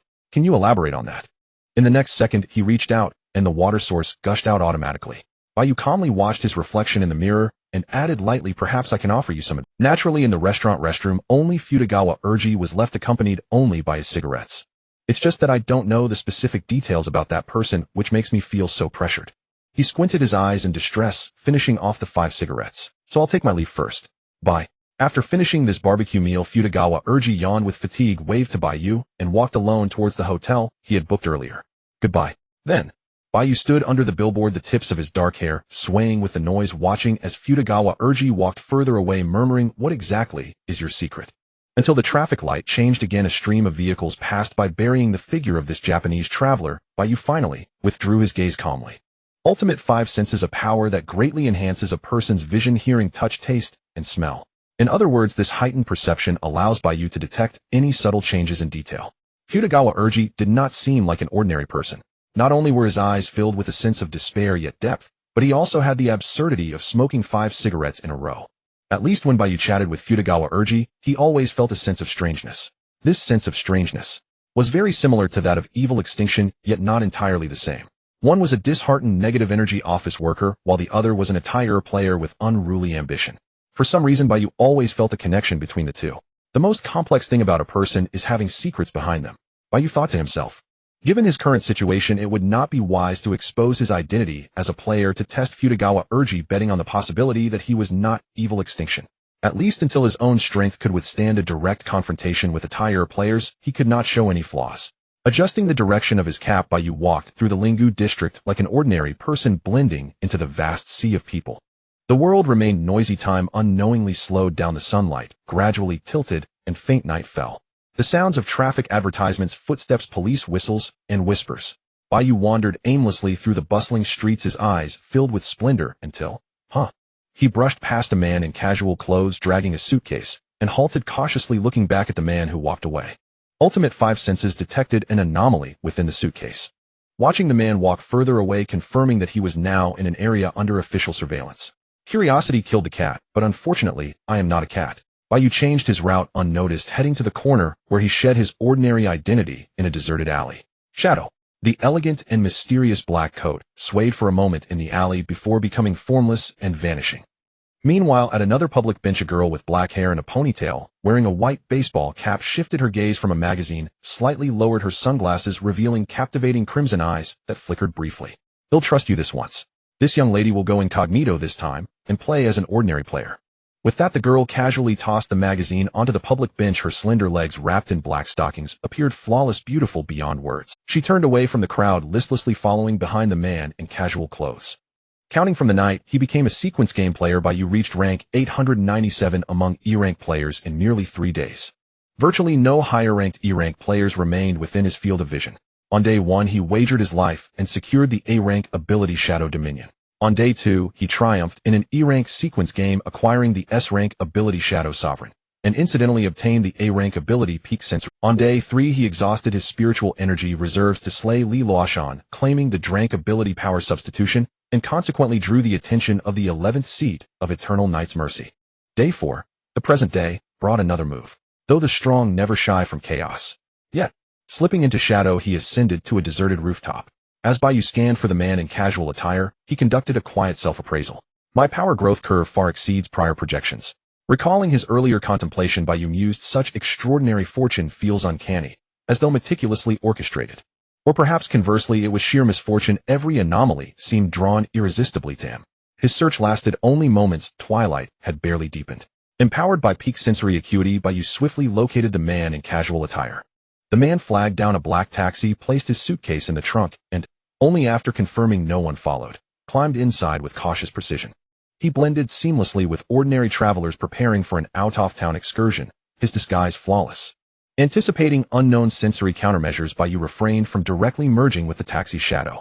Instead, he traversed the route through successive pockets of dark. The black taxi departed the city center, traveling along the expressway for roughly an hour before arriving at a sparsely populated suburban expanse. Here the grandeur of Jiujing City faded. No soaring towers pierced the sky. Houses nestled beneath scattered glows arranged in gentle, hazy harmony, a muted urban poetry. Payment settled, he alighted, retrieved his suitcase, and walked through the dusky outskirts, indifferent to passers-by, navigating deliberately through blind spots in survey. Only when night fully descended did he arrive at his destination, a derelict factory. Before its rusted iron gate stood 2 sentinels. Noticing the man in casual attire, the guard on the right, resembling a streetwise loafer, casually drawled, "Who the hell are you?" "Makabaka," the man replied coolly. The passphrase was correct. The 2 guards exchanged glances, confirmed authenticity, then swung open the gate, granting him passage. Creak. The iron gate sealed shut, restoring silence. From a rooftop hundreds of meters away, Bai Yu observed every detail, then cast one last glance at the crescent moon before dissolving into shadow. A gamifiable event detected. Special rules now in effect. Sole rule, team-based operation. Resolve this illicit player transaction using no more than E-rank capability. Rewards will be calculated based on performance. Our rule violations nullify settlement. Participating players, 22, ready. Well, I didn't expect to have a teammate after all. Under the veil of night at one end of the road leading to the abandoned factory, Ji Yu leaned against a lamppost, regarding her fellow operative with amused, sidelong curiosity. Miss Ji, what an unexpected coincidence. Not only had they first crossed paths that night in the subway station, but Bai Yu also retained a vivid impression of her from morning news bulletins. Ji Yu, heiress of the Ji Group. Though Ji Yu concealed her sequence title, Bai Yu sensed the formidable depth of her strength. Most likely a ranketeer, he could not confront Hedon. She possessed the rare elegance of an A-rank player whose base attributes surged at peak intensity, far beyond the reach of an E-rank player like himself, whose power rested entirely upon acquired abilities. So then, Shadow, what brings you here? Ji Yu had reviewed Qingxian's operational logs. Capable of manipulating shadows, possessing sensory acuity surpassing most A-rank players. Her origins remained utterly inscrutable from the moment she appeared, her true strength untraceable, yet outwardly indistinguishable from any E-rank player. An exceptionally refined art of concealment. Ji Yu silently elevated her assessment of Shadow. Just passing time. I needed something to do. Bai Yu examined the system prompt with feigned nonchalance. And you? Ji Yu let out a silvery laugh, removed her sunglasses, and replied, boredom. I too came seeking diversion. Too coincidental. Excessive fortune rarely warranted trust, so Bai Yu resolved to withdraw from this operation. Yet just as Bai Yu began dissolving into shadow, wait. Ji Yu's tone carried a faint haughty petulance. You may not leave, not until this game concludes. The system's mandate demanded team action. Should Bai Yu depart, Ji Yu would be deemed defeated, and all rewards forfeited. It's merely an impromptu routine sequence game. Why attach such weight? Bai Yu kept his back turned, casting a sideways glance. I prefer operating alone. To sustain the image of the solitary reclusive player required unwavering consistency. He would permit no flaw in his facade. Ji Yu stated calmly, failure does not exist in my lexicon. Oh, though I know nothing of your origins, I am certain of one thing. You stand unaffiliated, backed by neither faction nor organization. Ji Yu yawned lightly. 50 million, password 88s. She tossed him an enigmatic black card. A black market bank card. Withdraw however you please without restriction. Her intent was clear: to hire the unaffiliated Shadow for this game event, with 50 million as compensation. Bai Yu accepted the mysterious card, studied it impassively for a heartbeat, then remarked with quiet composure, Miss G's financial resources are truly formidable. Ji Yu, long accustomed to such flattery, offered no reaction. In a voice both languid and regal, she asked, in your answer, the gain outweighs the cost. There is no rational reason to decline. Bai Yu accepted the commission and abandoned all intention to withdraw. I'd assumed you'd demand far more. Knowing when to stop. Your character isn't half bad, Ji Yu observed, her gaze lingering with subtle appraisal. While 50 million constituted the baseline fee for hiring an independent A-rank operative in practice, most such players demanded sums in the hundreds of millions, or even billions, often coupled with high-tier artifacts as prerequisites. Even if Ji Yu had been inclined to offer more, Bai Yu never second-guessed his decisions, nor did he entertain even a flicker of desire to escalate. Indeed, he was one who knew precisely when to cease, especially when full control over circumstances remained elusive. Suppressing his aura, he slid the enigmatic card into the inner pocket of his black coat, then strode forward, hands buried deep in his coat pockets, toward the derelict factory. After walking a short distance, sensing no movement behind him, Bai Yu halted abruptly and fixed Ji Yu, still leaning against the lamppost, with a silent sidelong. His meaning was unmistakable. He abhorred being watched. To observe someone thoroughly, one must examine all angles. Even the back, Ji Yu replied, meeting his gaze with calm justification, before finally stepping forward to join him in tandem. It's none of your business. All right, I won't ask. Lien won't interfere. After taking a simple sip of the sports drink, Bai Yu returned to his usual demeanor, while Bai Yu shifted his gaze ever so slightly, laced with quiet warning. Is that so? Ji Yu smiled, a knowing, imperious smile, like a princess surveying her realm. In the deep night, the guards on either side of the gate stood motionless against the wall, as if merged with it. Suddenly I thought of something. Why is the code Hu JBU instead of UJB Hu? The guard on the left pondered. The guard on the right was about to speak, but was suddenly buried in fear, losing consciousness. A strange voice answered for him, because of a grammatical error. Who? The guard on the left was startled. In the next moment, he too collapsed unconscious, revealing Ji Yu, who stood behind him, with a As a guard, I declare you both unqualified. She glared with crimson eyes. Then Ji Yu casually took out 2 talismans from the void and tossed them onto the foreheads of both men. The spiritual energy formed a formation, sealing their consciousness. The talismans clearly belonged to a cultivation player. The aura felt familiar, likely originating from Qingxian. However, the official style of operation was indeed different from her own. They were willing to invest effort in this regard. In the next moment, seemingly sensing Bai Yu's thoughts, Ji Yu crossed her arms and earnestly reminded him, no matter what, I am also an official personnel. The top priority in handling these individuals is to capture them, not to kill them. Do you understand? Implied was that Bai Yu must not kill indiscriminately during this operation. Whatever. Bai Yu shadow stepped behind the gate. I only get paid for my services. In the silent, abandoned factory, the stillness would typically be a trap set by enemies in a conventional game plot. But here in reality, excessive caution would rather hinder action. Closing his eyes and listening to the whispers of the evening breeze, sensing that there was nothing unusual nearby, Bai Yu turned back to Ji Yu and said, all right, Miss G, we can go now. Why the rush? Ji Yu leisurely pulled open the gate. Shouldn't the game be enjoyed step by step? I'm just completing the commission efficiently. Bai Yu walked deeper into the abandoned factory alone. Am I not beautiful? Ji Yu gazed at his back, testing shadow, without showing any expression. Once the commission ends, will we part ways? As the words fell, Bai Yu stopped again, expressionless, turned his head to look at Ji Yu, and remarked, beauty is something of little worth.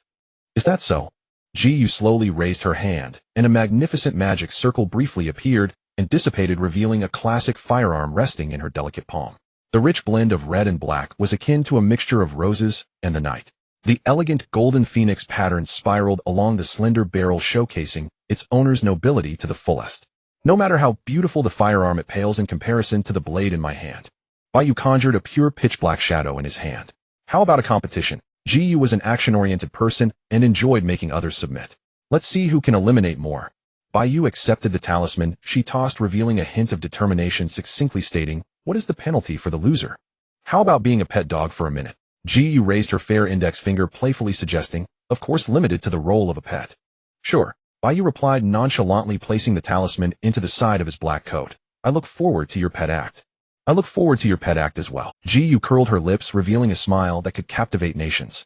Every movement exuded an air of unapproachable nobility, evoking reverence. Of course, those filled with reverence did not include Bai Yu. Deep within the abandoned factory, in a vast storage warehouse, desires spread This place had long since become the territory of a Drank vampire player. Drank no. 483264 foot at this moment, a nocturnal gathering of blood and sin was taking place.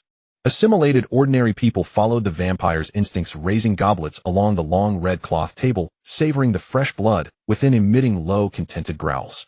At the very front of the long table, a pale and weak old vampire watched over the children's growth with a doting kind demeanor. Wearing a grayish-white old man's hat, with a simple smile, a clean checkered jacket, and gnarled thin hands. He was entirely a hard-working and kind old man. Ah, the hungry children, ha!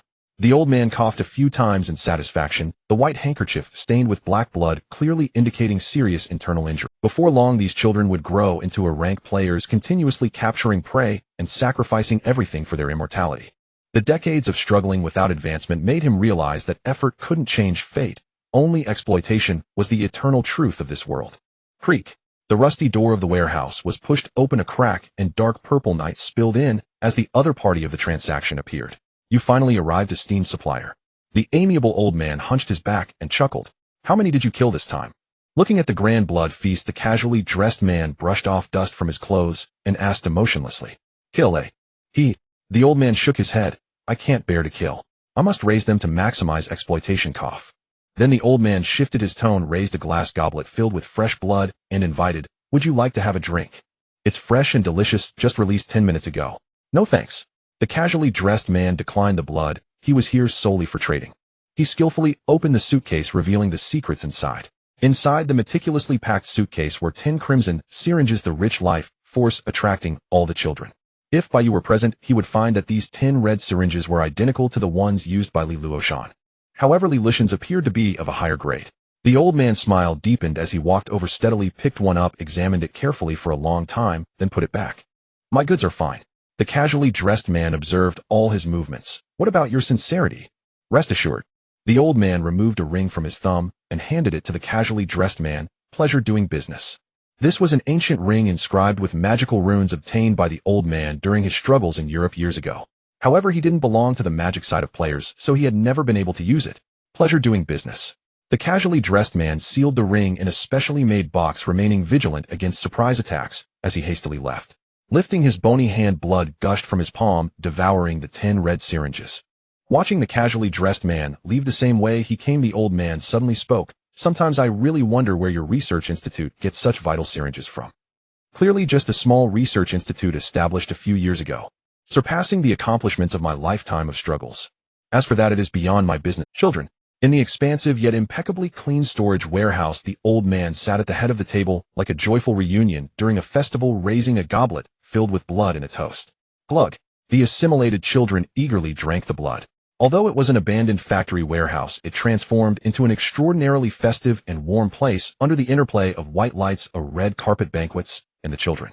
If the food were not blood, it had been a long time since it was this lively meal should be enjoyed in harmony. The old man revealed a kind and satisfied smile. While responding to the filial piety of the children, he savored the delicious dinner, feeling warmth once again as a once empty nester. As the dinner time gradually passed, glug, one child discovered there wasn't enough blood to drink. No rush, there's more. The old man smiled and snapped his fingers. Come here, lambs. As the weathered words echoed, the back door of the warehouse opened. One by one the lambs entered in an orderly fashion, both men and women, all food prepared by the old man. These lambs were all infected by the old man's bloodline abilities. By day they were normal people with their own jobs, but at night, while asleep, they would sleepwalk to contribute blood. They did not know they had become lambs, and the 17th Bureau found it hard to know what was happening here, thus the scale of the blood banquet naturally grew. Glug. The child showed a thirst for blood, black veins convulsing. Thud, thud, thud. The old man lightly tapped the table, silently urging the lambs. First came a housewife. She picked up a fruit knife from the long table and gently cut a small opening on her wrist, fresh blood flowing into the child's cup. Drip. The scent of blood wafted through the air, stirring the child's appetite. The bloodletting could not be excessive, otherwise if too many people became weak, there was a possibility of being discovered by the 17th Bureau, so each lamb contributed only a modest amount of blood. After fulfilling her duty, the housewife stumbled slightly, setting down the fruit knife, her wrist wound slowly healing, then she walked away like a zombie, self-consciously waiting by the side. The second was a Tai Chi master. He was somewhat older, and as soon as he cut open his wrist, he was rejected by the child for poor flavor and was eliminated to the side. Picky. The old man raised an eyebrow, educating the child like a parent. In the past you would have starved. The child tilted his head, indicating understanding, but unaware of the fault. The third was a young man from society, full of vigor. The fourth. In the 9 capital city, the night neon lights were dazzling, and a black cat wandered gracefully. In the underground space of a private enterprise, a secret small research institute. A modern laboratory with complete facilities, bright lights resembling daylight. The experimental instruments emitted a faint humming sound, and the air was filled with a disinfected scent.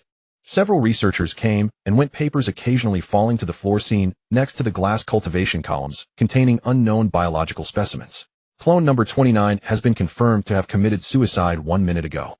The communication terminal popped up a report of vital signs have disappeared, and a researcher who looked exactly like the man in casual clothes stopped working. In the next moment, report on the details of clone number 29. Next to the researcher at a test bench piled high, with various biological extraction liquids, a white coat researcher who looked equally astonishing answered him. The report shows that the scheduled target for number 29 tonight was to trade materials of the magic side, and 5 minutes ago the trade was reported as completed. The clone read the action record. Was it a black eat black situation? The original body calmly adjusted the microscope, his silhouette evoking a sense of loneliness.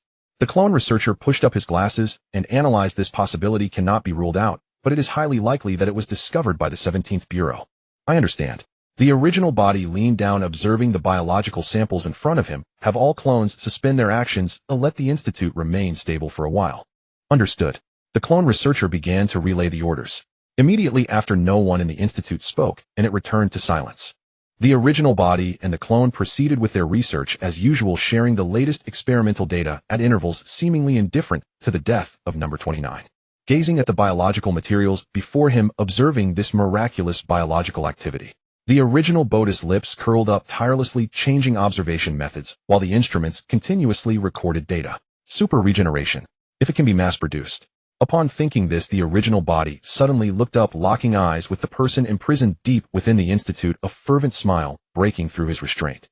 Hee. The person deep inside sat on a stool board, crossing his legs. How is the little research going? D rank level 1. There's plenty of time for now. The original body appreciated the hard-earned experimental materials. Rest assured, I will eventually unravel your secrets. Rank does not represent everything, I will prove it. The original body raised his hand to adjust his glasses, mirroring the action of the clone researcher. E-rank players can also change the world, transforming this fragile world. Is that so? The person deep inside squinted, seemingly unconcerned about being imprisoned. Then I wish you success. Shadows cloaked him as he rested his chin on his hand, revealing a subtle expression, as if viewing the dead. Before I tear this place apart. As the blood banquet was at its height, the old man suddenly narrowed his eyes, staring at the direction of the warehouse door, his breath restrained silent. The once gluttonous children also halted their actions, turning their heads to stare at the anomaly behind the door. The atmosphere fell silent for a long time. The vast warehouse was utterly still. A pin drop could be heard, and the lamb's breaths trembled. After a while, the old man finally reached his limit of patience, asking in a deep voice who was outside. The moment the words fell, the warehouse door burst open. Fresh air rushed in, revealing a scene of dark purple night. 2 figures stood out starkly under the scattered lights. G. Wet-Eye furrowed her brows, brushing aside the wind-tossed strands of hair, then sharply surveyed the room, snorting coldly, doing this behind the 17th Bureau's back. Quite bold, old man. Beside her, Bai Yu remained silent, calmly observing the disparity in strength, calculating the possibility of a risk-free strategy within the E-rank power range. You are. The old man's eyes, which were originally narrowed, suddenly widened. The A rank of the G group. Before he could finish speaking, he instinctively wanted to retreat, but then halted his actions. In the face of an A-rank player, escape was not an option. Then the reason for not striking me dead until now is. The old man reevaluated the two before him, who only exhibited E-rank aura, suddenly understanding, realizing the reason he was still alive. Detected that you have become the target of the game event. Special rules have descended. Unique rule: face the inevitable death, give it your all, and become the winner of this game event. Rewards will be calculated based on player performance. Failure will not affect settlement. Your life will persist in the sequential game in another form. It seems I have become your game target. 1 failure condition for the opponent: display strength beyond E rank. Another failure condition for the opponent: be killed by you. The old man raised his hand. The uncontrolled blood blossomed crimson, thorns driven by his will, as the child also opened his crimson vertical pupils. The whites of his eyes turned completely black. So, game fail as the price of my death, you vile 17th Bureau. The old man inserted the syringe needle into his neck, pushing the plunger. The crimson liquid rapidly diminished. In the next moment, the internal injuries the old man had accumulated over the years suddenly dissolved, blood spreading and growing everywhere. The aura of a D-rank player erupted at its peak. The numerical interface, previously cursed and locked, showed visible vitality, rapidly surging, continuously increasing until it reached player has obtained status, health recovery. Player has obtained status, slight boost to all attributes. It's death either way, or at the very least, I must become the victor of this game event. So do we still prioritize arrest over killing? A conflict was on the verge of breaking out, as Bai Yu cast a calm glance at Ji Yu. His deep black eyes captivated. Ji Yu paused for a moment, then turned to gaze at the old man, exuding a powerful aura ahead. Her red lips parted as she spoke earnestly. Aside from the vampire elder, everyone else still adheres to this principle, or rather the lives of others are not to be taken lightly. Is that so? Bai Yu raised his hand, examining the enigmatic seal talisman before him. He couldn't make sense of it. It was clearly an ancient script of the Great Xia dynasty, yet he found it utterly incomprehensible. Bai Yu felt a strange cognitive barrier clouding his judgment. Then Ji Yu lifted her classic firearm, restraining her breath, and spoke as if hinting at Bai Yu. In this world, disputes among players are inevitable, but ordinary people are always innocent. Therefore, the 17th Bureau has zero tolerance for those who endanger the public. This was an official declaration of the death penalty for the vampire elder. Do you understand? Her crimson eyes flashed with a hint of authority, resembling a evenly Luoshan. As a player hunter had never laid a hand on ordinary people. This was the bottom line for sequence game players, and an important criterion for judgment in the 17th Bureau. Upon hearing this, Bai Yu withdrew his gaze from the seal talisman and faced the restless vampire minion shadows swirling around him as he coldly stated, "Don't teach me how to do my job." Meanwhile, at the front of the warehouse, where pressure was surging, an old man in peak condition was immersed in the joy of regaining his power, completely forgetting about death. The curse has broken free. Hee. Ugh. Blood. The 7 children opened their claw-like hands, their sharp and elongated nails tearing through the tablecloth as black veins spread over their pale skin, gradually transforming into vampires. The 13 silent lambs swayed their bodies like zombies, converging into a sea of humans rushing towards the intruders with increasing speed and fierce. Do you remember the bet? Bai Yu casually mentioned before taking action. Of course, I'm looking forward to it. Ji Yu clearly hadn't forgotten. In the next moment, Ji Yu aimed her gun, elegantly placing her finger on the trigger. She lowered her long eyelashes, her interest peaked as she added, "Not just your rank self, but also your later self as a pet dog." Bang! Ji Yu, having reduced her strength to a rank, smiled, charmingly dodging the vital points of the Tai Chi master, and with precise shooting. "I believe you won't go back on your word." Bai Yu slipped into the shadows, effortlessly brushing past the housewife, applying the seal talisman to her forehead with grace as spiritual energy glimmered. 1. The moment he judged that the housewife had lost her ability to act, Bai Yu began to keep score. The entire process occurred in an instant, and with ease he secured the first point of the bet. "Tisk, let's see how long you can show off." Feeling a bit of pressure, Ji Yu muttered disdainfully before raising her gun and advancing, arriving just a step behind the downed Tai Chi master. Memories flooded her mind. At her rank, she was merely an adorable sniper with basic stats that were quite limited, feeling constrained. Then, as Ji Yu pinched the talisman and quickly placed it on the master's forehead, unwilling to back down for just 1 point. 2, 3, 4, 5, 6, 7. The ultimate 5 senses locked onto the target, and Shadow Sovereign continued to shadow step. Bai Yu struck like lightning, sealing all the residents before him. He watched as the movements of the residents along the way froze in midair, not realizing what had happened before being affixed with talismans, subsequently collapsing to the ground unconscious, marking Bai Yu's continuous scoring. Ji Yu. She looked at the 7 residents she had just dealt with, swinging her shadow blade in close combat with the children, speechless. If I remember correctly, she recalled the common knowledge of sequence game players. 8, 9, 10, 11, 12. Bai Yu moved as if in an empty realm while engaging in combat. He effortlessly summoned shadows to seal the wandering residents. 8, 9, 10, 11, 12. Bai Yu moved as if in an empty realm while engaging in combat. He effortlessly summoned shadows to seal the wandering residents. Moreover, was the perception value so high at a rank? In an instant he managed to execute so many actions. Casually glancing at the system's rule panel, confirming that his indiscriminate slaughter still falls within rank capabilities, Ji Yu bit her lip. Part of a magnificent formation began to manifest, preparing to quietly draw out a second classic firearm. In that moment, exceeding rank capabilities will be considered a defeat. "Oh, please do not violate game rules." The system prompt suddenly appeared. Why? System, could he be acting like this at a rank? This reaction speed is absolutely beyond the limits of a rank player's right. Ji Yu's eye twitched for a moment, silently protesting, instinctively exhaling a fragrant breath. Now is not the time to think about these things. Even if she loses the bet, she, the young lady of the Ji family, cannot lose utterly. With her fair thigh suddenly exerting force, Ji Yu gritted her teeth, leaping over the Tai Chi master while locking onto the next target, chambering her weapon, and bang! The cyclone from the gun's muzzle blossomed like a rose, dissipating into the air. A red flash swept through her vision as the high-speed bullet pierced through the target's body, causing a resident to collapse, marking Guyu's score. However, she did not feel overly joyous, for the extreme power came at the cost of a slightly slower firing rate. 13, 14, 15, 16.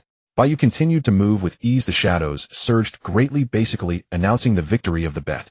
While finishing off the residents, Bai Yu still had the strength to ensure their safety, using shadows to swallow them to a safe place. Silently observing this reckless and smoothly terrifying display of abilities. What exactly are you, a martial arts player or a psychic ability player? Logically, shouldn't psychic ability players be the weakest in the early game of the sequence? Generally speaking, those with shadow-based abilities, when they have little spiritual energy at a rank, can only show off for a short while. How can they last so long?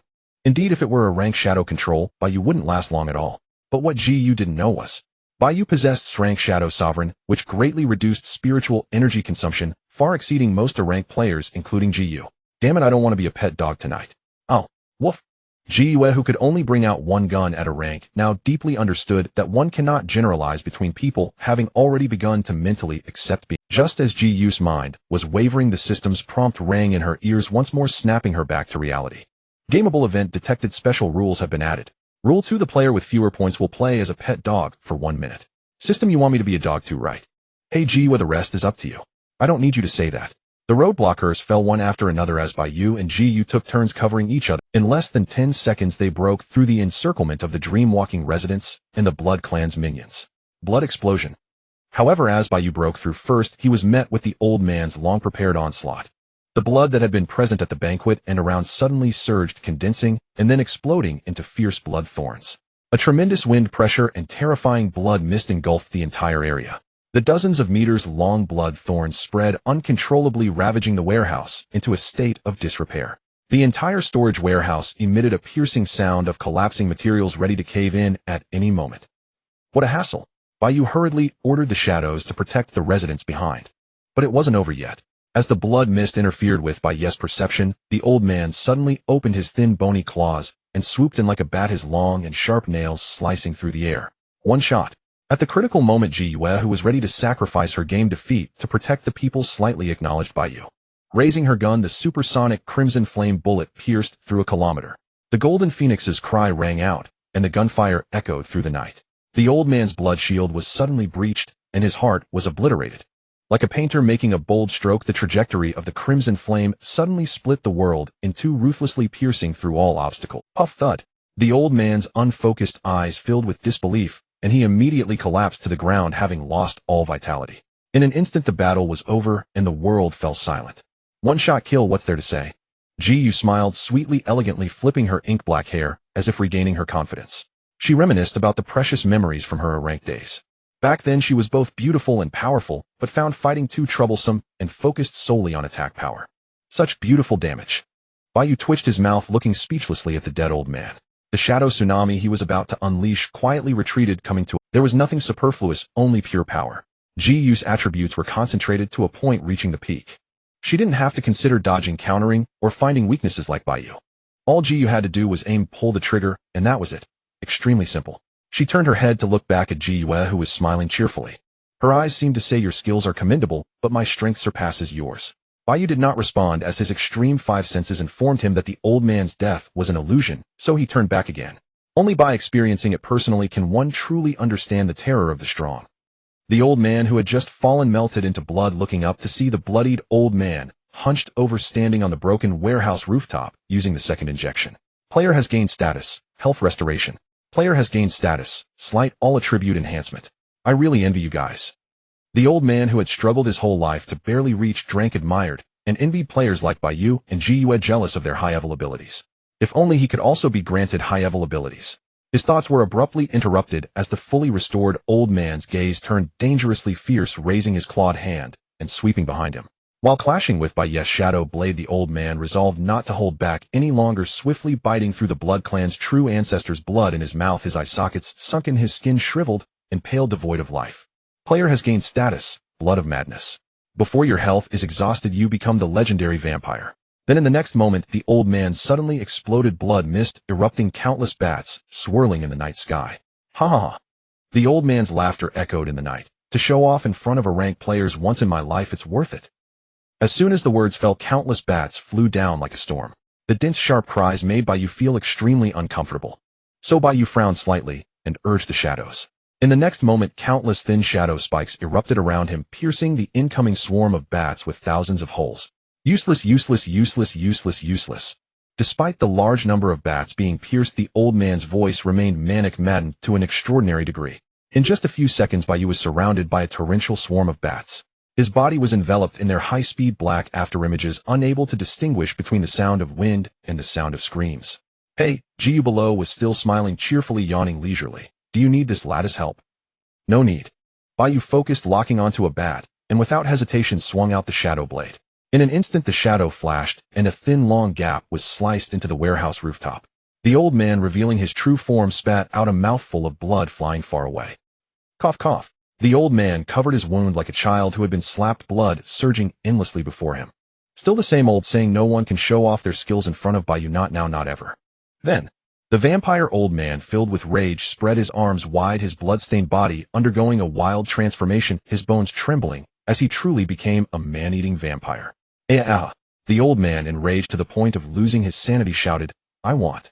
Bang. Another crimson flame bullet pierced through the old man's skull, blood nearly thickening to black, splattering against the wall. Stop your nonsense, you're disturbing this lady. Bai Yu frowned. Still a one-shot kill, pure to the extreme. But the old man's body melted again into blood, transforming into blood water at the spot, then reappearing on another electric pole, using the third injection. Player has gained status, health restoration. Player has gained status, slight all attribute enhancement. Player has gained status, resistance to medicine weak. The old man, in the state of blood of madness, grinned, filled with hatred and murderous intent as he glared at the two. He understood the fact that he was no match for them. Even if this lady only uses a rank strength, I can easily crush you, understand? Stepping out from the shattered wall of the warehouse, Bai Yu's calm words shattered the old man's heart, making him feel that his drank career was nothing but empty. Either go to the 17th Bureau to accept judgment, where perhaps there's a chance of life imprisonment. Bai Yu added sharply, or this lady never shows mercy, and I will personally execute you. The guy who raised the surrounding residents like livestock, if not discovered in time, could have caused a large-scale upheaval, especially as the rank sequence game was about to descend. Ha ha ha, come kill me. The old man's blood went into a frenzy. With your rank strength, kill me. Kill you. Bai Yu sneered. It's not that simple. A guy who treats others as livestock, I naturally have to toy with you thoroughly. The old man also sneered, then, without hesitation, fled in the form of a swarm of bats. Either be shaken off by himself or reveal a rank strength and be judged as game failure. Either way, the old man felt it was worth it. To date, there has been no record of a drank player defeating a rank player. However, the old man noticed the system's rules stating that he was destined to die, reluctantly considering the possibility of being killed by a rank player. In the clearing of the abandoned factory, the game event was indeed not so easy to complete. Bai Yu sighed, quietly feeling somewhat troubled. However, the troublesome process naturally corresponded to considerable settlement rewards. Gazing at the countless bats scattering into the night, Bai Yu secretly lamented what a spineless fellow he was. Just as she prepared to chase after him with her rank strength, she heard, There's no need, we have already won this game. Bai Yu retracted his earlier thought of it's a hassle, and displayed a demeanor of complete control, lightly stopping Bai Yu. What do you mean? Bai Yu frowned, her tone carrying a stern reproach. The opponent has already escaped. Every second we delay could bring suffering to more residents.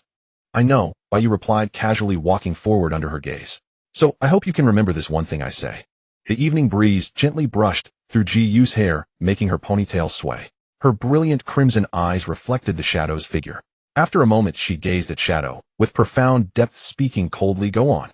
Her previous experience in the team did not allow Bai Yu to fully trust Shadow. Therefore, Shadow's forthcoming performance would determine Bai Yu's future attitude toward. Seemingly understanding Bai Yu's thoughts, Shadow revealed a faint smile. It was a smile that instinctively sent chills down one's spine. Colder than the wind of this night, it seemed capable of seeing through all illusions. In any game I will not lose. Remember that well. Shadow said. Ignoring Bai Yu's doubtful gaze, Bai Yu summoned shadows into his palm. The overwhelming pressure from the high consumption of spiritual energy created an intangible sense of oppression suffocating the air. First point: to be a player regardless of personality, the most basic condition is not to be a fool and to think for victory. As his words fell, the shadows in Bai Yu's hands nearly formed a substantial black hole, as if possessing immense mass, rendering all things unable to escape. He turned his head, casting a sidelong glance at the G family's young lady, who did not want to hear any nonsense, and continued, Second point, whether the opponent survives tonight depends on whether we are willing to pursue them at the cost of losing the game with our rank strength. So what? Ji Yu's figure was beautifully complemented by the neon glow of the horizon. So, Bai Yu sighed, helplessly realizing Ji Yu still did not grasp the situation. Thus the time and place of their escape are naturally irrelevant variables, which means they are inconsequential matters. After all, once a ranked player intends to pursue no matter how the opponent escapes, they will be found making it a meaningless struggle. Ji Yu responded with an agreeing to this point. Now combined with the first point under the premise of not being a fool, Bai Yu continued to consume his spiritual energy, compressing the shadows in his hand. The opponent will undoubtedly choose the optimal solution for survival. Good steel should be used on the blade. He added, concentrating all means in the most critical areas to reach the pinnacle. Bai Yu shot a meaningful glance at Ji Yu's classical firearm, supplementing, since there is no way to survive under the hands of an A-rank player, we should bet everything on the possibility that we can maintain our A-rank strength. Betting that we do not wish for the game to fail.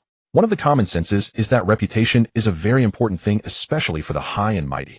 As an A-rank player, being defeated by a D-rank player is a disgrace that cannot be overlooked. Bai Yu glanced at the system's rule panel, where the rule not exceeding A-rank strength shone brightly. Thus we would not be willing to lose the game, and would pursue with A-rank strength. From the perspective of the elder of the Blood Clan, then we can arrive at the final conclusion: the scattering bats are merely a diversion, a means to lure us. Bai Yu gazed again at the bats fleeing in all directions across the sky. Is that the result? Ji Yu's crimson eyes swept over with disdain.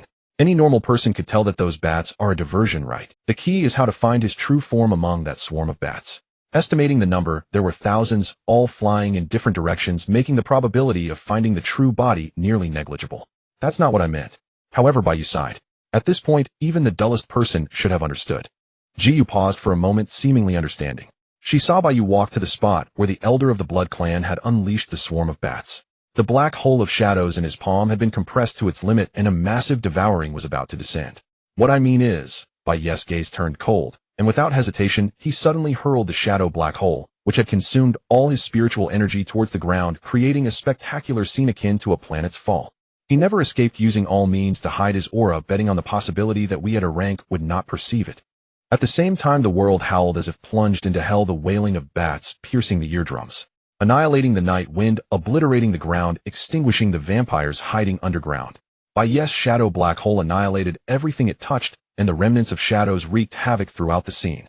The ground was broken layer by layer. With no time even to use the injection, the elder of the Blood Clan died under the predictions of shadow, without any sight. General, after finishing the game, Bai Yu stood with his hands in the sides of his black coat, not a speck of dust on him.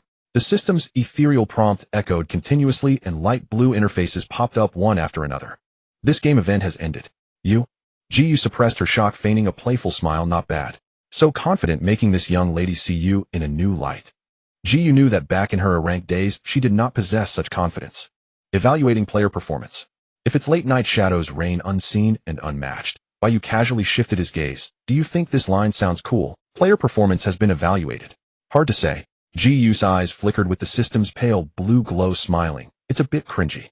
Player ranking has risen. Is that so? Shadow withdrew his gaze, looking up at the night. I also think it's somewhat cringy, but this line is the truth. In any game, I will not lose. Ji Yu remembered Shadow. Current player ranking 520th in a rank. Alright. Bai Yu let out a sigh of relief. Reward has been issued.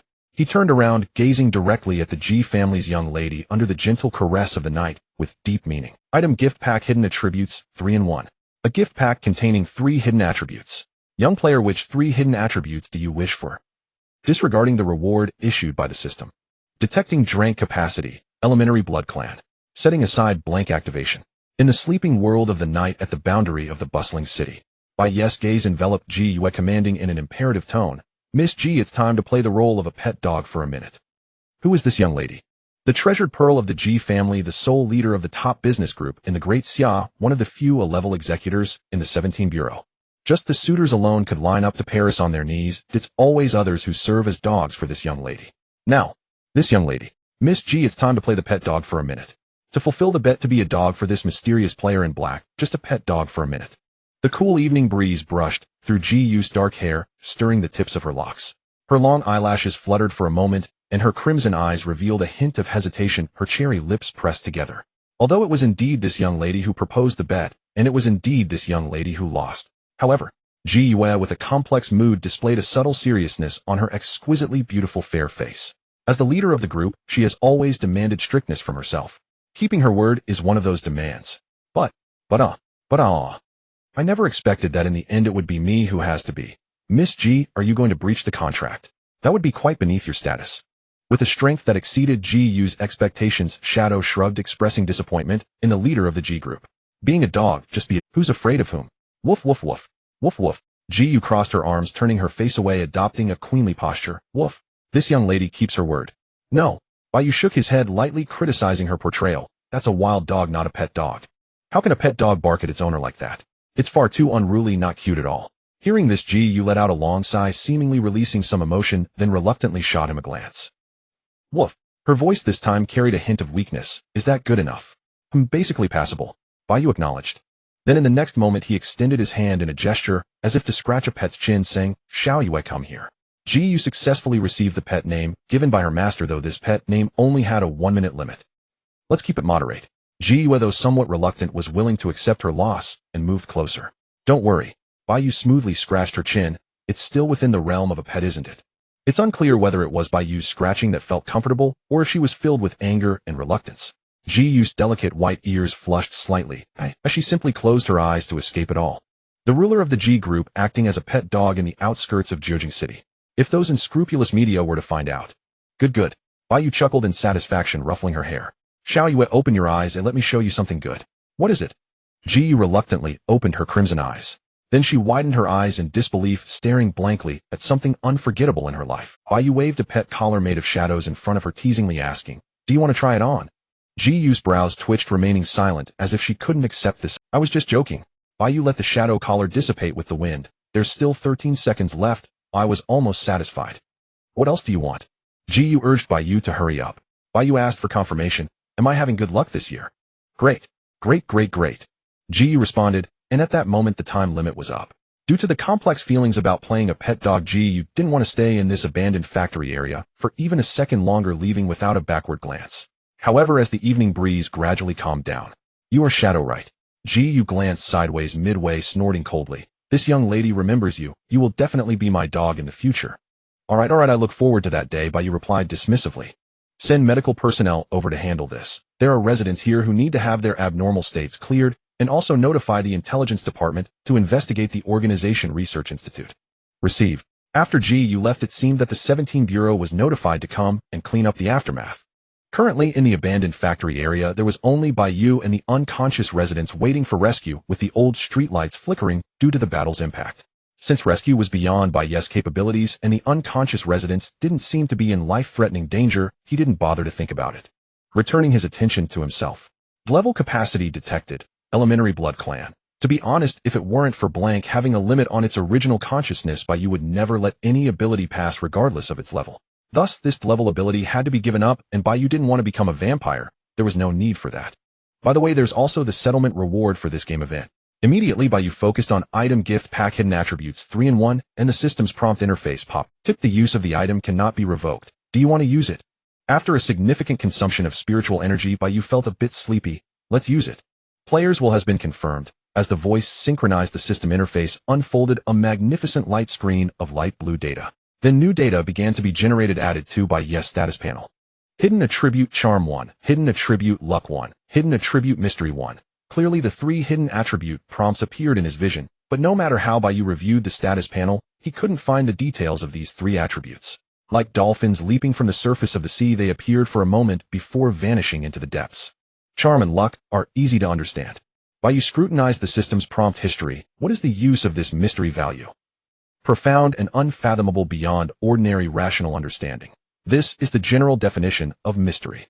If we simply substitute the meaning into past terms. Hidden attribute profound and unfathomable 1. It could mean a reduced probability of exposing one's identity, or perhaps a deepening of one's potential influence on others. Just like the psychological shadow powers of the Shadow Lord. However, no matter how it is understood, this mystery value is destined to be a passive skill. What it does is irrelevant. The activation of passive skills doesn't depend on the owner's will. Bai Yu sighed, then suddenly took an interest in charm value and luck value, deciding to conduct a little experiment. After Bai Yu left, the action team of the 17 Bureau quickly arrived at the abandoned factory area and began the rescue mission. The other party has connected the video call. In Jiujing City's food street, Bai Yu is eating a serving of Orland's chicken fried noodles, adjusting his phone to a good angle. I'm on the night shift, Su Shui on the other end said with a pout, still maintaining a cool demeanor. Bai Yu wasn't quite clear about the specifics of Su Shui's job, only knowing she was part of a state-owned system. Perhaps she worked in the 17 Bureau. Bai Yu didn't delay, directly asking, "Do you think I look more handsome again?" Su Shui scrutinized Bai Yu for a second. "It seems like you are a bit more handsome." "Just a bit more handsome." Bai Yu earnestly discussed it. "In my heart you are already at the best-looking level. There's no room to increase further. Alright, I'm at work now." Su Shui ended the video call. In the next moment, the chat interface popped up with a red envelope, sent by Su Shui labeled, "This meal is on me." "Thank you, Boss Su." Bai Yu sent a sticker. Opening the red envelope, generous Boss Su had given 100 yuan, far exceeding the cost of a meal. "You should call me wife." After sending this message, Su Shui ignored him completely. The food street in Jiujing City has always been a place bustling with crowds. Even at 10 o'clock at night, the vibrancy remains, with the aromas of various delicacies permeating the air. Here the most dazzling neon lights shine, and the most captivating advertisements beckon. The colors are as vibrant as the diverse array of culinary delights. Late-night pedestrians, food bloggers, and couples on dates. Different professions come together in this place, weaving stories that may even rival those of romance novels. After finishing his midnight snack, Bai Yu truly stepped into the world of night. The streets outside the commercial area were no longer overwhelmed by neon lights. Only essential street lighting remained, with a dozen cars waiting at the traffic lights. Jiujing City's public services have always been commendable. Even at 10 o'clock at night, there are still buses running and many people waiting at the bus stop across the street, including some foreign travelers. Although he encountered many people along the way, Bai Yu did not see a single university student at this late hour. However, this is quite understandable. As for Jiujing University, the school gates close at 9:30 and students are not allowed to go out. Thinking this, Bai Yu casually bought a bottle of sports drink from a nearby vending machine. Then he turned left at the intersection, sensing something was amiss with shadows accompanying him. Bai Yu once again descended in the guise of shadow. He placed the sports drink into the pocket of his shadowy coat and approached the late-night park next to the overpass, gazing at a girl and a cat by the green plants in the square. Her long pitch-black hair blended with the night, tied at the ends with a lavender ribbon, exuding an understated and gentle aura. A light chestnut-colored oversized coat covered her figure, concealing her grace, while her hands, half hidden in the sleeves, playfully stroked the cat's chin. It seemed she had noticed the gaze of Shadow. The girl squatting down to play with the cat, resembling a young university student, turned back with a gentle smile and greeted Shadow. "What a coincidence to meet you here, mister. Shadow, your luck is truly remarkable." Lin, who should have been expelled by Qing Xian, was now disguised as a university student lurking in Jiujing City, with an innocent and harmless appearance. 17 Bureau, it's not that I'm criticizing you, but you are after all an official force protecting this. Bai Yu was about to say something when Lin interrupted him with a gesture for silence. She let out a shoo like a timid little hamster. "Please spare me," her purple eyes seemed to convey. Considering the safety of Jiujing City, Bai Yu consumed a bit of his recently restored spiritual energy and slipped into the shadows, moving to Lin's side. Glancing at the oblivious cat, Bai Yu confronted Lin and said, "There must be a reason for your lingering presence in Jiujing City. What exactly are you trying to do? There's no need to appear here if you possess the ability to infiltrate Jiujing City again. You could have easily slipped in a few days before the arrival of the entire sequence game. Remaining here while risking being hunted down must surely have an ulterior motive." Her thoughts had been exposed. "Oh dear," she seemed troubled for a moment, then suddenly became serious. "Mister Shadow, do you want to hear the truth?" "I am listening," Bai Yu replied indifferently. "The reason Lin is lingering here is because of you. For the sake of love, of course." She suddenly stood up, hands behind her back, tiptoeing toward him like a dancer. "Lin takes the risk of being eliminated by the 17 Bureau just to seek a fortuitous encounter with you. Have you lost your mind?" Bai Yu could not comprehend this woman. "Lin is quite clear-headed. She has always been determined to make you her partner, Mr. Shadow." She displayed a mischievous smile. "I am the enemy who killed your companion. Are you sure about this?" Bai Yu pointed out the incoherence. "If Sealad is dead, then so be it. Lin never liked him anyway." Lin glanced at the fleeing kitten. "This world inevitably has its disappointments, but for love Lin can overlook it, you know." "You are seriously unwell," Bai Yu commented. "Indeed, the ailment is love," Lin accepted candidly. "Foolish love-struck brain." Bai Yu passed judgment. "That's right, love at first sight," Lin accepted once more without hesitation. Bai Yu was rendered speechless by this woman. The onslaught of sweet words was somewhat effective, and the 11th seat of Eternal Night's Pity pressed on, twirling her finger around her hair, countering, "Even if Lin didn't seek you out, our fated meeting is still quite remarkable. Don't you think it's destiny? Is that the influence of luck, one? It should really be misfortune, one." Bai Yu adjusted his stance, coldly denying, "I do not believe in destiny. You see, Lin's name is a single character, Lin, and Mr. Shadow's name is also a single character. Shadow Lin seemed to ignore Bai Yu's words, clapping her hands. What an incredible coincidence, so well matched. This is purely coincidental and objectively minimal probability event. Bai Yu glared at her. Lin feigned a sulky expression, raising her fair index finger, and scolded. Lin advises you not to be ungrateful, obediently return, and marry Lin. I believe you lack the qualifications to say I'm ungrateful. Lin does not care what you think. Lin only cares about what Lin thinks. She partially covered her face like a lovesick girl. However, a man who is unyielding is more in line with Lin's taste. Then Lin seemed to ask with great concern, was this part of your plan? I sincerely apologize, this is far beyond my expectations. Bai Yu did not want to get entangled with this woman any longer. Since he confirmed that she had no harmful intentions toward Jiujing City, it was time for him to withdraw. I really can't stand you. With a helpless complaint, Bai Yu approached the park bench under the lights, sitting next to the smiling Lin, facing the park slide and swings. It was already 10 o'clock at night, so there were no children playing here. Occasionally passers-by would glance at the college girl who had not returned to campus, but it did not change their in the perception of ordinary people. Lin was just a college girl who enjoyed the late night. This wasn't anything strange. The shadow was naturally obscured from the world, existing in a manner that ordinary people could not comprehend, much like a transparent person. Letting out a breath, Bai Yu ignored the fragrance that Lin deliberately exuded. Casting a sidelong glance at her, he said, "So what do you want to talk about?" Lin gave a silver bell-like giggle, her purple eyes becoming slightly charming. She leaned in, as if whispering softly, murmuring in Bai Yu's ear, "Of course it's about life. There's nothing much to discuss." Bai Yu said expressionlessly. Lin, disappointed, adjusted her posture, sighed lightly, and spoke in a tone used to educate children. "This won't do, that won't do, Mr. Shadow, you're really acting like a child, aren't you?" Bai Yu felt there was nothing more to say. All right then, Lin will just talk to herself. She closed her legs, and with the hand partially tucked in her sleeve, she patted Mr. Shadow, just listen here. Bai Yu took out a sports drink, turned his face, and was about to take a sip. Then his action froze in midair, unable to ignore the curious look on Lin's face. "It's none of your business." "All right, I won't ask." Lin won't interfere. After taking a simple sip of the sports drink, Bai Yu returned to his usual demeanor, while Lin seemed, "It's none of your business." "All right, I won't ask." Lin won't interfere. After taking a simple sip of the sports drink, Bai Yu returned to his usual demeanor, while Lin seemed to be ready, exhaling her fragrance before speaking. Lin with the single name, Lin, female, 131 years old, a person from the Pacific Island. A person from the Pacific Island. Bai Yu noticed the key point. Just a child drifting on a lonely island in the Pacific Ocean. Lin seemed to lament the hardships of life. It was truly tough to survive spending 17 lonely years like this. Bai Yu secretly lamented that this woman was already 131 years old. While he remained silent, Lin continued reminiscing. Lin with the single name, Lin, female, eternally youthful at 18, loves to travel, with a large chest and long legs, has a savings of 131 billion, and after becoming a wife vowed to obey her husband in everything, working tirelessly like a don. What's wrong? Bai Yu gazed at the blue and white neon lights of Jiujing City, asking with concern. Lin with the single name, Lin, female, eternally youthful at 18, loves to travel, with a large chest and long legs, has a savings of 131 billion, and after becoming a wife vowed to obey her husband in everything, working tirelessly like a donkey. By the way, Lin's measurements are... Stop right there. Bai Yes, I twitched, hurriedly interrupting her stream of words. Why are you suddenly saying all this?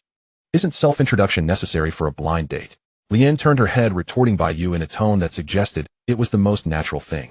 Setting aside how ridiculous this self-introduction is, Bai Yu, who had someone he admired, replied, "Am I on a blind date with you?"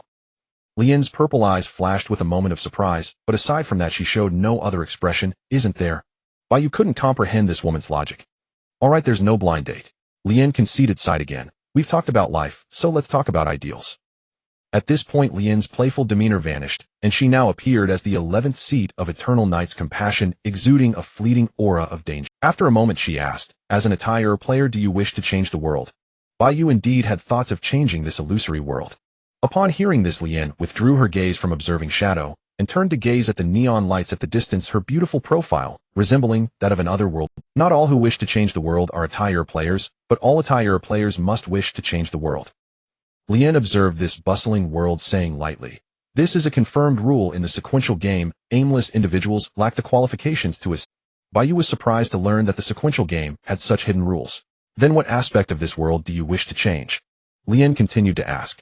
Bai Yu closed his eyes for half a second to contemplate, then opened his deep black eyes, saying lightly, this world is filled with excessive deceit and unreasonable suffering. Oh, then we are like-minded. Lin glanced sideways at the enigmatic Shadow. Then allow me to invite you for the second time. Would you become the 12th seat of our Eternal Night's compassion? I recall correctly that your eternal knight's compassion is an evil force expelled by the entire world. What do you have to say about that? Bai Yu still refused. Evil and justice are relative concepts. Lien suddenly leaned closer, resembling a black cat with purple eyes. There are many ways to save the world. Our eternal knight's compassion merely stands in opposition to the entire world. I agree that evil and justice are relative, Bai Yu admitted, showing some interest in the conversation. Creating happiness is difficult, but destroying suffering is quite simple. Lien narrated this as if discussing mundane matters. Then her purple eyes were filled with Bai Yu's outline. Curious about his response, she asked, "In this world, if someone makes money, someone else inevitably suffers. Doesn't that seem unfair to you? So your eternal knight's compassion exists for those suffering individuals?" Bai Yu gazed into her beautiful eyes. "Precisely, since suffering is unavoidable in this world, then let us destroy this world so that no one will suffer anymore." Lien spoke with a tone that suggested it was self-evident. A distorted ideology. Bai Yu did not believe that eternal knight's compassion was correct. Indeed, suffering would disappear, but happiness would also disappear forever. So what? Lien rebutted again. Even the only two-steer individuals in the world lack the ability to create a world of happiness. What can you accomplish? Bai Yu, having received the information that only two-steer players existed, fell into contemplation.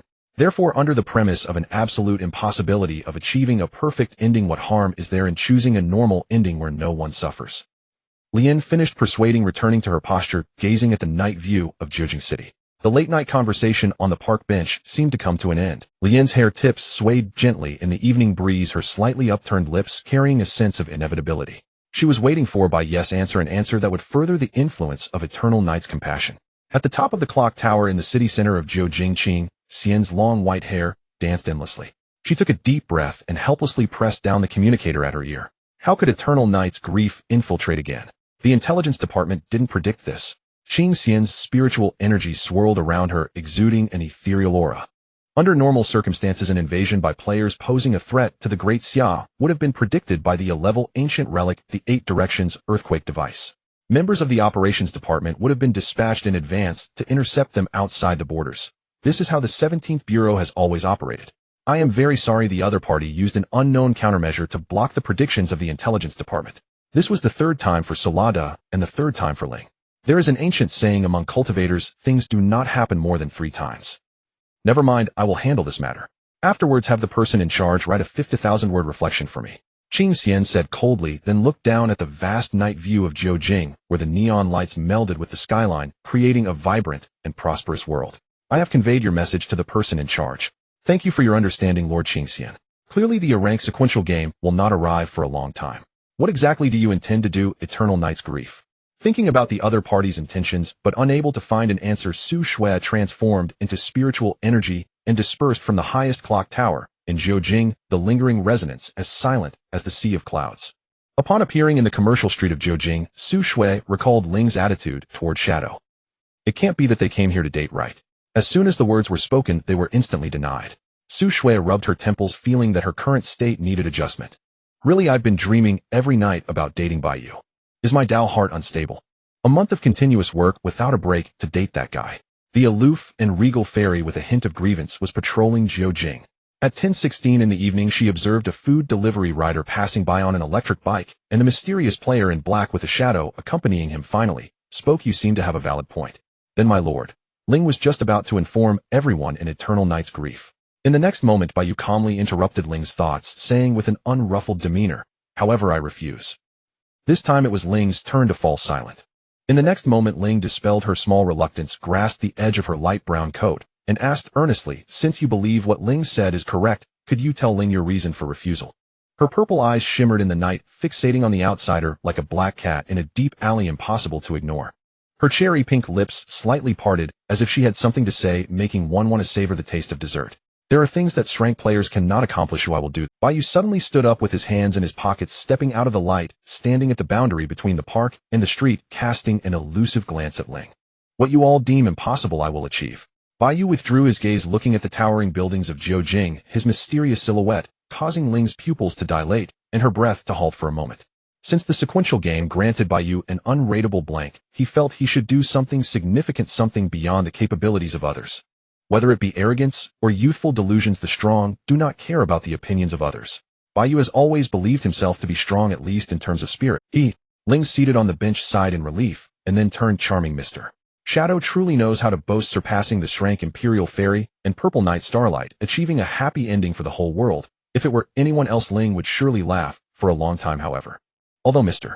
Shadow is boasting he is quite handsome, isn't he? She rested her finger on her cheek, poking at the shallow dimple, revealing her fair and elastic skin. A man who is mysterious, aloof, and ambitious. What woman wouldn't be captivated? No need for unnecessary flattery. If there are no other important matters, let us conclude tonight's conversation.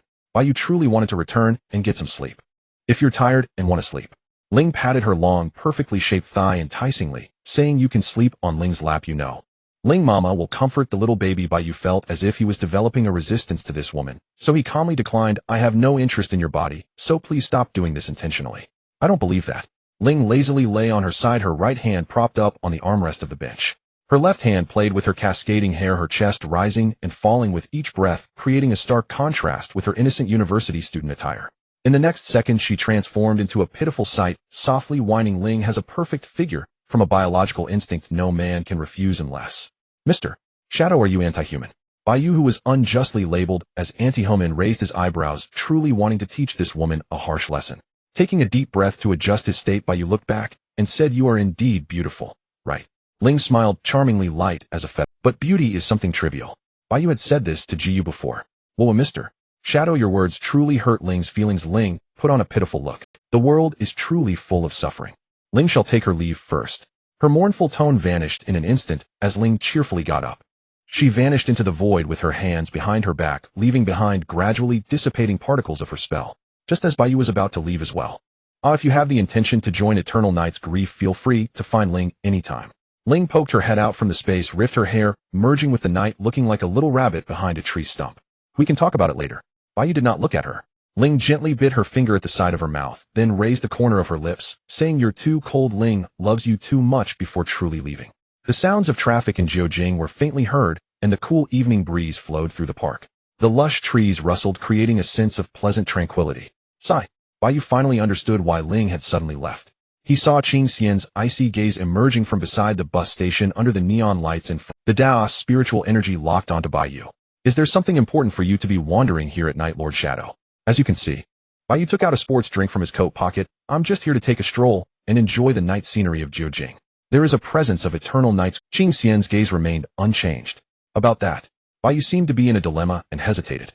Ling just invited me to join Eternal Night's grief, and I flatly refused. I merely chatted with her for a moment. Qing Xian examined Shadow expressionlessly. Oh, your charm is quite remarkable. There's no need for small talk. I have no relation to Yongya Alien. What do you want? Bai Yu responded to Qing Xian without backing down, exuding a dangerous aura, as if ready for a fight. I don't want anything. Qing Xian had no intention of probing into Shadow.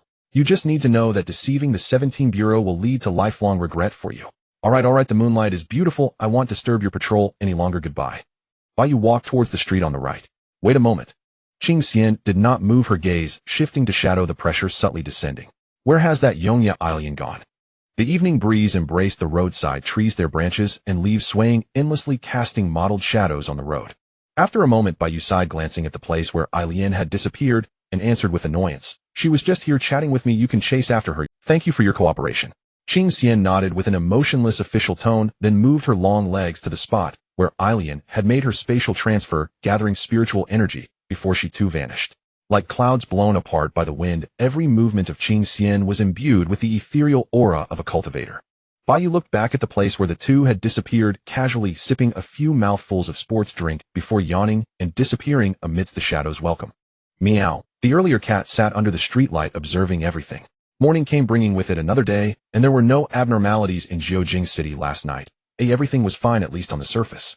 Blank, Shadow Lord, Ultimate 5 Senses, Power Exchange. Bai Yu admired his ability panel upon waking up in the morning. Shadow Lord and Ultimate 5 Senses needed no explanation. They were essentially his core abilities, and he could hardly act without them. The key was the D-level Power Exchange, a D-level ability that could create miracles much like Li Luoshan enduring a full-force strike. The ability user pays a certain cost to obtain the corresponding power boost. There were no specific stipulations regarding the cost. This meant that any chip could be used as a cost, whether it be value, ability, lifespan, etc. Moreover, its description states, corresponding power boost, implying there is no upper limit to the power that can be exchanged. The higher the cost, the stronger the power. If he possessed an S-level item now and used it as the cost Perhaps he could directly obtain steer power. Unfortunately, this was merely an unprovable conjecture. He was just a lone player without any faction backing, possessing not a single precious chip, truly empty-handed. Just as Bai Yu was feeling dejected, wait a moment. He suddenly realized something, taking off his outer garment and pulling out the mysterious card from the side pocket. The black market bank card used by Bai Yu to hire him, containing a hefty sum of 50 million. Hint: the cost payment cannot be revoked. Do you wish to pay? No, Bai Yu couldn't bear to pay off the mysterious card just like that. Every item obtained in the game must be used judiciously. Suddenly he felt an inexplicable sense of achievement akin to completing a game. Bai Yu gazed at the bright sunlight outside the floor-to-ceiling window and carefully stored the mysterious card in the inner pocket of his clothing. He could be considered someone with a trump card now, which wasn't easy. Just as Bai Yu sighed about this, he received a call marked from the Human Resources Department of the G Group, a phone call of dubious security. Has his identity been exposed? That was Bai Yu's first reaction. It shouldn't be, probably not. Bai Yu restrained his emotions. Being cautious, Bai Yu picked up the phone and connected the call. After a moment, a capable and indifferent female voice came through. Hello, is this Mr. Bai Yu? The caller was indeed reaching out to Bai Yu. Bai Yu responded in the tone of an ordinary homebody. Yes, what's the matter? I am the head of the Human Resources Department at the G Group. Do you have time? I would like to meet and discuss something with you. The other party's attitude was very sincere. What matters require a face-to-face discussion. Bai Yu doubted the veracity of the words. We have an important position vacancy, and according to the group's research, you are a highly qualified candidate. The other party was here to recruit employees. I won't go, thank you for the offer. Bai Yu currently had no plans to seek employment. There was silence on the other end for a second, then the caller stated in a smooth, affirmative tone, Mr. Bai Yu, based on the group's research, you are an exceptionally outstanding graduate from Jiaojing University, yet you have not found any work and have spent 3 years at home, living a leisurely life. What are you trying to say? Bai Yu did not like being investigated. This position aligns perfectly with your lifestyle. It could even be described as purely leisurely work. Are you sure you don't want to consider it? The other party the salary is negotiable. The other party pressed on. Sensing Bai Yu lost in thought, they seized the opportunity to persuade further. I think you wouldn't want to rely solely on your bank savings for your entire life, would you? After all, you need a stable source of income, don't you? It seemed to make some sense, but the security concerns still lingered. Bai Yu couldn't fathom why the G Group needed him so much for a position. All right, what time shall we meet? Bai Yu went in with a mindset of trying it once. The other party seemed to be flipping through their work schedule and confirmed after a second. This afternoon at 1 o'clock, I will be waiting for you at the UF Bake Cafe in the city center at table 17. Got it, I will be there. Bai Yu ended the call. Purely leisurely. Sounds like the perfect job for me. Huh. Bai Yu searched for the organizational structure of the G Group on the search engine, clicking on the first result on the homepage. The organizational structure chart of the G Group was laid out before him, clear and distinct, showcasing places with extremely strict standards and fierce competition. Either the other party was lying, or it was a highly secretive department, or this position was newly established and hadn't been updated online. Forget it, thinking too much is pointless. Dismissing his preconceptions about the other party going through great lengths to hire him as an assembly line worker. Thus, 3 possibilities emerged. Either the other party was lying, or it was a highly secretive department, or this position was newly established and hadn't been updated online. Forget it, thinking too much is pointless. The truth will be revealed this afternoon. Bai Yu, basking in the morning sunlight, moved his body for a while and watered the potted plant in front of the floor-to-ceiling window. Then he turned on the LCD television in the living room. Recently, there have been significant breakthroughs in our country's major technology sectors. The North Continent Federation Dawn Consortium representative has set out to visit, discussing technical cooperation in related fields. Tungu Urji, as expected, was beaten by Bai Yu to the point of questioning his life, suffering 10 defeats with no injuries sustained. Thus, with nothing to do, Bai Yu lay on the sofa in the living room, browsing the internet, listlessly chatting with Su Shui, who was slacking off at work, and checking video recommendations on his homepage. He spent a rather pleasant morning like this. Everything was well, and the sun shone warmly. At noon, after finishing lunch, Bai Yu changed into a black jacket, put the necessary documents into his backpack, and left. After spending 40 minutes reaching the city center of Jiaojing City, he entered the Yu Ba Ku Cafe 10 minutes early. At table 17 sat a woman in a suit working on her laptop. The serious and beautiful career woman, like Ji Yue, had black hair and red eyes. She exuded a strong aura of work must work. Moreover, she had one point that was completely impossible to ignore: an unexpected, yet reasonable identity. The 3552nd of Class B. It made sense, after all. A powerful woman, who could become the head of the Human Resources Department of the G Group, had every reason to be selected by the sequence game. Adjusting his demeanor to blend in as an ordinary person without a visible sequence title, Bai Yu approached table 17, sitting across from the suited woman and placing his backpack beside him. Hello, are you the head of the Human Resources Department of the G Group? Bai Yu sighed. The woman in the suit paused her work, raised her gaze to assess Bai Yu, and after confirming he was the person from the documents, she said coolly, "Good afternoon, Mr. Bai Yu. I am GE, the head of the Human Resources Department of the G Group. Thank you very much for coming to meet me. No need for small talk. What position could possibly make a dignified head of human resources invite me so warmly?" Bai Yu picked up the coffee prepared for him and blew on the steam. GE displayed a professional smile. Leaning slightly forward, her chest resting on her crossed arms on the table, she explained, "In simple terms, considering your status as an outstanding graduate of Jiaojing University, your leisurely lifestyle, and your exceptionally attractive appearance." She paused to take a sip of her coffee and continued, "In line with the principle of utilizing capable individuals, we sincerely wish to employ you as a psychological mediator for our psychological rehabilitation department, responsible for alleviating the negative emotions of the female employees of our group." Seizing the key point it meant, the G Group had its eyes on Bai's absolute allure towards the opposite sex, wanting him to serve as a mascot to relieve the work pressure of the female employees. "Is this the reason for my employment?" Bai Yu still found it hard to believe. "My major is not psychological mediation." Regarding this, GE scrutinized Bai Yu meaningfully. "Do you not have a correct perception of your own attractiveness? He truly is the perfect pretty boy. Even I am somewhat tempted." I didn't expect to be prepared, yet still underestimated it. TSK. GE had initially reviewed Bai's records carefully, trying her best to get used to his looks. However, this afternoon meeting still caused her to momentarily lose focus. Yes, he was originally handsome, and after last night's charm, Bai's looks truly represented the pinnacle of male beauty. "Am I really that good looking?" Bai still couldn't believe it. "Yes, just looking at you can bring joy to others. This position is undoubtedly..." GE affirmed, her coffee nearly finished. Bai crossed his arms and leaned back on the sofa, pondering for a moment before asking, "To confirm, as a psychological mediator, I have no other tasks to perform, just need to be a mascot at my post." "Yes, the salary is 3,000 yuan per month, with work hours from 9 in the morning to 5 in the evening, including full insurance and various benefits." GE offered a very generous compensation. Upon hearing this, Bai straightened his posture, facing GE, who was leaning forward, and quietly asked, "Is there anyone else in the psychological rehabilitation department besides me?" "You are the second employee of the psychological rehabilitation department. The previous employee has been solely responsible for the psychological work of the entire group." "One person responsible for the psychological work of the entire group?" Bai frowned slightly. "That seems impossible, doesn't it? For a group as large as the G Group, there should not only be one person handling psychological mediation, regardless of how niche the job may be.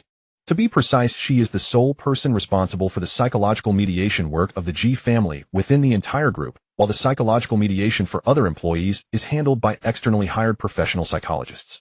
Bai understood that this was a special privilege. "How many people are in the G family of your group?" 16, and all of them are women. This can be made public." GE stated emotionlessly. "So the psychological rehabilitation department was established specifically for these 16 people?" Bai confirmed. "To cater to individual needs, the G family members are indeed difficult to handle, and the conditions required for their treatment are quite high." GE sighed. "I often feel a headache because of this. It wouldn't be an exaggeration to say they are all spoiled characters. If it's just for 16 people, I imagine the workload isn't too much, is it?" Bai pointed out a suspicious area. "Although she can manage it, or rather she is quite adept, there is actually a 17th person who requires psychological mediation." GE showed a hint of concern. "Is it that employee?" Bai confirmed once more. GE nodded slightly. "Yes, I believe she also needs psychological mediation to alleviate the monotony of her work. As a specially hired psychological mediator, she has psychological issues. She has no problems. In fact, her mentality is very healthy, positive, and optimistic." "Then why?" Bai wanted to understand the details. "Not having problems is the biggest problem. Sometimes small cracks go unnoticed, and when the dam breaks, it's too late to remedy it." GE paused and said with a motherly concern, "She is a lovely child in need of care." Then GE returned to her usual tone, "As the head of the Human Resources Department, so it's best to have some preventive measures. I've decided to use surplus funds to hire you to take care of that employee. Would you be willing to accept it?" Bai considered for a minute. "Of course, your job scope is just to sit there without needing to engage in unnecessary chatter." "That's correct," GE said coolly. In the end, Bai compromised, resting his chin on his hand, and said, "All right, I shall give it a try. Thank you very much for joining." GE showed a smile and took out the documents needed for onboarding. "Then please read carefully and sign the work contract." Bai took the documents and black pen she handed over, reading carefully, when he suddenly asked, "The leader of your group is Ji Yue, right? What is she like?" Although her aura is awe-inspiring, she is a responsible and excellent leader. GE's tone was certain. "Why? It's nothing, just asking casually." In the evening of Jiujing City, the convenience store by the street is filled with a dazzling array of products exuding a warm modern atmosphere. A middle-aged man with a slightly disheveled appearance walks past a high school girl in a short skirt who is contemplating whether to buy chips or cookies. He arrives at the instant noodle section and pauses for a moment. After a brief deliberation, he scratches his messy hair, lamenting about his tight living expenses. This looks good. This is hard to give up too. Unfortunately, my spending limit has been exceeded today. Sigh. With his hand resting on his chin, the disheartened man observes the products on the shelf, suddenly hearing the roar. This looks good. This is hard to give up too. Unfortunately, my spending limit has been exceeded today. Sigh. With his hand resting on his chin, the disheartened man observes the products on the shelf, suddenly hearing the roar of cars passing by outside. He turns to look. His gaze passes through the clear and transparent windows of the convenience store, reaching the neon-lit streets shrouded in night. A streak of crimson brake lights vanishes from sight, like a shooting star drawing back the curtain of night. High school students liberated from evening classes return home in joyful laughter. Their figures are reflected in his weary black eyes, forever etched in his memory. Uniformly dressed in school uniforms, carrying fashionable backpacks filled with textbooks, and accompanied by like-minded friends of the opposite sex. These are remnants of his lost youth. Sigh. After a long sigh, the disheartened man shakes his head and slowly turns back. He stares blankly at the price tags on the shelf. His name is Fujitani Arasuk, an ordinary corporate worker, though that is no longer the case. He extends his finger, gliding over the price tags from the leftmost side. He walks slowly to the right side of the shelf, as if dragging the progress bar of his life. Since childhood, he has harbored dreams of being a hero to save the world, fantasizing that one day he would awaken superpowers. After walking 2 meters, he stops again. His melancholic gaze falls upon the raccoon-shaped snacks. His eyes brighten, slightly eager to try them. On one summer night, he truly awakened his abilities, becoming a hero in a mask. From then on, he showcased his skills, actively engaging in the sequence games of Tokyo, defeating one lawbreaker after another. While reminiscing about the past, he picked up a bag of raccoon snacks and placed it in his plastic basket, continuing to walk right. As time passed, he unknowingly became an attire player. Players in Tokyo recognized his presence and bestowed upon him the title of Demon. Naturally, there were children wandering the streets in the evening, tugging at their parents' hands, wanting to buy Ultraman toy models from street vendors. You might not believe it, but I am secretly a hero in a mask who upholds justice. Arasuksen, you need to distinguish between special effects and reality. You have to be mindful of your adult image, as you also need to settle down and start a family. Years later, at an izakaya gathering hosted by childhood friends, they teased him for being indulgent in fantasies. He did not take offense, raising a few glasses to let the matter pass. Fujitani Arasuk slightly raised the corners of his mouth, taking 2 of the cheapest beers from the shelf and placing them in his shopping basket. Because of the existence of the vision shield, if one were to really scrutinize, they would definitely see him as a monster demanding life from afar, not as a hero in a mask. Life, truly, is unpredictable. At that moment, he deeply realized that he and the ordinary people were eternally separated, like 2 parallel lines that would never intersect. As he walked, Fujitani Arasuk arrived at the cookie section where the high school girl had been earlier. What followed was quite ordinary. Every day after work, he either upholds justice or punishes evil, living as a formulaic hero.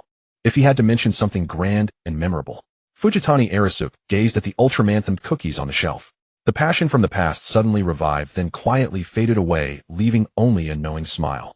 That was when he fought alongside his old friend Ultraman, delivering a beating to the monster trainer of the Eternal Knight's 12th seat, successfully maintaining world peace. That day, the global media reported the news of the miraculous dissipation of the centenary storm in the Pacific. All factions speculated on who was responsible, yet no one knew it was him and Ultraman. As the ancient saying from the great Xia goes, it's best to leave when the matter is done. Fujitani Arasuk did not buy the cookies. His living expenses had indeed exceeded the limit. Perhaps he shouldn't have treated others to barbecue yesterday, but he had no regrets about it. Therefore, Fujitani Arasuk continued to wander through the aisles of the convenience store while the array of snacks receded behind him. Further on, he became a member of the countermeasures department in the East, emerging as one of the few attire aces who resolved a series of evil incidents. I'm sorry. Fujitani Arasuk apologized to a customer he accidentally bumped into. However, sometimes he would encounter accusations like, aren't you? If you had come sooner, he wouldn't have died.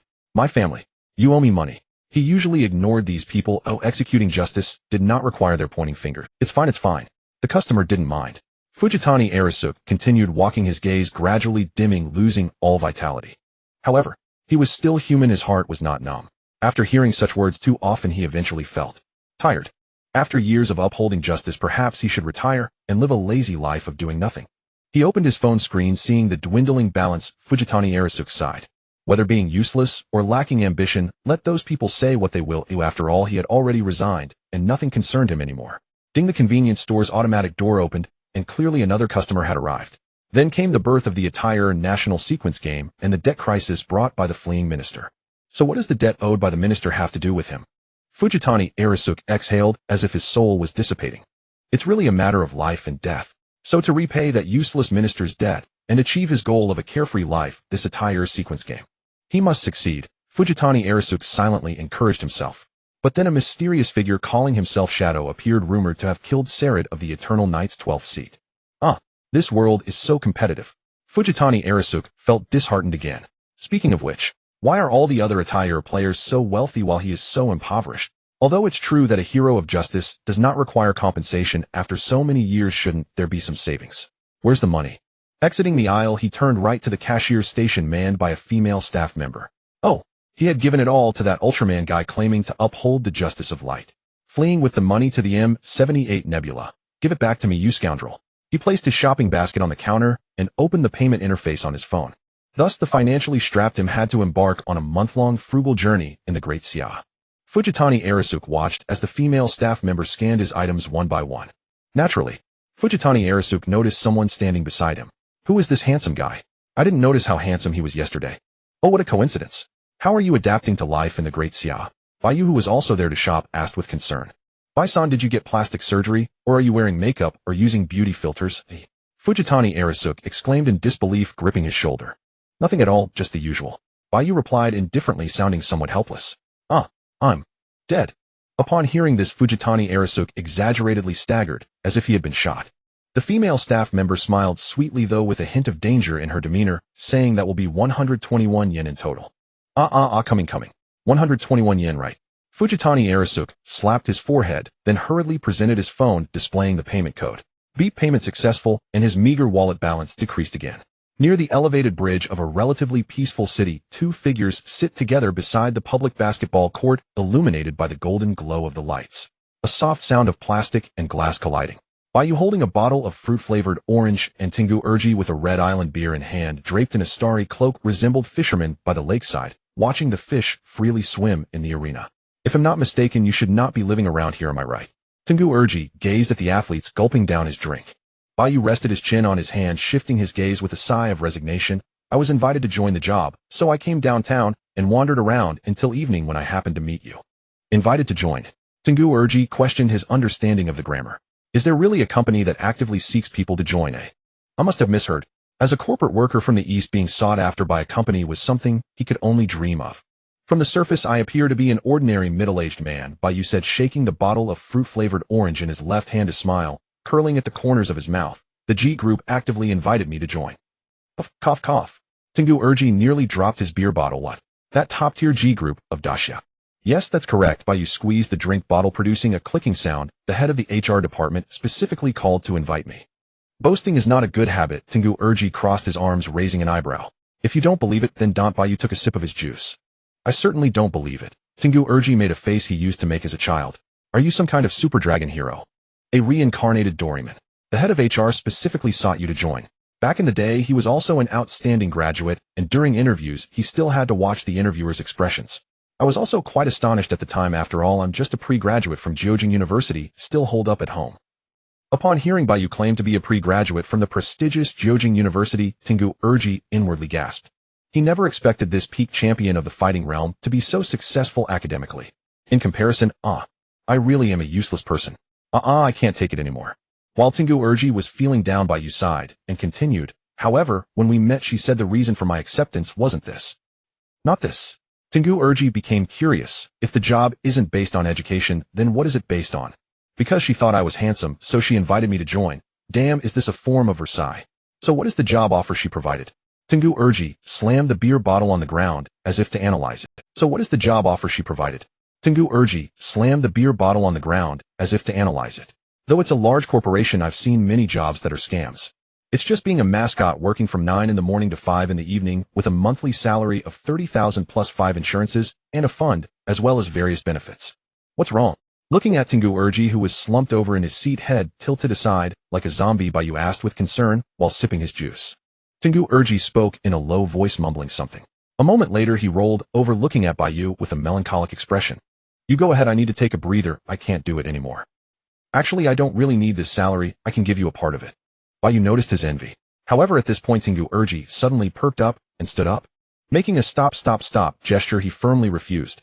Although I indeed envy you, I only ever use the money I earn myself, and you really don't want it. Bai Yu looked at Tengu Urji again, seemingly sensing he was not lying. No, not at all. Tengu Urji had his principles. Even though I may not be capable, I'm not at the point of needing charity. The children in impoverished areas need this money more than I do. I didn't expect you to be quite principled. Bai Yu had already drunk half his juice, intending to persuade him, shake off the despair, work a little harder, and maybe you could become a hero in history too. A hero, huh? Tengu Urji pondered, suddenly reminiscing about the past.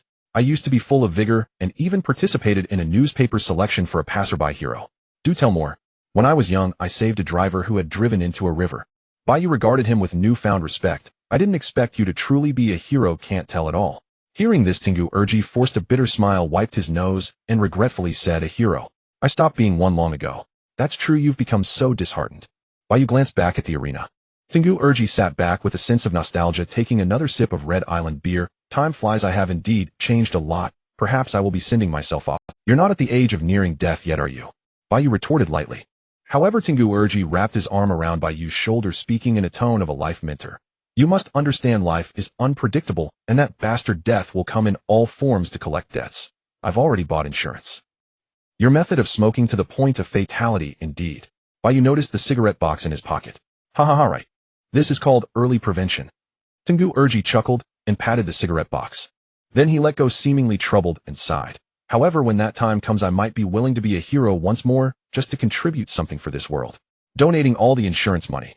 Bai Yu had finished his juice. Tengu Urji said, and then added something like that. Haha, I've become so disheartened that I'm contemplating my own death. What a failed life. He had lost count of how many times he had criticized himself. Before him, the vast arena was bustling with the youthful figures reflected in Tengu Urji's melancholic dark eyes. Those were all his lost youth. There's no way. This world, he suddenly murmured some nonsensical words. The branches of the roadside trees rustled, accompanied by the clear chirping of insects. Not far away under the streetlight, 4 young men surrounded a girl with blue hair. Looks like there's trouble over there, Tengu Urji remarked, casting a glance. Bai Yu stood up casually, throwing the empty bottle into the trash. Can I go take a... The path tree donned a skirt named Evening Night, swaying gracefully like a court dancer with the orange gold light resembling its enchanting gaze. 4 young men dressed in sporty attire surrounded the girl with blue hair and a low ponytail. Among them, the blonde youth struck an elegant pose for flirting, pulling out his phone. Beautiful lady, you are like a lily in the sky, how about adding each other as friends? The surrounded adorable girl blinked her light blue eyes, her lips slightly parted, and then pressed together, struggling to utter a word. With an aura of a kind angel, she clearly struggled to refuse others' requests. Her delicate and fair face showed a subtle hint of difficulty, caught in a state of bewilderment. Although the details were minimal, the blue-haired girl's emotions were captured in their entirety by Bai Yu, who possessed extreme 5 senses. Bai Yu exhaled and walked up the steps beside the green grass. He walked along the fence for over 10 meters, arriving at a distance that was neither close nor far. Leaning against the fence for a few seconds, confirming that the girl was indeed unwilling, Bai Yu finally spoke. She seems to have other matters to attend to, you shouldn't trouble her. Then, mustering her courage, her ethereal voice spoke, about adding each other as friends. Perhaps it's better to just forget it. Although her voice was soft, the blonde youth felt as if he had been struck by a... Then, mustering her courage, her ethereal voice spoke, about adding each other as friends. Perhaps it's better to just forget it. Although her voice was soft, the blonde youth felt as if he had been struck by a heavy blow. He closed the friend request interface and nonchalantly put his phone back in his pocket. I'm just a passerby out for a night walk. You can say I'm meddling if you... The blonde youth crossed his arms, rebutting with annoyance. I'm not saying anything wrong. What business do you have? The blonde youth crossed his arms, rebutting with annoyance. I'm not saying anything wrong. What business do you have meddling in our attempt to flirt with a beauty? The blonde youth crossed his arms, rebutting with annoyance. I'm not saying anything wrong. The blonde youth glanced at the blue-haired girl, then naturally noticed the exchange of looks between her and the meddler, feeling a pent-up frustration inside. Even if she doesn't want it, that's her business. Who are you to say anything? The blonde youth continued to argue. For some people, explaining is an extremely inefficient choice. Thus, Bai Yu shook his phone in front of them and said casually, all right, it's none of my business. But since the scenery here is so nice, would it be okay for me to record a video? The blonde youth exchanged glances with his companions, then turned back to see Bai Yu's indifferent expression, clenching his fists. Soon the gamification process reached 100%. In that moment, detected a gamifiable event, as special rules have been activated. It was indeed not an illusion. Bai Yu had long been aware of the system prompt at the corner of his vision, so there was no emotional fluctuation. Time in the outside world came to a standstill, and a light blue system data enveloped the area. The four young men and the blue-haired girl disappeared, and the space began to generate unknown data. What was once the place of the four young men? Pixelated monsters emerged from the subspace like a television static screen, with chaotic programs flashing randomly. The only rule: defeat the opponent or endure until the designated time ends to achieve victory. After a brief pause, the area's barrier locked all routes of retreat, signifying the birth of the game instance.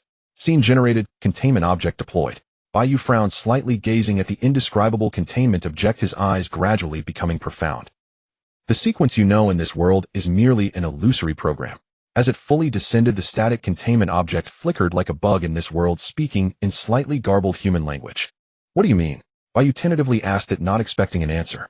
After the game ends, updates will reflect in reality. The player's performance will influence the actions of real-world targets. Meanwhile, details of the containment object popped up in Bai Yu's vision, and text began to generate. Emotional aggregate body composition: anger, 50 disgust, 20 joy, 10 sadness, 4 confusion, 4 fear, 2 other, 10 an unknown, while borrowing the emotions of people in this world. Descends here. The emotional aggregate predictably did not respond to Bai Yu's words, its humanoid body flickering like garbled text before disappearing and reappearing, accompanied by the crackling sound of electronic malfunctions, as if restricted by the world's rules. Then, this game event will be recorded in the sequence ranking. Let the game begin. The emotional aggregate raised its left arm. Immediately, the space where its left arm resided was cleared like a program, turning into a void of garbled text, a colorful black. It entered the newly opened void world, disappearing from Bai Yu's perception. But Bai Yu knew it was still here, just in another world. In the next moment, the space to Bai Yu's side was deconstructed like a program. The emotional aggregate slowly reached out toward Bai Yu, its pixelated arm erasing the space it passed through. The movement was neither fast. Even without retreating into the shadows, Bai Yu could react, calmly sidestepping. Thus the attack of the emotional aggregate missed, or perhaps it did not miss at all. The place where Bai Yu once stood was rewritten into garbled text. The space forever vanished. It became a colorful black void. The emotional aggregate floated like a traveler in space, entering the newly opened void, disappearing once again from Bai Yu's perception. Can this containment object eradicate space? Bai Yu immediately understood that this entity was troublesome. Though its attacks were not fast, even appearing slow within extreme 5 senses, over time his space for movement would diminish. The barrier enveloped the street, leaving very few places to shadow step. This meant he had to confront it head-on, and guerrilla tactics would likely lead to defeat. The next second, the space behind Bai Yu was rewritten. The emotional aggregate floated toward him leisurely, like debris in space. Thus Bai Yu decisively activated the shadow's slender and sharp shadow blades intertwined around his arm. Then he ruthlessly swung toward the emotional aggregate. In perception, the shadow blade sliced through its arm as effortlessly as cutting through water. The sensation was strange. Objectively, it had indeed struck. However, no feedback sensation was received if one were to describe it in words. The emotional aggregate's arm turned into garbled text and dissipated, only for new garbled text to regenerate into a new arm. It was as if one had cut through a non-existent program, physically interfering with an entity without substance, which felt very discordant. Confusion 42, other 1012, shortly after the emotional aggregate's reaction surprised Bai Yu slightly. Is this the ability of Little Black? Did you kill it? This is Zayaheya's ability. Did you slay it? A sentient conglomeration of raw emotion, on the verge of disintegrating into the world itself, fixed its gaze upon Bai Yu, who had retreated to a safe distance, suspicion laced with grim certainty. Bai Yu's Shadow Sovereign was synthesized from Shadow Domination Shadow Stalker, an ability enhancement. It was likely referring to Shadow Stalker. Memories of that night surfaced. The slender containment entity that ruled Lingu district. If you mean the Slender Man. Bai Yu pointed his blade at the emotional conglomeration slicing through the air. Yes, I struck it down. What of it? Bai Yu rarely engaged enemies in idle banter. But in this game event, prolonging time was itself a victory condition, thus he leaned into the exchange. GH, SKRRD.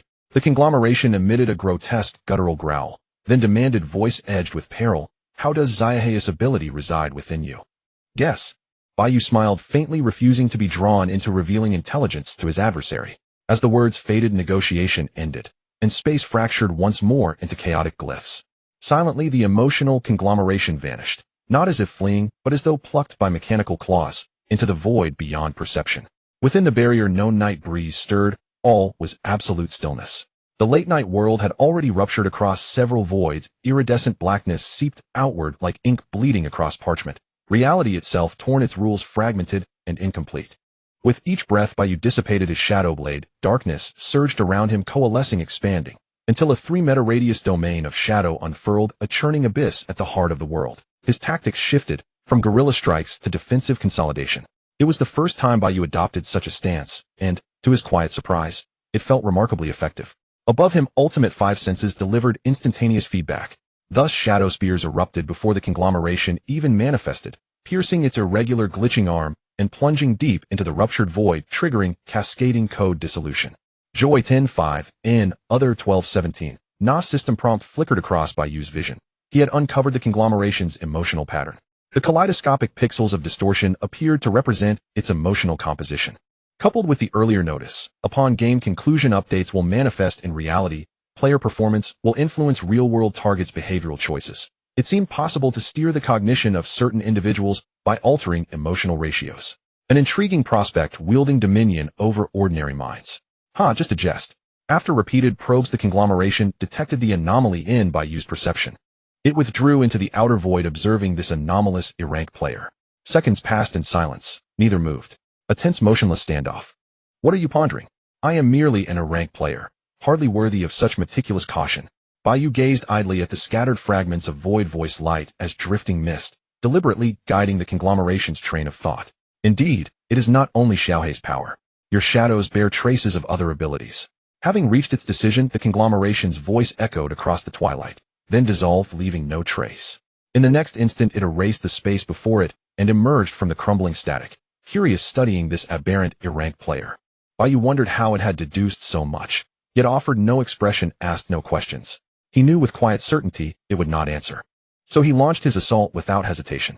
As his spirit energy reserves dwindled, quadrants of shadows swept across his field of vision along curved trajectories, like the fangs of some primordial beast lunging to devour. His vision narrowed, as if swallowed by encroaching darkness, a perceptual illusion born solely from his own vantage point. Danger loomed imminent. In the conglomeration emitted another low, grinding skrrt, eyes locked unblinkingly onto Bai Yu, motionless, allowing the shadow fangs to close in. Feigned vulnerability, deceptive maneuvers, psychological bait. Such stratagems remained among the most potent hunting arts. Create the illusion of ease. Let your prey believe they hold the hunter's role, and thus Bai Yu deliberately allowed himself to be struck, to draw full attention to crafting a mantis stalks cicada, unaware of Oriole behind scenario. In the shadow fangs interlocked midair, surging forward, poised to rend the conglomeration apart. Whether battle concluded hinged solely on whether it evaded, and no margin for error. Every twitch, every microshift must be observed, anticipated, countered. And, are you perhaps guiding my thoughts this way? With an air of absolute command, his obsidian eyes deep, inscrutable, Bai Yu stepped aside moments before the anomaly manifested. Where he'd stood, space collapsed inward, erased by unknown means. Vast stretches of void yawned open. Bai Yu had anticipated the delayed, ranged attack, its telltale wind-up unmistakable. First, I feigned close combat limitations to mask your long-range capability. Then I let myself be struck, to fix your attention. You containment entities possess remarkable intellect, don't you? Bai Yu sighed, offering reluctant praise as he watched the conglomeration absorb the shadow strike, without flinching, confirming in his mind its status as a being of elevated hierarchy.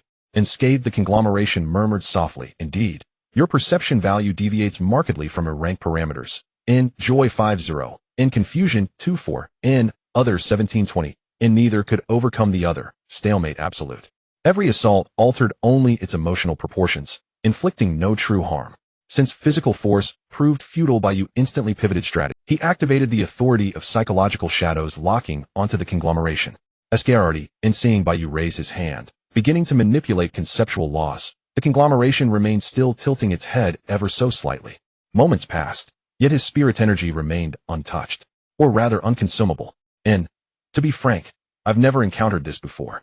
Bai Yu exhaled, reassessing the conglomeration, and abandoned the attempt to dominate its psychological shadows. He could not select it. It simply did not exist within this world. An uncanny dissonance clung to the air. Unreal, alien, in Xiaohei's ability, unknown shadow arts, anomalous perception, in multiple unique powers converged unnaturally within a single player. And the conglomeration whispered these words, then abruptly made a decision, and erased space once more. It interfered with the sequence game, bridging this locus to another event. From the glitching void something, or someone, spilled forth. With a dull thud, a foreign man, clearly affiliated with the Northern Continent Federation, tumbled into view. An A-rank player hovering at death's threshold. In the next second, he collapsed, expired, and dissolved into pale blue system data. Simultaneously, the blank interface flashed a notification. E-rank assimilable ability detected. Foundational umbral science. In Bai Yu observed the conglomeration's intent impassively and declined the meaningless A-rank ability outright. Witnessing the tremor in Bai Yu's innate ability, the conglomeration finally understood. It grasped why this A-rank player defied categorization. Your innate talent defies classification. You assimilate others' abilities, and the conglomeration's tone shifted, hostility gone replaced by something far more unsettling fascination. It studied Bai Yu with rapt clinical interest, as a scientist might observe a breakthrough specimen. Bai Yu remained silent. Even if the truth had been spoken aloud, he would not confirm it. Anomaly, anomaly. And the conglomeration grew agitated, its glitch patterns accelerating toward total collapse, screen static flickering violently accompanied by sharp, grating white noise. You are anomaly. The sequence game's anomaly, an aberration that shatters equilibrium. And perhaps, in Bai Yu had long questioned the blank's enigma. Rating. So, what precisely do you intend to say? You are the sequence game's bug. In AS, if uttering a cosmic taboo, the conglomeration shattered, spewing crimson code. Its glitch-formed body warped spatially, distorting reality to an unspeakable degree, rendering the indescribable tangible. After a pause as world law stabilized once more, the conglomeration fixed Bai Yu with a gaze heavy with implication, and delivered its final warning: game administrators will descend, to reset this realm, or purge it entirely. In this world, shall return to nothingness because of you. God. Bai Yu tentatively spoke, hypothesizing that this world is merely a game, regarding the game manager mentioned by the emotional. Anger 5025, Joy 020, Disgust 2025, Cough. Cough. God. However, the emotional aggregate emitted a static sound of electronic malfunction. The garbled code flickered and distorted, the body composition changed again, revealing a momentary high-level aura. Just a sinner with privileges. You and I are on the same front. The enemies of the game manager are those we recognize as allies. The emotional aggregate seemed to be giving a farewell reminder. Break this sequence game, everything will return to reality. Then, anger 250, fear 227. This phrase lingered on the streets under the night sky. The emotional aggregate glanced at the game rules, then extinguished the space and voluntarily exited the game. The void of garbled code consumed it, and everything returned to its original state. A voluntary concession capable of extinguishing the container of space. In the next moment, having detected the opponent's defeat, a light blue prompt interface from the system appeared. This game event has ended. It really doesn't make me happy. Bai Yu dispersed the shadows, clearly feeling quite troubled. Claiming to be a bug, asserting that the world is merely a game program, and then the game manager, who is presumably a god, becomes an enemy. Yet this is merely one side of the emotional aggregate story and cannot be fully trusted. Perhaps this is its lie as well. Evaluating player performance. Data deletion. Then Bai Yu noticed the abnormal game settlement. The system interface also displayed garbled code from the emotional aggregate. Player sequence ranking. Data deletion. The existence that can erase space and even interfere with the sequence game system. The true strength of the opponent remains an unknown. Data deletion, data deletion, data deletion. Subsequently, all records of this game event were deleted. No observer could know the conversation between Bai Yu and the emotional aggregate. Data deletion. As the last garbled code vanished, the sequence game returned to normal, and the rules were converging. Updating reality. The action choices of the reality objective are being calculated. Fear, 27 disgust, 25 joy, 20 sorrow, 4 confusion, 4 anger, 0 others, 20. The real world was restored under the night, where the light blue data receded. For youths and a blue-haired girl stood like sculptures frozen in time. Update complete. In the next moment after the game updated reality, the anger in the originally clenched fist of the blonde youth suddenly disappeared. Instead, what replaced it was fear and disgust towards the meddlesome onlookers. In today's age, being spread online would undoubtedly lead to infamy. He suddenly thought clearly about this. At the same time, an inexplicable excitement, a complex feeling like suspecting he had a peculiar obsession, enveloped him. He dropped this line and instinctively ran away. Only the 3 companions were left, exchanging worried glances about the mental state of the blonde youth. What a sudden change of heart. Wasn't he just furious? Didn't we agree to become gangsters together? Then they went after the blonde youth, not caring about any approach. The shadows of the trees rustled, watching those 4 disappear into the night. The blue-haired girl in a clean white dress patted her soft chest, exhaling a breath, finally feeling at ease. Then that's that. Bai Yu, having dealt with the matter, waved goodbye. He walked in the direction of Tingu Nyuk while contemplating the information from the emotional aggregate. However, the blue-haired girl suddenly jogged over, hurriedly reaching Bai Yu's side. Supporting her knees, she gasped for breath and thanked him. I still want to thank you. What's your name? Bai Yu paused, his steps glanced at her. A lovely and kind girl, thus summarized. However, Bai Yu had someone he admired, so he felt no emotional fluctuation, casually responding, Bai Yu, and you should not walk alone at night next time. After a simple reminder, Bai Yu continued walking towards the stadium. However, the blue-haired girl blinked a few times, seemingly confused. Then she took out her phone, unlocked it with her fingerprint, and scrolled to find the chat record from that afternoon. I've arranged a new colleague for you. He should be starting work tomorrow. His name is Bai Yu. The chat record from Minister G.E. came into view. Her gaze exchanged between the youth and the chat record. Under the brilliant golden glow of the streetlights, she loudly inquired with an ethereal voice, Excuse me, are you the new Bai Yu from the Psychological Rehabilitation Department? Bai Yu stopped again, thinking that this luck value 1 really had a significant impact. Are you from the G Group's Psychological Rehabilitation Department? Yes. After confirming that the other party was indeed his new colleague who would accompany him tomorrow, the blue-haired girl revealed a smile more radiant than an angel's, seriously introducing herself. Perhaps it is truly fate. My name is Luo Ro, also an employee of the Psychological Rehabilitation Department. Let's take care of each other from now on. She stood there like a little rabbit peeking out from the snow. Seeing Luo Ro was such a sunny and gentle girl, Bai Yu turned his head to gaze at Tingu Nyuk, who was smoking with a melancholic expression. A stark contrast arose, but there was still one doubt unresolved. Bai Yu withdrew his gaze from Tingu Nyuk, scrutinizing Luo Ro with concern and asking, Why did you walk alone on this night road? You must be here for the first time, right? Well, the cute girl should have the awareness that walking alone at night is dangerous. Luo Ro shyly averted her gaze, her fingers scratching her cheek. After a moment, she revealed a small bitter smile. It's just that I felt really happy having a new colleague after working alone for so long. Is it really that happy? Bai Yu looked at her conflicted expression, his extreme 5 senses determining it was not a lie. Taking a deep breath, Luo Ro lightly bit her lip, deeply bowing to Bai Yu, hurriedly apologizing. I'm sorry, I won't walk such night roads again, because I really am very happy. Time flowed second by second. Bai Yu did not respond, and Luo Ro did not lift her head. The light blue tied hair fell down, complementing her legs wrapped in white stockings like blue skies and white clouds. You need to be careful alone in the future. There's no need to apologize so much. Bai Yu sighed, breaking the silence. Upon hearing this, Luo Ro raised her head once again, displaying an angelic and charming smile. The background seemed to have warm morning rays dazzling the eyes. I understand. I'll remember it just like I remember my grandmother's words, she said energetically. Then Luo Ro hummed a cheerful little tune, approached Bai Yu, opened the add friend interface, and said to him, Mr. Bai Yu, let's be friends. We're going to work together from now on. There was no reason to refuse. Bai Yu took out his phone and accepted her friend request. Ding dong, the sound of a successful friend request rang out. Luo Ro smiled sweetly, her fair fingers moving as she sent Bai Yu a cute expression pack saying, Please take care of me. Every move she made resembled a naive and kind-hearted angel. This was the first time Bai Yu had seen such a pure and healing girl. Then Luo Ro covered her mouth with her hand, curiously looking at the despondent Japanese office worker, full of negative energy over there. Is that person your friend? Bai Yu cast his gaze over, affirming. That person is named Tingu Nyuk. I guess he is my friend. Then Bai Yu noticed Luo Ro's movements. He saw her nodding as if she had realized something, seemingly the first time she had encountered someone so full of negative energy. He seems quite ill. He should be fine. His personality is probably just like that. Bai Yu tried to salvage Tingu Nyuk's image. Meanwhile, seemingly driven by an inexplicable sixth sense, Tingu Nyuk, who was smoking, suddenly looked towards Bai Yu. And the sun, like Luo Ro. The cigarette he had in his mouth suddenly fell to the ground. The cigarette no longer smelled good. It was as if a ghost had seen a Buddha. Tingu Nyuk gasped in shock, twitching in place for a second, then suddenly stood up, adopting a fighting stance. Don't come over. I'm not afraid of you. Don't come over. The negative energy of this person is something I will protect. Don't come over. The despondent traveler from Japan clung to his negativity, terrified of the chicken soup for the soul. My name is Tingu Urji, a resident of Tokyo in the East Japan. As a fighter against the culture of overexertion, I cannot stand any motivational platitudes that encourage relentless striving.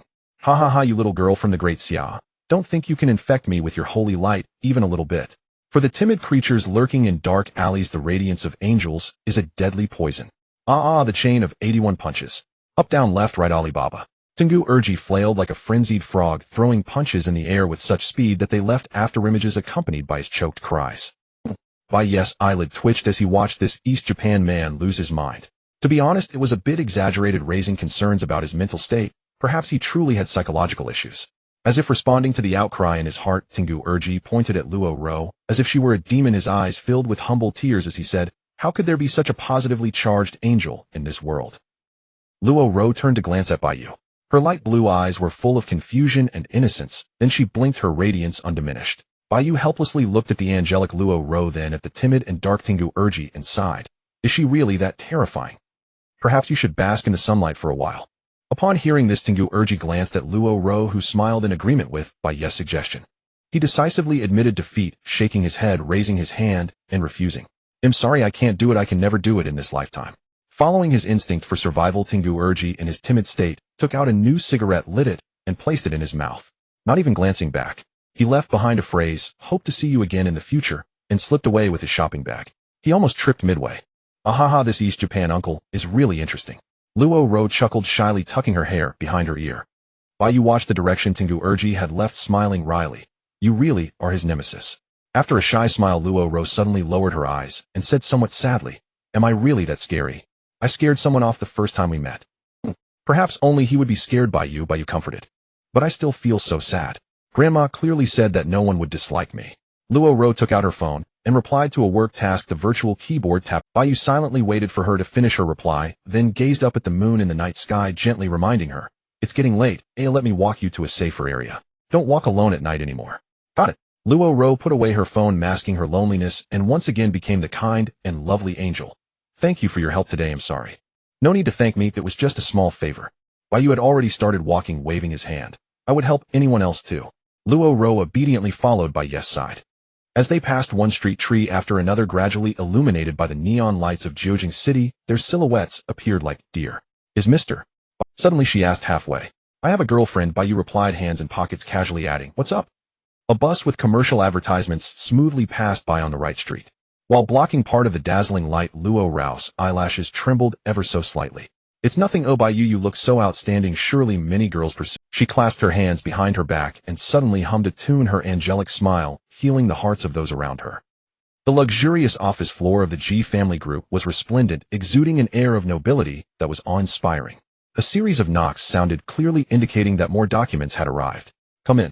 Ji was reading a professional book titled 10,000 Ways to Train Dogs. Her delicate legs wrapped in black stockings were crossed and hidden beneath the desk, yet her proud demeanor befitted the daughter of the Ji family. Moments later, the intricately carved office door opened.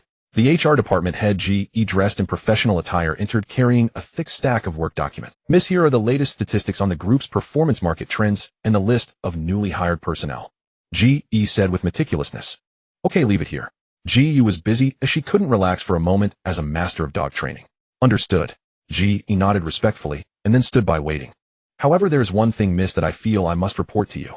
Upon hearing this, Ji shifted her gaze from 10,000 Ways to Train Dogs to Ji, speaking with a princess-like authority. Go ahead. Well, miss, Ji said with an attitude of admitting fault. As the HR department head, I made an exception to hire a staff member today without following the standard recruitment criteria. Continue. Ji returned to reading 10,000 Ways to Train Dogs. Ji lowered her posture. I may have acted impulsively, as the HR department head. This is irresponsible, so I would like to ask you to No need. Ji flipped to the next page. I trust your judgment. Go ahead and use him. Thank you for your trust, miss. Ji paused, but my judgment is still not as good as yours. All right.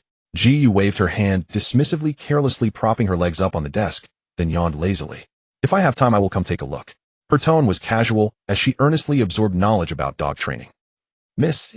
Ji noticed her mistress was reading the book and her expression changed slightly. What are you staring at me for? Noticing the HR department head's gaze, Ji shot her a sidelong glance, perhaps a bit embarrassed herself. If I remember correctly, you are quite averse to raising pet dogs, right? Ji inquired, concerned about Ji's change in interests. You once said that pet dogs are bothersome, low-level creatures. Sometimes one must change their perspective on things. Ji closed 10,000 Ways to Train Dogs, coldly stating, Recently I find that training dogs is also an interesting endeavor. Understood. I will immediately acquire a company specializing in animal training.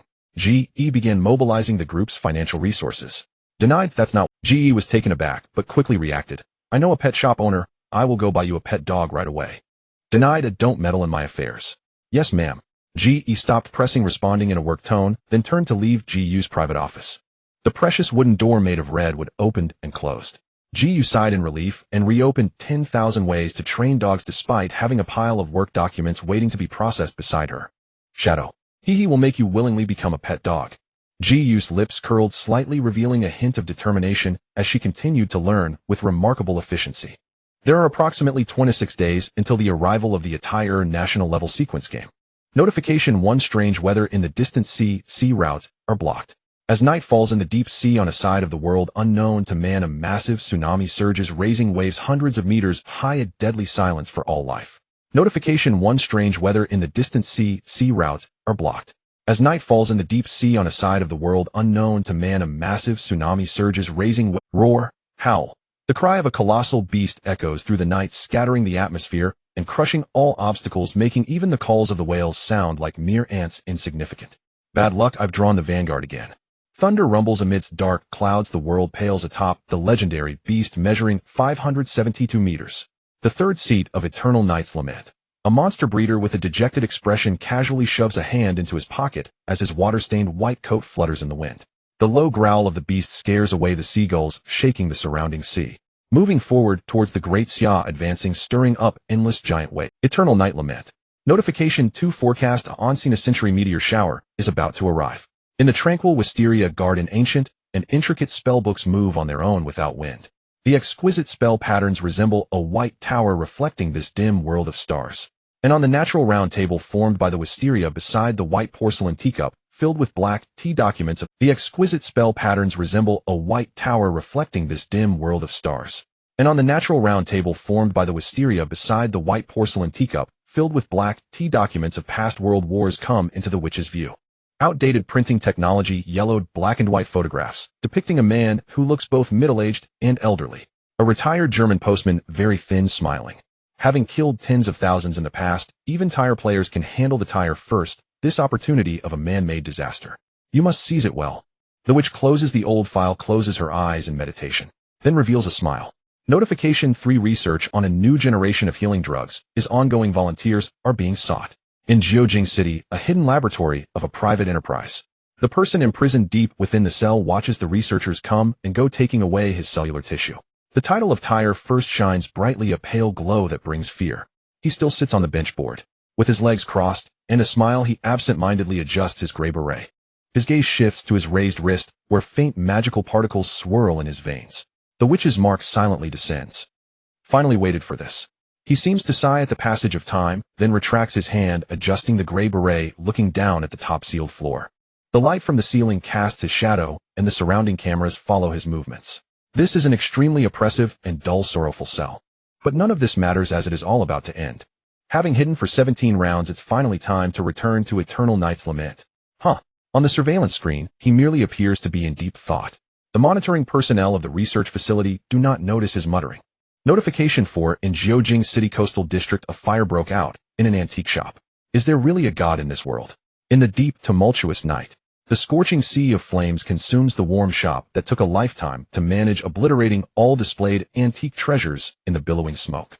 Whether it is the official kills Celadon, the Namu furniture, or the famous calligraphy and paintings, nothing remains, be it the shop, the wealth, or the memories. The elderly shopkeeper kneels helplessly in the depths of the fiery sea. Surrounded by thick smoke and flames, the only reliance is the tattered sweater in his arms. It is the sweater knitted by his deceased mother, cheap, old, and not at all. Is there really a god in this world?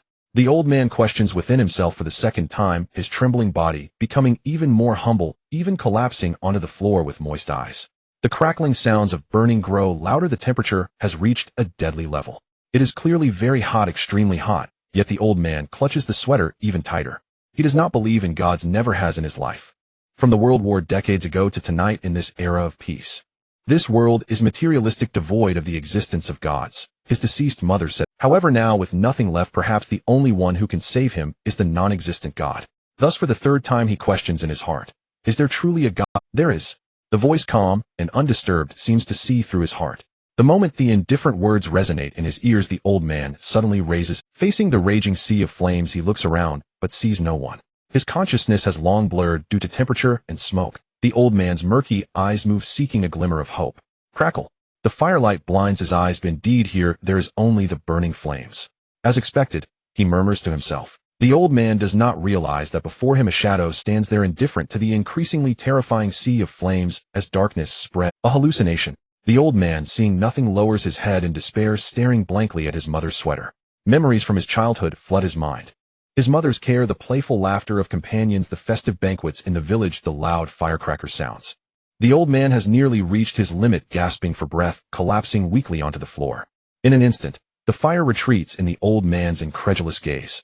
Player qualification granted. You will participate in the sequence game. In this world there is a god. The old man's eyes widened desperately, trying to dispel the field of vision. Unblocked, you will see the real world. The sea of flames disperses. A mysterious figure in black stands with hands in pockets, quietly blocking in front of him amidst the engulfing shadows. Player ability extraction in progress. God. The old man chokes out.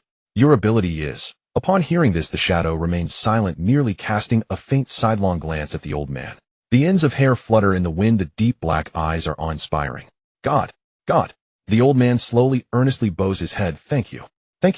As the night trembles, the shadow departs silently. Thank you. The old man continues to bow. At your ability, devout believer. He tightly clutches the sweater left by his mother, raising his head, staring blankly at the empty space where the shadow had just stood. You are. In the next moment, he withdraws his gaze in despondency, his head lowered as he becomes engulfed in the ruined antique shop as the fire dissipates. My God. A bus stop adorned with rotating, vibrant commercial advertisements. A city bus bearing sleek posters of trending games pulls away smoothly, its doors sealed, carrying over 20 passengers into the distance. Thus the once crowded bus stop now stands empty, save for Ing alone. Neon lights shimmer across his deep, cool black eyes. As an ancient adage declares, the weak await opportunity, the strong forge it. Rather than waiting for game events to descend, one must seek them out, directly, deliberately. Behind him, the convenience store glows like a cathedral bathed in sacred light. In the hush of night, Bai Yu shifts his gaze toward the faint blue system interface hovering in his vision. This game event has concluded. Moments earlier, he had saved an elderly man, helpless, broken by fire, pleading desperately for hope. Evaluating player performance. This event emerged from the ashes of a fire, its narrative centered entirely upon the redemption of the elder. Player performance evaluation complete. So Bai Yu acted, and would have even without the game event. Reward distributed.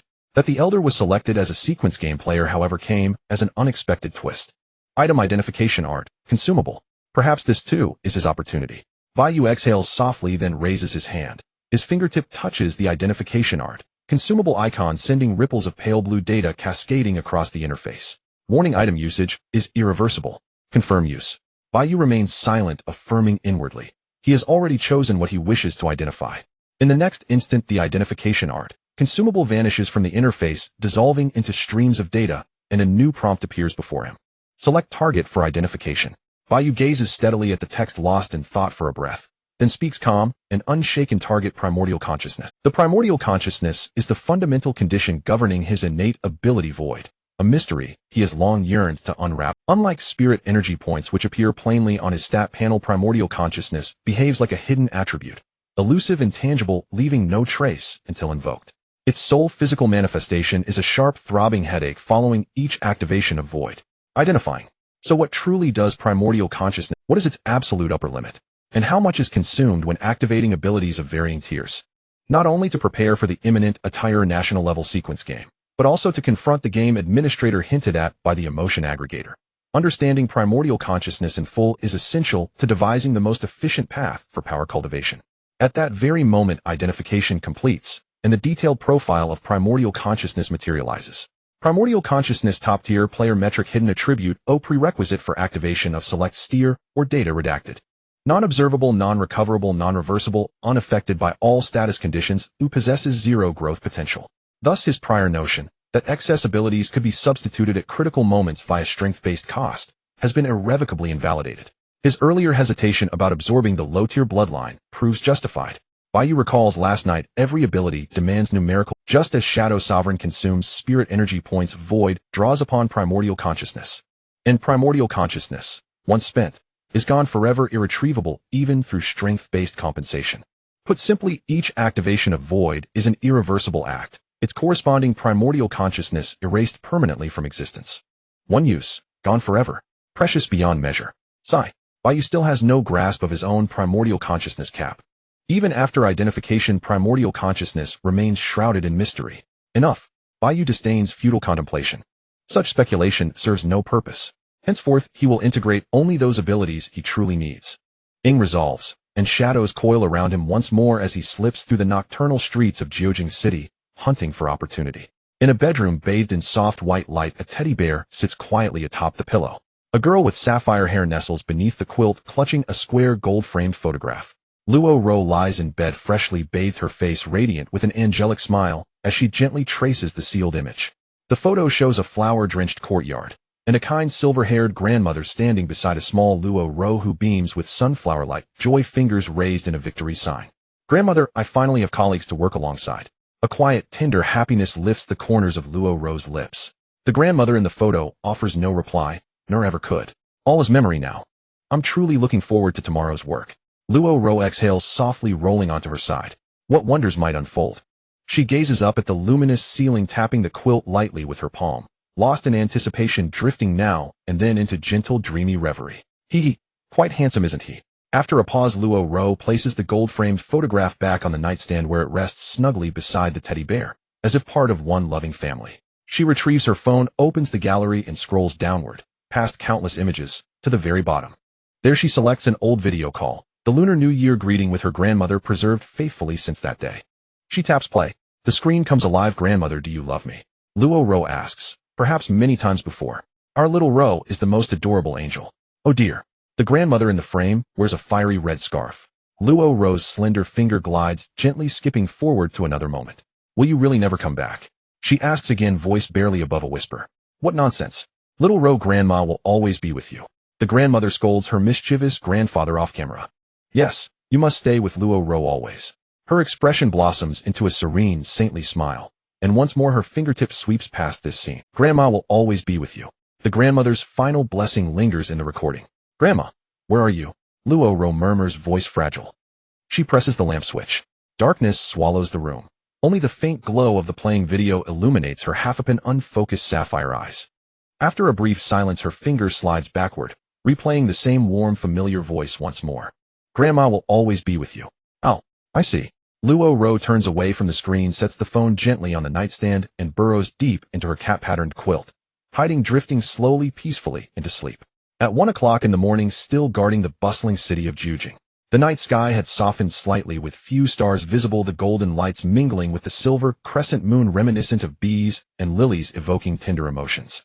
Qing Xian sat curled up on the rooftop of a tall building, her clear, watery eyes unchanging, gazing blankly into the distant skyline of the city. In the far distance, where it blurred like a pool of golden dawn, was the apartment where Bai Yu lived. The person she liked, the person she would love for a lifetime, the one she thought about all the time. Above the sky, the countdown for the A-class national-level game dwindled second by second. The system's font felt as if it were etched into the world, completely unreachable. Sneaking selfies while operating the claw machine. Watching the flow of traffic on the overpass under the orange glow of sunset. Taking restless photos in a retro photo booth. Though it happened not long ago, the vivid memories felt as distant as if they were separated by eons. Qing Xian, with her white hair cascading down from the rooftop, silently buried her face in her knees, a flicker of gentleness passing through her cold, watery eyes as she quietly exhaled. On the 4th consecutive day of work, I miss you. Closing her eyes, sensing the whispers of the night and the gentle breeze, Qing Xian recalled the time before she met Bai Yu, a time before witnessing the current flourishing era. As the executor of the 17 Bureau Protect the Great Xia. It was a moment that knew no distinction between day and night, where the master stood shoulder to shoulder with the Tao, summoning the purest spiritual energy, solemnly instructing her. Yes. At that time she knelt on one knee, not understanding the true meaning of protecting the Great Xia. The immortal supported her crown, bound her hair in gratitude, becoming another A-class cultivator of the sect. From then on she served as the executor of the 17 Bureau, guarding Jiujing City and resolving player conflicts time and again. Yet no matter how hard she tried, she could never chase after the broken night before suffering was born. Everything was too late. Did she truly protect the Great Xia? Qing Xian's long eyelashes trembled, her thoughts drifting like clouds under a dim sky. Until the end of that night, when she encountered him at the bus stop, brushed by the first rays of morning light, she finally understood the true meaning of protecting the Great Xia. I like you. She knelt towards the moon, softly uttering this phrase. What I protect is you. Hey, are you here, Mr. Shadow? On the side of a street beside the shadow of a tree, the 11th seat of eternal night, Lian softly called out by Yes' name. Dressed still as a pure college girl, her actions would surely attract many curious gazes, but unfortunately no one was passing by. After waiting for several seconds, he is not here. Lian nodded as if understanding, seemingly comforting herself. But I won't give up. What is called persistence is victory. Thus the 11th seat of eternal night, in search of her ideal partner, walked past the shadow of this tree. She arrived at the next tree. Her exquisite figure, playful like the neighbor's little sister, leaned down and softly asked, Hey. Are you here, Mr. Shadow? Her purple eyes blinked unblinkingly. Naturally, Shadow was not here. It was quiet. So she placed her hands behind her back, her steps light, continuing to walk to the shadow of the next tree. With the best of feelings, she asked again. In a corner of the city where even the end of the night could not penetrate, a traveler from the east was slumped against the wall. Beside him were empty bottles, a cigarette box, and a bucket of red braised beef noodles, clearly indicating that he had spent the late night here. Puff. He continued to smoke, releasing meaningful smoke rings, but this time, he was not alone. Meow. There was also a cat. In front of Fujitani Najika, where a line of neon lights flowed down, a black cat sat there waiting for a cigarette. A stray black cat, seemingly wise and having experienced many things. It meowed a few times, then picked up the cigarette from the ground, mimicking Fujitani Najika's smoking style, as if to comfort him. Ha ha, you cat, learning such bad habits from me. Fujitani Najika's tone started off cheerful, but quickly turned despondent. Meow. The black cat seemed to be asking for a lighter. Fujitani Najika sighed. Shaking off the ash, tidying up his surroundings, he silently bid farewell to the black cat, stood up, and walked out of the narrow alley. In the end, I am still not as good as you, Bai sang. Saying this, Fujitani Najika avoided the illuminated area of the streetlight, walking alone in the streets at dawn. Meow. The black cat's eyes blinked. Light on its feet, it took a few steps, lowered its head, and placed the cigarette in a well-lit spot. A cool breeze swept across the desolate rooftop, brushing against her cheeks and stirring her loose strands of hair. Qing Xian suddenly lifted her eyelids, glancing sideways at an old acquaintance beside her. She coldly questioned, "At this hour, what brings you here?" In the shallow night, shrouded in darkness atop a building hundreds of meters high, shadow-clad in a long black garment that swayed slightly, gazed at the distant horizon and casually remarked, "Just passing by. The 17 Bureau executor looks troubled. It's hard not to be curious." Curiosity killed the cat. Qing Xian stood up and faced Shadow, just then with the white strands of her hair being blown aside by the gentle wind. Qing Xian conjured a slender sword out of thin air, re-entering her work mode. In Jiujing City, which falls under the jurisdiction of the 17 Bureau, is it not somewhat arrogant for you to come and go as you please? The asphalt road below connected straight to the horizon of the city, with the traffic lights operating monotonously. Cameras flashed white light, recording every vehicle that passed through the night. Shadow glanced sideways, his nonchalant gaze quietly observing Qing Xian as her sword pointed towards him. Thus they faced off for several seconds until Qing Xian's spiritual energy was fully charged. Shadow finally spoke indifferently. Not long ago there was a fire in Jiujing City for unknown reasons with no casualties. Qing Xian's delicate brows furrowed slightly, her gaze still icy, silently listening to Shadow's words. As if seeing through Qing Xian's unasked questions, Shadows had swayed in the wind, and the ends of his hair fluttered slightly as he spoke in a plain tone. Once he finished speaking, Shadow turned his head back once again, gazing at the horizon of the early morning, shadows swirling around him, as if begging for a touch, like a pet. There are always things in this world that do not go as one wishes, whether it is by chance or unnecessary. Shadow, hidden in the shadows, appeared completely untraceable. "If I encounter it, I will help." Shadow candidly expressed what he wanted to say to Qing Xian. "I am neither a great benefactor nor a cold-hearted person, so." Shadow continued to gaze into the distance, but his arms entwined with shadow blades, raised his hand, pointing the blade at Qing Xian. "You should deal with the enemies you need to deal with, not meddle in my affairs." On the rooftop at dawn, the swords of both sides crossed, and conflict seemed to be on the verge of breaking out under the shallow night. In the next moment, Qing Xian flicked her sword flower, leaving expressionless. At 8 in the morning, the peak hour of pedestrian traffic in Jiujing City arrives, where modern office workers bustle beneath the towering skyscrapers. Dressed in formal uniforms, the office workers carry briefcases, glancing at the time on their phone screens while navigating through the crowd, parting ways at the intersection. Turning his head, the G Group Tower stands out prominently in the cityscape, a top-tier conglomerate in the Daxiao region. Though perhaps not, turning his head, the G Group Tower stands out prominently in the cityscape, a top-tier conglomerate in the Daxiao region. Though perhaps not on par with the Dawn Consortium of the Northern Continent, it is indeed a globally renowned megacorporation. The workplace that countless graduates from prestigious universities dream of has been effortlessly secured by him, making one ponder the inherent unfairness. Just as Bai Yu was lost in thought, a familiar cool voice called from behind. Bai Yu. Retracting his gaze, he turned around to see Su Shui with her hair tucked behind her ear, appearing like a princess from a dream under the warm sunlight. "Luck is indeed a part of strength," Bai Yu mused, resting his arms on the railing of the overpass. "World's cutest, how many points do you think this morning encounter deserves?" "If luck is strength, I might as well give you a perfect score," Su Shui said, her ears slightly reddening, hiding her embarrassment behind her white hair. "Why are you in the city center at this hour?" As she spoke, she leaned closer to Bai Yu, enjoying the gentle breeze, together her soft white hair dancing beautifully in the wind. To put it simply, Bai Yu gazed at the G Group Tower in the distance. "I came to work." The alluring scent of Su Shui, the world's cutest, lingered at the tip of his nose, still evoking a slight stir despite his accustomedness. "Work? Su Shui pondered, slightly confused. Though you have always been outstanding, you've been cooped up for a long time, haven't you? What suddenly brought you? Thus Bai Yu recounted yesterday's events and details of his job. 5 minutes later, the Psychological Rehabilitation Department. Su Shui was taken aback to learn Bai Yu had become part of the G Group. Though the benefits are indeed excellent. Do you really want to work there? Do you mind? If you do, I won't go there, Bai Yu said, considering Su Shui's feelings. The contract offered by GE clearly stated that Bai Yu could resign at any time. You must go, Su Shui insisted with her arms crossed, speaking with a serious tone as she leaned against Bai Yu's shoulder. The reason, of course, was that the G Group was her good friend's company. If she were to find a job, there couldn't be a better place. Moreover, it was within the inspection range of the 17th Bureau, allowing her to visit Bai Yu even during work hours. I heard the Psychological Rehabilitation Department is set up for the female employees of the G family.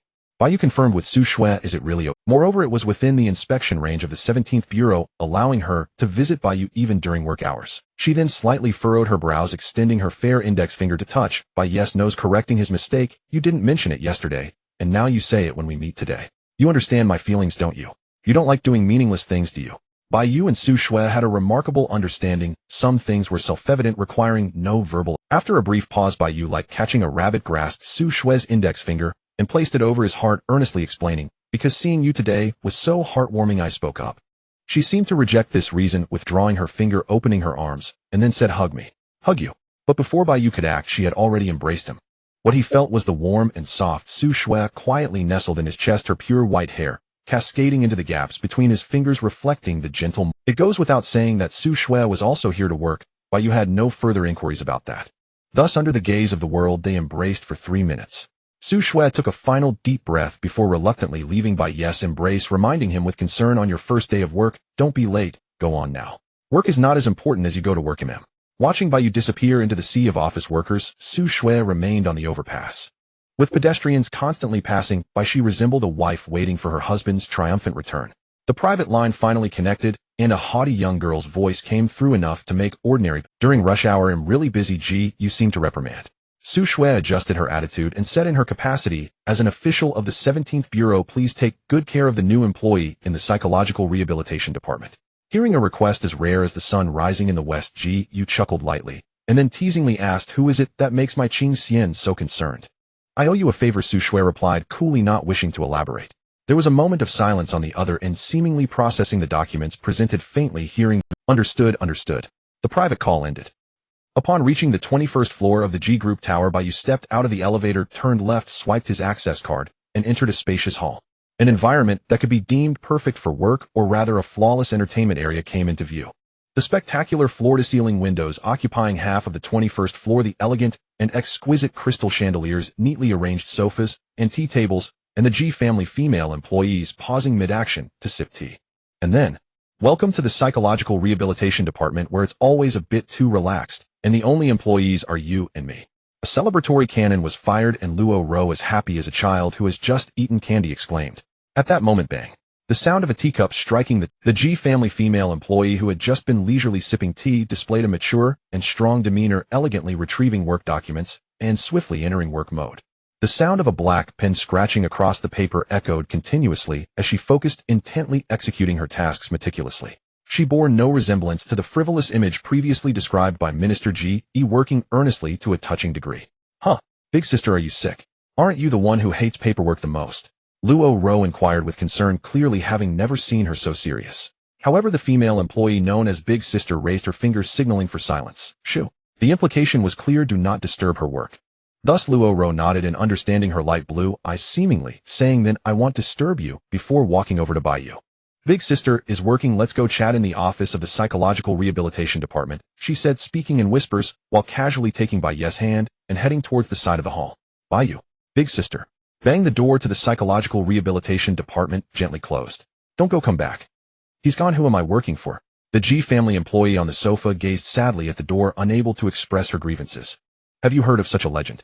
It is said that deep within the virtual data network, there lies a mysterious web page capable of granting people's wishes. The content of the mysterious web page consists of 3 simple steps: wish, self-introduction, and confirm wish. If you complete these 3 steps, your wish may be observed by the divine. If your wish is successfully chosen by the divine, you will receive an invitation letter welcoming the divine's descent. Then your wish will materialize into reality. Do you believe in such urban legends? In the office of the Psychological Rehabilitation Department, beside a coffee table, with a tablet, Luo Ro leaned in, whispering mysteriously to Bai. Since almost no one comes for psychological counseling in the department, they unknowingly began to chat. Sounds quite interesting. Bai Yu, feeling bored, leaned back on the sofa and pondered, but where did you hear this urban legend? I haven't heard of it. Nowadays, internet legends are numerous. Even an ordinary event can be turned into a bizarre tale. Science could produce several episodes on it, truly a hallmark of the times. He had heard of urban legends like the Snow Woman and the Night Wife, but this mysterious webpage that grants wishes was new to him. A new urban legend that just emerged. Or perhaps a trace left by some player in reality. This is a secret known only to those chosen by the divine, Luo Ro said proudly, with a smirk, taking out her tablet. Wait a moment, I'll find it. She swiped her fingers, eagerly opening the browser, and a strange, mysterious link appeared. Bai Yu leaned over to take a look, resting his chin on his hand. Is this it? Sitting on the sofa, Luo Ro's slender legs wrapped in white tights swayed, and with a tone reminiscent of a child seeking praise, she said, that's right, I had a hard time getting this from some post. Bai Yu's eyes were glued to the screen as he softly suggested, should we click on it? Luo Ro let out a soft hum, gently touching the mysterious link. After a brief moment of waiting, a web page composed of simple lines appeared, just as Luo Ro had described, with only 3 steps listed. Wish, self-introduction, confirm wish. Then Luo Ro turned her face towards him, curling her lips into a smile, and asked in a tone reminiscent of a seasoned pro, so ordinary people, who seek the favor of the divine, what is your wish?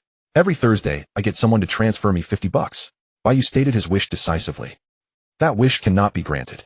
Luo Ro placed the tablet on her thigh, crossing her arms in a no gesture as she looked at Bai Yu with a playful pout. The webpage only allows one wish to be granted before denying access. How can we proceed with such a trivial wish? She continued, and Bai Yu crossed his arms, leaning back on the sofa with a sigh. Since there's only one opportunity, why don't you make the wish? After all, you found the link. Then I'll wish for 3 more wishes. Luo Ro asked in a childlike tone. A classic wish paradox, the old trick again. If you really wished for that, the divine would probably ignore you. Bai Yu analyzed seriously. A divine being endlessly exploited would likely resign from their position. Luo Ro nodded in understanding, agreeing, that makes sense. So what wish should we make? The atmosphere fell silent for a few seconds, with only the ticking of the office clock echoing in their ears. Suddenly, I've thought of something. Luo Ro's eyes sparkled as she raised her index finger, smiling brightly. Let's wish for a monthly income of 10 million. Having dreams is a good thing, Bai Yu acknowledged, staring intently at the webpage. Then let's make the wish. Thus Luo Ro tapped away on the virtual keyboard, leisurely completing the steps of wish, self-introduction, and confirm wish, after which the webpage suddenly transformed into a lost connection state. Alright, now we just wait for the legendary invitation letter to appear. Luo Ro let out a sigh of relief. However, before Bai Yu could say anything, Luo Ro's phone suddenly chimed with a message from someone saved as Sister of Laziness, presumably the staff member from the G family. The CEO is here for an inspection. Upon seeing this message, Luo Ro instinctively gasped, then hurriedly tidied up the coffee table and dashed out. But the moment she stepped outside, she quickly turned back, looking like a wilted sunflower, and called out to Bai Yu weakly, hurry out, the group CEO is here for a surprise check. Sad, glancing at the still displayed tablet, Bai Yu put down his cup and wasted no time following Luo Ro out.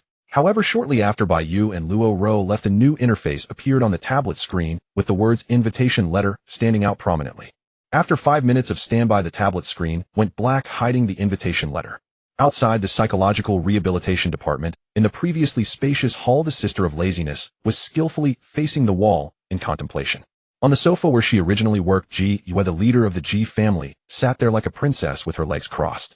Wearing a corporate-style black shirt and a rosered pleated skirt with delicious-looking black tights, she was a girl both noble and untouchable.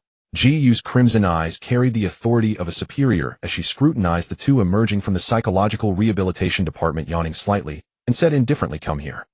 Yes. Luo Ro's small hands fidgeted behind her back, her expression very unnatural, resembling a timid little deer. She awkwardly moved to the right side of Ji Yu's sofa, crossed her legs, and sat up straight. Then Ji Yu and Bai Yu locked eyes, her eyelids drooping as she examined him with interest, smiling. Under Ji Yu's gaze, Bai Yu leisurely approached the left side of Ji Yu's sofa, sat down, and awaited the CEO's impromptu evaluation. Generally speaking, it is indeed a bit nerve-wracking when a company's higher-ups come to inspect. However, thinking about the fact that this group CEO had once been his, it was hard to feel nervous, even a bit comforting. Bai Yu really wanted to ask her again, am I in good luck this year? Are you the new employee who started today? Ji Yu's voice commanded respect. Your response seems acceptable. Do you know our Ji family's regulations? Luo Ro slightly curled up her body, her hands anxiously resting on her thighs, wrapped in white tights, her eyes signaling Bai Yu, you can do it. Bai Yu stared at Ji Yu for a second, then calmly withdrew his gaze and smoothly began. Firstly, employees must comply with all laws and regulations of the Great Xia. Secondly, employees must adhere to the provisions of the labor contract and other agreements. Thirdly, time passed second by second.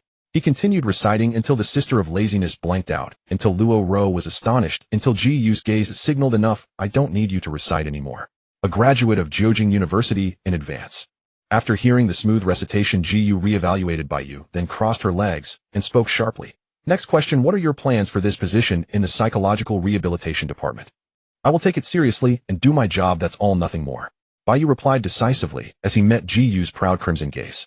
As the leader of the Ji group, Ji Yu naturally would not avert her gaze like an ordinary woman, but instead stared back with a more rigorous attitude. Oh.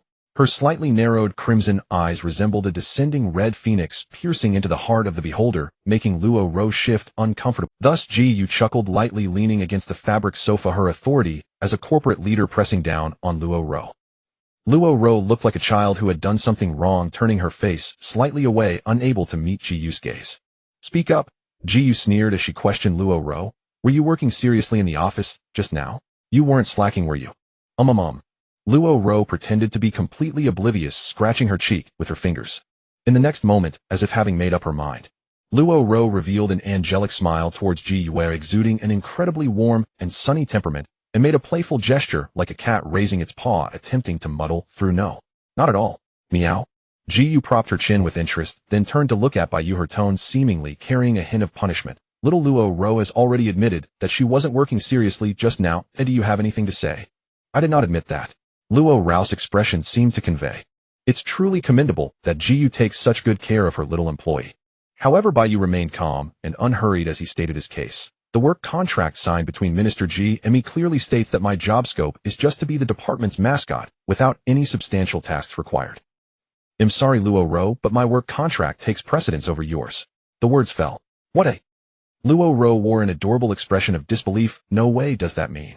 Only she would count as neglecting her duties. That's not... No way. Ignoring Luo Ro's unnatural expression, Ji Yu fell silent for a moment, as if confirming whether Bai Yu was lying, then replied lightly. Alright, it seems Minister Ji has given you a high treatment, so let's move on to the next question. She took out her phone, casually browsing the electronic work contract forwarded by G.E. and said indifferently, with such generous treatment for this special position, do you think you could be replaced by someone who comes after you? No one can compete for my job. Bai Yu was never afraid of any challengers, I can assure you of that. Upon hearing this, Ji Yu crossed her arms, her right index finger rhythmically tapping her left arm. Reason. The identity of the most outstanding graduate from Jiujing University, the motto confidence is the peak and the most crucial point as a mascot. Ample looks. Bai Yu's gaze was sharp, refusing to back down, already possessing the authority of a corporate leader. Heh. However, Ji Yu laughed, her laughter akin to that of a noble queen. Then she uttered a phrase Bai Yu was very familiar with, being handsome is not worth mentioning. Yes, replacing the subject, Ji Yu echoed what Shadow had said to her back then. I agree with your assessment, Bai Yu admitted candidly, but I have already said what I wanted to say. Do you have any other questions? The person that Qing Xian specifically instructed to look after is indeed quite special, possessing a pride akin to my own. Perhaps she has the capability to serve as the group's secretary, but no, I consider you qualified for now. Ji Yu stood up to leave, seemingly having business negotiations to attend to. I am not interested in the men of Qing Xian. As Ji Yu walked away, her legs wrapped in black pantyhose creating a slight scent of perfume, she drifted further and further away while Luo Ro pondered softly. Men are troublesome creatures, vexing. The silhouette of the 21st floor reflected in Ji Yu's eyes. The modern decor always carried a black tone, reminding her, aside from that, Shadow, waiting for the access control system to respond, undergoing identity verification. I could take the trouble to train him into the most obedient. As the tempered glass door slowly opened, Ji Yu curled her lips into a smirk, revealing a hint of unwillingness to be beneath others, and left. After the inspection, Luo Ro and Bai Yu returned to the office of the psychological rehabilitation department. Ooh, that scared me to death. Luo Ro collapsed onto the sofa as if having survived a disaster, her light blue hair cascading down her shoulders, her delicate chest rising and falling slightly with her breath. She maintained her position, lying on the sofa, took out her tablet, hummed a tune, and unlocked the screen with her fingerprint. Then she suddenly gasped. What a... Luo Ro was confirming that she wasn't hallucinating. What's wrong? Bai Yu, propping his chin while contemplating the future, turned his gaze towards her. Luo Ro took a deep breath, then her eyes sparkled as she flipped the screen like a child who had just won a prize, showing it to Bai Yu. There really is an invitation letter, She leaned closer to Bai Yu, presenting the screen very close to him. Invitation letter. You who have wishes that cannot be fulfilled have been lucky enough to be chosen by the divine among tens of thousands of wishers. Congratulations. The prayer event will start at 8 o'clock tonight. Please be sure to attend. Address folded unfolded. Note this invitation letter allows free passage. Note do not publicize, the divine will be angry.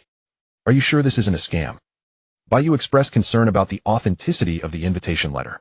Luo Ro paused for a moment, also pondering for a while, then nodded in agreement. That's true, just a single interface really lacks persuasiveness. The address of the invitation letter happened to be in Jiujing City, but in another area over 2 hours drive from the city center, not too far, but not close either. It seemed to be a hotel easily searchable on the internet, a mid-to-high luxury hotel. Seeing Luo roused disappointment, Bai Yu sighed and confirmed, do you want to go take a look?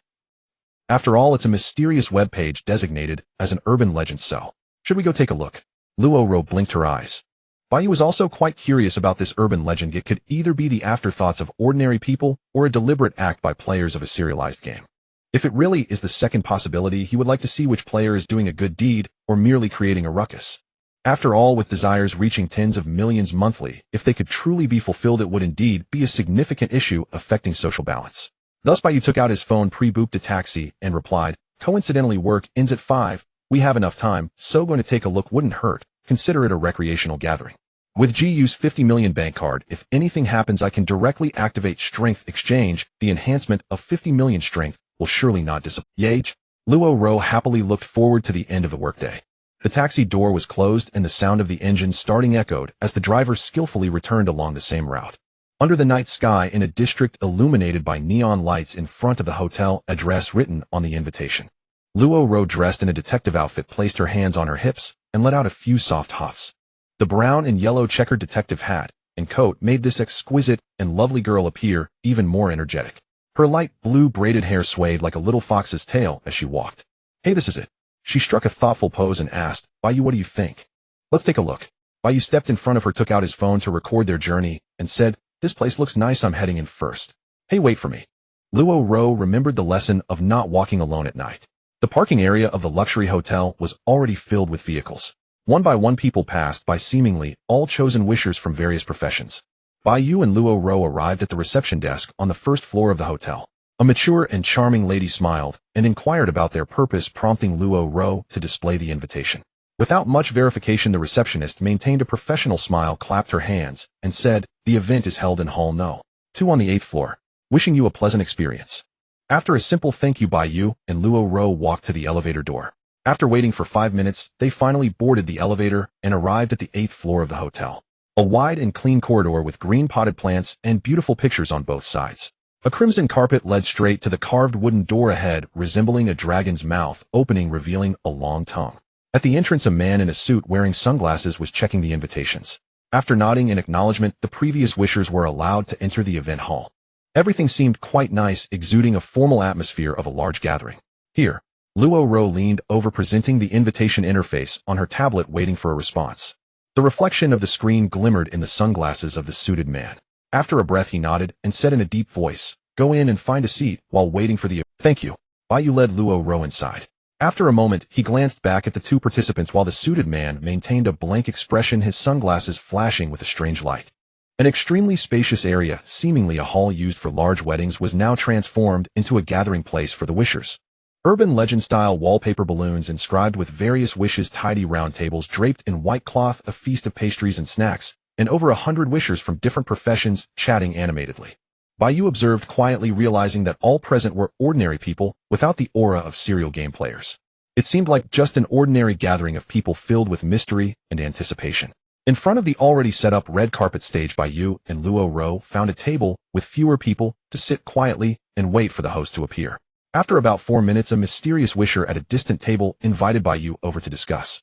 After observing Luo Ro, who was playing with her tablet for a second, Bai Yu said, he'll be back in a moment, and walked over to the table full of wishers. A round table covered with a white cloth gathered individuals from various professions and age groups, including students, office workers, and corporate executives. As soon as he sat down, everyone warmly started talking to Bai Yu, discussing various topics.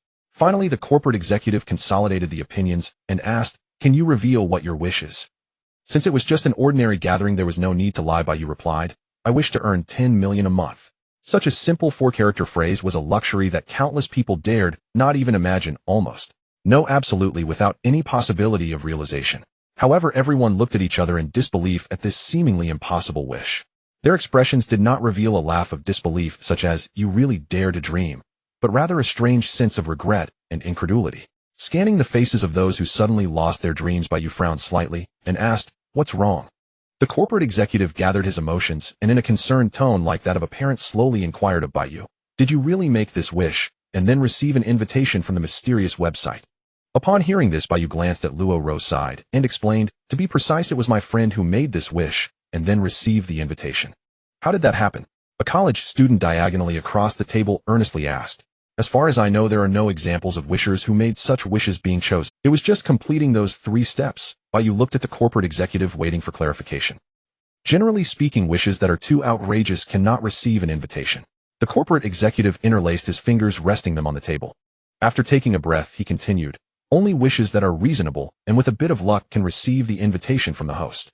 The other wishers at the table all accepted the corporate executive's words. Their wishes were all at a level that was not too difficult to achieve, hence, they envied Bai Yu's exaggerated wish being accepted. And receiving the invitation, attending the wishing party, and welcoming the descent of the divine will surely lead to the realization of the wish. The corporate executive declared with unwavering confidence. "So, does that mean my wish to earn 10 million a month will come true soon?" Bai Yu studied his micro-expressions and asked, "Are you sure this isn't just an urban legend passed around?"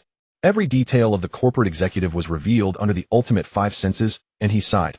"The urban legend is real. I really envy you. If I had known, I would have wished for 10 million a month too." There were no signs of lying in pulse, heartbeat, or breath, and neither did the others. This unusual consensus made Bai Yu raise his guard and start thinking of they were either players with wishing abilities or players with collective brainwashing abilities. Or it could just be an extremely unlikely mishap. While Bai Yu was contemplating, the stage at the front of the hall stirred. Following the gaze of the crowd, a suited host walked out from behind the curtain. "Good evening, ladies and gentlemen." He spread his arms wide, speaking with an invigorating tone. "Welcome to the evening gathering to welcome the descent of the divine. Let us cheer for our wishes to come true." At these words, everyone, whether corporate executives or others, cheered loudly. The applause erupted, and the atmosphere in the venue instantly surged like a tsunami. Returning to his original table, Bai Yu shifted his gaze from the lightly smiling Luo Ro to the suited host on stage. He also did not possess the aura of a player. However, ultimate 5 senses also informed Bai Yu that the host was equally confident about the realization of wishes. Is the urban legend of wish fulfillment real? Bai Yu, filled with suspicion, prepared for the worst possible outcome. With a crisp sound, the activity hall was plunged into darkness. In the next moment, under the spotlight on the red carpet stage, the elegantly dressed host bowed to everyone and said with a rhythmic intonation, "Have you heard such a legend? Deep within the virtual data network, there lies a mysterious webpage that can fulfill people's wishes." The host smiled faintly and continued, "Do you have an irreparable regret or an overwhelming longing?" There are irreparable regrets as well as overwhelming longings. In the dimly lit hall, everyone whispered in unison, their emotions gradually becoming uncontrollable. As night deepened, the host took a deep breath, gathering his emotions, and asked in a thunderous voice, "On this night, when the deity is about to descend, on this night, when wishes are about to be realized, do you still firmly believe that urban legends are not illusions?" With these words, the realization of wishes was at hand, and no one could remain indifferent, excitedly shouting, "Believe without doubt." "Yes, I believe. Let's get started." The host revealed a smile rich with meaning. He stopped the idle chatter, cleared the center of the stage, and extended his hand to welcome the descent of the deity. The night has arrived, and the wishing begins. In the next moment, lights of various directions converged behind the curtain at the center of the stage, and a mysterious song of the deity echoed from the speakers. A figure gradually emerged under the lights behind the blood-red curtain. A table, a chair, a deity, quietly waiting for the destined person to lift the curtain. Like the only moon in this world, the deity's presence dimmed everything around, as silent as the night. Luo Ro couldn't help but hold her breath. Under the afterglow of the stage, her light blue eyes blinked without pause, as if saying, "Amazing, this gathering is amazing." Bai Yu naturally noticed Luo Ro's excitement. However, he did not disturb her. Unnecessary thoughts were not something an ordinary person like her should. Considering the worst-case scenario, Bai Yu faced the deity behind the stage curtain and directly labeled her as a player. Perhaps this is truly just a gathering of ordinary people. Perhaps he was just overthinking. But no matter how complex the situation is, one phrase remains an important rule that cannot be ignored. Nothing in this world comes without a cost. Meanwhile, as Bai Yu pondered this, the elegantly dressed host looked around the audience and then extended his hand to invite the wishers on the other side. No unnecessary steps. The wishing officially begins, starting with the people over here. The hall remained silent, but as the first wisher stepped out, somewhat awkwardly scattered applause began to spread. Reaching the center of the stage, the wisher smiled at the host, who was full of congratulations. Then the wisher clenched his fist, finally mustering the courage to take a confident step and gently pull open the blood-red curtain. The sound of ringing bells echoed, and the wisher paused for a second before stepping into the curtain and disappearing. What did he see? No one could know. The deity did not like to appear in public. The wishers in the hall held their breath again. They were all waiting for this wisher's success, waiting for their turn to realize their wishes. Although the curtain obscured the view, Bai Yu, possessing ultimate 5 senses, could still perceive the movements within. Everything there was very clear. For instance, the sounds of seating, breathing, and the conversation between the wisher and the deity. What is your wish? The deity seemed to be a woman. The nervous sound of swallowing, the anxious breath as the wisher presented the invitation letter on his phone. I see, as a graduate student participating in a high-end experiment, you wish to be adored by the goddess. Yes, that's right. The wisher's breath was heavy. The deity chuckled lightly and said nonchalantly, all right, your wish has been granted. In the next moment, Bai Yu sensed that the wisher seemed to want to call the goddess to confirm whether the wish had truly been granted. But before that, the deity spoke again. Wait a moment, I have some questions to ask you. Next, the deity's questions made Bai Yu frown, while the wisher's answers confirmed the fact that this deity is definitely a player. What are your bank account details and password? The wisher did not hide anything and informed the deity. What is the secret you least want others to know? Without hesitation, the wisher confessed the secret. Speak of the leverage that can make you obedient, the more the better. The wisher continued to reveal the truth. All right, that's enough. The deity signaled the wisher that he could leave. Celebrate with everyone, your wish has been granted. In Bai Yu's perception, the deity clearly did nothing, yet the wisher rushed back to the center of the stage as if he had just passed the imperial exam. He excitedly ended the call, raised his phone high, and shouted joyfully to everyone. Wow, it's real. My goddess just confessed to me. As soon as these words were spoken, the atmosphere in the hall suddenly ignited with a tumult of discussions rising and falling, as many could not wait for their turn. Share the good fortune, share the good fortune. YYDS, the eternal deity. I want to shout out loud my wish. Although everyone was celebrating wildly, only Bai Yu knew that the wisher's call had not gone through. There was no goddess confessing to him, it was all an illusion. Goodness, without paying any price, she directly extracted all the secrets and leverage from the wisher. The next wisher was the corporate executive who had chatted with Bai Yu earlier. He stepped onto the stage, pulled open the curtain, dazed for a moment, and then walked behind the curtain. The same questions reappeared just as they had for the first wisher. What is your wish? I want to become one of the actual power holders of the company. What commercial secrets do you handle? What scandal do you least want others to know? Speak of the leverage that can make you obedient, the more the better. If any official personnel inquire about the matter of the wish coming true, you cannot leak any clues. After the deity extracted all of his value, the corporate executive was overjoyed and took out his phone to check the relevant share transfers of the company. The deity clearly did not pay any price, yet the corporate executive walked out of the curtain with a smile, as if he had truly become a power holder. Then at the edge of the stage, he made phone calls, conducting numerous rigorous inquiries, as if he were truly uncovering the truth. Finally, he confirmed that it was real. He waved goodbye to everyone and walked towards the exit of the hall, reminiscing. Everyone until we meet again. With 2 examples of wishes coming true right before her eyes, even Luo Ro felt a stir of emotions. She fidgeted with the corners of her clothing eagerly, like a child waiting for a performance to begin.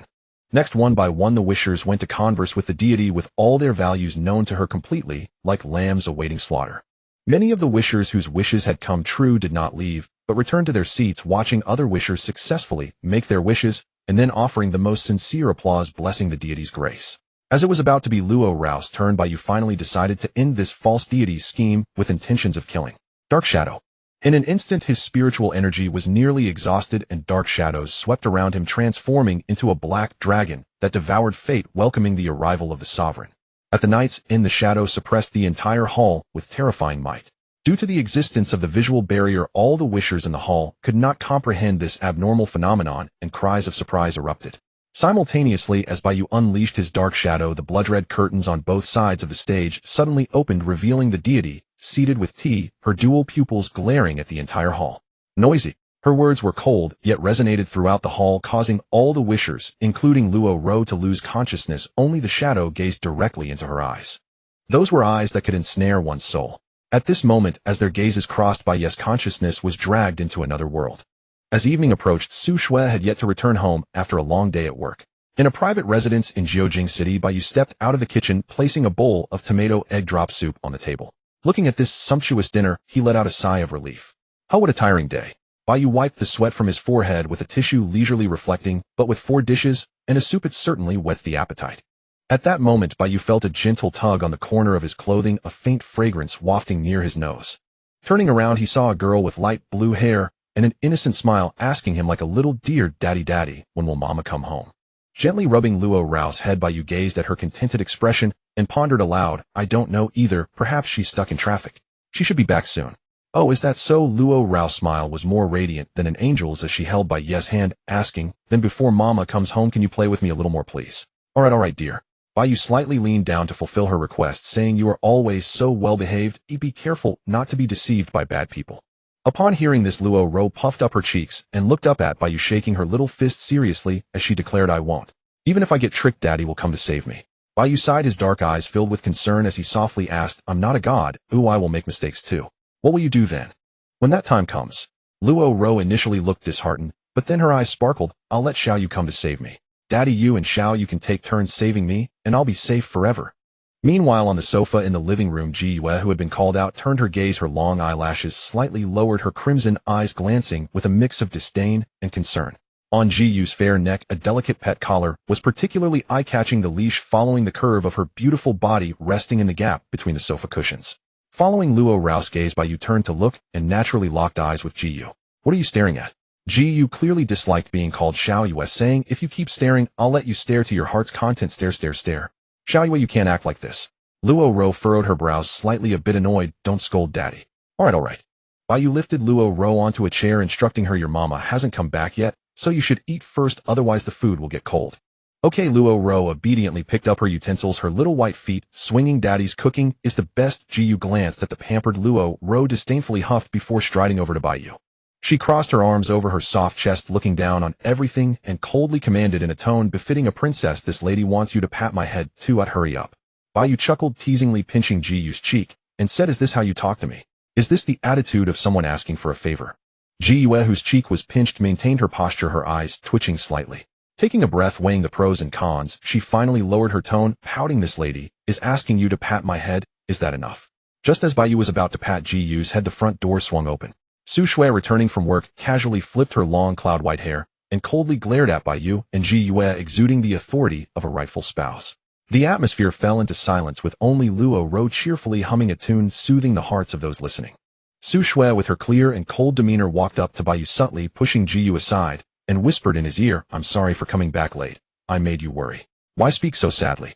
Bai Yu sighed, pulling Su Shui into an embrace, patting her back. Dinner is all ready. If we don't eat soon it will get cold. Su Shui sniffed Bai Yu's scent, responding coldly with an before placing her canvas bag down and sitting opposite Luo Rao. Meanwhile, the discontented Ji Yu turned her face away, gazing out at the dim night through the living room window, muttering, so what if I arrived first? This lady will win eventually, huh? Ji Yu was then also pulled over by Bai Yu to eat, and the three women shared a harmonious dinner, embodying the warmth of a family. During the meal, Luo Rao frequently served dishes to Bai Yu, while Su Shui quietly ate her own, and Ji Yu sampled only a little, as if she were a connoisseur. After dinner, Bai Yu finally had some leisure time and glanced at the three before heading to the bedroom. Su Shui diligently washed the dishes in the kitchen, while Luo Rao and Ji Yu turned on the LCD TV, sitting on the sofa to watch a movie. Luo Rao, who was curious about everything, sat cross-legged, and the proud Ji Yue, with her legs crossed, created a striking contrast under the bright living room lights, forming a uniquely beautiful scene. Bai Yu withdrew his gaze and entered the cozy bedroom. Moments later, the bedroom door slowly closed, emitting a subtle creaking sound. As Bai Yu opened the wardrobe, intending to retrieve a change of clothes for his bath, he unexpectedly locked eyes with a pair of purple beautiful eyes, as if fate had intervened. Lian, the 11th seat of eternal night, blinked, her long eyelashes playfully softening against Bai Yu's body, and teasingly said, Mr. Shadow, such a happy and complete family. Lian is quite envious and jealous. Bai Yu coldly regarded this over 100-year-old woman, expressionless, as he questioned, what do you mean? What do I mean? Lian playfully licked her lips, feigning concern. I mean to come over and be a homewrecker. Am I not beautiful? Bai Yu did not give this woman a good face, directly closing the wardrobe and sealing Lian inside. He was then met with Su Shui's cold stare. Her clear water-like eyes held a hint of grievance as she murmured, Bai Yu, let me explain. Bai Yu sensed the trouble brewing. This woman is really not someone I brought in.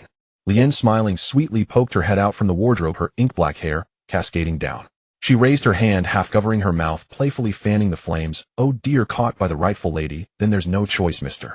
Shadow. Has to be with Lian, not just Su Shui and Lian. What's wrong, daddy? Luo Ro, like a cute little rabbit, happily opened the bedroom door, and upon seeing Lien, her eyes gradually lost focus. Woo, Daddy, are you going to abandon Mama and me? The little angel was saddened. Ji Yue, dressed in a black and red short skirt, also crossed her arms and walked in with interest, speaking with a proud tone. Didn't expect you to have a time of defeat. Bai Yu. Fine, there was no need to continue experiencing this world. Bai Yu had always been quite clear-headed. He merely wanted to deeply experience the reality of the artificial dream, only to end up at this conclusion. Sigh, what a terrible dream. Bai Yu lamented then with a fierce gaze. Activated Shadow Lord, the psychological shadow dominating his mind, swiftly awakening him from the dream as everything began to dissolve. In an instant the world rewound, returning to the hall of the wish activity. In the guise of shadow, he perfectly returned to reality. Ihui was originally the owner of a custom clothing store. A mid-to-high-end handmade clothing shop, it only accepted custom orders catering to specific groups such as cosplayers, internet celebrities, and film costume teams. Business was scarce, but each transaction brought in substantial profits. Ihui was relatively satisfied with this lifestyle, as she had already reached a level of success compared to ordinary people. If she hadn't been chosen by the sequence game. When the level ability Hypnotic Eyes appeared in her ability interface, Ihui realized she had changed, becoming capable of manipulating the destinies of others, as if the world revolved around her. What more effort was needed? What more struggle? No matter what she desired, be it money, jewelry, or designer handbags, everything could be effortlessly obtained through hypnotic means. Such a life indeed was materially intoxicating, wasn't it? However, the good times did not last long. That night, Ihui discovered the existence of player hunters and the official 17 Bureau. It was indeed dangerous, whether it was the hunters who would stop at nothing for rankings, or the inspectors maintaining the order of Daxia. Thus, in order to live freely, Ihui concealed her sequence title, lurking in Jiujing City, ruling over ordinary people.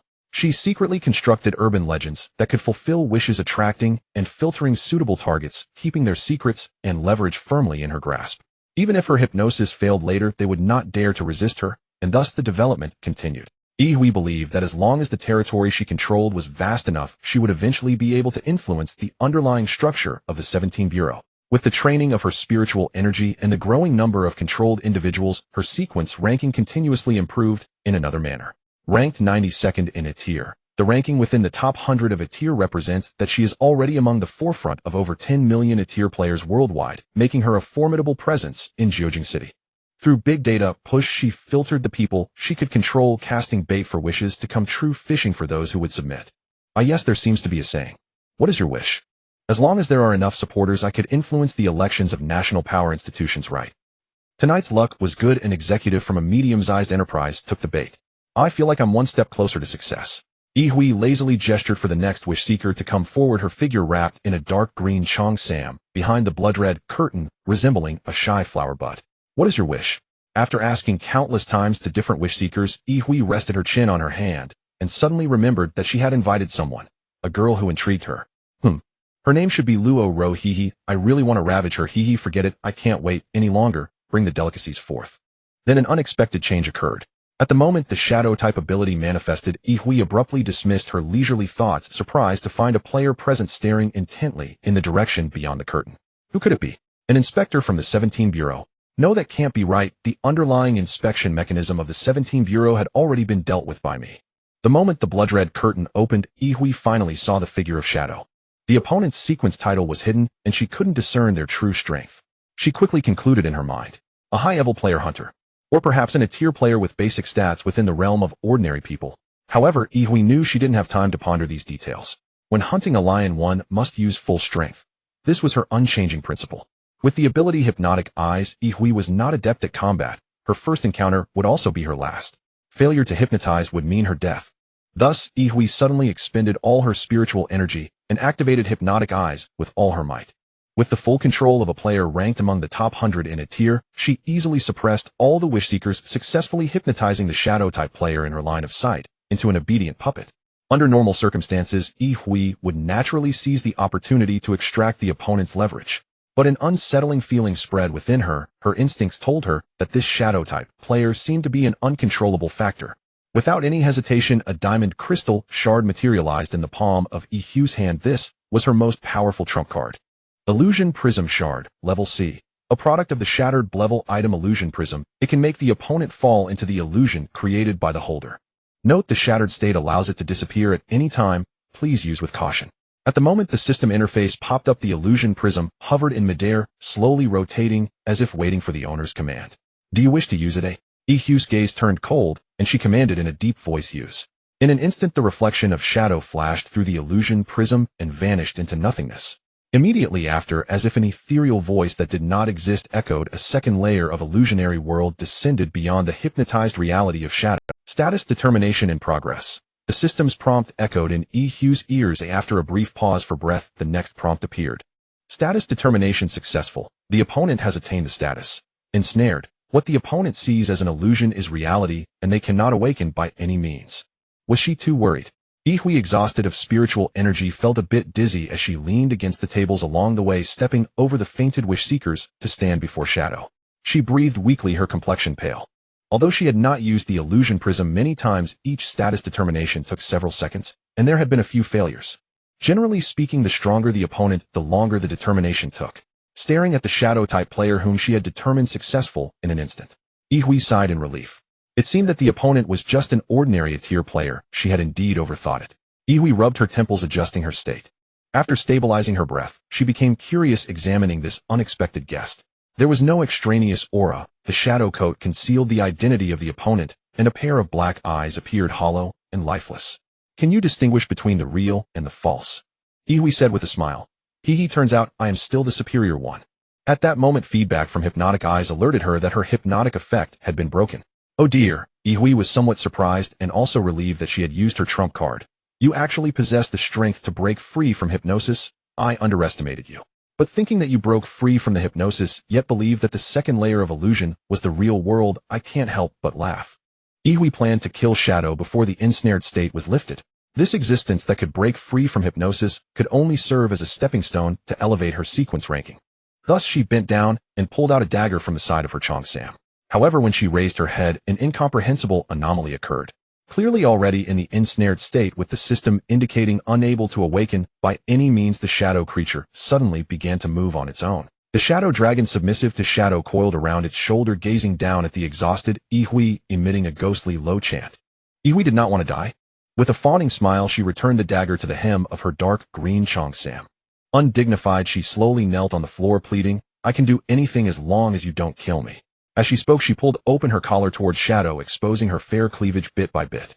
I am of immense value. Surely you will show me mercy, won't you? Hui's expression twisted into something unnerving. Hastily she offered proof of her worth, pleading, I hold compromising information on numerous officials, power, resources, connections, wealth. I surrender it all to you. And there's more. With manic fervor, she yanked up the hem of her Cheongsam, bearing smooth pale skin. My virginity is yours too. Everything belongs to you. Silence stretched for several seconds. The shadow gave no reply. In the softly hushed prayer hall, bathed in faint nocturnal light, every supplicant lay unconscious on the floor. All was stillness, utter absolute silence, save for the sound of her own breath. Seeing the shadow remain mute, its gaze hollow and unblinking, Hui abruptly fell silent. Seconds passed. Then with a deceptively sweet smile she rose, concealing her grinding fury beneath narrowed eyes brimming with murderous intent. I will kill you, without fail. So, you were merely bluffing. Hui chuckled dryly. Of course. The system's annotations were infallible. Truth once afflicted by the descent state consciousness was impossible, let alone control over shadows. Ha ha ha. Her movements turned heavy, deliberate as she retrieved her dagger. How dare you humiliate me like this? You truly have nerve. She clenched the dagger tight, eyes cold and merciless, and drove it toward the shadow's throat. Die. Tonight you die by my hand. Yet, just as the blade neared its mark, shadowy thorns erupted from behind, Hui coiling around her neck. A deep, resonant voice echoed, pronouncing her doom. Any final words? The true shadow stood with hands tucked in his coat pockets, having watched Hui intently all along. Dark thorns had already locked onto her carotid artery. As her spiritual awareness flickered and dimmed, the illusory shadow dissolved, revealing at last a black-haired, black-eyed supplicant slumped unconscious upon. Indeed, from beginning to end, Hui had never controlled the real shadow at all. She had manipulated only Bai Yu's decoy, an unwitting supplicant who happened to be present. Hui's limbs locked rigid, terror flooded her, while uncontrollably. The dagger slipped from her grasp and struck the floor with a sharp, crystalline chime. Ah ha ha. She forced a sycophantic laugh, slowly raising her hands in surrender. I'm sorry, I was wrong. Please spare me. Yet beneath those placating words raged a storm of hatred and bloodlust. Her inner voice screamed what her lips denied. But regretfully, every nuance of her intent lay exposed within Bai Yu's ultimate five senses. Before she could strike back, Bai Yu sighed softly, and the shadow thorns severed her carotid artery, extinguishing her life in an instant. She collapsed with a dull thud. As her body faded into shimmering azure data, the system's chime rang clearly in Bai Yu's ears. Player rank updated in, current rank E rank 100 in, detected entry into top 100 of E rank in, granted power coefficient bonus 7, in. Simultaneously the void interface flashed a notification. Detected drank compatible ability hypnotic gaze. None like the earlier low-tier bloodline, hypnotic gaze possessed high practical utility, precisely compensating for Bai Yu's singular focus on combat. Thus Bai Yu assimilated hypnotic gaze. His primordial consciousness depleted slightly, leaving him with a faint momentary dizziness. Though primordial consciousness was exceedingly precious, such sacrifice was necessary for rapid early-stage growth. Ability hypnotic gaze in, rank D in. Within allowable spiritual energy limits, the user's eyes exert hypnotic influence. NAS's strength surged anew. Bai Yu strode to where Huey's azure data had dispersed and retrieved the rhomboid artifact. Illusion prism fragment. And after a swift verification of its function, the inventory interface automatically appeared, prompting Bai Yu to entrust the item to the one more trump card added. Bai Yu murmured, the rhomboid fragment vanishing from his palm. A most fruitful night. Having settled all that, Bai Yu finally turned his attention to the supplicants sprawled unconscious across the hall, many already stirring faintly toward wakefulness. Minutes later, supplicants gradually regained consciousness, glancing at one another bewildered and disoriented. Ordinary humans, shielded by perceptual filters, remained utterly unaware of Bai Yu's shadow-cloaked form. Amid their confusion, Bai Yu closed his eyes, held his breath, then opened them. Expressionless, he activated hypnotic gaze. In that instant he declared, divinely, irrevocably, this night's truth, this night nothing happened. And having ensnared every mind, he dispelled his shadow form and returned to Luo Ro's dazed side. Just now I think I. Luo Ro sat upright from the floor, knees folded beneath her like a duck. Did I get drunk? But there's no alcohol here. Then she lifted her gaze and met Bai Yu seated beside her, her pupils unfocused adrift. The gala's over, Bai Yu said, calm and indifferent, taking a slow sip of cola. Let's go. And she managed a gentle sunlit smile. Let's head. Really? I'm still, fabricated memory, woven by hypnosis, floated into Luo Ro's mind. Her ears flushed faintly as she turned her face away, brushing dust from her white, silk thigh. It's not allowed. And Luo Ro placed a hand over her chest, where something felt subtly different from before. And high above, beneath the silver moon, the shadow's long black coat fluttered in the wind, its edges dissolving into shadow ash before seamlessly reforming. Bai Yu calmly withdrew his phone. A message glowed on its screen. How was work today? Su Shue's profile picture remained its usual cool, serene self. Excellent. Ideal working conditions plus an impromptu evaluation by senior management. Bai Yu replied, his avatar radiating quiet confidence. Su Shue typed, then paused several seconds before sending, what did the evaluation cover? Company regulations, career trajectory, professional competition. Professional competition.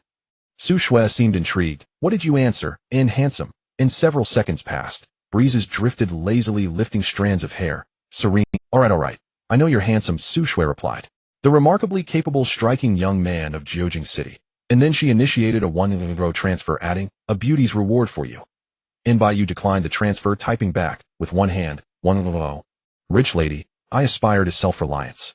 Please don't undermine my ideals. Then claim this 1 through self-reliance. Reply good night 1,000 times. That's your payment for this 1 Brief pause. Then a whisper of wind scattered all thought. Su Shue. Bai Yu gazed into the tranquil night, sighing softly. If I ever fall, your influence will surely be to blame. So beneath the full moon's glow, the shadow stood motionless atop the rooftop, long, until stars blazed brilliant across the sky. Her messages scrolled endlessly across his screen, lifting Su Shue's cool, elegant profile picture ever higher. This Tuesday night, he whispered goodnight 1,000 times, for her. Have you heard? In 3 days there will be the largest meteor shower in a century. Jiujing Astronomy Museum has announced a wide-area projection. Shall we go together? In the modern and stylish commercial district of Jiujing City, discussions about the meteor shower echoed incessantly beneath the towering skyscrapers. When the trending topic meteor shower forecast was pushed, it quickly spread among the youth. This rare meteor shower was the perfect opportunity for couples. A romantic and poetic meteor shower, especially occurring on a Friday night, offered no reason to miss it. Aqua blue, light purple, and rose red neon lights illuminated the black coat of shadow. Bai Yu passed vibrant advertisement posters weaving through the bustling crowd, the long dark coat elegantly outlined by Ye's figure. He looked even more attractive than the stars of fashion magazines, resembling a mysterious and elegant black swallow of the night. The crowd in the bustling district continued to ignore the presence of Shadow. This was a world shielded from perception, a world where the ordinary did not understand the sequence of the game. After sending off the last goodnight, Bai Yu swiped away the news notifications on his phone. He paused by the street, allowing countless night travelers to pass by.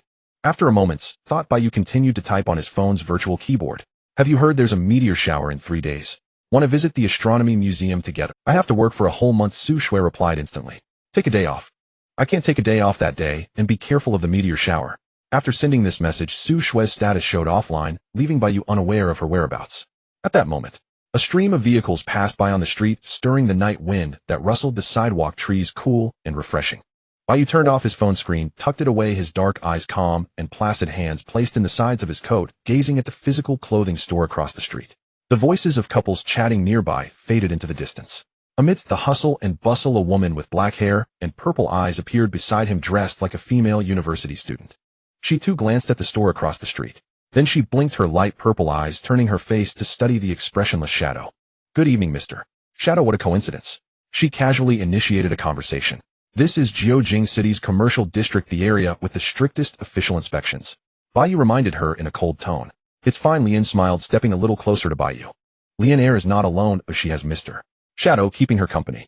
At that moment, illuminated by the neon lights, the two appeared, as if they were night and purple moon, an inexplicable match that was enough to make passers-by pause in awe. Unfortunately, ordinary people shielded from perception could not recognize this scene, so nothing happened on the street.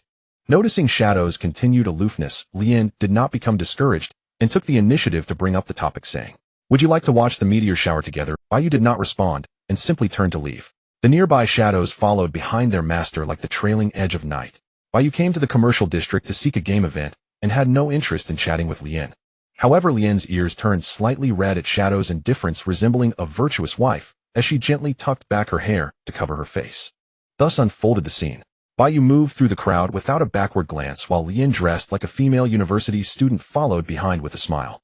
After passing a busy intersection and walking along the sidewalk, they arrived around a physical bookstore. Bai Yu could no longer hold back and turned to stare at this love-struck woman. There, beneath the public bench under the direction sign, Lian sat upright with her hands clasped on her thighs, returning Bai Yu's gaze with a virtuous smile. Is something wrong, Mr. Shadow? She seemed only interested in the splendid night view of Jiujing City. Bai Yu remained expressionless and after a moment finally spoke. If you want to watch, go by yourself, don't come and bother me. Is that so? Lian rested her chin on her hand, nodding as if she understood. Then, tilting her head slightly like a curious kitten, she innocently asked, Is it because Mr. Shadow has a terminal illness and doesn't want to burden Lian that you say? Bai Yu. This woman's infatuation had reached a level that could not simply be described as serious. At that moment, a passerby walked by, and Lian suddenly teared up, pulling out a small handkerchief to wipe her tears, saying emotionally, It's okay, even if Mr. Shadow has a terminal illness, Lian doesn't mind, we can die together. Scram. Bai Yu did not wish to converse with her. Is that so? However, Lian immediately snapped out of her emotional state, and like a black cat half climbed onto the public bench, raising her hand playfully. Has anyone ever told you? Thank you for the compliment, Lian will continue to work hard. After the playful performance, Lian, with a speed imperceptible to the ordinary, paused beside the bench and deeply bowed. Her movements were smooth and fluid, almost as if she were delivering an award acceptance speech. Bai Yu had no words. This woman was too good at being silent. Sensing Bai Yu's scrutinizing gaze, Lian smiled playfully, while bowing, then confidently lifted her flowing black hair, showcasing her fair neck. Mr. Shadow, you're so shy staring at me like that. Her eyes were filled with flirtation, her tone sultry. Bai Yu showed no reaction to her fair skin, calmly saying, You should know I won't go on a date with you. Then what of it? Lian was unconcerned, her smile enchanting. To truly love someone, just a glance is enough to be satisfied, isn't it? So, Bai Yu gazed at her poised figure. Lian finally regained the aura befitting the 11th seat of Eternal Night's Pity. She raised her fair index finger to her cherry blossom-colored lips, declaring, I have come to bid farewell, and also to give a warning. The night wind slowly swept past the high buildings, dancing around the directional signs, causing her waist-length black hair to sway to the right, as if pulling the direction of the world. Bai Yu remained silent, surrounded by the crowd of Jiujing City, making him feel like an edge-dweller separated from the world. In 3 days, during the extraordinary celestial phenomenon, I, in the name of Eternal Night's Pity, advise you not to meddle. Lian's purple eyes were breathtakingly beautiful, and her demeanor was serious. Finally willing to reveal the intention of invading Jiujing City, Shadow returned with a cold assessment. This is an important step for the world to break free from suffering. The spatial rules around Lian blurred the game between Eternal Night's Pity and the 17th Bureau. We do not wish for busybodies to interfere. Moreover, it involves killing our 12th seat's crucial combat power. She stared intently at Bai Yu. Do you understand? Implied shadow was already on the list of Eternal Night's pity's adversaries. The evening breeze remained unchanged, gently blowing, concealing Bai Yu's calm expression behind his hair. The conflict seemed imminent yet. Of course, what Eternal Night's pity does. Lian was indeed still that love-struck woman. Has nothing to do with Lian. After giving Shadow a playful smile, she lightly turned and left her figure fading into the night like a black cat. Good morning. On Wednesday, the second day of work, Bai Yu opened the door to the psychological rehabilitation department, stirring up a gentle breeze along with the sound of the door lock turning. All the windows in the office were open. The azure sky and pure white clouds flowed into view, while the curtains swayed comfortably, the accessories hanging down resembling swings. In the warm sunlight, Luo Ro, dressed in a brown plaid skirt with her hands resting on her white, silk-clad thighs, smiled like a blooming flower. She greeted Bai Yu like an angel. Good morning, let's be full of energy at work today. The unguarded smile she displayed was pure and charming, making one involuntarily relax, wanting to bask in the angelic glow and praise the beauty of the world. With her light blue hair shimmering elegantly tied back at the nape of her neck, she exuded the feeling of a caring older sister next door. This was how Fingu Erji ultimately evaluated Luo Rao's capacity for tolerance. Noticing Bai Yu's thoughts, Luo Ro maintained her smile, tilting her head in slight confusion as she asked, "What's wrong? Is something bothering you?" Not really. Bai Yu walked into the office, taking his place, just thinking about some things. He flipped the sign from on break to working. Bai Yu began acting as the aloof mascot stationed at the psychological rehabilitation department. The saying goes, one man stands guard 1,000 cannot pass. Bai Yu now exuded such an aura that strangers dared not desecrate. Since both Bai Yu and Luo Ro arrived early, it was still not yet 9 o'clock, leaving about 5 minutes for preparation. Seeing Bai Yu was ready, Luo Ro exhaled softly, brushing aside her fringe. She then sat beside him in the original seat of the psychological counselor. Humming a light tune, Luo Ro took out her phone, swinging her white silk-clad legs, rotating her chair to face away from Bai Yu. "Mr. Bai Yu, please look this way." She was adjusting the photo angle. Bai Yu maintained his gaze on the employee schedule in his hand, then subtly shifted his focus to Luo Rao's selfie on her phone. As Luo Ro adjusted her position, the phone gradually focused the image, transitioning from blurry to clear, seemingly just waiting for her to press 1, 2, 3. Luo Ro made a playful, cute expression. Cheese. With a click, the second day of work for the aloof mascot and the angelic mediator was captured, with Luo Ro earnestly saving it to her personal profile. Meanwhile, Bai Yu's phone also received a notification showing that Luo Ro had posted a new update. "It's the second day welcoming our new colleague. Let's go psychological rehabilitation department." A similar update had been posted yesterday, but Bai Yu's aloof demeanor remained unchanged, only showing his profile from the side in both. Although your profile remains unchanged, Bai Yu, one day. Luo Ro straightened her posture, resting her hands on the desk, browsing her personal updates, while lightly, "I will fill you with energy too." She glanced at Bai Yu as if sharing a secret. Hearing this, Bai Yu also cast a sidelong glance at Luo Ro before returning his gaze, saying lightly, "You do your best." Luo Ro set her phone down, crossing her arms over her chest, striking a mature pose. "Effort will be rewarded. That day will surely." She spoke with confidence. Even though Bai Yu didn't completely agree with her statement, he smiled faintly, calmly accepting Luo Rao's challenge. He'll wait for that. As the sound of knocking echoed, the first customer of the day arrived at the psychological rehabilitation department. "Come in," Luo Ro said smoothly. As her words fell, the office door was promptly opened by an older female employee, confidently tossing her high ponytail. It was the laid-back lady from yesterday. "Oh, the air here is indeed fresh." She glanced meaningfully at Bai Yu. "What do you think, new mediator? Today's official meteorological indicators show a significant increase compared to the past." Bai Yu meticulously organized the work files. "It's good weather for..." Bai Yu could clearly see that she was trying to flirt, so he showed no emotional fluctuations. Next, the laid-back lady seemed to be a regular at the psychological rehabilitation department, smirking and making a "watch how sister operates" gesture to Luo Ro before saying, "Looks like we are like-minded." She then plopped down in the chair in front of Bai Yu, crossing her legs stylishly as she struck up a conversation. The young man in front merely replied with an indifferent Seeing Bai Yu's indifference, the laid-back lady rested her elbows on the desk, watching him organize the work files, and then subtly proposed, "I happen to have some spare money. How about going out for a drink with me?" Bai Yu closed the last work file and refused, saying, "No need, I don't drink." "But I didn't say I wanted to drink." The woman leaned down, casually showcasing her figure. "Juice is also fine. It won't matter because..." She then glanced at the slightly flushed Luo Ro and enticingly whispered, "Sister's spare money is really very much." Bai Yu remained unperturbed and seriously suggested, "If you have surplus funds, appropriate investment and financial projects are good choices. With your perspective as a G Family Group employee, you should be able to earn some." At this moment, Luo Ro dared to subtly shift her gaze, quietly observing the two chatting. Bringing the teacup to his lips, Bai Yu took a sip to moisten his throat, and continued, "The meaning of life lies in continuously enriching oneself or in dying without regrets. Frivolously flirting with others is impolite, and your money should not be wasted on me." All right. The laid-back lady said this, but still misbehaved, lightly slapping a red envelope in front of Bai Yu. 5,000 yuan. She smiled brightly. Bai Yu did not respond, but continued to sip his tea, his calm black eyes fixed on her, carrying a hint of helplessness. The atmosphere fell silent for a few seconds.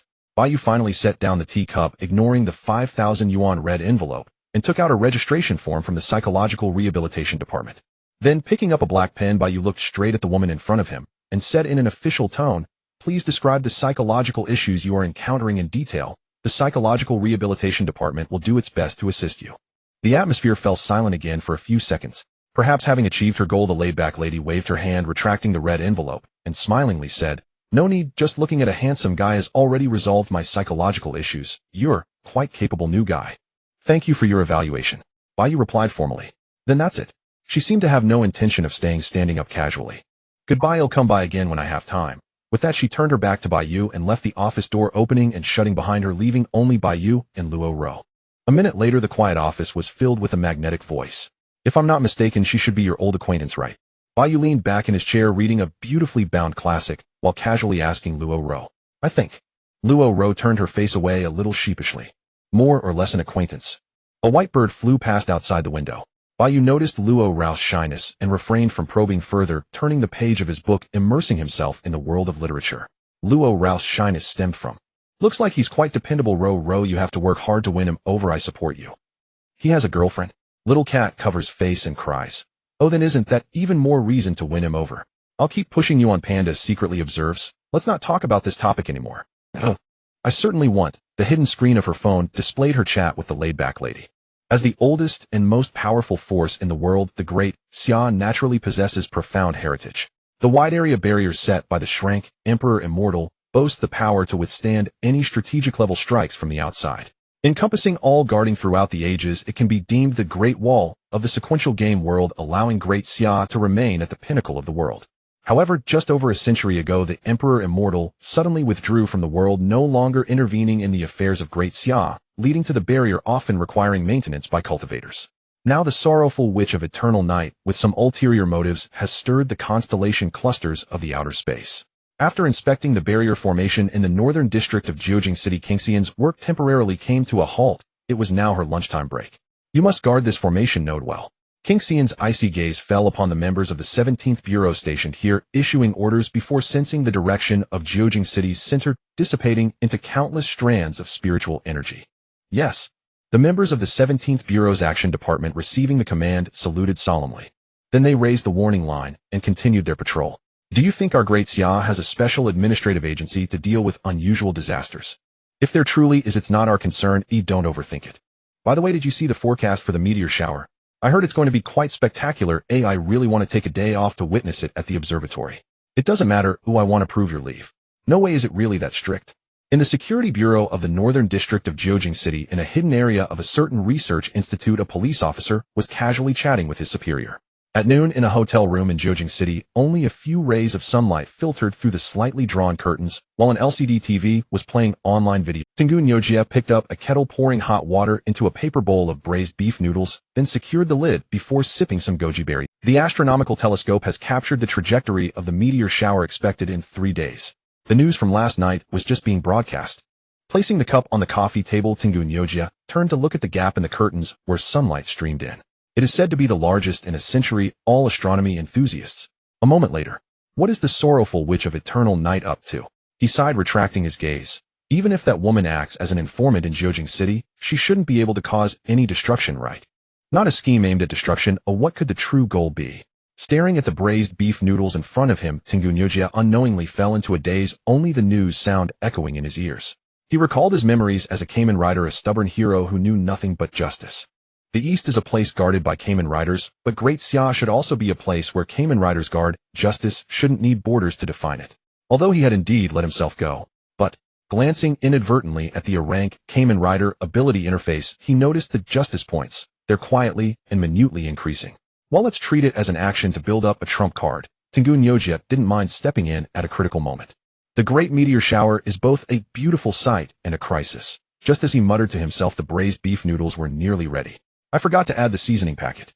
In the southern district of Jiujing City, at a Western-style church, the heavy toll of the bell rang. White doves flapped their wings low in the square, while passing tourists tossed breadcrumbs. In a corner of the azure and breezy square in a secluded building's alley, a certain female university student was quietly squatting there. In front of her was a white dove that had been kidnapped. "Be good, Sister Leander has breadcrumbs here, come eat." The woman with purple eyes was trying to pass the time. However, the kidnapped white dove clearly couldn't understand her words, shrinking in the corner staring at the breadcrumbs before it hesitated to eat. Previously, Lien was either searching for shadows or on the path to finding shadows, tirelessly striving to obtain a partner. But now, who can understand the solitude of a 100-year-old girl? You don't understand, do you? Lien hugged the white dove, staring intently, complaining. Do you understand, white feathered bird? Coo softly. The dove turned its head away, puzzled by the situation. Indeed, you don't understand. Lien's gaze suddenly turned dangerous, her tone low. For the sake of the plan of eternal night and sorrow, I must give up my cherished blind date and remain here before taking action. He. Lien loosened her grip, her purple eyes flashing with a seductive light. This matter must not be spoken of to your kind, okay? After being freed, the white dove flapped its wings vigorously, flying out of the alley, returning to the square under the sunlight, joining the other white doves. Looking back towards the alley, in its eyes the figure of Lien squatting in the distance was reflected, a beautiful woman with a bright smile. Don't let it slip, okay? She said with a light smile. Suddenly the wind rose, green leaves swayed, brushing against the clothes of tourists. As a giant purple crystal scythe cut through space, the white dove seemed to have seen something terrifying, abandoning its companions and flying away in a panic. Have you heard such a legend? It is said that decades ago in Europe, a fallen angel wielded the scythe of Amethyster, splitting twilight in two, one half granted to itself, and the other half to destruction. Humph, humph, humph. In the office of the Psychological Rehabilitation Department, Luo Ro faced the floor-to-ceiling window, swinging her little feet in white socks, leisurely savoring her lunch. In the sunlit office, fresh air flowed and mingled with the faint scent of greenery, bathing the girl in the warmth of the midday. Luo Ro had been alone in the Psychological Rehabilitation Department. Perhaps this was her habit, enjoying the freedom of eating in the office. Bai Yu had already finished his lunch in the employee cafeteria. The meals at the G Group were indeed sumptuous, with most ingredients being high-end. He cast a glance at Luo Ro's delicate silhouette. Bai Yu flipped the sign from working to resting, walking to her side, both overlooking the clear Jiujing City. This was the 21st floor of the group's main building. From any angle, the city and sea were within sight, with the distant river shimmering like diamonds. How is it? Luo Ro smiled brightly. The scenery from the Psychological Rehabilitation Department is quite beautiful, right? Her lunch was exquisite, seemingly specially made with ingredients cut into various shapes, embodying a childlike charm. The only flaw was that Luo Ro's taste seemed to be similar to that of a child. Her lunchbox was almost entirely filled with meat, with very few vegetables. A healthy view paired with healthy meals, perhaps, that is the perfect work leisure. Bai Yu suggested tactfully. However, Luo Ro let out a soft huff, picking up a slice of luncheon meat and offering it to Bai Yu. What's so good about vegetables? Here, try what I made. Maybe you won't want to eat vegetables anymore. Her hands were delicate, yet she perfectly maintained the feeding posture, waiting for Bai Yu's response. Bai Yu noticed a white dove flying across the distant horizon just as the office door was suddenly knocked on. Luo Ro exclaimed, softly retracting her feeding motion. Outside the office, Su Shui was slightly pursing her lips, looking a bit shy. If there is anything that could stir Bai Yu's heart, it must be the world's most adorable and aloof beauty. Thus Bai Yu opened the door and jokingly inquired softly, If there is anything that could stir Bai Yu's heart, it must be the world's most adorable and aloof beauty. Thus Bai Yu opened the door and jokingly inquired softly, After a few seconds, as the doves in the chapel flew across the sky, it seemed the two had finished their intimate moment. Ahem. Luo Ro peered out from behind the sofa, her emotions complicated slightly, tilting her head, her light blue hair cascading down, trying to sound cheerful, as she said, Welcome to the Psychological Rehabilitation Department. I am Bai Yu's colleague Luo Ro. Hearing her voice, Su Shui, immersed in Bai Yu's presence, also opened her beautiful eyes, her cold gaze revealing a hint of warmth. Su Shui, she nodded to Luo Ro. From now on, my Bai Yu will be in your care, thank you. No, I should say I will be in Mr. Bai's care from now on. Luo Ro replied with an angelic warm smile. It seems you two have a great relationship. Su Shui's eyelashes trembled slightly, her fair neck turning a bit red. A relationship? Is it really that good? Luo Ro glanced at Bai Yu, gently biting her lip. Thus she decided not to disturb them any further, retreating behind the sofa to continue eating her lunch. A gentle breeze rustled the curtains, causing the little figurines hanging below to sway back and forth, emitting a soft tapping sound. Luo Ro lowered her gaze, looking at her lunchbox, poking at the fried chicken cutlet with her chopsticks, seemingly contemplating whether to eat it. How did you get into JIS? I have clearance to enter JIS group. Behind her the soft yet clear sounds of Su Shui and Bai Yu chatting lingered in Luo Rao's ears, causing her to stare at the fried chicken cutlet for a long time. For some reason her breath felt a bit heavy. What was wrong with her? Luo Rao sighed, gazing blankly at the azure sky of Jiujing City for a moment. She recalled her childhood taking the 8 a.m. bus with her grandmother exploring Jiujing City, everything so new and splendid. Grandma, that cake looks so beautiful, I really want to eat it. At that time she gazed up at the display of a high-end cake shop, her eyes sparkling as she bounced and tugged at her grandmother's hand. Xiaoro, let's go and Grandma will buy the cake for you. Back then her grandmother smiled kindly at her even though her subsidy would take a long time to be issued. I love Grandma the most. However, once they entered the shop the staff apologized to her grandmother. Grandma, what did that lady say? She should have understood by now. Xiaoro, see if there's another cake you like, that one has already been reserved by someone else. Oh, I see. Grandma, let's go then. It was something unavoidable. Luo Rao sighed softly. However, as a specially appointed psychological mediator of JIS group, she quickly adjusted her mood, picked up the fried chicken cutlet, and leisurely savored it, as usual. The usual azure sky, the usual lunchtime, the usual crispy fried chicken cutlet, the gentle breeze, carrying the shimmering waves of the river. It seemed that nothing was amiss, or rather, everything flowed smoothly, fitting for a song in the early spring. But why did it feel just a bit bitter? Luo Rao curled up behind the sofa, silently eating her lunch, just like when she was a child, savoring every bite. How enviable. Luo Rao, it's your turn. Okay, it's my turn. Bai Yu looked at the playing cards in his hand, reminding Luo Rao, after which she hurriedly reached out her hand and drew the card on the far left from Bai Yu's hand. It was the ace of spades, which matched her own hand, as she also had an ace of spades, meaning she could play it. Luo Rao hummed, as if singing once again, displaying the confident smile of a psychological mediator, elegantly placing the 2 ace of spades on the coffee table. Ace of spades him in the lead. As she leaned forward, her light blue hair cascaded onto Bai Yu's white thigh. Bai Yu responded softly, still looking at his own hand. It's my turn. Su Shui replied coldly, then reached to draw a card from Luo Rao's hand. Luo Rao, Bai Yu, and Su Shui were playing a game of crazy eights in the psychological rehabilitation department. Each person had a hand of cards, and a pair could be played. The first to play all their cards, with one card being a wild card that cannot be played, wins. The last person would face a severe punishment. On the coffee table next to the pile of cards lay a half-peeled sour orange, bearing witness to the tears of previous. Silently observing Luo Rao's reaction, Su Shui's fair fingers glided over her cards, finally stopping at the second card on the right. The spiritual sense of a cultivator informed Su Shui that this card was a wild card. Out of sympathy for Luo Rao's consecutive losses, Su Shui deliberately took the wild card. Meanwhile, Luo Rao sighed in relief, her angelic smile becoming even warmer, thinking she was going to win. Next it was Bai Yu's turn.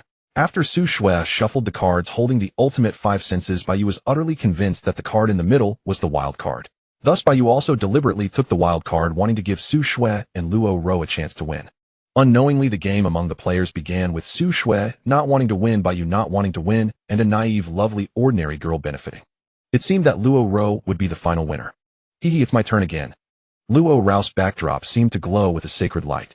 My wild card was taken away, that's just luck. Then smilingly pinching one of Bai Yu's cards, she drew it, and in the instant she flipped it over. Luo Rao's angelic smile became somewhat unnatural, her movement freezing midair, the memory of the sour orange lingering in her mind, and saliva began to pool in her mouth. It was the wild card. After Su Shui and Bai Yu's draws, it ultimately returned to Luo Rao's hand, a cursed wild card. Su Shui's expression remained unchanged as she said nothing, recalling the ancestral teachings of cultivators that one must not defy their destiny. Bai Yu admired Luo Rao's luck in his heart, as she was probably about to lose again. Yes, that would be the 5th time. Well, Luo Rao cheerfully inserted the wild card into her hand, then turned to Su Shui.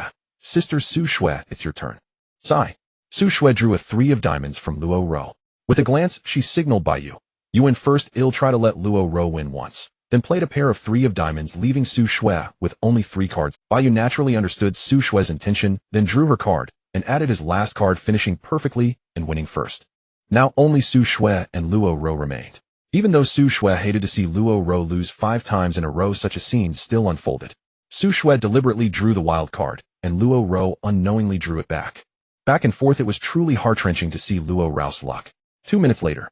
Whoa. Tears welled in the corners of Luo Rao's eyes as she thought, how could this happen? She hesitantly popped the segment of the sour orange into her mouth, the sourness overwhelming. Why, clearly my wild card has always been taken away, yet I am the one who ends up losing everything. No one is a born winner. Perhaps it's just a very low probability event that has occurred. Whoa. I don't want to play anymore. They politely declined several female colleagues who approached to strike up conversation, then visited other departments. They politely declined several female colleagues who approached to strike up conversation, then visited other departments, where they witnessed the notoriously lax senior supervisor being reprimanded by Director Ji. Time passed gently, almost tenderly. President Ji Yu did not appear at the corporate headquarters all day. She seemed absent from the building entirely. At precisely 5 p.m., it was time to leave work. Jiujing City was bathed in amber twilight. Wisps of fiery clouds drifted between skyscrapers, like crimson scars left behind by the sun's reluctance. Standing in the vast lobby of the G Group's first floor surrounded by a steady stream of departing employees, Luo Ro hesitated, then gathered her courage and spoke Bai Yu. Hearing her voice, the young man paused at the lobby entrance and turned back against the backdrop of the orange-hued sky. His deep dark eyes held hers for a breathless moment, stealing her composure. What is it? His reflection shimmered on the pristine white tiles, his tone calm and still as an ancient well. Shall we go stargazing at the planetarium the day after tomorrow, to watch the meteor shower? Luo Ro tightened her grip on her sleeve, stealing her resolve. Let's invite Sister Su Shui too. I've already reserved the tickets. Su Shui will be extremely busy that day. Bai Yu's reply was nearly swallowed by the rising din of the crowd. Rush hour had officially begun. Even the G Group's capacious lobby, swiftly filled with people, outside the streets were already teeming. In that instant, Luo Ro drew a deep breath, cupped her hands beside her mouth like a megaphone, and called out clearly, then, it'll just be the two of us watching the meteor shower. Is that all right? Amidst the press of bodies, Bai Yu turned slightly away and raised his left hand, giving her a quiet, unmistakable thumbs up. The moment she saw his silent assent, the petite girl with pale blue hair broke into a radiant smile, leaned forward eagerly, and shouted once more, "Don't be late." As her words faded, Bai Yu had already vanished from her line of sight, leaving only the glittering sprawl of Jiujing City stretching before her. In the office of Bureau 17 in Jiujing City, Qing Xian sat upright at the long conference table, serene, aloof, and ethereal, as a celestial immortal commanding awe and reverence. Present were key personnel from all divisions of the Jiujing branch of the Great Xia Bureau 17, official recorders, and holographic projections of a rank executors stationed across other regions of Great Xia. The projected impact zone of the 10th seat's transcendent, celestial magic, Eternal Night's Lament, has been fully analyzed. The probability remains overwhelmingly high that it will strike Jiujing City, Honorable Qing Xian. Under the collective gaze of every executor present, Qing Xian's expression remained unshaken, her voice glacial. I am already aware of the situation. Enhanced barrier patrols are underway across Jiujing City, and I am actively working to eliminate any possibility of cataclysm. Immediately following her response, who knows what madness has seized the Eternal Night's Lament faction? The rank sequence game hasn't even anomalous activity has surfaced offshore. I am unable to divert support to Jiujing City at this time. I trust you understand. It's been ages since we've seen the witch's ultimate trump card, but this one truly exceeds all expectations. The first seat of Eternal Night's Lament may possess the authority to rewrite spatial laws along national borders. I too am immobilized. This is indeed troublesome. Quick, summon Emperor Immortal Patriarch. Qing Xian isn't he your master? Executives stationed across the nation seized the moment to chime in, their voices heavy with shared weariness and quiet despair. Great Xia, the Northern Continent Federation, and Eternal Night's Lament rank among the world's top 3 powers, yet each remains a persistent thorn in the other's sides. To orchestrate this great meteoric descent, Eternal Night's Lament has recently escalated its operations dramatically. Already over a dozen anomalous reports have emerged along the borderlands. Great Xia's vast territory defies comprehensive surveillance, a chronic source of frustration for Bureau 17. This problem did not exist before Emperor Immortal's retreat. Just then the conference projection flickered with a notification, member connecting, establishing link. In the next instant the projection resolved into Ji Yu, the heiress with raven black hair and crimson eyes, standing somewhere in a Jiujing City neighborhood, stifling a weary yawn. I've patrolled the east, west, and north districts. No trace of the 11th seat. She's almost certainly concealed somewhere in the south district. By the way, Jiujing City is under your and Qing Xian's joint guardianship. How did that woman slip past you? How should I know? She's fierce. Enough. Qing Xian interjected calmly, her voice cutting through the tension. What demands our immediate attention is discerning why Eternal Night's Lament has unleashed this celestial calamity. Indeed, even if we cannot intervene directly, the barriers erected by Emperor Immortal himself should be impenetrable. So what then is the true purpose of this disaster?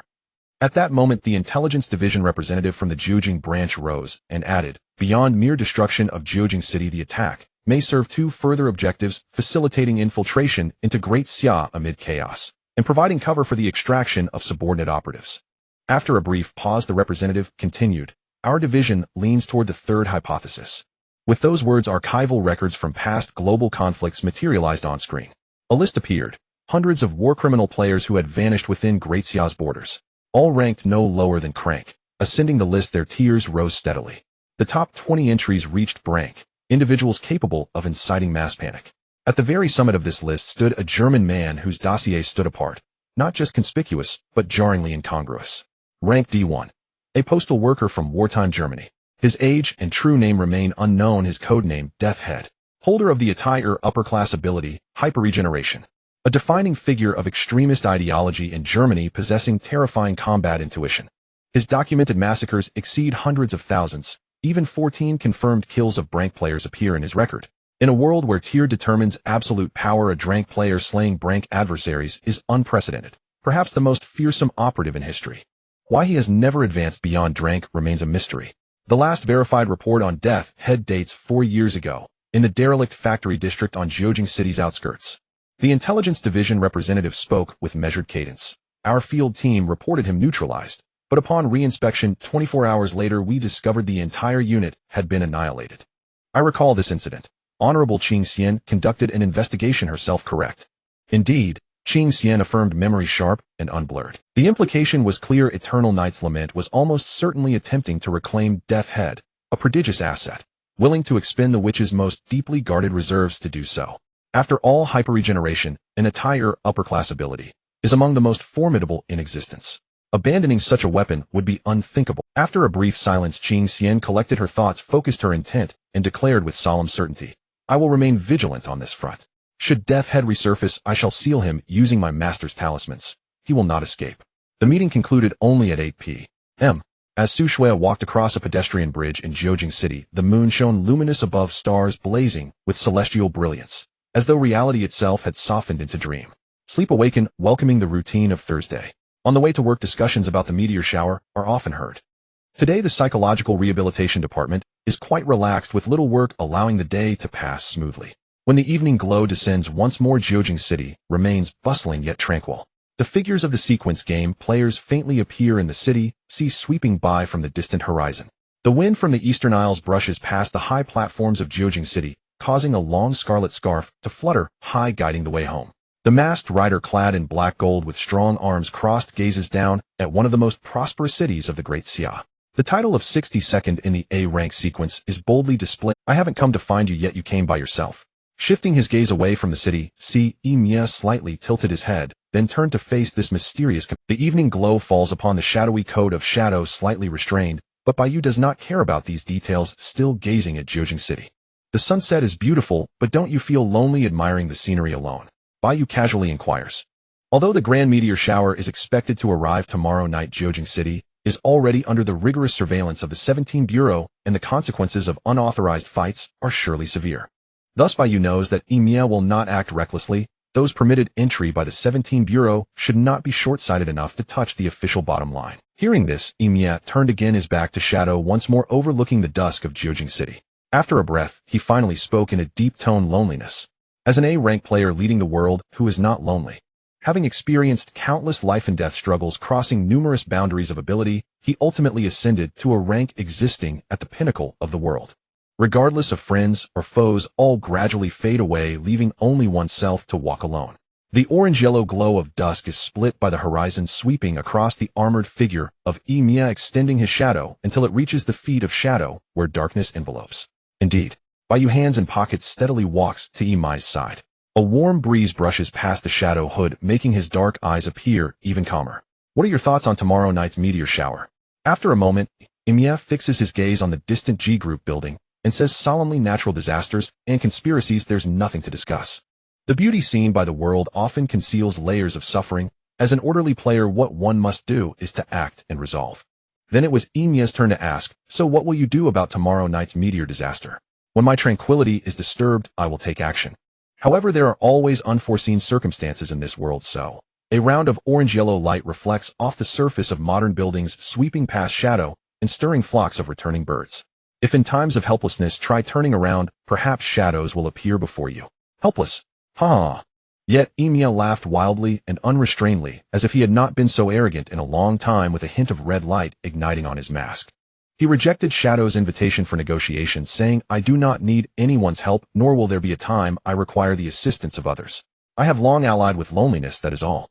Faced with Mai's imposing gaze, Bai Yu no longer probed, responding nonchalantly, you are the first person I've met who is stubborn enough to disregard all variables. Mia spoke with considerable presence, mysterious origins, unknown strength. You are also the first I have encountered.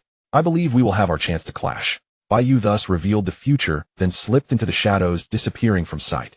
Mia gazed at the spot where Shadow vanished, silent before retracting. He continued to overlook the evening glow of Jiujing City, watching the flow of traffic on the river bridge, his thoughts returning to the summer nights of the past. When he returned home, Bai Yu met Ge at a roadside snack stall after finishing her work. Ge, the minister of the Human Resources Department of the G Group, is also a player in the sequence game, a capable and formidable career woman. 3,552nd in the B rank sequence. It is truly enviable to see a prominent figure like her recognized by the authorities, openly displaying her sequence title. At Bai Yu's current strength, he is not yet allowed to display his sequence title. Perhaps he will form an unbeatable combination of abilities in the future, but that is a matter for later. He does not dwell on meaningless thoughts. Thus, Bai Yu, in the identity of an ordinary person, ignores the sequence title, representing players pretending not to recognize it, and greets her good evening, minister. Wearing a professional uniform, Ge did not show surprise. She merely lightly tapped the table, indicating for Bai Yu to sit down. At a roadside snack table shaded by a long umbrella, a handsome youth faces an awe-inspiring career woman. This scene could be described as a peculiar painting. Calling the boss for another serving of snacks, Ge calmly wipes her mouth with a tissue, then gazes at Bai Yu with concern. How have you been feeling in the psychological rehabilitation department these days? Is your relationship with Luo Ro harmonious? The environment is excellent, and Luo Ro is quite sunny and cheerful, Bai Yu honestly replies. But is it really appropriate to pay me such a high salary? After all the work, content could be said to be non-existent. A monthly salary of 300 is indeed a bit exaggerated. However, Ge gazes directly into Bai Yu's eyes, saying calmly, I have said before, the capable take the positions. This position was established by me. The salary of 300 can attract capable individuals to compete. After all, I will only select one. Letting out a breath, Ge's tone shifted. However, there is one thing I must apologize to you for, the temporary assessment from Miss Ge Yu regarding you as half of it. That's normal, though everyone has moments of oversight. Bai Yu supports his chin. However, for such an outstanding person like me to require further assessment is truly disheartening, isn't it, minister? Hearing Bai Yu's seemingly joking remark, Ge chuckled, then revealed an approving expression. You are indeed outstanding. I acknowledge that Miss Ji's temporary assessment of you was unnecessary. I could never memorize the myriad employee regulations.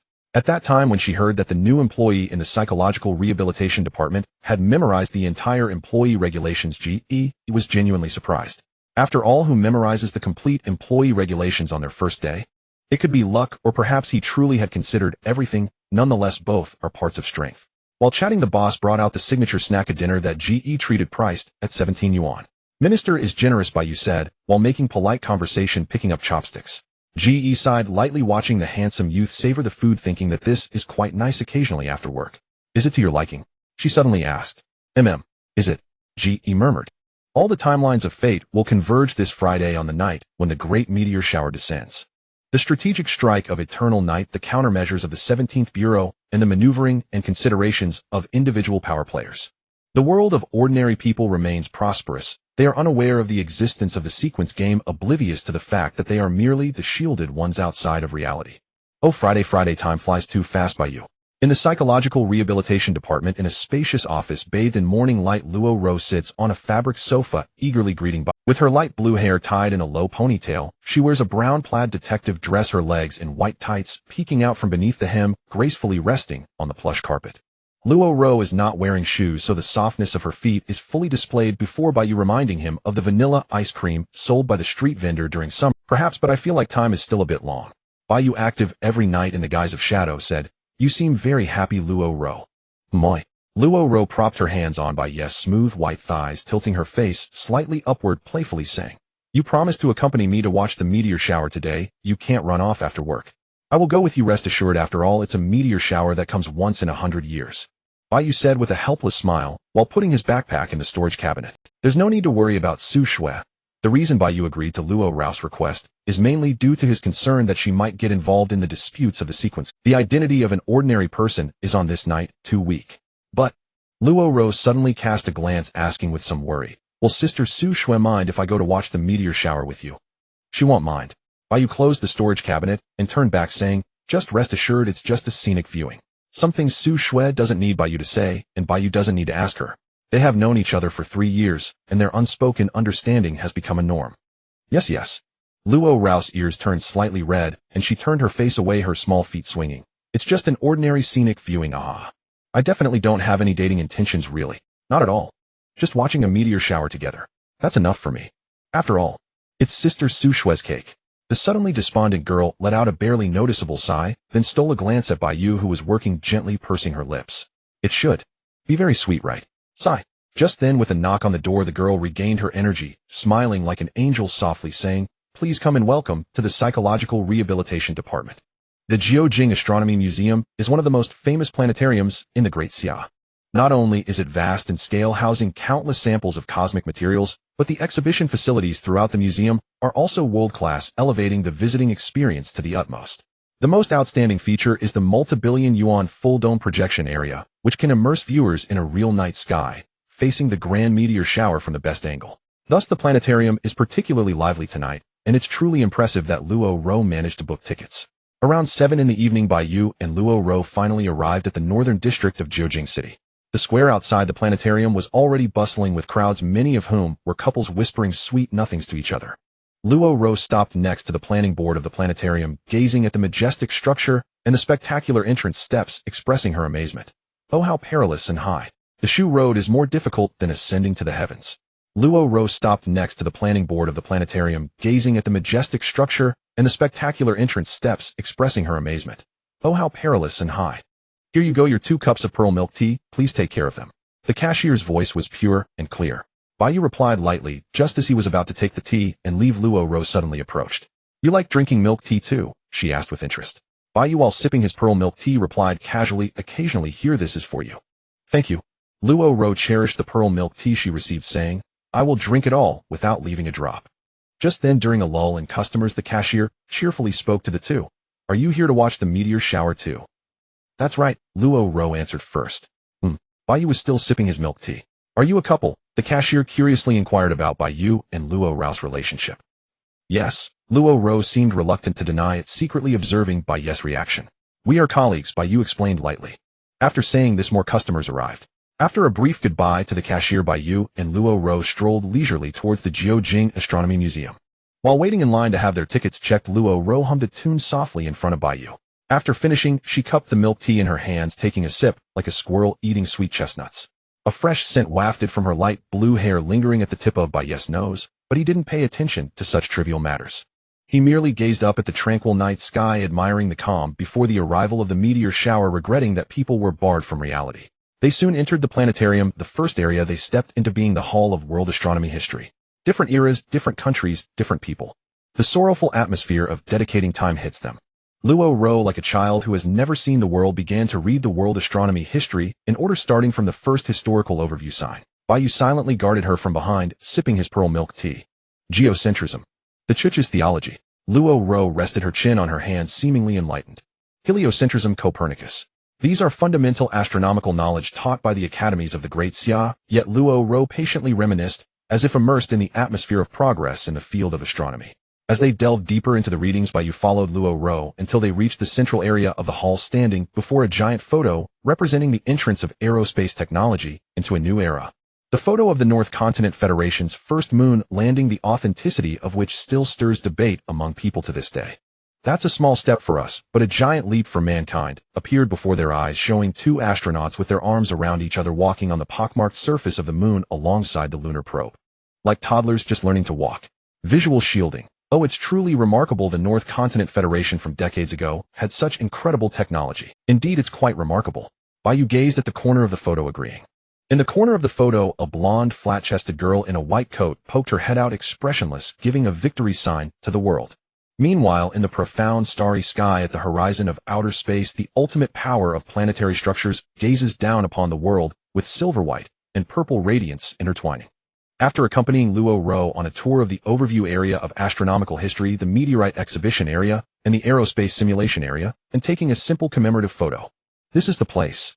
Luo Rou blinked her eyes, her milk tea nearly finished. The global celestial projection area. Bai Yu and she arrived at the liveliest place, which was also the most advanced facility of the Jiujing Astronomical Museum. Before them was an expansive circular audience area already filled to two-thirds capacity, mostly consisting of young couples chatting closely together. In the center stood an elegant piano stage, the melodies floating gracefully, with many people filming the musicians' performances. Above this vast space was a full-coverage, semicircular projection screen currently in a dormant state, allowing a direct view of the night sky outside. Finding an empty seat, Bai Yu sat down, and Luo Ro followed suit, taking out her phone and leaning her head toward Bai Yu. "When I say one, you must smile," Luo Ro said while adjusting her posture. Bai Yu, feeling rather helpless, casually replied, and leaned back in his seat, facing her selfie direction. Luo Ro swayed her soft legs. "Are you ready to take the picture?"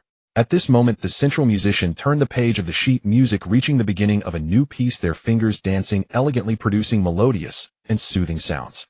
3. Luo Ro leaned closer to Bai Yu. 2. She focused intently on her phone screen. 1. The moment the words were softly spoken, the picture was captured on the phone, showing Luo Ro with a shy smile, while Bai Yu retained his carefree demeanor. Thus Luo Ro naturally pouted, turning back to ask in a pleasant tone, "You're like this again, you look so good when you smile." "I can't smile." Bai Yu pondered over strategies for dealing with the meteor shower and sighed. "Why not?" Luo Ro put away her phone, leaning forward with concern. "Why can't you smile?" The fragrance of the young girl lingered in the air, soothing and refreshing. "Because my grandmother said that if a good friend suddenly feels unhappy, they must first reflect on where they crossed boundaries." Luo Ro quietly clenched the hem of her. Luo Ro pouted, resembling a child who had done something wrong, her brows slightly lowered. "Why are you apologizing all of a sudden?" Bai Yu asked gently with a caring gaze. "Because my grandmother said that if a good friend suddenly feels unhappy, they must first reflect on where they crossed boundaries." Luo Ro quietly clenched the hem of her skirt, her voice barely audible. After a moment, Bai Yu spoke to comfort her. "You haven't done anything wrong." "Really?" She lifted her eyelids, the disappointment in her heart seemingly fading a bit. "Then why can't you smile?" "Because a conflict among players is about to arise." Bai Yu clearly wouldn't reveal the truth to Luo Ro. So after another sigh, Bai Yu casually concocted a reason and explained, "Because my ideal is to be a cool person from Jiujing, so I can't. I may be easy to fool, but I'm not someone you can just brush aside like that." Luo Ro blinked. "Is that really your ideal?" "Not entirely." Bai Yu pondered for a second, and then seriously made up a story, "and also to earn millions a month. That's my ideal HM." Luo Ro felt a bit better, pouting playfully. Bai Yu's smile was faint. "Your ideal is my ideal." But Luo Ro straightened her delicate waist, wrapping her arms around her soft chest, declaring, "No, I unilaterally announced this ideal belongs only to me in my capacity as the Minister of Psychological Rehabilitation." "You really look like a child protecting their food." Bai Yu continued to sip his bubble tea. "I'm not a child." Luo Ro turned her face away. "Really?" Bai Yu looked skeptical. Luo Ro took a sneaky glance at the bubble tea and pouted. "I'm more real than the pearls." "Before you hold your head high, Minister Luo, please fasten the buttons on your collar." Bai Yu leisurely withdrew his gaze. "It's showing." "Button, button, button." "Turn your face away, you can't look." Luo Ro said flusteredly. Bai Yu listened to the girl's flustered movements. He actually saw nothing. Meanwhile, the celestial projection area suddenly dimmed, with only the central piano and the musicians still illuminated. Apart from the beautiful piano music, the surroundings were silent, with no one discussing or chatting anymore. However, the next second, "What are you doing?" Feeling Luo Ro's arm around his right arm, Bai Yu asked in confusion. "I'm afraid of the dark." The girl, enveloped in darkness, hesitated to look into Bai Yu's eyes and softly explained. As her words fell, the semicircular projection screen began operating, displaying the official countdown. The night was deep, and the countdown to the meteor shower entering the observable atmosphere, as given by the Jiujing Astronomical Museum, was 60 seconds. Concluding her work schedule for the day, Ji walked along the streets of the northern district of Jiujing City, still holding relevant materials from work. Regarding the research report on the new generation of healing drugs, a small unnoticed pharmaceutical development company had recently made a sudden breakthrough, achieving a production level and cost superior to that of the Ji family group for their healing special medicine. However, this was only relevant for ordinary medical practitioners. In the realm of medical players, the Ji family group still led, especially regarding the repair of players. Even so, although the other party's drug could be entirely explained by conventional medical theories, showing no signs of being derived from sequence game items, Ji always felt something was off. The group's medical department confidently claimed they would not be surpassed in 5 years, yet this small enterprise had defeated them. The key point was the company's claimed secret, extremely high-activity healing cells, resembling the abilities of Deadhead, who disappeared many years ago. However, after personally visiting, she found nothing abnormal. It seemed that they had indeed accidentally cultivated healing cells, allowing this company to overtake. "I hope so," leading to another breakthrough in the medical field of the Great Xia. After all, it would also be a good thing. Ji sighed. and turned her gaze to the night sky. However, after personally visiting, she found nothing abnormal. It seemed that they had indeed accidentally cultivated healing cells. The young lady had already gone to the southern district of Jiujing City, preparing to uncover the 11th seat of Eternal Knight's Compassion. So in this northern district, her highest combat strength might just be herself. A tire player was already at the top tier in the sequence game, but still it wasn't enough for tonight. Still 60 seconds. Ge murmured, sincerely hoping that nothing would happen in the northern district. However, even if something did occur with the attire strength of the young lady and Lord Qingxian, they would probably be able to arrive quickly, unless they encountered an insurmountable obstacle. And speaking of insurmountable, one cannot help but mention the rules of the sequence game, this established fact. Sigh. A worried sigh escaped as the black-haired reed woman sat quietly on a bench by the street waiting for the arrival of the meteor shower. When the meteor shower from the distant galaxy rushes in its trajectory, intertwining and slicing through the vast atmosphere at an incredible speed, it signifies the commencement of the Eternal Night's Lament. Veil of the sleeping night, interwoven dreams of the stars, I command you in the guise of a witch. In the twilight garden adorned with wisteria, dozens of magical arrays brilliantly unfurled. The rhythm of the world submitted to the witch's hands, dancing gracefully in midair. Ancient, exquisite magical tomes opened, without a breeze, swiftly flipping from beginning to end, creating a melodious rustle of pages that stirred mysterious ripples of incantations. Simultaneously, the meteor shower was subtly guided by an invisible force, rewriting its path, intertwining, transforming into stunning starry blossoms that bloomed towards Jiujing City. As the beings of Jiujing raised their heads, gazing at the diminutive starlight at the edge of the night sky, as the seated witch opened her eyes, revealing a captivating and alluring smile, as the disputes among players reignited, altering the power dynamics of the sequence games, the celestial phenomenon is born. With the witch's words concluding, or perhaps commencing, the rules descend. Attire rank 91, attire rank 95, attire rank 73. When Qingxian, Jiyue, and Lian, the three attire players of the sequence game, confronted each other in the southern district of Jiujing City, the world was still unaware of the cruelty of the sequence game, immersed in the beauty of the meteor shower. The evening breeze tousled Lian's silky black hair, causing her black evening dress to sway continually, the smile at her lips becoming more enchanting, playful, and profound. Ah, the game of hide and seek is over. Lian effortlessly danced with her large purple crystal scythe. Perched atop the towering spire, she was more alluring than the purple moon, a blend of danger and beauty. On the other side of the triangular standoff, in front of the gun formation, formed by blood roses and golden phoenix patterns, 18 classical firearms unfolded like a folding fan, awaiting the orders of the crimson-eyed girl. I heard you've been pursuing Shadow recently. Ji Yu's gaze scrutinized Lian almost mockingly. I truly didn't expect a woman like you to have a day of humble courtship. What of it being humble for love? Lian was not angered. Instead, she seemed somewhat pleased, the single ones mocking the gods of love. Ji Yu raised an eyebrow, offering no reply, merely standing with her arms crossed atop the building, the classical gun formation behind her, symbolizing retro luxury and sanctity. At this moment, the meteor shower summoned by the witch was about to strike, and the formation barrier of the Great Xia sensed it, revealing an incomprehensible celestial aura that looked down upon the world. Qingxian naturally had no desire for idle talk. The invisible pressure from the cultivators descended, their gazes icy, as if they aimed to pierce through Lian's soul and divine sense. Drawing forth his destined sword from the void, the chilling sword light seemed to slice through space. Qingxian condensed his life's insights and, lifting his hand sword horizontally, he invoked the resonance of the heavenly Tao. Above the tranquil night sky lay the unassailable fate of cultivators. Yet Lian, meeting Qingxian's gaze, smiled fearlessly, her beauty reminiscent of purple butterflies on a summer night. Her arm raised high, but this time she wielded the mythical scythe of Amethyst, a long-handled giant scythe, merging purple crystal with the night. The evening wind roared, her black hair danced. Spectacular purple magic transformed into a sudden swirling cyclone centered around Lian, dominating the vast skies of Jiujing, until it turned the high-hanging moon into a scar of the world. The scythe of Amethyst lightly hooked onto the moon, and Lian threatened the world of the night just like that. In the next moment, she made a silencing gesture with her finger, accompanied by the most enchanting smile. Tears of heaven. With a force that crushed everything mercilessly, Lian gracefully swung down the scythe of Amethyst, starting from the moon, effortlessly tearing apart this world. In an instant, the barrier was cleaved, revealing the magnificent meteor shower behind it. Slurp. At a street-side noodle stall in the western district of Jiujing City, Wisteria Yuji took a bite of the braised beef noodles while sipping the thick, gentle broth. The next moment, the attire aura erupted from the southern district, abruptly causing him to pause his meal, his expression turning serious as he glanced toward the anomaly. Without any idle chatter, Wisteria Yuji immediately abandoned his unfinished noodles, standing up and preparing to retrieve his transformation device to rush over. However, he barely took a few steps when a dejected retired office worker ran back, dashing to the stunned stall owner and abruptly slapping a 10-yuan bill on the table. "The noodles are delicious, no need for change." The owner snapped back to reality, glancing at the bill, suddenly anxious, saying, "Wait, you're still short." But when he looked up, Wisteria Yuji had already vanished. In the northern district of Jiujing City, at the police station, the night shift officer received a call from home.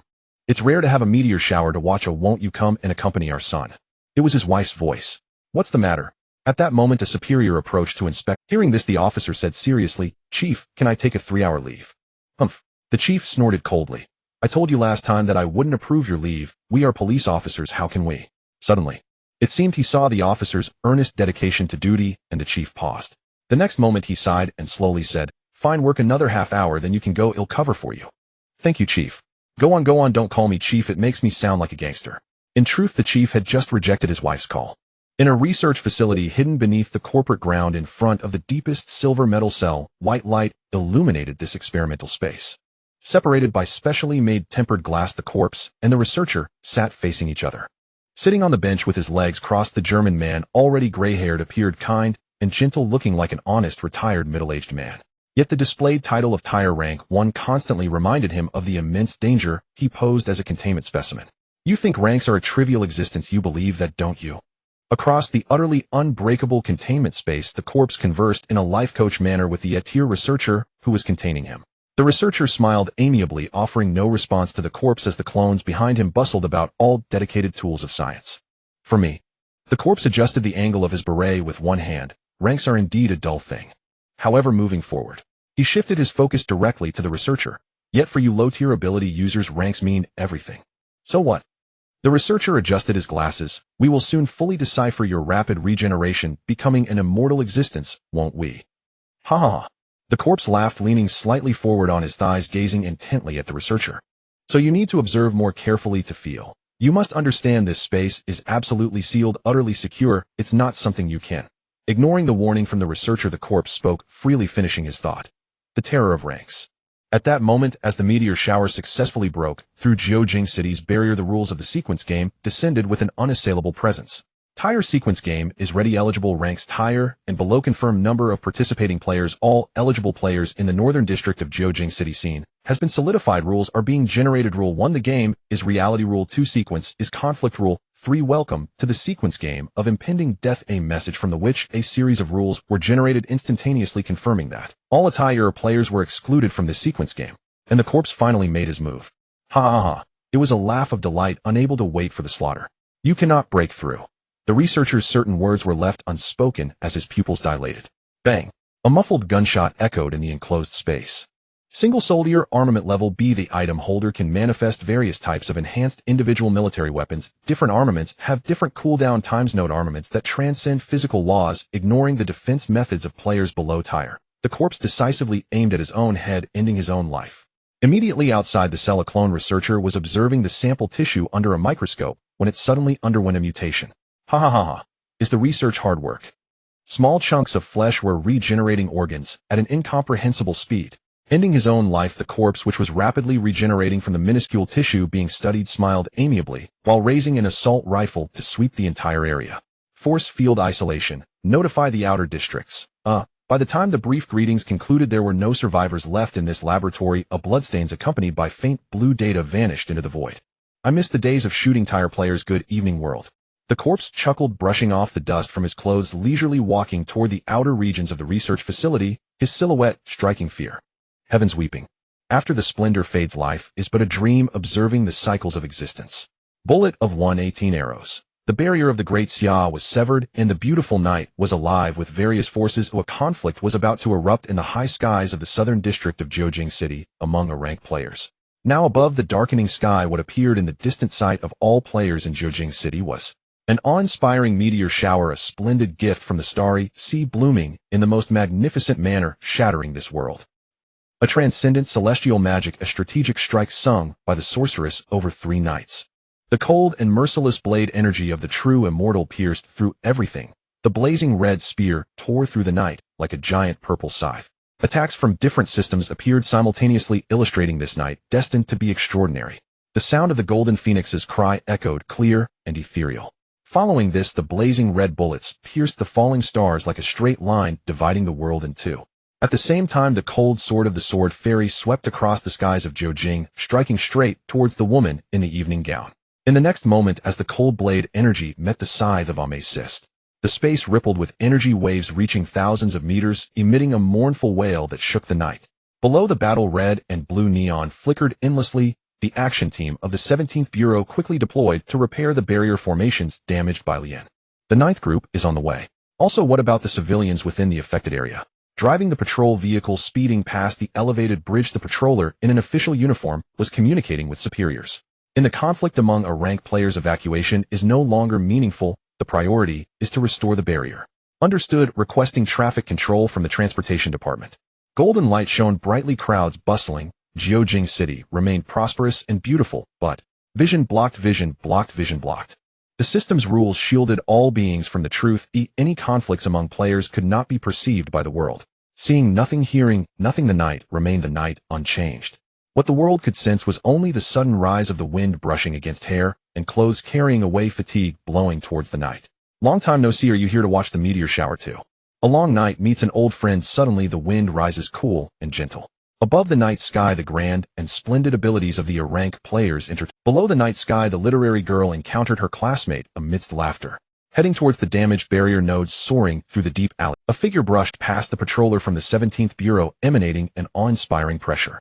As if time stood still, the figure's slightly disheveled hair was tousled by the wind, eyes carrying a desolate yet profound gaze. Near the patroller's ear, a deep voice said, "Exchange. You?" In midair, the patroller's pupils constricted briefly, turning to capture the identity of this enigmatic figure. Henshin. However, all that could be heard was an announcement. A long scarlet scarf obscured the vision, and the black gold armored figure left an unforgettable impression on the patrol. At the moment they brushed past each other, the extreme speed created an immediately insurmountable distance. The masked rider reached the end of the elevated bridge, his figure concealed within the flowing traffic. Rule 1: the game is reality.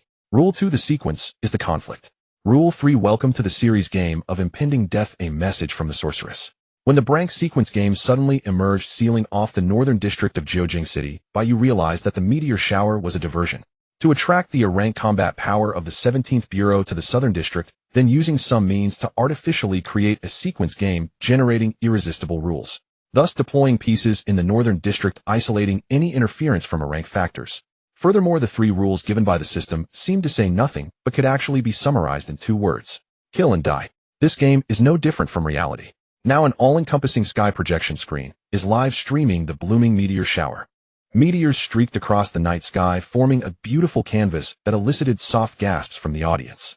The silver starry light of the projection illuminated Luo Rao's profile. She watched the meteor shower with a smile, then turned to Bai Yu, gently saying, "The meteor shower is so beautiful." The hypnotic eye had been activated, hypnotizing Luo Rao without her noticing any abnormalities. Bai Yu left the audience seat with ease, leaving behind the girl admiring the scenery alone. "Oh, Jiujing City is indeed plagued by disasters," he sighed. With his back to the stunning meteor shower projection, Bai Yu no longer lingered. His expression was impassive, and with each step he vanished into the Shadow's embrace. Shadow began to act. And after Shadow left the Jiujing Astronomy Museum, everything seemed to return to normal. "Why are you not speaking, Bai Yu?" The girl with light blue hair blinked, puzzled, as she leaned closer to chat with the empty seat. The music flowed melodiously, and the audience remained immersed in the full projection. They did not realize that on the central piano performance stage, the sorceress' spell mark flickered faintly, weaving causality. They fell into the trap. When he turned back to find the Brank sequence game descending upon the northern district of Jiujing City, the masked, armor-clad Fujitani Nika realized this was his blunder. In the center of the torn night sky, a woman with violet eyes and a black evening dress smiled alluringly. Faced with the combined suppression of 3 rank players, Lien naturally had no chance of winning, especially since Jiujing City was not her home ground. However, this time Lien's objective had already been achieved. Observing the northern district with an amused gaze, confirming that the system's barrier had been generated, preventing any rank players from intervening. Lien sat sideways on Ames's scythe, lightly biting her finger, then twirling a strand of hair at her ear, smiling brightly. Hey, everyone fell for it. The great meteor shower was just the surface. The sorceress' true intention was to use the Jiujing Astronomy Museum as a spell node, constructing the causal relationship between the spellcaster and the observer. rewinding the endpoint of the dying head from the moment the meteor shower descended to its origin, thus allowing her to perfectly withdraw from the territory of the Great Xia, preserving the 12 candidates of Eternal Night's Lament. Sometimes having too high a rank isn't a good thing, you know. Even when mocking, her voice remained melodious. Qing Xian said nothing, her brows furrowed, exchanging glances with Ji Yu. In the next moment, she turned to glare coldly at the burly masked rider in the distance, as if questioning why he had come. Why are you staring at me? Fujitani Nika crossed his arms irritatedly, saying what we should consider now is how to intervene in the Northern District sequence game. Qing Xian withdrew her gaze, coldly questioning Lien dying head. Hearing this, Lien, high above in the night sky, assumed a villain's posture, saying with interest, "Since you sincerely asked, let me generously inform you." Ji Yu subtly clicked her tongue, annoyed with herself for being outsmarted, also worried about being dragged into the Brank sequence game in the Northern District of Jiujing City. In order to prevent the world from suffering, to guard the balance of the world's principles, to carry out the evil of love and truth. Immediately after, Lien made a gesture inappropriate for her age, acting cute, as she said, "Our little dying head friend is delivering mail in the Northern District." With a bang, in an instant, the sudden appearance of the evil annihilator burst forth with martial aura suppressing the night, then kicked out a powerful blow-shattering space. The martial pressure spanning hundreds of meters surged like a planet, as if carrying the weight to crush the heavens. Ugh, foul masked rider, how rude. Lien collected her expression, and at the moment of crisis, swung Ame Sis scythe to catch the evil annihilator's kick, while being knocked back several meters. Immediately, the pursuit battle among the strong commenced. Lien and the evil annihilator flashed in and out of the night sky, magic spells, and martial true energy incompatible. Where is Ji? She's in the Northern District. At the same time, Qing Xian and Ji Yu acted separately, surrounding Lien, while exchanging information about their remaining sword shadows, intertwined gun rays woven. The two were suppressing Lien with minimal damage to Jiujing City. Like a purple-eyed black cat being beaten, Lien was suppressed by Qing Xian Ji Yue, and the evil annihilator, her surrounding spell enhancements gradually weakening. Are you confident in stopping the dying head?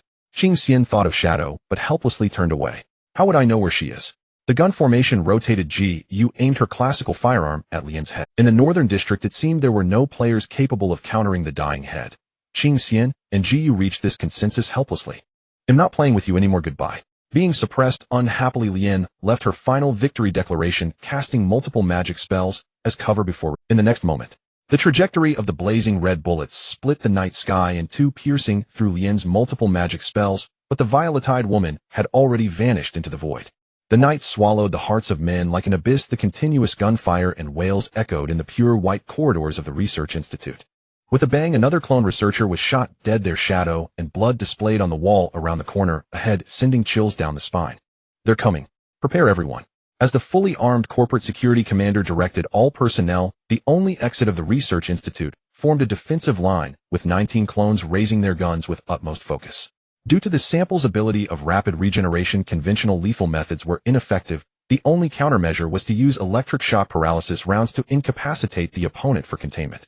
The air was suffocatingly tense, the sound of clones using respirators echoed around, and the conflict seemed imminent. The dead clones seemed to be reloading at the hidden corner.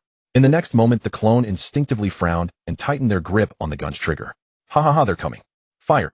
As the amiable voice of the dead clone came through before they could reveal themselves, the security personnel ordered to fire, and flames erupted as the Research Institute's specially made electric shock paralysis rounds shot out. Tat tat tat tat tat. The firepower unleashed by multiple personnel covered the entire pure white corridor. Yet the one who got shot was the previously deceased. Immediately, in the moment when everyone sensed something was off, a flashbang was thrown, and the blinding light instantaneously impaired the vision of the front row clones. The dead clone suddenly slid out, grinning, turned the gun, and pulled the trigger as if shaking hands with a good friend. The FNFEL assault rifle, a globally renowned rifle used by various countries, was hailed as the mercenary's right hand. The gunfire rang out, and the death toll reached 3. While killing 3 clones, the opponent unleashed a blind barrage due to impaired vision. Using the momentum from the slide, the dead clone gained immense speed, skillfully dodging the barrage of blind fire by tilting their head and leaning sideways. Facing the player force field defense device collected by the Research Institute, the dead clone decisively discarded the FNFEL assault rifle and manifested a new enhanced individual weapon in hand. The AWM sniper rifle, a military version launched based on the original AW sniper rifle, boasts exceptional overall performance and bolt-action feeding. Ha ha ha, in War 1 cannot hide behind the trenches. In almost zero time, the dead clone quickly aimed, chambered a round, and smiled as they pulled the trigger. The deployed force field defense device was instantly destroyed, and the super heavy bullets penetrated the defense line at an incomprehensible speed, resulting in multiple deaths. The death toll reached 7. Bang. Hidden in the shadows, a clone finally fired, hitting the dead clone's right hand with an electric shock paralysis round.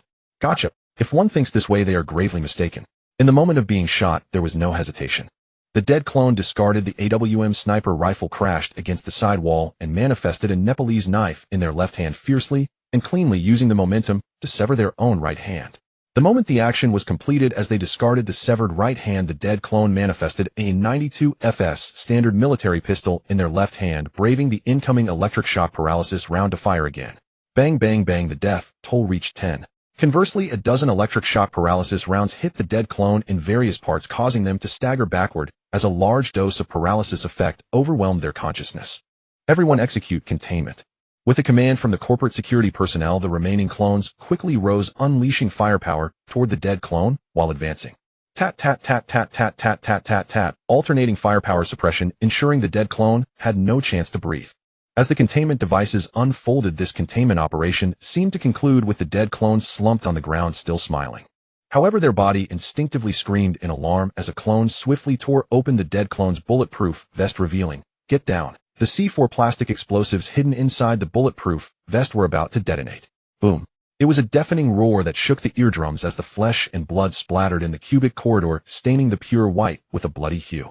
The dead clone burst into a mist of blood, and at the same time the death toll reached 16. Not bad. A simple evaluative remark rang out as the dead clone regenerated from the severed right hand, aimed the 92 FS standard military pistol at the survivors, firing as the sound of falling echoed. The death toll reached 17. "You demon!" trembled the survivor clone as they fired. "Die, die, die." The first shot missed, followed by a bang. The death toll reached 18. The security personnel of the research institute were reduced to just 2, and the corporate security personnel decisively discarded their weapon, charging forward in an attempt to subdue the dead clone while shouting loudly, "Fire." The remaining clones struggled to rise, raising their gun at the dead clone, firing a penetrating shot along with the corporate security personnel. Bang. Thud. The dead clone and the corporate security personnel collapsed to the ground together, seemingly affected by the electric shock paralysis effect. The world seemed to quiet down with no more conflict. "Who? The last clone gasped for breath, a mist forming on the respirator's visor. Finally, they ended this. The demon. Bang. The death toll reached 20, all personnel deceased. The dead clone's arm unexpectedly reached out from beneath the security personnel's body, firing one last merciless shot, with wisps of smoke rising from the muzzle. Warm-up completed. Smilingly pushing aside the corpses, picking up the dropped beret, adjusting its direction, pressing down, and putting it on. The dead clone's smile remained, as if they were simply delivering mail leaving the research institute. "As long as I am alive, the world war will never end." They straightened their twisted neck, their figure disappearing beyond the bloodstained research institute's sealed door, the title of the first of D class, glowing crimson, more terrifying than death itself. "I have come to kill you, the inspectors of the 17 Bureau." A declaration from the survivor of the old generation war. The dead clone referencing Sato from Ajin. The outer surface of the research institute, surrounded by the patrol vehicles of the Public Security Bureau, the red and blue neon lights flashing continuously, pedestrians avoiding, all police officers on high alert. "Boss, after handling this case, can I go home?" "After handling this case, go as far away as you can." The chief, evidently tired of the subordinates' request for leave, scoffed and urged them to hurry up. Looking around, a majority of police forces from the North District of Jiaojing City gathered here, with the SWAT Special Operations Team already deployed, prepared to deal with the illegal research institute underground. It's been a while since I've seen such a heinous case. Illegal arms sales, such audacity. Such audacity. Don't mimic my speech. "Yes, boss." "Don't call me boss, call me chief." As they joked, the SWAT Special Operations Team began to take action. The SWAT members, dressed in black military uniforms, deployed, with one team entering the research institute, another providing cover, and a third occupying the sniper. The chief and his subordinates only needed to handle the aftermath of this case. "Meteor shower, boss. I really want to visit the planetarium's celestial projection." "I don't want to see it." The chief irritably knocked on his head, then adjusted his police cap, using the patrol car as cover, staying alert. In the northern district of Jiaojing City, the team from the 17th Bureau, stationed at the array node of this district, gazed at the grade sequence game announcement in the night sky, entering a state of high alert. All players realized that this was a sequence game of kill and death, and tonight would be the stage for high-level players to slaughter. What about the other action teams? Under the night sky, a faceless enforcer crossed his arms, staring in the direction of the corporate tower while asking. "Unable to contact, the entire northern district has been solidified and locked down," said the robed enforcer, who had rushed back from the regional boundary. The Eternal Knight's compassion has drawn away most of our combat strength, truly a clever strategy. The faceless enforcer gritted his teeth. In other words, only their action team remained to guard the northern district. At this moment, the third enforcer leaned against a streetlight, withdrew his gaze from the distance, and sighed helplessly. Should we handle the situation at the corporate tower? Even without specific awareness, the commotion coming from the corporate tower was enough to indicate the seriousness of the situation. It was evident that a large-scale fire. To this reasonable request, the faceless team leader could only shake his head helplessly, replying sternly, "If we leave, who else can guard this array node?" Or rather, he continued to question sharply, who among you can guarantee that this isn't a new round of a tiger leaving the mountain strategy? The evening breeze rustled the uniforms of the three enforcers, creating ripples of uncertainty, yet none took the first step to leave. All three fell into silence, when suddenly someone approached from not far away. Who? The team leader quickly entered a combat stance. "It's me." Minister Ge appeared from the forest path at night, the shadows of the trees swaying the outline of the northern district city, faintly visible behind him. Members of the 17th Bureau exchanged glances, then silently stared at Ge, seemingly confirming his authenticity. Sigh. Ge let out a breath, helplessly releasing his unique pressure. "I am Ge, not someone in disguise." After confirming it was the real Ge, the three enforcers of the 17th Bureau saluted seriously, while the masked team leader spoke sternly. "Your Excellency Ge, we are in an emergency situation. What brings you to us?" "What is it?" Ge closed his eyes, then reopened his crimson gaze, releasing the pressure of a grade player. A dispatch permit stamped with Gu's seal was thrown into the masked leader's hand. On the forest path, the chirping of insects fluctuated, and no one could discern the expression of the masked leader. They only knew he was listening intently to Ge. "In the name of the 17th Bureau Executor, I mobilize you to assist me in handling the grave situation in the northern district. Do you have any objections?" The three enforcers all understood the severity of the situation, mentally chuckling. Thus, Crade no. 11789, Mask no objections. Crade no. 39722, Talisman no objections. Crade no. 39884, Taiji no objections. The three enforcers saluted again, already prepared for action. "Is that so?" Ge also showed a bitter smile. "Do you know who the opponent we are about to deal with is?" "No idea." The three enforcers spoke in deep tones. Grade no. 1. The holder of a class ability. Super Rapid Regeneration, the Battlefield Reaper, who has slaughtered hundreds of thousands. Death's Head. Ge expressed this without any emotion. Any seasoned sequence game player would be aware of Death's Head. After all, he was one of the top war criminals from the previous world's conflicts. With a record of brutal killings, even against grade players, just hearing his name could make one shiver. Not to mention, they were merely Crade. Even as the night wind blew through the branches and leaves rustling the corners of their uniforms, the three enforcers remained silent, their gazes focused. Seeing this, Ge let out another bitter laugh, turned around facing away from them, and flicked his right hand, sending out the mysterious Iron Tang knife.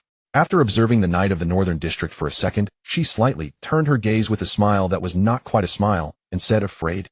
If you're afraid, I allow you to refuse the mobilization." Before Ge could finish this sentence, she was interrupted by the enforcer team.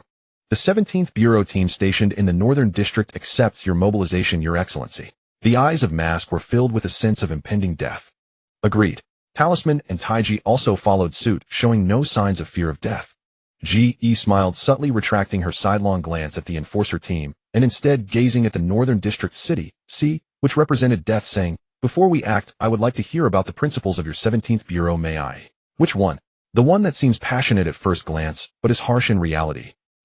The neon glow flickered, and the enforcer team quickly exchanged. After several breaths, their opinions were unified. They solemnly saluted, swearing with the bold spirit of the past. "The sequence may contend all evils unforgiven in the great Xia territory. Sinners shall lose their heads." And, that's the feeling. Ge let out a laugh like silver bells. "You are still as passionate as ever." The enforcer team stood like a mountain, silent as the grave, their gazes incredibly calm. In the next moment, realizing their resolve, Ge stopped joking, returning to her cold and capable expression. Ignoring the deathly silence of the night, she said earnestly, "Then let the game begin." Received. The 17th Bureau action team stationed in the Northern District began their operation. Tat tat tat tat tat tat tat tat tat. The SWAT Special Operations team completely disengaged their weapon safeties, unleashing all their ammunition. Team 1 Assault has lost contact. Team 1 Support has lost contact. Team 1 has lost contact entirely. In the corporate tower, disguised as the entrance to an underground garage, the Jiujing City Public Security Bureau has entered a state of highest alert, listing Death's Head as a target to be eliminated. What kind of monster is the opponent? Has Team 1 been wiped out, ignoring bullets? No time for nonsense, they are coming out. The red and blue neon glow covered the field of vision behind the defensive line formed by the patrol vehicles. Even regular police officers joined the fight, and the fear of death gradually began to take root. Tat tat tat tat tat tat. Ha ha, good evening. In the intervals of the rotating firepower suppression by SWAT teams 2 and 3, someone finally charged out from the darkness of the underground garage, rushing forward like soldiers. Carrying a half-dead SWAT member as a meat shield, Death's head suddenly charged towards the defensive line, moving without the slightest hesitation or delay.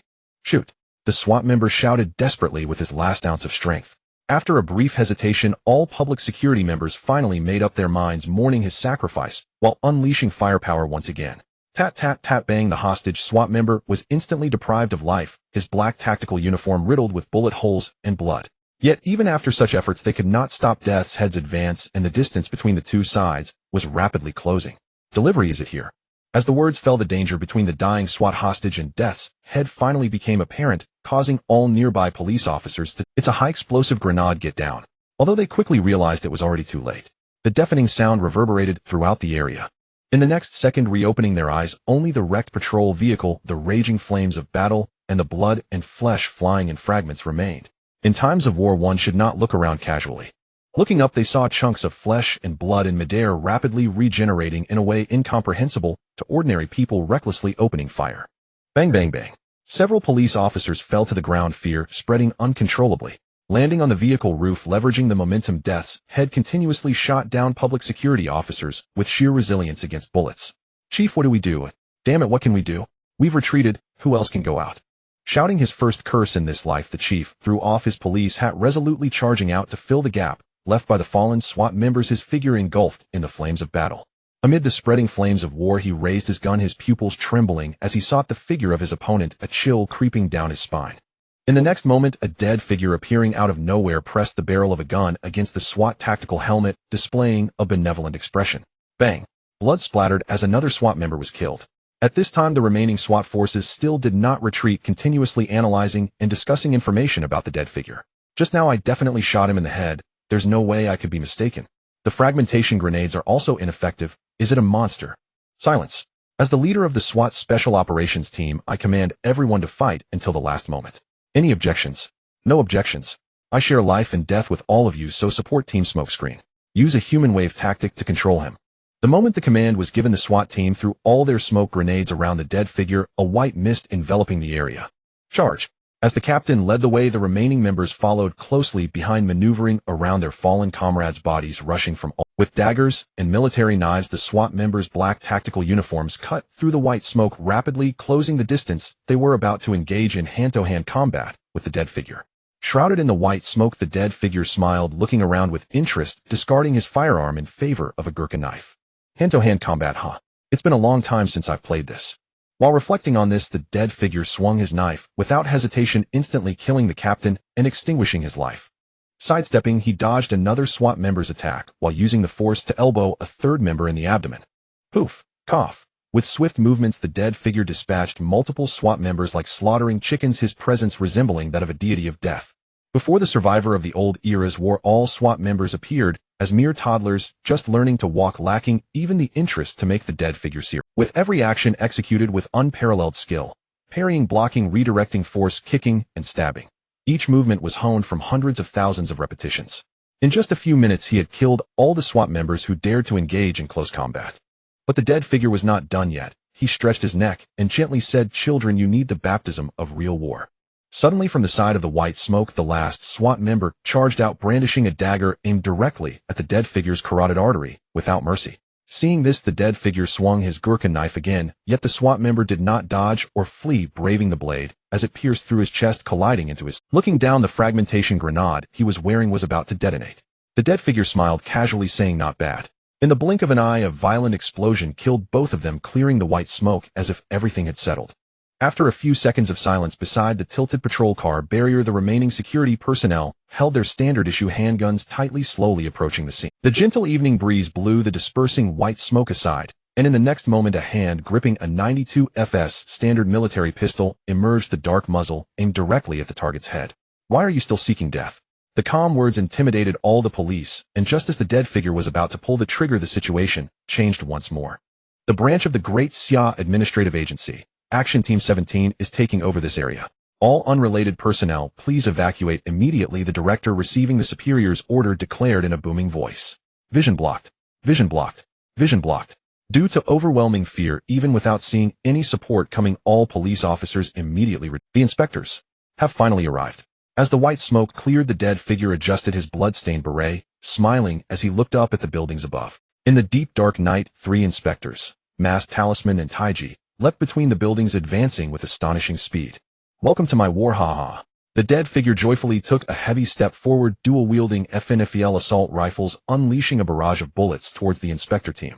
In the blink of an eye, dozens of heavy bullets covered the advance path of the inspectors, penetrating the Talisman defense that defied the laws of physics. Talisman showed a look of shock, but then Taiji intervened at the critical moment, activating his ability to deflect the trajectory of the bullets into a semicircle, returning them back. Taiji's power overcoming rigidity with flexibility. As the barrage infused with Taiji's true energy redirected towards the dead figure, Mask's ability also suddenly activated, consuming a significant amount of spiritual energy. Using a person's face, we exchange. The moment the words fell, Mask's faceless, white mask vanished, replaced by the smiling face of the dead, and the dead figure donned the faceless, white mask, losing control of his body. Dozens of bullets pierced through his form, blood splattering as they embedded into the concrete, ground debris flying everywhere. The dead figure's ability is super regeneration. Either seal him or instantly obliterate him to ashes. Talisman, seizing the brief moment when the dead figure was controlled and shot by bullets, Talisman signaled his understanding, then clad in his long robe, leaped from the building above the dead. With his wide robe concealing his arms, he unleashed a multitude of explosive talismans, burying the dead figure. In midair, Talisman narrowed his eyes, forming a hand seal, reciting explode. The massive pile of talismans locked in all their power, detonating underground, creating a shockwave that shook the entire area and leaving a several-meter-deep crater in the concrete road. The overwhelming force caused the robes of the 3 inspectors to billow wildly as they fixed their gazes on the spot where the dead figure had been buried. He hasn't died. Such a thought emerged instantaneously. A sharp and capable career woman broke through the night sky, bursting forth from behind Mask, reversing her black iron tang knife and thrusting it fiercely into the deep pit that buried the dead figure. Martial arts true energy erupted, generating a force that shattered the ground. Ji gazed at the ashes pile penetrated by the black iron tang knife, frowning as the instinct of a martial artist instantaneously warned her to look towards the crossroad in the distance. In the depths of the terrifying night, beside the damaged traffic lights from gunfire, the dead figure stood, smiling, his left arm around a little girl. The little girl struggled while crying, but the dead figure remained unmoved, simply pressing the barrel of his gun against her forehead, ready to fire at any moment. So the little girl ceased her struggles, only able to stifle her fear with sobs, her appearance heart-wrenching. "Shoo, don't be afraid." The dead figure looked kindly at the little girl. Then with a smile, he slipped a piece of candy into the little girl's pocket, whispering, "Hey, raise some candy for you, don't be afraid, be good. Woo-woo." Due to the presence of the hostage, G.E. as well as the entire inspector team were intimidated, staring fixedly at the dead figure. The atmosphere was incredibly oppressive, with the scent of blood permeating the air. The night, steeped in the dark violet hue of warfire, bore a conspicuously displayed countdown to the end of the Brank sequence game, suspended high above the heavens. It offered players a fragile hope that survival was assured if they endured until the timer expired. Perhaps this was the sole mercy embedded within the sequence game. Perhaps it was merely the witch's cruel, deliberate mockery. Near the brilliantly lit overpass, Ing stood motionless, hands buried deep in the pockets of his shadow cloak, his gaze calm and unwavering as it fixed upon the corporate tower across the river. Prior to launching the operation, the Public Security Bureau had cordoned off the entire perimeter surrounding the corporate tower. Yellow and black warning tape encircled the zone, entirely forbidding unauthorized entry. Even now, as chaos spiraled beyond control, wailing sirens and pulsing Redan blue neon lights continued to dominate the night sky, while officers on the outer perimeter enforced strict traffic lockdown. 17 Bureau, however sluggish, should have already deployed its sentinels to suppress the crisis. Yet no resolution had emerged, proof beyond doubt that something catastrophic had occurred. 17 Bureau, however sluggish, should have already deployed its sentinels to suppress the crisis. Yet no resolution had emerged, proof beyond doubt. He could already foresee how authorities would later fabricate an official narrative in a legal cache of hazardous materials ignited inside the corporate tower, triggering successive explosions. Thus, the truth of the sequence game would vanish beneath layers of plausible deniability. Yet one fact remained indisputable. The adversary this time was formidable, strong enough to leave 17 Bureau's sentinels utterly paralyzed. Likely a top-tier sequence game player. Yet, rippling reflections of neon light danced across the river's surface, casting shimmering glimmers upon Ing. only to deepen the impenetrable obscurity of his shadows, rendering him more enigmatic than ever. It matters not. I shall intervene. Closing his eyes, he perceived every subtle detail of the world. Within his mind, every hidden trump card unfolded with crystalline clarity. First, his abilities: Shadow Sovereign, Absolute Senses, Power Transmutation, and Hypnotic Gaze. Then his artifacts: Ji Yu's 50 million yuan bank card, and Prism of Illusion, Fragment. He had mastered these assets in just 9 days. 9 days ago, he had still been an ordinary man veiled entirely by visual occlusion. Perhaps Bai Yu could now call himself a prodigy. At least for the moment, he possessed every justification to do so. A nocturnal breeze stirred his black hair. In Ying's obsidian eyes, nothing existed but the corporate tower, until gradually his gaze narrowed, focused, withdrawn. With the evaluative weight granted by the sequence game, and an exceptionally powerful top-tier player as my opponent, I stand a credible chance of ascending as the first ranked sequence sovereign. As this thought crystallized, shadows from all 4 directions surged inward like legions of ink-black dragons kneeling in silent fealty before their sovereign. Beneath the fractured vertical pupil of the moon hanging over Jiujing City, within the system's sealed boundary enclosing the northern district, Ying lowered his hood. In his perception, the corporate tower sharpened, crisp, inevitable, absolute. What is twilight if not the sovereign domain of shadows? Thus the outcome was already ordained. The game ends. Uttering those words, Ying transcended spatial boundaries, unfolding around himself a world sculpted entirely from dominion over shadow. One must always carry the unshakable conviction that victory belongs solely to oneself. War is not a game. This was a principle long abandoned. Humanity is a cumbersome, superfluous artifact. This was Shou Si's deepest realization. To master humanity is essentially to master victory. This was precisely what Shou Si was doing now. Amidst the profound night and billowing conflagration, Shou Si openly scorned Ji and the Sentinel Squad. His smile, benign, inscrutable, unervingly. How then would you respond to such a situation? He asked, voice laced with genuine curiosity. Without hesitation, he closed distance, using hostages as leverage, his right hand materializing a vector submachine gun, unleashing torrents of unrestrained gun. Thus an untenable stalemate arose. A dense hail of bullets threatened Ji and the Sentinels' lives, yet they could only retreat and evade for any sign of counterattack. Why cling to humanity? Would prompt Shou Si to swing the muzzle toward the little girl cradled in his arms, smiling gently as he asked, "Shall I kill you, little one?" TCH. Ji ground her teeth, tightening her grip on the black iron Tang's saber. Taking an innocent child hostage. You truly are the world's most wanted war criminal. At this, Shou Si burst into hearty laughter, twisting the girl like a rag doll as he replied, "Thank you for the compliment. During war no one asks what methods you employ. You bloodthirsty butcher. Now you resort to underhanded tactics." Fuji roared. "Oh my." Shou Si's narrowed eyes betrayed no emotion as he adopted the gentle tone of a kindly uncle. "Little one, they told me to kill you." "Wah." The girl wailed uncontrollably. Shou Si feigned mild exasperation, tapping her head lightly with the barrel before asking with unsettling warmth, "Tell me, should I kill you, little one?" She shook her head violently, tears streaming down her legs. "Silence equals consent."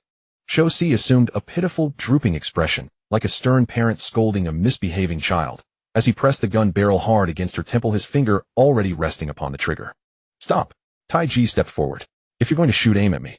Shou Si shifted his gaze, his lips curling upward in an exaggerated, grotesque grin, discarded the vector, and summoned an AKM assault rifle in one hand.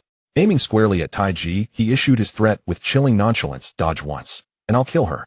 Let's resume our eternal game of death and resurrection." Regardless, Shou Si held absolute confidence in his ability to eliminate any obstacle before him.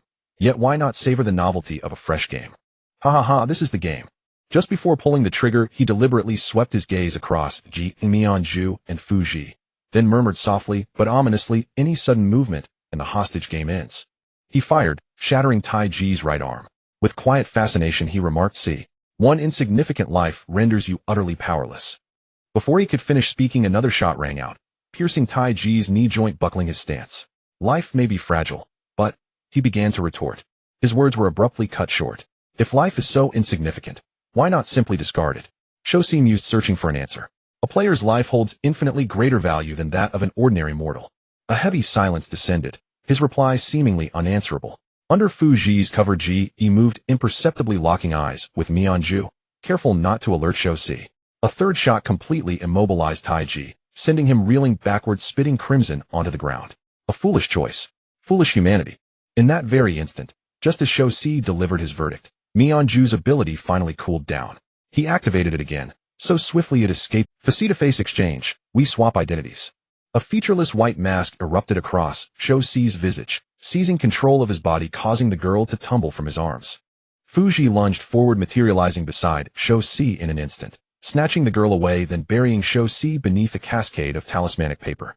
Ji-E surged into motion simultaneously, her martial aura coalescing along the black iron Tang saber, ancient Xia military chi, surging through the night, vowing to annihilate this global war criminal. All detonation talismans, explode now. Go atone in the netherworld. Boom. Like a supernova compressed to its ultimate density, the blast vaporized the earth into scorched oblivion, triggering a tectonic tsunami that warped the surrounding. Simultaneously, a Tang saber wreathed in martial fury plunged into the crater's depths. Gasping for breath, Ji-E stamped down, extinguishing Shou Si's ashes. Is he dead? Perched atop a distant high-rise, Fuji held the trembling girl close. Rapid regeneration has limits. If no residual flesh remains, he is effectively gone. Around Ji-E stretched molten black soil, scorched, vitrified, seething. After all, rapid regeneration was not infinite regeneration. Erase every trace of flesh in an instant, and Shou Si possessed no means to resurrect. Her thoughts shattered mid-thought. Ha, your delivery, please sign for it. Candy in the girl's pocket regenerated at impossible speed. Shou Si materialized directly before Fuji Saiga, 12K shotgun manifesting in his grasp. Good night. Farewell. His face, pale, solemn, sorrowful, hovered inches from Fuji's own. But Fuji had no strength left to resist. As the barrel pressed into his chest, agony ripped through him like lightning. Bang! Fuji's chest exploded into shredded pulp, blood spraying violently across the night sky. Tai Ji lay incapacitated. Fuji hung between life and death. Mionju's ability remained locked in cooldown. You damned bastard, die for me. Only Ji-E remained, drawing her blade, charging forward in raw, feral desperation. Information 1: all opponents in this sequence game do not exceed B rank. Information 2: B rank players are still on the hunting list. From this, a simple conclusion can be drawn: the victor was already decided from the very beginning. The blade's momentum swept through military energy, transforming into countless spirals. With the resolve of the ancient great Xia's vanguard, Ji-E burst forth, shattering the void in an instant and slicing through the vital organs of the dead head with a single stroke. As blood and flesh momentarily floated in the air, the dead head still wore a grin, staring into Ji-E's cold and terrifying eyes. When killing emotions are a great taboo. With such a senior tone, the dead head instructed Ji-E as it rapidly regenerated to its original state, the severed weapon reappearing, transforming into a 92 FS standard military handgun aimed directly at Ji-E. At this distance, it was almost a guaranteed hit. With a bang, Ji-E's martial skill erupted, twisting into motion at an illogical speed, once again delivering a devastating strike to obliterate the military energy. Die for me. Close combat is the domain of martial arts players. Thus, the black iron Tang Dao inexplicably cleaved through the dead head, the overwhelming military energy, smashing it into a crimson mist splattering across dozens of meters. Meanwhile, fully aware of the precious opportunity, the mask braced itself against the burden, intending to launch an unresolvable control once more. The dead head would not allow itself to make the same mistake, thrice swiftly regenerating, its hand manifesting the weapon, and without hesitation piercing through the mask's body. What? As the gunshot echoed through the night, the mask's pupils lost focus, its body uncontrollably collapsing backward. Blood splattered along the bullet's trajectory to the end of the road. Mask! Ji-E gritted her teeth and shouted.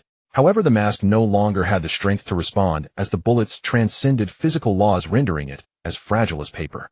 Below B rank, before military weapons, all beings are equal. The patrol team lost all combat capability, declaring the operation of, isn't this the surprise of war? You bastard.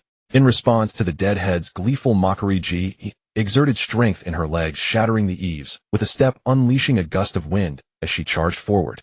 At the same time, the dead head manifested a grappling hook launcher, using the multitude of buildings in the northern district to rapidly increase the distance from her. Tap, tap, tap, tap, tap. The dead head did not allow the firepower to cease, as vision block continuously interfered with the real world. From herb garden to 3-flavor sweet potato house, spanning thousands of meters, Ji-E and the dead head continuously clashed in the northern district of Jiujing City, affecting various streets and levels. Thousands of strikes, thousands of regenerations, the cycle of attacks and counterattacks repeated endlessly, finally arriving at the last moment. The wall was shattered by the rebounding dead head as Ji-E stepped forward, suddenly swinging her blade before it in an extremely short time, where everything seemed to be at a standstill. This was Ji-E's final strike of gathered military energy, a blow she was confident would completely obliterate the dead head, as victory and defeat were about to be revealed. However, in the half-air governed by gravity, the fragments of concrete slowly turned the motion nearly negligible. At an unknown time within the extremely slowed-down moment, an extremely dangerous high-explosive grenade flipped over, dropping from the edge of her vision, causing G.E. to stop thinking and instinctively widen her eyes. I can make countless mistakes while you can only make one. The deadhead smiled, seemingly making such a declaration. Without further ado, the enhanced military equipment that transcended physical laws detonated at point-blank range. In an instant, it was as if the sun had shaken the heavens. G.E. was suddenly blown back. The black iron tang Dao flipped and flew forcefully, embedding itself into a roadside tree dozens of meters away. With a roar and a collision, G.E. covered in blood crashed through the shattered street, her body damaging the steel and concrete, her physical functions nearly cough. Though her body had reached the limit of uncontrollability, G.E. still endured the excruciating pain, clutching her fractured arm as she stood up, her crimson eyes filled with killing intent. Game over. The deadhead, regenerated to an unscathed state, declared lightly. He had grown tired of this dull battle game. However, the deadhead suddenly sensed a dangerous aura, like a strange puppet swiftly turning its gaze to the dark night above. There stood an unidentified player in a long black coat, standing with arms crossed, resembling an elegant and mysterious gentleman in a tailcoat. Meanwhile, G.E. could no longer pay attention to her injuries, turning her head to look back momentarily in a daze. There stood an unidentified player in a long black coat, standing with arms crossed, resembling an elegant and mysterious gentleman in a tailcoat. Meanwhile, G.E. could no longer pay attention. This is a sequence game below B rank. How could a ranked shadow possibly appear here? A startling realization took form in her mind. Shadow is not a rank. She furrowed her brow, tightly scrutinizing every detail of Shadow. Then, why couldn't Qing Xian see through its true nature? The reason had become evident. Realizing the truth, G.E. revealed a bitter smile, turning to despair. Shadow had not hidden its strength. Its power was merely surface level, E rank, nothing more, nothing less. A disappointing truth. This place does not need your meddling. Hurry and leave. Injured, G.E. repressed her emotions, glancing sharply at Shadow, coldly stating, even if you possess strength beyond E rank, fooling Qing Xian of the 17th Bureau, the deadhead, is definitely not something you can deal with. Do not obstruct here. Upon hearing this warning, Shadow casually closed his eyes, seemingly savoring it. E rank, an obstruction. His words momentarily stunned G.E. The evening wind stirred the hood, and the ends of his hair swayed, the night's temperature becoming clearer. In the next moment, the mysterious ruler vanished into the shadows, then reappeared before G.E., its figure dwarfed by the buildings and neon lights.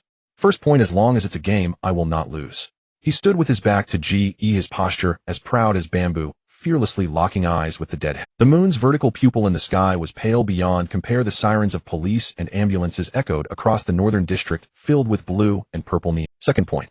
Slightly tilting his head, Shadow shot a dangerous glance, his deep eyes intimidating G.E. Shadows creeping into her heart, nearly impossible to. When his gaze narrowed, slightly dark shadows erupted around him. The night sky of Jiujing seemed to enter another dimension, endless darkness isolating the space, an imposing vortex of might overwhelming everyone's senses. The sequence title of E rank position 100 finally manifested, a ridiculous sensation descending into everyone's hearts, as if their cognition had been overturned. E rank, do I even deserve to be measured by that? G.E.'s pupils constricted, suddenly utterly shocked, forgetting to breathe, and the pain of her wounds. A holder of a rank upper tier capabilities. No. To have such might with less than 1,000 spiritual energy points in E rank. S. Who exactly are you? A player named Ing. Sishao's eyes remained narrowed, but the smile faded. He raised his assault rifle with perfect composure, held his breath, and zeroed in on Bai Yu. Careful. Sishao's armaments ignore all defenses of players below rank. G.E. warned through gritted teeth. No matter how lofty one's ability tier, and a rank player's stamina will never top 1,000. One blow from Sisho could end them instantly. Thanks for the warning. Bai Yu unfolded his ultimate 5 senses. Every nuance of the world lay within his grasp. An attack that bypassed defenses. Intriguing. He wanted to experience it firsthand. Rat-a-tat. Under his hyper-acute perception, Sishao's burst fire slowed perceptibly, and each bullet's trajectory traced clearly before Bai Yu's eyes. The intersecting torrent of rounds created a law-like rhythm that chilled observers' spines, breaching the shadow's defensive veil with terrifyingly real speed. Bai Yu keenly felt the dissonance of the shadow being so easily pierced, and the inexorable authority of the rules. G.E. barely registered it, shifting his gaze from the piercing bullets to Ing himself, as if scolding him for not heeding counsel. Dodge. The warning caught in G.E.'s throat. He turned in disbelief as the burst rounds were cleaved in two by the shadows. They were blocked. How could that be? How could the rules be violated? Between Sisho and Bai Yu, distance seemed to tear open like space itself as countless filamentous shadows wove and severed an entire magazine of fire from Sisho's barrage. The roar of gunfire and the cracking of bullets persisted without pause, assaulting eardrums with an unbearable high-pitched ringing. Ing even glanced at Ge with spare composure and reproachfully observed, ignoring defenses below rank does not mean ignoring attacks below rank. Indeed, this was not Bai Yu defending against Sisho suppression, but Sisho resisting by shadow strangulation. Attack and defense are judged simply by who acts first. Ing, by preemptively deploying his ability, continually altered the system's rule determinations. The instant the anomaly was perceived, Sisho frowned. A peculiar sensing ability. He immediately opted to disengage. He retreated violently, maintaining suppressive fire, as a volley of enhanced smoke and flash grenades detonated, conjuring a haze comparable to daylight. Cough cough. The large-scale interference from grade devices impaired Ge's senses. Yet it mattered little. Bolstered by multiple advanced abilities, Bai Yu was virtually invincible to anything below a rank. His extraordinary motion vision preempted Sisho's maneuvers, and his keen hearing discerned subtle shifts nearby. He immediately fixed the direction of Sisho's withdrawal, thinking to flee. Slipping into the shadow dimension, Bai Yu pursued, as if toying with prey. Tides of shadows surged and snapped back to the origin of the monarch's disappearance. This late night would be declared over by Ing. The loophole in the rules had been read and exploited. Sisho ran along the ledges, stepped across corners of buildings, leapt to the next vast rooftop, and sped through the night. His beret had long since been knocked away. A sea of brilliant city neon filled the view, the splendor stretching to the edge of the night, yet none of it reached Sisho's narrowed eyes. As the bearer of the single-operator armament, he knew better than anyone the difficulty of exploiting a rules loophole. It meant that the opponent had to activate their ability before each bullet left his barrel, forcing the system to judge the other party as the attacker. Without an exceptionally high perception stat, that was impossible. In a rank player, Daxia has finally spawned a terrifying monster. Ha ha. Plunging through the hundreds of meters of night sky, Sisho laughed wildly, memory of past wars igniting his blood with fevered excitement. He fell fast, slammed down, rolled, and ran across a rooftop, and altered his plan.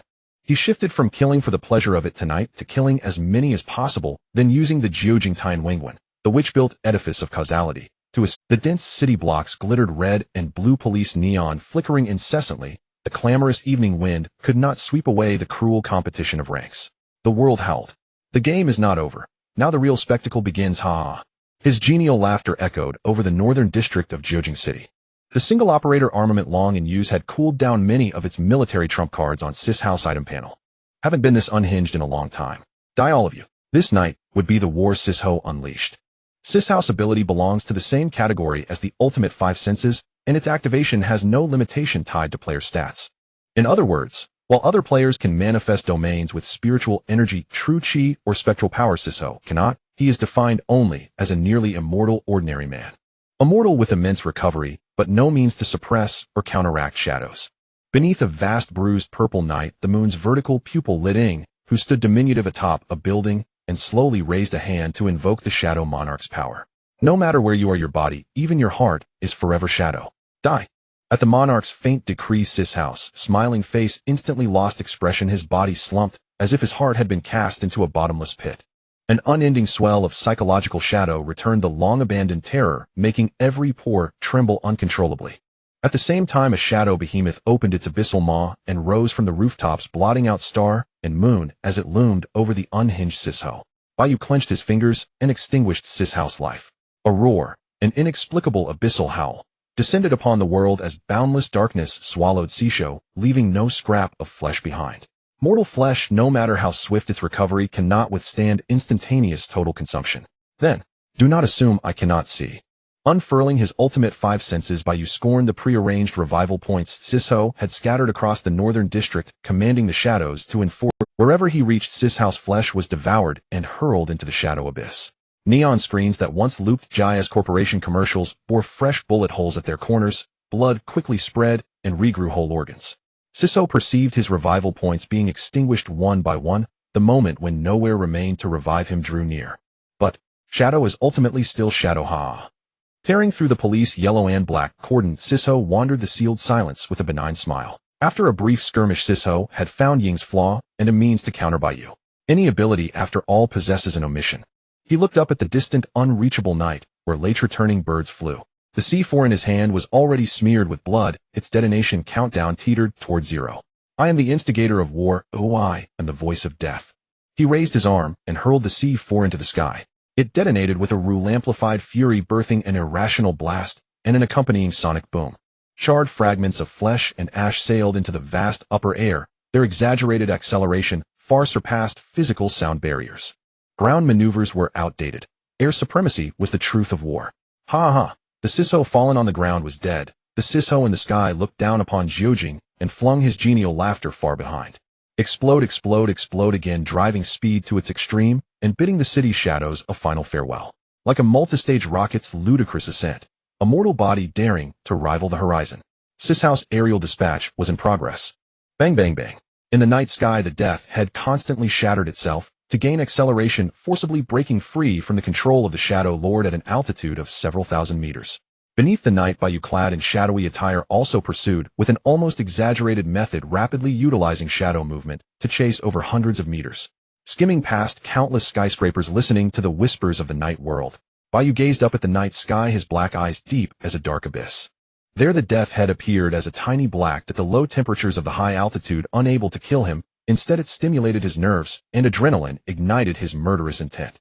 Bang! Once again bursting apart, the Death Head locked onto Shadow's movements in the sky. Can you withstand the strongest single-target damage of a Brank item? He raised the heavy, elongated gun barrel against the powerful headwind. The Barrett M82A1 anti-material sniper rifle, surpassing the laws of physics, emitted a mechanical sound as it chambered around each super-heavy bullet, marking the player's death. It's coming, the Death Head whispered, forcing himself to fire in a state of gravitational imbalance. Boom! His gunfire was heavier than Ji-Yu's, and the might of the Death Head's shot showed no signs of restraint. The bullet erupted as if piercing through the world, creating a vortex that pushed back the night clouds. With an incomprehensible speed and power, it reached Bai Yu in an instant. The shadow shattered in response, and Bai Yu dodged in the nick of time, simultaneously launching a shadow strike. All remaining spiritual energy was consumed. The countless shadows surrounding the buildings grew violently, extending, intertwining, and suddenly piercing through the world, stabbing toward the night sky 1,000 meters high. Not enough. The Death Head grinned, exploding himself again, hurtling towards the sky like a shooting star. At the same time, he raised the Barrett once more and fired a merciless killing shot. Boom! Surpassing the laws of physics. The night lamented, and Bai Yu, devoid of spiritual energy, seemed unable to evade this shot. Just an illusion. Gathering his gaze, Bai Yu flipped the precious black card in his hand, as if issuing a decree to the world. Exchange of power. Concentrate spiritual energy. The system suddenly responded to the players while Ji-Yu's 50 million bank card was paid as the price, and a massive boost of spiritual energy descended upon him. Player has obtained status, extreme breakthrough. Just a simple system notification, yet it created the most spectacular scene of the night. A rank, drank, crank by spiritual energy, which had never surpassed 1,000, immediately broke through to over 10,000, its might soaring towards the upper echelons of crank. As the bullet was about to hit, Bai Yu lowered his hood, no longer curious about the outcome. Shadow. With the utterance of his command, the slumbering colossal shadow dragon obeyed the master's order, opening its moonlit vertical pupils and looking down at the tiny. Have you ever seen such a scene? That night, all the sequence game players trapped in the North District gazed up at the existence that seemed to devour the night like a final great power. The vast North District of Jiuqing City had already been encircled by the Shadow Dragon, and a tremendous roar erupted from deep within its conceptual essence, dominating all shadows and extending their concepts, the ultimate talent that utterly suppressed all lower-tier shadow abilities. Devour. Srank Shadow Lord. Cough, cough, cough. This is incredible that, in the battle-scarred streets ravaged by the Death Head, the patrollers barely hanging on healed each other's wounds while gazing at the spectacular battle formation. Clearly only a rank, yet they had reached a height they could never aspire to in their lifetimes. They say that ability players are weak in the early stages, it seems. Mask covered his wounds. If he advances to a rank, whether it's Purple Knight, Wandering Light, or Emperor Immortal Ancestor, they will. Shukov. Taiji worn talisman while binding bandages. This is a topic we shouldn't touch. Be cautious. What do you think? Lord G. Talisman glanced at the dignified woman on the bench. He seemed to be in deep meditation. After several breaths, she finally opened her eyes, gazing meaningfully at the exceptional Shadow Dragon, gripping her mysterious iron Tang Dao tightly. Perhaps the world's pattern will be rewritten in the near future. Once she finished speaking, the patrollers all smiled, bitterly lamenting their own weakness, while marveling at the impending changes in the world. Shadow. Clearly just an rank player. Beyond the Brank sequence game, Qing, Xianji Yue, and Emiya stood on different skyscrapers, their view encompassing the vast system barrier. The world seemed to tremble and within the barrier erupted a spectacular might that exceeded rank limits. Roar! All shadows in the North District pledged their allegiance to the Lord devouring the night. Against the evening wind, Qing Xian furrowed her delicate brows, gazing at the magnificent shadow dragon, her confusion unshakable. Shadow. He must be the one. Ji Yue, who had appeared by her side without her noticing, said displeasedly, the only shadow player in Jiuqing City capable of causing such might is him. That may be true, but Ji Yu also found herself entangled in a mix of confusion and shock. How did an rank shadow intervene in a rank sequence game? The rules of the system are absolute and cannot be violated, or could it be? In an instant, a troubling thought sprouted in her mind. Sharing the same thoughts, Qing Xian met her gaze and coldly voiced her suspicion, is shadow a rank or lower? Ji Yu seemed unwilling to accept this reality, casting a cold glance at the shadow dragon, gritting her teeth. Below a rank, yet able to produce power comparable to a rank. Could his ability be S-rank? I refuse to believe that. Perhaps it's S-rank. Qing Xian rarely made a joke. I don't believe there's anyone more talented than me. Ji Yu remained competitive, tossing her luxurious black hair and proudly declaring, I'll say this, he will eventually be my dog. Upon hearing this, Qing Xian asked in an emotionless tone, you seem to have a grudge against him. TCH no. Ji Yu crossed her arms, turning her face away, and in another tall building, the expressionless Fujiwara Jike, covered in a mask and armor, observed the shadow dragon with a grave demeanor. Not even a rank and S-rank ability user. The common knowledge of the sequence game dictates that a player who can cause such overwhelming might must either have a high rank or powerful abilities, or they must be utilizing a legendary item. But regardless of any point, it increased Mai's stress significantly, even deeply impacting him. While comparing oneself to others is a source of frustration. Mia returned to a state of dejection typical of a corporate worker, finding a clean corner of the rooftop to sit down and watch the turmoil within the barrier.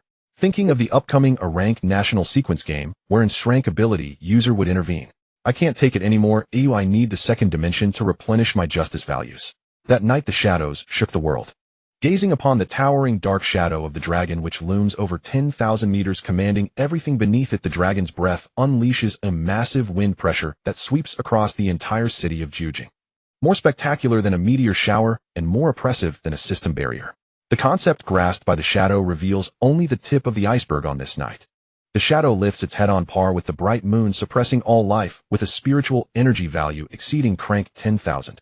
The gaze retracts, returning from the distant northern city to the neon-bright top of a southern district skyscraper. A woman clad in a black evening dress toys with the scythe of Ima's sister adorned with amethyst. Regardless of his rank, not being a rank, or the shadow abilities comparable to S-rank, I find myself extremely interested, perhaps even more fond. The definition of shadow shifts from a powerful and mysterious A-rank player to a strong, surprised are we Mr. Shadow. Regardless of his rank, not being a rank, or the shadow abilities comparable to S-rank, I find myself extremely interested, perhaps even more fond. The definition of shadow shifts from a powerful and mysterious A-rank player to a strong and enigmatic trickster, a villain. Deceiving all powers, including Eternal Knight's Ailuan, with a false A-rank identity active in the sequence game for several days. It could be said to be the most shocking news in the player world. How is this even possible? Ailuan is curious about Shadow's exceptional abilities. Clearly an anomaly player of the shadow type, yet possessing perceptive values above the standard A-rank, as well as easily unleashing great shadow power this night. Are you really going to take a look? The witchboard sends a message while perusing an ancient book. Curiosity won't kill the cat. Ailuan displays the mature charm expected of a 100-year-old girl. When it comes to the skill of hiding one's aura, I have never feared anyone. The 11th seat of Eternal Knight Ailuan stands unmatched in the realms of infiltration and concealment. This is also her confidence in her unauthorized activities in Jiuqing. Simultaneously, it is the reason she initially attempted to ambush Shadow, only to be easily perceived, leaving her both curious and astonished. You are still so playful, just don't betray Eternal Knight Ailuan one day. The witch reminds her lightly. Rest assured, Ailuan winks with her purple eyes, a playful smile spreading across her lips. Eternal Knight Ailuan has always been my toy, so don't worry about it. The atmosphere falls silent for a moment as the distant shadow dragon stirs up a massive high-altitude whirlwind. The witch seems to have anticipated her response, chuckling softly, saying, well, if you want to see, then go ahead, I won't stop you. During their idle chat, the enormous shadow dragon dominates the night sky, effortlessly surpassing the escape speed of the deadhead. A cataclysmic devouring is about to descend. As her flowing ink hair is swept up by the high-altitude wind pressure, briefly obscuring the shimmering neon lights of the city sea. Tap, tap, tap, the elegant sound of high heels fades away. The rooftop is now deserted. Ha ha ha. Truly terrifying. The deadhead surrenders itself to gravity and wind, plummeting towards the ground at supersonic speed. Flesh disintegrates and then regenerates. Accompanying him are the celestial trails of a meteor shower, the dark purple cloud sea, and the vague, endless expanse of the judging city below. This world is a stage where birds soar freely, of vast space for the dead head to relish in slaughter. Endless and immense. Well, then it is time for the final struggle. The dead head falls in a star shape with the howling winds ringing in his ears. The cold air sharpens his senses, yet breathing becomes even more difficult. Facing the shadow dragon head, which is even mightier than the world itself, the dead head solemnly picks up his beret, performing the old meeting ritual. Then he suddenly digs out his own heart with his bare hands, revealing his final trump card. The curse bestowed upon him by the witch decades ago, a curse only an immortal can bear. 7th stage Blood Sin Thornflower. Having parasitized within the heart of the dead head for decades, absorbing the surplus vitality from super regeneration as nourishment, the 7th stage magic now awakens unrestrained as the runes of the spell intertwine and flip. Let the world feel pain. The dead head, engulfed by the crimson magical array, spreads his arms wide. The immense life force accumulated over decades is unleashed as the nourishment for the sprouting, wildly growing crimson thorns, shattering the atmosphere and stirring the dark purple sky. This is the sinful flower that the dead head cultivated over a lifetime of immense suffering. Now, to resist the shadow dragon of shadow, he unhesitatingly allows it to awaken, blooming with overwhelming evil. The blood sin thorns root themselves in the heart of the dead head, draining the ocean of blood and extracting all of his life force. The meager flesh and soil already lie in tatters, having been thoroughly drained by the blood sin thorns. In contrast, the colossal blood-red thorns, spanning tens of thousands of meters, extend their sinuous branches like tentacles, resisting the giant shadow. If players were to look up, they would see that the sky is no longer the sky. Everywhere are interwoven blood-red thorns, as if parasitizing this world, the grotesque and bloody runes faintly visible. The shadow dragon head, measuring tens of thousands of meters, and the blood-red thorns of the same scale, clash in an incompatible show of might, both sides revealing their trump cards. Player sequence ranking has risen. Current player sequence a rank first place. Detected that the player has entered a rank sequence first place. Gained power coefficient increase 9. At this moment, the pale blue system interface appears as expected, seemingly indicating that some hidden rule has been partially unlocked. However, Bai Yu has no strength left to concern himself with these matters. Controlling the shadow dragon has exhausted his spiritual energy value of over 10,000, and he must eliminate the dead head immediately. The dead head's blood and flesh revival tactic allows Bai Yu no room for retreat, leaving him no chance to catch his breath. Through the shadow dragon, he slips into the high air among the blood-red thorns. The diminutive shadow continuously advances along the thorns, severing all with shadow blades. At the deepest point of the expanding blood-red thorns, the shattered dead head gazes meaningfully at the title of a rank first place. That was something he once lost. In the black sky, thousands of meters above, the power of the shadow dragon dissipates, as does the power of the blood sin thorns. The only constant is the rapidly descending dead head and Bai Yu. So what is the next course of action? Through the gaps in the ever-growing thorns, the dead head smiles as he gazes at the advancing shadow, watching him slice through any obstructing thorn tentacles. Right now, you likely have not a shred of spiritual energy left. The shadow blade is on the verge of exhaustion and shattering. You no longer possess the power to completely eradicate me, even if your spiritual energy has a slow recovery trait. The dead head lifts the corner of his mouth. At the same time, the blood sin thorns rooted in his heart expand in response to his will. I will not give you the chance to recover. The Sun Toba perishing blood sin thorn flower grows wildly with its last vestiges of life force, even as its roots have turned to dust. The shadow dragon falls into slumber once more, and the blood sin thorns approach death and dissolution. Ha ha ha.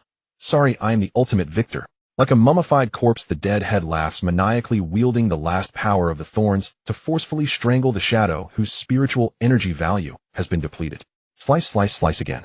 Bai Yu's gaze is ice cold as he advances on the thorn-laden ground, closing in on the laughing dead head.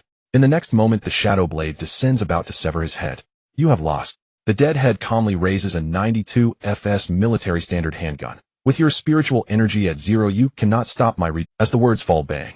The dead head fires smoothly, the shadow blade instantly slicing through the bullet.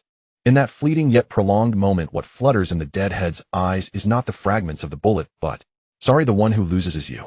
The gaze of shadow is profound. Illusion prism fragments, refracting the brilliance of the stars. The grim shadow of a world war loomed over the towns of Germany. The scale of this war was unprecedented, affecting nations far and wide as panic and unrest spread and order was ruthlessly shattered. Bai Yu stood beside an old telephone booth, completely ignored by the passers-by, for he did not exist in this world. Time passed unmeasured as torn newspapers flew by. A group of civilians pursued by soldiers scattered in a panic, desperately fleeing. Dirty children cried, while their ragged parents worried, and the rebellious soldiers shot with glee. Suddenly, a civilian fell to the ground with a thud, blood gushing forth, further inciting chaos among the already terrified crowd. Thus the looting began. The rebellious soldiers fired their guns for wealth, and women, some did, so merely for amusement.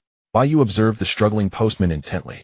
The slender postman was being beaten violently by a soldier, pinning him to the ground, while another soldier dragged away his wife.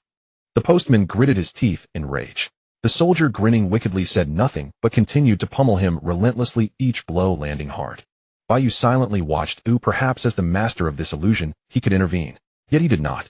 Once the soldier left, the bruised and bloodied postman struggled to sit up, crying out in agony and clutching his head. He collapsed in despair for a long time before suddenly clenching his fists and wildly pounding the ground, cursing in anger. Player qualification granted. You will participate in the sequence game. The pale blue system interface could not erase his murderous intent. The scene faded, and a new image began to form.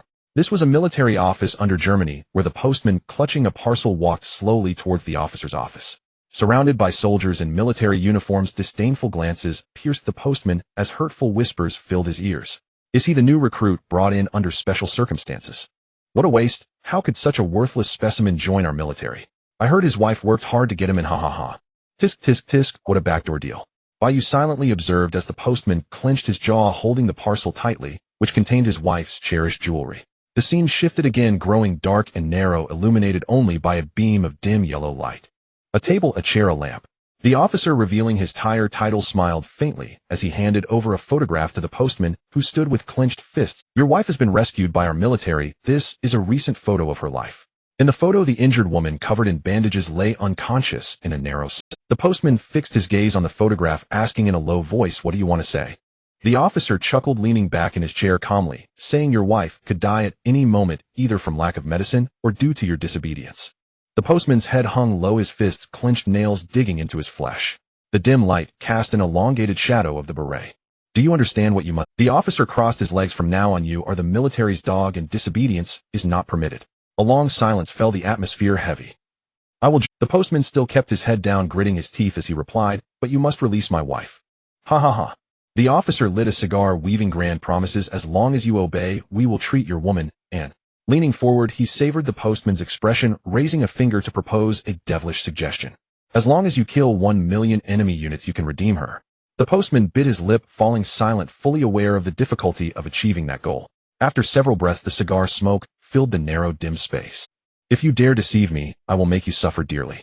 Declaring such threats, the young postman, eyes glinting with danger, signed the military's confidential. The scene changed again. Blood flowed through the world, and war and smoke filled the scorched earth. The postman. No, he was now known as Deadhead after joining. Deadhead undertook missions alone, each time struggling against death, desperately striving for the elusive goal of 1 million. He journeyed alone to the perilous war front, alone into the mine-laden danger zone. He ventured into the enemy's camp, slaughtering everyone to procure more advanced military weapons for the military. He single-handedly cleaned up the military's mess after defeats, facing large-scale suppression from the enemy, dying countless times, his emotions long since numbed. Perhaps only the beating of his heart still marked him as human. Deadhead became indifferent to death. Perhaps his pain receptors had dulled, resembling a demon of death from hell with firearms as his closest companions. During one extermination mission, Deadhead encountered a witch of formidable attire presence. That terrifying woman regarded Deadhead as an experimental subject to try out her new magic, cheerfully suggesting you would be the most suitable soil for the blood. What Bai Yu saw on Deadhead's face was not resistance, but acceptance, an acceptance of pain. Why is this world so full of suffering? Why do I exist to bear pain? Deadhead felt it was profoundly unfair. Then let's destroy this world, that way no one will suffer. The witch answered his confusion, and thus Deadhead went mad, or perhaps he only pretended to. Bai Yu watched as he rose from a tier to within the top 100 of tier, continuously killing, seeing him begin to relish in the deaths of others. In the end, Bai Yu saw Deadhead become the top of tier, so mad that he even killed members of the military. The officer who once threatened him lost everything amidst the crumbling ruins, completely devoid of the arrogance of a tier player. Deadhead harbored no emotions, simply coldly staring at him. The officer's face turned pale. In his final moments, he looked up at Deadhead with a bitter smile, saying, I never thought you would disregard your wife's life. Haha. You madman. Deadhead fell silent for a moment, raising his firearm, saying, a life of imprisonment like this is not worth it. Better for her to die quickly. This world is more painful than hell. So what is the meaning of your relentless killing over the years? The officer attempted to counter him, using the sunk cost fallacy, sneering, "You've already killed hundreds of thousands. You can redeem her soon, can't you? What does it matter whether I redeem her or not? You people have never regarded me as human. If you kill me, the others in the military won't let you off." Hearing this threat, Deadhead laughed a gentle and kind smile. With a bang, the officer's head was pierced through, blood staining the steel concrete and the yellowed photograph. "It doesn't matter, I kill if I want to." Adjusting his beret, Deadhead, now middle-aged, smiled, savoring the painful feast brought by war. The heart cursed by eternal night pulsed slowly, yet after observing Deadhead's life, Bai Yu sighed and intervened in the world, turning back time to the initial point. On the street where torn newspapers flew, the bruised postman knelt on the ground, hating himself for being unable to protect his wife. The light was obscured. As the bruised postal worker seethed with resentment, Shadow appeared before him, silent and indifferent. "Who are you?" the postal worker asked hesitantly. The sequence game had chosen him, and the A-level super regeneration had already been bestowed upon him. Shadow squatted down with a smile, gazing at him with keen interest, and said, "Unnamed and unheralded, a person determined to change the world. I have come to help you out." Change the world. The postal worker sensed a shift in his perception, the presence of the system becoming particularly conspicuous. "Help me." "Exactly, it starts with helping you save your wife." Shadow's smile was enigmatic. "You?" The postal worker frowned, seemingly unable to believe it. However, Shadow paid no heed to this, continuing on, "No one can see me, no one can defeat me. I do not exist in this world, yet I will observe your existence until fate comes to an end." The daylight was dim. Tattered newspapers fluttered in the air, and the postal worker remained silent, dragging his weary body forward. The numb crowd paid no attention. Thus Shadow became an existence known only to the postal worker, a teacher he regarded with both wariness and admiration. When life became arduous, Shadow would teach him knowledge beyond the age, medicine, chemistry, physics, and all that was necessary for survival. When threatened by local thugs, Shadow stood by his side, teaching him combat techniques to deal with multiple adversaries. When faced with the disdain of higher-level players, Shadow would observe him expressionlessly, teaching him the nuances of restraint and forbearance. So as he prepared to infiltrate the military to rescue his wife, he felt no fear, for Shadow had always been there. "Will I be able to become a master like you in the future? You cannot surpass me. Then in the future will I be able to see your true form, teacher? I've always wondered why you were so kind to help me. It was merely a whim. Perhaps in the future you will resent me for helping you. You've become mysterious again, teacher. I enjoy it." The brief conversation ended, and the postal worker, about to invade the military, was soon surrounded by numerous players, while an officer from the previous timeline puffed on a cigar. Thus the non-existent Shadow silently guided the postal worker, instructing him on how to navigate his deadly predicament. Blood resurrection points, self-detonation, escape methods, false death, reincarnation techniques. Under Shadow's patient guidance, the postal worker quickly broke through layers of blockade, arriving at the deepest level where his wife was imprisoned. "Amazing, how do you understand super regeneration better than I do?" "Silence, you are still in the military's ambush." After enduring countless death games, the postal worker finally rescued his unconscious wife and hid in a small house in a rural town. "Collect the medicinal herbs I described, and it should be enough to treat your wife's injuries. Hurry. I trust you, teacher." Based on the past memories of death, the fabricated world was unknowingly being altered, and the postal worker was no longer suffering as he had in the previous timeline. But falsehood is ultimately falsehood. When the dream awakens, everything will return. Bai Yu was always the observer, and the postal worker was always the experiment subject. No matter how both sides chose, reality would never change. The postal worker seemed to notice something, yet he appeared unwilling to wake up. "Teacher, you haven't discussed sociology and international politics with me for a long time. There's no need, you won't need those things anyway." "Who said that?" "When the opportunity arises, I will become the Führer of Germany and forge peace." All right, prepare your trump card quickly. It won't be long before you encounter new enemies." "Who?" "I will definitely take them down. A-level the witch." "Save me. Get as far away as you can. I no longer wish to help you. You are on your own." In the secluded rural house, the postal worker shamefully clung to Shadow's leg, but the formless Shadow disdainfully walked away. "Will I have no future, never see you again? You can rest assured about this, we will meet again. Then when that time comes, will I still be your direct disciple? If you think of it as a direct disciple, then it is a direct disciple. Think as you wish. When that time comes, we will change the world together and bring any evil to justice. When that time comes, you will want to kill me." "Impossible, absolutely impossible. You will definitely kill me. That is an unchangeable fact. Dare to make a bet." The postal worker displayed the confidence of a newborn calf. "If you are wrong, you must take me with you to rewrite the world." "No bet, troublesome." Shadow leisurely sat down. "You clearly said you would change the world back then." The postal worker would not relent.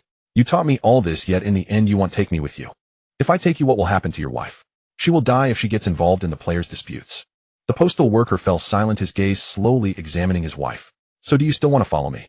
In this world, ordinary people simply could not survive. After several breaths, the postal worker suddenly clenched his fists and spoke with determination. That's why this world must change even more. Shadow could see that the postal worker spoke the truth and looked at him with a sense of wonder as he met one of the conditions for advancing to a level inexplicably sighing. Bai Yu left. The world constructed from memories due to Shadow's disinterest and further interference had its fate lines intertwined once again, and the conclusion, shockingly, returned to suffering. The postal worker's wife died, killed in a raid by remnants of the military. The postal worker was once again used as an experimental subject by the witch planting the bloodthorn flower of sin, with super regeneration continuously draining his life force. In this timeline, although the postal worker did not become the world's #1 war criminal, he still went mad, one reason being the teacher's sudden departure, and the other being his wife's death. This painful world, the dead soul resolved to join the eternal night's lament. The wheels of time turned slowly. After the end of the World War, the dead soul arrived in Jiujing City, suppressed by the Qingxian, hiding in the research institute. Finally, the Friday of the meteor shower approached. Breaking free from the containment of the research institute, the dead soul toyed with the 17 bureau inspectors and encountered Shadow. The enigmatic unknown existence presumed to have level Shadow abilities possessed an extraordinary combat awareness. The dead soul was momentarily stunned, surveying this world as it shattered like a mirror, everything reverting. Memories from reality surged in his mind. Teacher is Shadow and Shadow is the teacher. The opposing existence that created the false world and accompanied him for half a lifetime. The dead soul understood everything, thus his dream vanished. He opened his eyes, harboring a strange hatred. In the dead of night, the lights dimmed and darkness. The dead soul lay in the ruins on the edge of the northern district, having fallen from a height, creating a vast pit splattered with blood and flesh upon impact. Above the pit, Shadow, hands in pockets, gazed down at him expressionlessly. The dead soul smiled again, not rising, but merely lifting his gun, aiming at Shadow's head. He recalled the memory of the promise not to kill Shadow. He knew that postal worker was merely a false entity, and he was the first dead soul of level. Thus the dead soul's smile was benevolent as he made his final farewell. You should die, teacher. The phantasm prism fragment dissipated into pale blue particles, and the dead head emerged from its state of sinking, smiling with hatred at Shadow. You deserve to die, master. The night grew deep, a terrifying black, the color of Shadow. In truth, the dead head knew that it would be itself that would die, for Shadow's spiritual energy had regained some strength. With just a will, it could instantly devour him, leaving no room for resurrection. The concept of shadows has always superseded that of rebirth. The experiment has proven that you can also be a kind person, Shadow said, looking down at him. The dead head still smiled, not knowing whether it was a genuine acknowledgement or a hypocritical facade. But the world is not a kind place, he replied calmly. Personal will must ultimately submit to the will of the world. Why not change it? Shadow gazed into his squinting eyes. You had such thoughts when you were a postman. That was his folly. The dead head disdainfully dismissed himself, saying, Change the world. Why should I change the world? The evening breeze faded and Shadow quietly listened to the dead head's complaints. Just because I strive to develop the limits of superspeed regeneration, dying countless times only to be suppressed by your tear from start to finish. The dead head's tone suddenly turned icy, teaching Shadow. You will inevitably become me. There will always be players with abilities higher than yours. You should submit to the will of the world. That's not incorrect, Shadow said, resting a hand on his chin, casually engaging in conversation. I hear the purple night radiance of the Dawn Corporation can achieve absolute defense. It's indeed somewhat unsolvable. Do you have any ideas? Heh. Hee hee. Ha ha ha. The dead head would naturally not provide Bai Yu with an answer, laughing sarcastically, though the hand gripping the gun remained. Then he suddenly calmed down and asked, Do you want to be a good person? Perhaps Shadow's stance was not fixed. Thus the dead head retracted his enhanced firearm, laboriously collapsing into the rubble pit side, and said, I have repented. Why wouldn't the kind Shadow show a little kindness? 60. The countdown numbers decreased. Shadow watched him perform blandly, Whom you have repented. Bai Yu showed no intention of letting the dead head off. 50. Death is not the most efficient punishment, the dead head proposed with a smile. I think you are also someone who pursues efficiency. 40. Bai Yu is indeed this kind of person. If I die, it would only be a fleeting moment, while imprisoning me for eternity could serve as a lasting warning, the dead head said. Shadow remained calm. That's a good suggestion. It indeed maximizes value utilization. Rational acknowledgement. 15. The dead head sat up, placing his beret in front of him. Then, I shouldn't die, right? Rational acknowledgement. 15. The dead head sat up, placing his beret in front of him. Then, 2. Meanwhile, the countdown for the serial game above the night sky was nearing its end, and the outside world was already on high alert. In the 17th game, the eternal night of sorrow, forces from all over the world were eagerly awaiting the outcome of the night. 1. At this moment, the Shadow was born, terminating the countdown to 0. As expected, Shadow saw through the ultimate trump card of the single soldier armament. This was originally the Deadhead's plan for mutual destruction. Good night. As expected, Shadow saw through the ultimate trump card of the single soldier armament. This was originally the Deadhead's plan for mutual destruction. Good night. Ending the probe and abandoning the failed mini-hydrogen bomb, the Deadhead confirmed a certain answer. Your perception value is indeed quite up. The Shadow swept in, transforming into an irregular black curtain enveloping Shadow and the Deadhead, sealing off the space. After you die, my stamina value will also become abnormal. Shadow revealed the answer to the Deadhead. I see. Master. Upon speaking, the Deadhead finally understood, grasping his own insignificance. The night was deep. Shadows fell like a curtain, swallowing the Deadhead in the ruins. Then, I wish you to change the world soon, the cheater of the serial game. In the encroaching darkness, the Deadhead did not wish to resist, but with his last opportunity he smiled and said, I sincerely look forward to you becoming the successor after me. As the shadowy abyss closed and the Deadhead's life finally reached its end, leaving only the gentle echoes. The chief and the tattered beret, soaked in blood, detected a tire capacity, superspeed regeneration, and Shadow departed. The city lights of Shanghai returned to brilliance. The dead silence of the shadow-receded ruins left no trace of players. Ability: superspeed regeneration level A. The stamina value of the ability user will recover at superspeed, specifically manifested as the regeneration of bodily tissues. The North District, sealed by the system barrier, was about to be revealed in the intelligence network of the global forces. The countdown for the tire serial game will reach 0 in 5 minutes. Shadow's serial title will no longer be hidden. Eterno. One with hands tucked into the sides of his black coat, Shadow stood atop the highest tower in the North District, leaving GE and the patrollers with only a small figure to look up to. The evening breeze was always noisy, causing by Shadow Hood to sway endlessly, yet it could not shake his thoughts.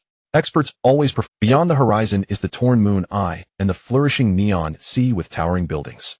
With such strength yet rated as a tier, do you know what that means? Under the starlit night in the center of the bridge, GE faced the night wind, speaking to Shadow from afar. Shadow did not respond, merely casting a cold, indifferent glance, still as enigmatic as before, like a monarch not to be defied. GE hesitated for a moment, then frowned, reminding him in a low voice. This means that with unknown methods, you who are on par with the tire, it will be the focus of all factions, restricted and studied as your trump card is exhausted tonight. You are merely a tier A. Once this truth is revealed to the outside world, all suspicions from the factions about you will shatter and player hunters will target you for elimination. You are not an attire who manipulates the system rules, nor a tire among the top. You are merely an attire with a high ability by coincidence. An attire who has lost their trump card and can never shine again. You can only join the 17th game now, GE advised coldly, before they begin to act. The one from Eternal Night Sorrow. Once she realizes your bluster, once she knows you. She paused, her tone growing more serious. That you are not the master of the rules, but merely a subject to them. She will lose interest and kill you without mercy. With such high-level ability, the bare minimum for self-preservation is tire. Facing a tire's scrutiny, perhaps you could still have some leeway. But you, innocent as a commoner, yet possessing precious treasure. This is GE's only evaluation. Shadow expressionlessly withdrew his gaze. Overlooking the vast North District of Jiujing City, he simply controlled the shadows, declaring his existence. Shadow Monarch. Ultimate 5 senses. Power exchange. Superspeed regeneration. All stamina values of superspeed regeneration were completely exchanged to empower the steer Shadow Monarch while mastering the world with ultimate 5 senses. Silence repression. The breath was about to reverse in an instant. Like a planet falling, overwhelming spiritual energy ruled the night. Shadows erupted endlessly at the towering spire, howling, suppressing all living beings. As the wind rose to 10,000 meters, the Shadow Dragon descended, making GE hold her breath, her red eyes wide open, long black hair fluttering in. Looking up at that suddenly terrifying and unreachable figure, GE felt that common sense had already been overturned, utterly shocked. Shadow stood there in silence, answering everything. No precedent nor successors, with the position of a tier reigning over the power of a tie. Synchronizing with the countdown to 0 of the serial game was a system announcement that interfered with the entire world, shocking all witnessing players. World title no. 1. The chief has arrived. The world title no. 1. The chief has been unlocked. The barrier disappears, and the evening breeze remains as Shadow finally appears under the gaze of the world's powers. Awarded to the first rank, surpassing the previous record holder, a light blue system data materializes into an exquisite envelope before Bai Yu. Bai Yu raised his right hand, touching the center of the envelope, causing ripples of light blue energy to ripple through the space. In the world of the sequential game, it seems that rank is everything. With your weakness, perfectly conquer the sequential game.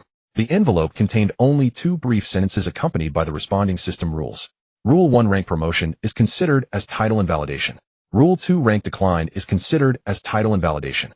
Rule 3 game defeat is considered as title invalidation. This scene was reminiscent of that rainy night. Bai Yu became a player in the sequential game as past fantasies materialized in reality. Thus Shadow slowly and gracefully turned under. With deep black eyes he looked down lightly upon the world, not missing any of the players present.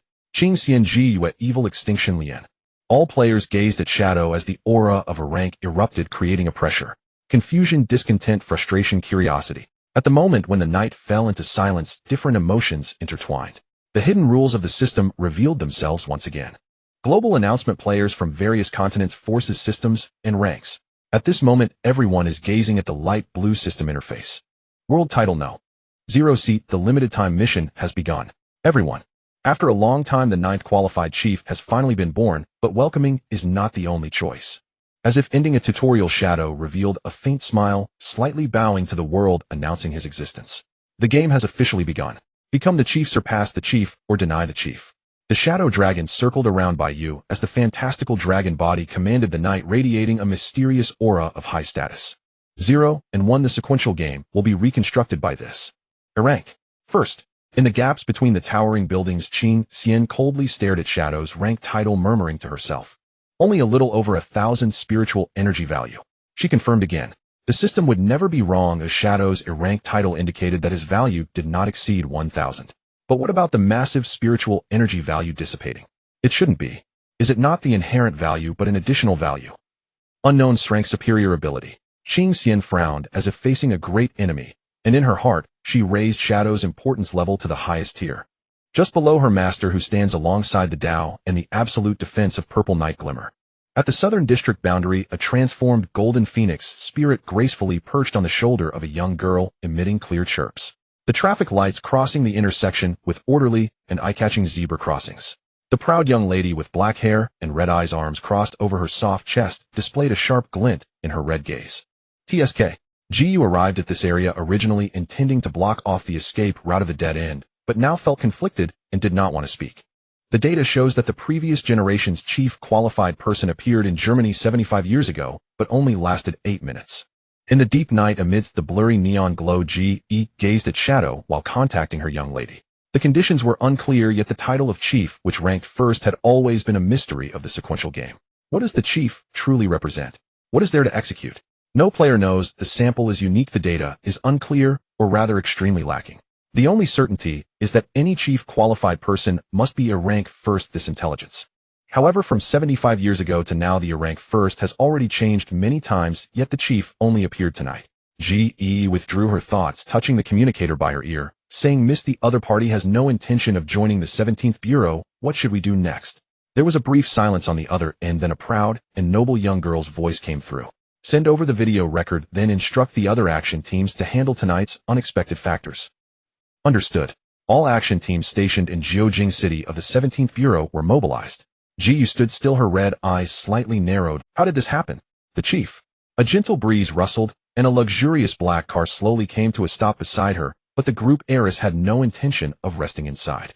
At the western district boundary, the cold wind howled over the iron grating rooftop. Furatani Nika, having shed his false armor, was left with only the frustration and melancholy of a retreating office worker devoid of the wild ambition of evil extinction. Good news, this rank ability user is a rank. Bad news, he has become the chief. Let us congratulate EDG for winning the world championship. While smoking a Dachau cigarette, he watched the live broadcast of the match, deeply moved, speaking to himself. The world is unpredictable, just like dissipating smoke rings, always choking you. Cough, cough, cough. Furatani Nika wiped his nose. The Yangtze River pushes the back waves, and I lost on the beach. Am convinced. Speaking of which, I was once a rank first. Why didn't I have the chief title? It's unfair, so unfair. Furatani Nika grasped the air, tears in his eyes. This title is too cool, I want to complain. The compensation is 10 million, no 100 billion. At this moment, a push notification arrived on his phone, the crimson, huge digits changing again. Damn, Minister, why is the debt still high? Interest loans. High places are truly chilling. Furatani Nika rolled his eyes, lying on the rooftop, releasing a sigh, as if his soul were dissipating. I have died. If anything, burn paper, do not disturb, thank you. In the center of the northern district ruled by shadows, a stunning figure in high heels approached Bai Yu with a playful smile. Hey Chief, Lianer is very curious about how you did it. Lian approached Bai Yu like a caring older sister from next door, cheerfully initiating a conversation. However, Bai Yu coldly reminded her, everyone from the 17th Bureau is here, It's surprising you dare to appear. Isn't Shadow Sir accompanying me? Go away. So cold, yet Bai Yu's heartless rejection only excited Lian further, as she licked her lips akin to a black cat. You weren't like this to Lianer before, so? Well? Lian assumed a detective pose, pondering. Then she mischievously raised her fair index finger, saying, when we first met Shadow Sir, let Lianer hug him. Back then Lianer and Shadow Sir weren't as familiar as now, she added seductively. By this point the 11th seat of Eternal Night's pity had made her intentions very clear. Although she was love-brained, she was not foolish. Previously Shadow Sir truly had no strength to resist Lianer, right? Bai Yu remained calm. Think as you wish. The massive shadow dragon slowly swam its slender and powerful body, accentuating Shadow's might and mystery to the fullest. This isn't allowed. Lian's face flushed, intentionally showcasing her beautiful figure, playfully teasing Shadow. Sir has become so proud and strong so quickly. Lianer can't take it. It's unbearable. Even as the chief, one must still encounter absurd events. Bai Yu couldn't take it anymore, unable to resist wanting to teach this ill-mannered woman a lesson. As Bai Yu's gaze narrowed, it grew increasingly indifferent and aloof, and the domain of shadows instantaneously took form. Shadows emerged from all directions, binding every part of Lian's body like sharp taut threads. The dangerously sharp shadow threads sliced through the black evening gown, tightening against Lian's fair skin, and the pressure continued to intensify. Lian let out a vague, delicate moan, pleasure flooding her senses, as if she were somewhat enjoying it. In no time her bodice curves were fully revealed, the pride of a 100-year-old woman, astonishing to behold. It seemed that punishing her was for her a reward. Thus Bai Yu showed no mercy, consuming more spiritual energy to manipulate the shadows, sealing Lian's life. I'm feeling a bit stifled. Lian pouted playfully, accusing Bai Yu. Her long neck, already constricted, her breathing gradually becoming difficult. Bai Yu controlled the shadow lines with an expressionless face, increasing the force as he calmly stated, if you enjoy teasing and refuse to dodge, then you shall die here. In the midst of this manipulation, Lian slightly faded away, only to reappear outside the shadow domain. Accompanied by purple magical particles, her figure was irresistibly enchanting, akin to a cat. If I were to die like this. Lian seductively tugged at her dress. That's not acceptable. I haven't even mated with Ying yet. At the moment her gown was pulled open, the intentionally exposed snowy cleavage resembled a white moon amidst dark clouds. She wasn't wearing anything under. Oh dear, should I see how it feels? A great talent is a treasure. She playfully lifted her lips, her captivating eyes continuously admiring Bai Yu like a purple butterfly in the night. As her words fell, an aura reminiscent of a millennium of ice enveloped the northern district, pressing heavily upon the night, making the spiritual energy submit. Qing Xian was angry, her gaze filled with resentment. Partly due to tonight's calamity, the eternal night of pity deserved to be punished. And partly due to her inability to tolerate Lian's open courtship, knowing she herself still had 1 month, just 1 month before the overtime would end. Enough. Qing Xian, like snow atop a peak, exuded an ethereal aura as she coldly commanded, Ing, is it? Declare your stance in the Great Xia immediately. The aloof fairy was angry. Tonight she would unleash all her negative emotions. It would either be Lian or Ing, one of them had to pay. Bai Yu was puzzled. The true schemer of tonight was Lian. Oh, what did this passerby have to do with it? At least he was someone trying to stop the calamity in the northern district. At the very moment his thoughts crystallized, Qing Xian had already raised her 3-foot spiritual sword, her fingers gliding from bottom to tip. A turn of intent light, 1,000 miles of heartlessness. As she squinted her eyes, the aura of an attire cultivator swept through the northern district, gathering spiritual energy in response, converging upon the slender sharp sword. As Qing Xian wielded this sword, it seemed capable of cleaving the night sky in two. Oh dear. Little sister interrupting an elder sister's matchmaking is quite rude, isn't it? Facing the celestial sword technique that resonated with the heavens, Lian had no intention of fleeing. With a dangerous smile, she brandished the scythe of amethyst, the attire, magical energy swirling like the aurora, rippling with spell patterns.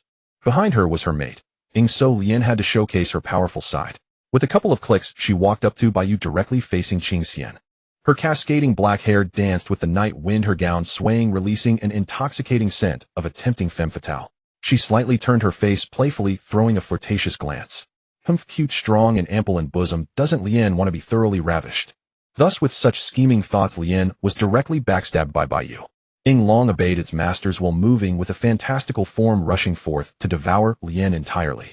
At the same time, Qing Xian struck with a heartless sword. The incompatible, spectacular, offensive clashed together, creating a melody that shocked the world. Being attacked from both sides in defeat play. In an instant, Lian unleashed her magical domain exaggeratedly and pleasurefully, writhing as she found herself caught between the two attacks. Multiple magical formations intertwined, guarding Lian. Attire ranked 73 domain. Ing Long let out a low growl, its long body enveloping her domain, continuously pressing in to devour. in a moment as Qing Xian's sword energy was about to shatter the magical formations. No, if we're going to do it, Lian can be whatever you want at home. As Lian uttered these words, she activated her spatial technique and hurriedly fled the scene of the crime with her skills maxed out. As the 11th seat of the eternal night of pity, she was nearly impossible to catch. A chill spread and the temperature dropped. In the upper levels of the vast northern district of Jiujing City, a lonely tower stood, and the pressure instantaneously fell upon Bai Yu. He had to bear the gazes of two women, an angry Qing Xian and a scheming Ji Yu. Quite popular, aren't you, Chief? Ji Yu finally arrived from the city boundary, elegantly shattering the void with her delicate hand, drawing out a long classical firearm. Beautiful and noble, the young lady of the group.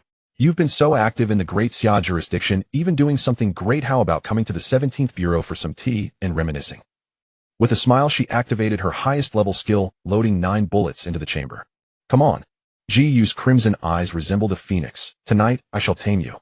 Thanks, but no need. There's. Immediately brushing Ji Yu off, Bai Yu casually scrutinized Qing Xian and reminded her, if you're so fierce, be careful not to find a boyfriend. That's all. Crack. It was as if something non-existent had shattered. Qing Xian's expression remained as cold as ever. Goodbye. In that moment of farewell, countless shadows welcomed Bai Yu into another world, ending tonight's game. Silent, and without a trace, Ying departed with ease. Lord Qing Xian, what should we do? The action team requested the next instructions. I will handle. Ying Lian is entrusted to Ji Yue. Let's start the operation. Denied. This miss will handle Ying. I still have an account to settle. This. No need to listen to her. My rank is higher than hers. Attire rank 91 in the player world. Rank reflects status and prestige. TCH, isn't it just 4 ranks higher than me? Attire rank 95. My rank is higher. Just 4 ranks. Mine is higher. Lord Qing Xian, Lady Ji Yue, please stop, the action team's sister said helplessly.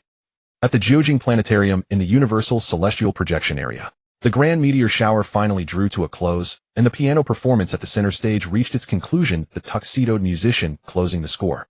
I've slept for so long. Lo Ro, whose cognition was disrupted by the hypnotic eye, groggily sat up, her eyes still hazy and, all right, Bai Yu, wake up. She softly spoke to the empty seat. The show is over. Long moments of silence ensued with no one answering. Lo Ro hurriedly crawled over. What's wrong, Bai Yu? Why aren't you speaking? Could it be? Could it be? A bad thought flashed through her mind, and Lo Ro worriedly lowered her brows. What to do, call an ambulance. But he looked like he couldn't hold on. Should she perform mouth-to-mouth? Oh no, that can't be, or can it? No. Bai Yu, having shed the identity of Ying, simply gazed at Lo Ro's flushed ears, his emotions complex. Volume 1, if it were for the night end. 3 days have passed since the great meteor shower. The sky is a deep blue, and the buildings reflect the light. It is Monday, a return to work. This massive meteor shower has left an indelible mark on the world, perhaps signaling the beginning of a new era. The world knows only beauty, oblivious to the sequence immersed in the romance of that night. Sigh. After such a significant event in the Northern District, it is difficult for the official announcements to explain to the public. Naturally, the 17th Bureau, in conjunction with the government, has employed every possible means to seal off the internet and calm the public opinion. The news has been scrubbed clean as if nothing ever happened. Except for the victims of that night, who were all honored for different reasons the nation mourned. Meanwhile, the 17th Bureau has used these 3 days to thoroughly investigate the situation at that time. By now they have basically pieced everything together. So, on the night 3 days ago, you and Luo Ro were at the planetarium in the Northern District, right? In the executive office of the G Group, Ji Yu summoned Bai Yu, her crimson eyes narrowing as she conducted a rigorous interrogation. Yes. Under the watchful gaze of Minister Ji, Bai Yu held the teacup on the table, answering helplessly. The warm tea emitted a slight mist, and after a brief pause, Ji Yu turned to the next page of the investigation document. Was the meteor shower's projection beautiful? She rested her cheek on one hand, seemingly bored, and asked, was there anything unusual? No abnormalities, Bai Yu replied, looking at the potted plant beside him while sipping tea. Then the next question. Ji Yu yawned, then lifted her eyelids, the pressure of an attire player gradually enveloping the room. She spoke earnestly in the manner of a 17th Bureau executor. On that night, during the tire sequence game, you didn't follow the rules of kill and death, did you? Bai Yu continued to sip his tea, not uttering a word, as if he were an ordinary person shielded from the world. He was actually quite curious about the official investigation methods. Were there players with precognitive abilities? The surveillance footage from that time should have been dealt with by the shadows. At this moment, Minister Ji approached like a cold secretary, gripping Bai Yu's head with both hands. Then she slowly maneuvered him to face Ji Yu's scrutinizing gaze. Please speak the truth, Ji stated flatly. Meeting Ji Yu's eyes, Bai Yu sighed again, setting down the teacup and saying, I did nothing but slack off the entire time. Well, that's good. Ji Yu seemed to relax, closing the investigation document and setting it aside. Then she got up from her office chair, leaning over the table toward Bai Yu. Her figure wrapped in a black shirt appeared even more defined with a gentle sound of fabric stretching. Ji Yu's eyes sparkled like a phoenix, seemingly penetrating Bai Yu as she earnestly warned, although it is indeed difficult to investigate tier players who are indistinguishable from ordinary people, do not underestimate the intelligence network of the 17th Bureau, do you understand? We the 17th Bureau are not to be trifled with. I know my mistake, I will reflect on it, Bai Yu replied earnestly. Ji Yu stared for a while longer before easing the pressure, sliding a form from the 17th Bureau towards him, saying, I want pursue the matter of concealing your player identity for now. Fill out this form.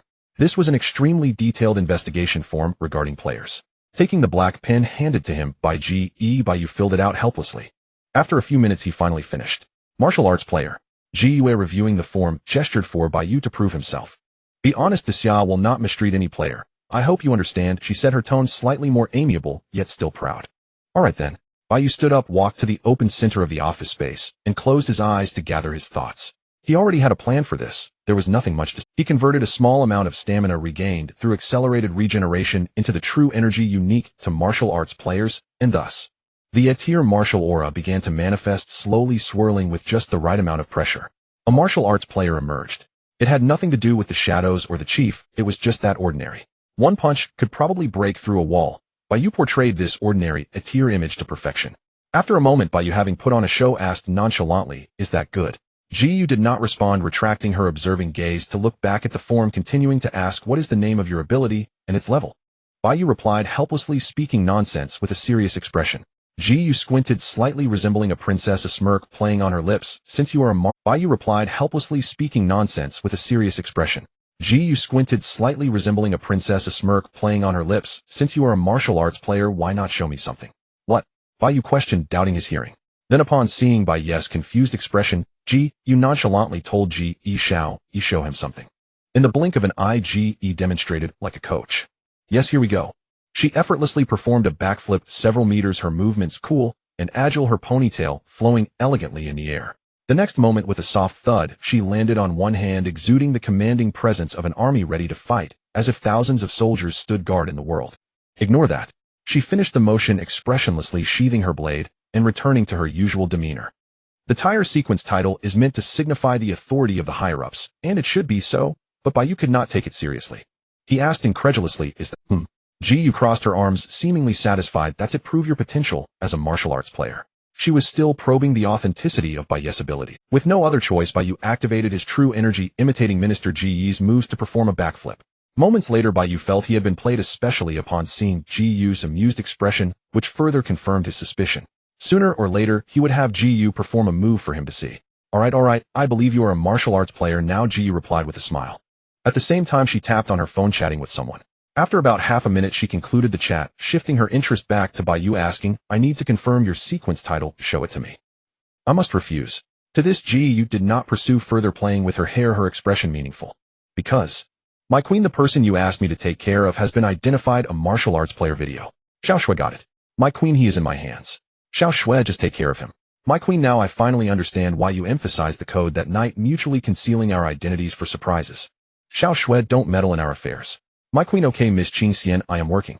Xiao Shui, the gaze of a beautiful girl. Understanding the couple's playful mood, Ji Yu decided not to check the sequence title, maintaining a bit of mystery. She crossed her long black legs, indulging in a piece of high-end cake, and relished the moment. Thus, Bai Yu even saved the effort of fabricating excuses. He successfully passed the 17th Bureau Executor's interrogation, becoming an ordinary player under Xia. Afterward came Ji Yu's impromptu lesson detailing the player regulations set by the 17th Bureau. Her smooth and natural recitation left the audience speechless, much like when Bai Yu recited the employee regulations earlier. That is the requirement for players under Xia. Ji Yu took a sip of the special rose tea to soothe her throat, casually issuing a choice: join the 17th Bureau for 3 years of formal training, or serve under me. As an external personnel, choose one. So generally, tier players found by the 17th Bureau are sent to some nurturing institution. Bai Yu inquired. Ji Yu lightly responded. Then, with one eye open and one closed, she gazed meaningfully at Bai Yu. As a newcomer, you will be placed into Xia, or the International Special Administrative Region. Can I leave? Without graduation or special reasons, don't even think about it. Then I will serve under you. Bai Yu feigned a troubled expression, saying, I prefer to be free. Stick with me, and you will benefit in the future. Ji Yu was quite pleased with his choice, speaking in a teacher's tone. In 2 days during the group building event, your psychological recovery department will be assigned to my side. Do you have any objections? No objections.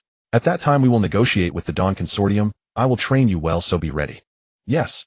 Bai Yu glanced at the group's schedule handed to him by GE. In 2 days the coastal island area, where high-class celebrities gather, a world-renowned luxury tourist destination. At the same time a new round of negotiations between the G Group and the Dawn Consortium will take place. Linhai Island District. In the activity room of the Psychological Rehabilitation Department, Luo Ro took small eager steps toward Bai Yu, her eyes bright with delight. Her gaze remained unwavering. Bai Yu meanwhile remained unruffled, calmly reviewing documents, and replied to her with quiet resignation. Yes, it is indeed Linhai Island District. You heard correctly. Truly Linhai. Absolutely. Really The next instant Luo Ro dashed onto the sofa, hugging a cushion as she drifted into blissful daydreams of their upcoming journey. Linhai. Extraordinary. Absolutely extraordinary. Do you really need to be this thrilled? Bai Yu set the documents aside neatly. Outside sunlight bathed the city in golden warmth. Across the street a colossal billboard swayed gently in the breeze, its rippling motion evoking the rhythm of ocean waves upon sand. Linhai Island District. Exclusively accessible to the wealthy. I've heard the per capita expenditure alone exceeds hundreds of thousands. Luo Ro's eyes shimmered, clear, luminous, and brimming with genuine joy. Bai Yu ceased interrupting her and turned his full attention inward, to reading world classics or idling away time in light-hearted banter with Su Shui. On the coffee table sat a glass of juice. The elegant young woman, her sapphire blue hair swept up with refined grace, sat poised and composed, lifting the teacup with delicate fingers and savoring its sweetness, letting it linger deep within her heart. HM. Luo Ro swung her slender silken white legs playfully, and perhaps in her eyes the world was nothing but beauty and wonder. Part of that innocence stemmed from Bai Yu himself. The hypnotic gaze had left Luo Ro with only the radiant memories of that meteor shower night. Where power gathers, conflict inevitably follows, as exemplified by the current negotiations between the G Corporation and the Dawn Financial Group. Perhaps Bai Yu mused suddenly Luo Ro didn't need to grow at all. On his way home after work he encountered something strange. A crowd gathered at a street corner, murmuring animatedly. Curious, Bai Yu edged closer to observe. At the center of the throng, on ground less than pristine, lay shards of exquisite white porcelain scattered across the pavement. Everyone come see. This man shattered my antique vase, and now refuses to compensate. He's acting above the law.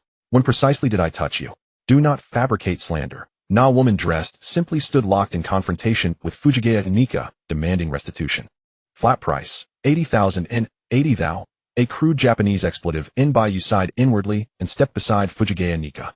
What happened? Bai-san, you've arrived just in time. Fujigaya Nika let out a cold snort and spoke gravely. She's staging an accident. Staging an accident? Bai Yu turned his gaze toward the indignant woman. I was walking perfectly fine, just passing through here. When Nas Fujigaya Nika recounted the incident, he mimicked the woman's unsteady stumble with theatrical precision, voice and gesture alike conveying vivid detail. She clutched a cardboard box, let out a sharp cry, and collapsed instantly. The woman lunged forward furious. Who cried ow? What did you say? Hey, no violence. Bystanders hurried to restrain her. Then she flung herself onto the broken porcelain, shrieking antique. 80,000. Fujigaya Nika reenacted the wail in a pitiful falsetto, then straightened, meeting the woman's glare without flinching. 80,000 yuan. That's practically a bargain for you. The woman crossed her arms, sneering dismissively. Inside, another tiresome entanglement. Without concrete evidence, Bai Yu refused to take sides based solely on one party's account. These shards, have they been disturbed? Bai Yu asked Fujigaya Nika. Not at all, Fujigaya affirmed firmly. Bai Yu then turned to the woman. She remained silent, her expression disdainful, an implicit acknowledgement of the fact. Activating his ultimate 5 senses, Bai Yu absorbed every fragment into his perception and began methodically to discern the truth. Carefully gathering the shards, he proceeded, in full view of the onlookers, to reconstruct the vase as faithfully as possible. The crowd watched in stunned silence, watching this youth assemble the fragments with flawless precision, piece by deliberate piece. Moments later, amid the woman's tense silence, Bai Yu concluded his demonstration and spoke calmly. Well then, ladies and gentlemen, the result speaks for itself. Though only partially restored, the assembled form revealed unmistakably the vase was fundamentally incomplete, missing a large section. It was quite simply a flawed antique. Ceramics rarely sustain partial damage. If fractured, they shatter entirely into countless pieces. Bai Yu unveiled the deception with quiet authority. This vase was already broken before today. The implication hung clear and damning. The woman had weaponized pre-shattered porcelain to frame Fujigaya Nika. How dare you assume all fragments are present? What if some fell down the sewer grate? And though flustered, the woman persisted in her desperate deflection. Yet no one believed her anymore. Not after witnessing the vase's irreparable incompleteness firsthand, nor after recalling countless online cases of similar extortion schemes. Think what you like, but cease embarrassing yourself here. And Bai Yu departed with serene indifference. Fujigaya Nika shot the woman one last scathing glance before finally extricating himself from this baseless calamity. As they passed beneath an elevated highway, shadows swept over them, obscuring both the neon-lit glow of twilight and Fujigaya Nika's face. Damn it. I'd love to grab that woman and demand who taught her such disgraceful conduct. He raked his fingers through his hair, still simmering with residual anger. Strike first, and you'll be sued for assault. Your reputation ruined forever, Bai Yu remarked, hands tucked casually into his pockets. Fujigaya Nika suddenly surged forward, delivering an emphatic air punch strike, as though embodying a righteous warrior. She falsely accused me of assault. I retaliate decisively. Justice served. Let's downgrade the charge from assault to mutual combat, shall we? Laws differ between Dacia and Japan. Here mutual combat carries heavier penalties, Bai Yu reminded him. Oh, thank goodness I held back. Fujigaya Nika exhaled deeply. Silence settled between them as they walked side by side along the tree-lined avenues of Jiujing City. Bai-san, you're a player, aren't you? Suddenly Fujigaya Nika revealed his own sequence title. Why do you say that? Bai Yu halted and met his gaze squarely. A peak-tier Do Huang competitor, an early graduate of Jiujing University, and this uncanny talent for reconstruction. Fujigaya Nika feigned exasperation, then fixed Bai Yu with a stern, penetrating look. To claim otherwise would stretch credibility beyond breaking point. Bai Yu's ultimate five senses confirmed it. The micro-expressions on Fujigaya's face betrayed no falsehood. He meant every word. When did your suspicion begin? Bai Yu acknowledged it tacitly. Fujigaya Nika, an A-rank cultivator, possessed observational acuity, far surpassing ordinary limits. A fact Bai Yu had anticipated long ago. That evening, returning from barbecue, something faint stirred in me. Still, having observed you closely, your aura seems. Fujigaya ventured cautiously. Rank. Yes, rank. Bai Yu replied, calm and uninflected. At those words, Fujigaya, who had been standing with arms crossed, lowered his head abruptly, as if suppressing something profound. Bai Yu frowned, took a few steps closer, and studied him. What's wrong? And then a hand settled lightly upon Bai Yu's shoulder. Fujigaya lifted his head, brushing aside his disheveled hair with practiced nonchalance. A proud, almost cocky smile played on his lips as he chuckled softly. Do you realize what this A-rank designation truly signifies? Rank 62 among A-ranks. Watching Fujigaya cover his face with one hand in an exaggerated dramatic pose, Bai Yu deadpanned. Fine. I get it, you're A-rank. The ultimate office-bound martial sovereign. Just as Bai Yu had foreseen, that day Fujigaya Nika was emu. The truth laid bare at last. Ha. An emboldened Fujigaya puffed up further, hands planted defiantly on his hips, striking yet another flamboyantly heroic stance. Precisely. I am an A-rank cultivator. Seizing the moment to redeem his earlier losses in solo duels against Do Huang champions, he added smugly, fortune favors the prepared. Would you like to become my disciple? This opportunity, unimaginable to countless players, is fleeting. Seize it while you may, he urged. No thank you. Gu has already taken me under her wing. Perhaps you might call her a stunningly capable superior. Wait, what's her ranking versus mine? Fujigaya bristled, clearly intent on poaching talent and proving his superiority. Let me be unequivocal, I reign supreme at A-rank 62. Unrivaled, omnipotent, utterly awe-inspiring. She even promised to take me to Linhai Island District for vacation, with expenses fully covered, Bai Yu concluded matter-of-factly. One sentence shattered Fujigaya's bravado. Wordlessly he drifted aside. He pulled out a cigarette, lit it with a flick of his lighter, and gazed upward, long and lingering, into the vast indifferent sky. Clad in a russet brown overcoat, the retired office worker stood adrift in melancholy, steeped in quiet despair. Are you all right? Watching him exhale smoke in practiced languid rings, Bai Yu arched a brow. Fujigaya 50. Thanks. Poverty weighed heavily upon Fujigaya Nika. This accursed monetary realm. The depths of his somber eyes flickered visions. The thumb-up encouragement of his runaway department chief, staggering debts, and that treacherous Ultraman-shaped friend who'd vanished with his life savings. Sigh. With material existence so precarious, how could one even contemplate purging emotional conglomerates? Thus brooded Fujigaya Nika, steeped in existential gloom. Sigh. You must have encountered that night, right? The contemplative Tengu Urji slowly turned his head, his weary and despondent gaze fixed on Bai Yu. It felt as if he were looking at someone who had touched the world's taboos, sharing the same sentiment. Which night? Bai Yu had many lively nights. Tengu Urji shook off the ash from his cigarette, lit another, and took 2 deep puffs, exhaling the smoke, as he said, it was the night you met that blue-haired archangel. What's the matter? Bai Yu rarely saw him play riddles. Is there something wrong with Luo Ro? It's not that she has a problem, but the thug who approached her does. Tengu Urji, weary yet earnest like a survivor from the abyss, answered his confusion. If I'm not mistaken, a game event should have occurred, then causing the entire world's time to pause right. Even though the time that occurred was halted, the aftermath could be perceived. Tengu Urji was particularly familiar with the emotional fluctuations of those thugs, almost certain that it was that presence interfering. Bai Yu was not a dull person, naturally sensing the importance. He confirmed, I indeed participated in the game event and encountered an entity called the emotion aggregator. I said it, without players present, how could the emotion aggregator possibly break the rules and pursue? Tengu Urji smiled in relief, but then his mood grew heavier as he scrutinized Bai Yu. Hey, by saying you weren't targeted by it, were you? Did you lose the game event? I won. Bai Yu concealed part of the truth. Due to the rules, its attacks were slow, and I managed to win by dragging it until the time ended. 1. Tengu Urji seemed to be momentarily struck hard, then returned to normal, and pressed on. Did it say anything? It said it would collapse the sequence game. Considering that even the emotion aggregator sought to erase game records, Bai Yu refrained from mentioning the information about the game administrator. What if certain keywords were triggered, causing the game administrator to descend upon this timeline and clear him as a bug? Bai Yu did not wish to encounter such a development. If it can speak, then there's no doubt it's that thing. Tengu Urji continued to exhale smoke. Though I don't understand why you encountered it. Perhaps it was just its whimsical experiment. If you meet it in reality, please be sure to inform me. It probably belongs to the final boss of the sequence game, a being that needs to be eliminated. You're only half right. Tengu Urji tossed over an item. It is indeed the final boss, but it cannot be eliminated. It transcends the sequence game. Item: the Black Feather of the Odd One level. EA Black Feather dropped by an evil Odd One. Its location can be traced by players with unlocked justice values. I can probably understand your mission. Is it a requirement of your abilities? I confirm with curiosity. Justice must eradicate evil, or something like that. You can understand it that way. Tengu Urji extinguished his cigarette and threw it into the nearby trash can. As he continued, there are also personal reasons. That thing has done many things that incite hatred from others, including myself.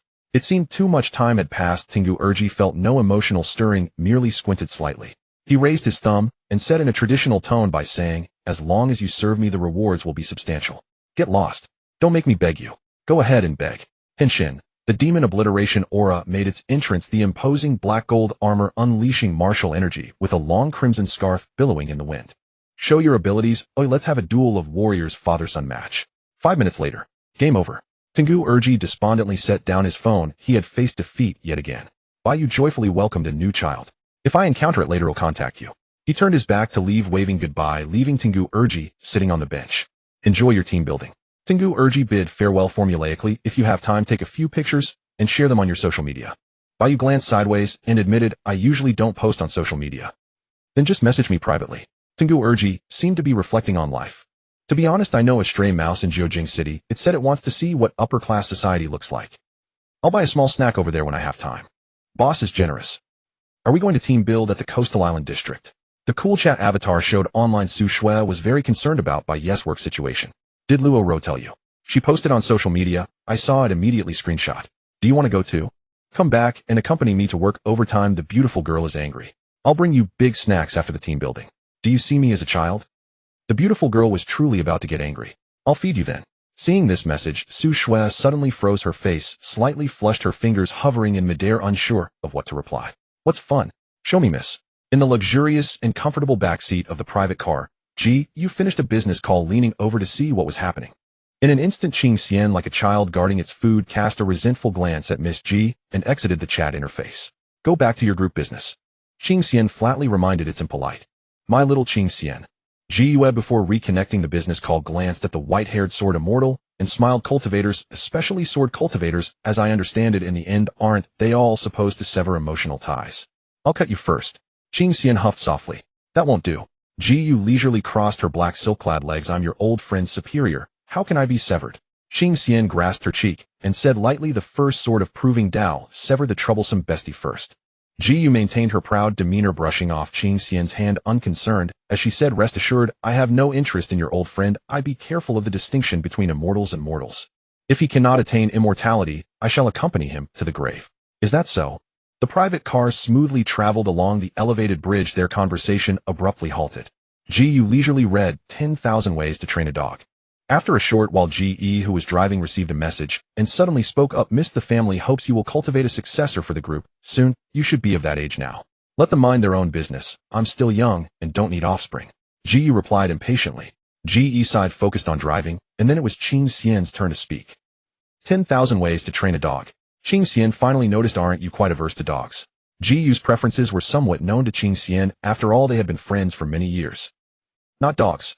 Ji Yu yawned like a consort, flipping to the next page, rarely asking someone else, I'm very interested in that a rank number 1 shadow. Do you have any? What do you want to train him for? The orange sunrise clouds swept across the river bridge. Within the luxurious custom-made private car, Ji Yu confessed the grudges of that night. Qing Xian listened coldly. In the world there exists a sequential game that grants players a status, ranking them to distinguish between the high and low, the noble and the common.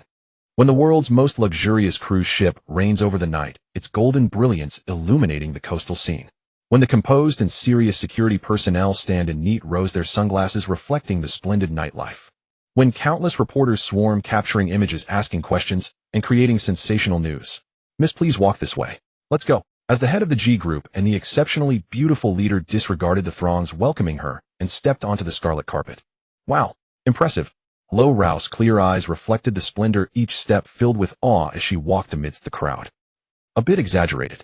Bai Yu, escorted by security personnel, tried to remain calm as he surveyed the countless media cameras. He should understand that this is a world of the elite, unreachable by ordinary people. A life of splendor that transcends the times reserved only for the upper class. Power, fame, wealth. Everything ordinary people can imagine, even what they cannot fathom, exists in the mundane lives of the rich. Miss G, do you have confidence in negotiating a technological breakthrough for Daxia with the Dawn Consortium?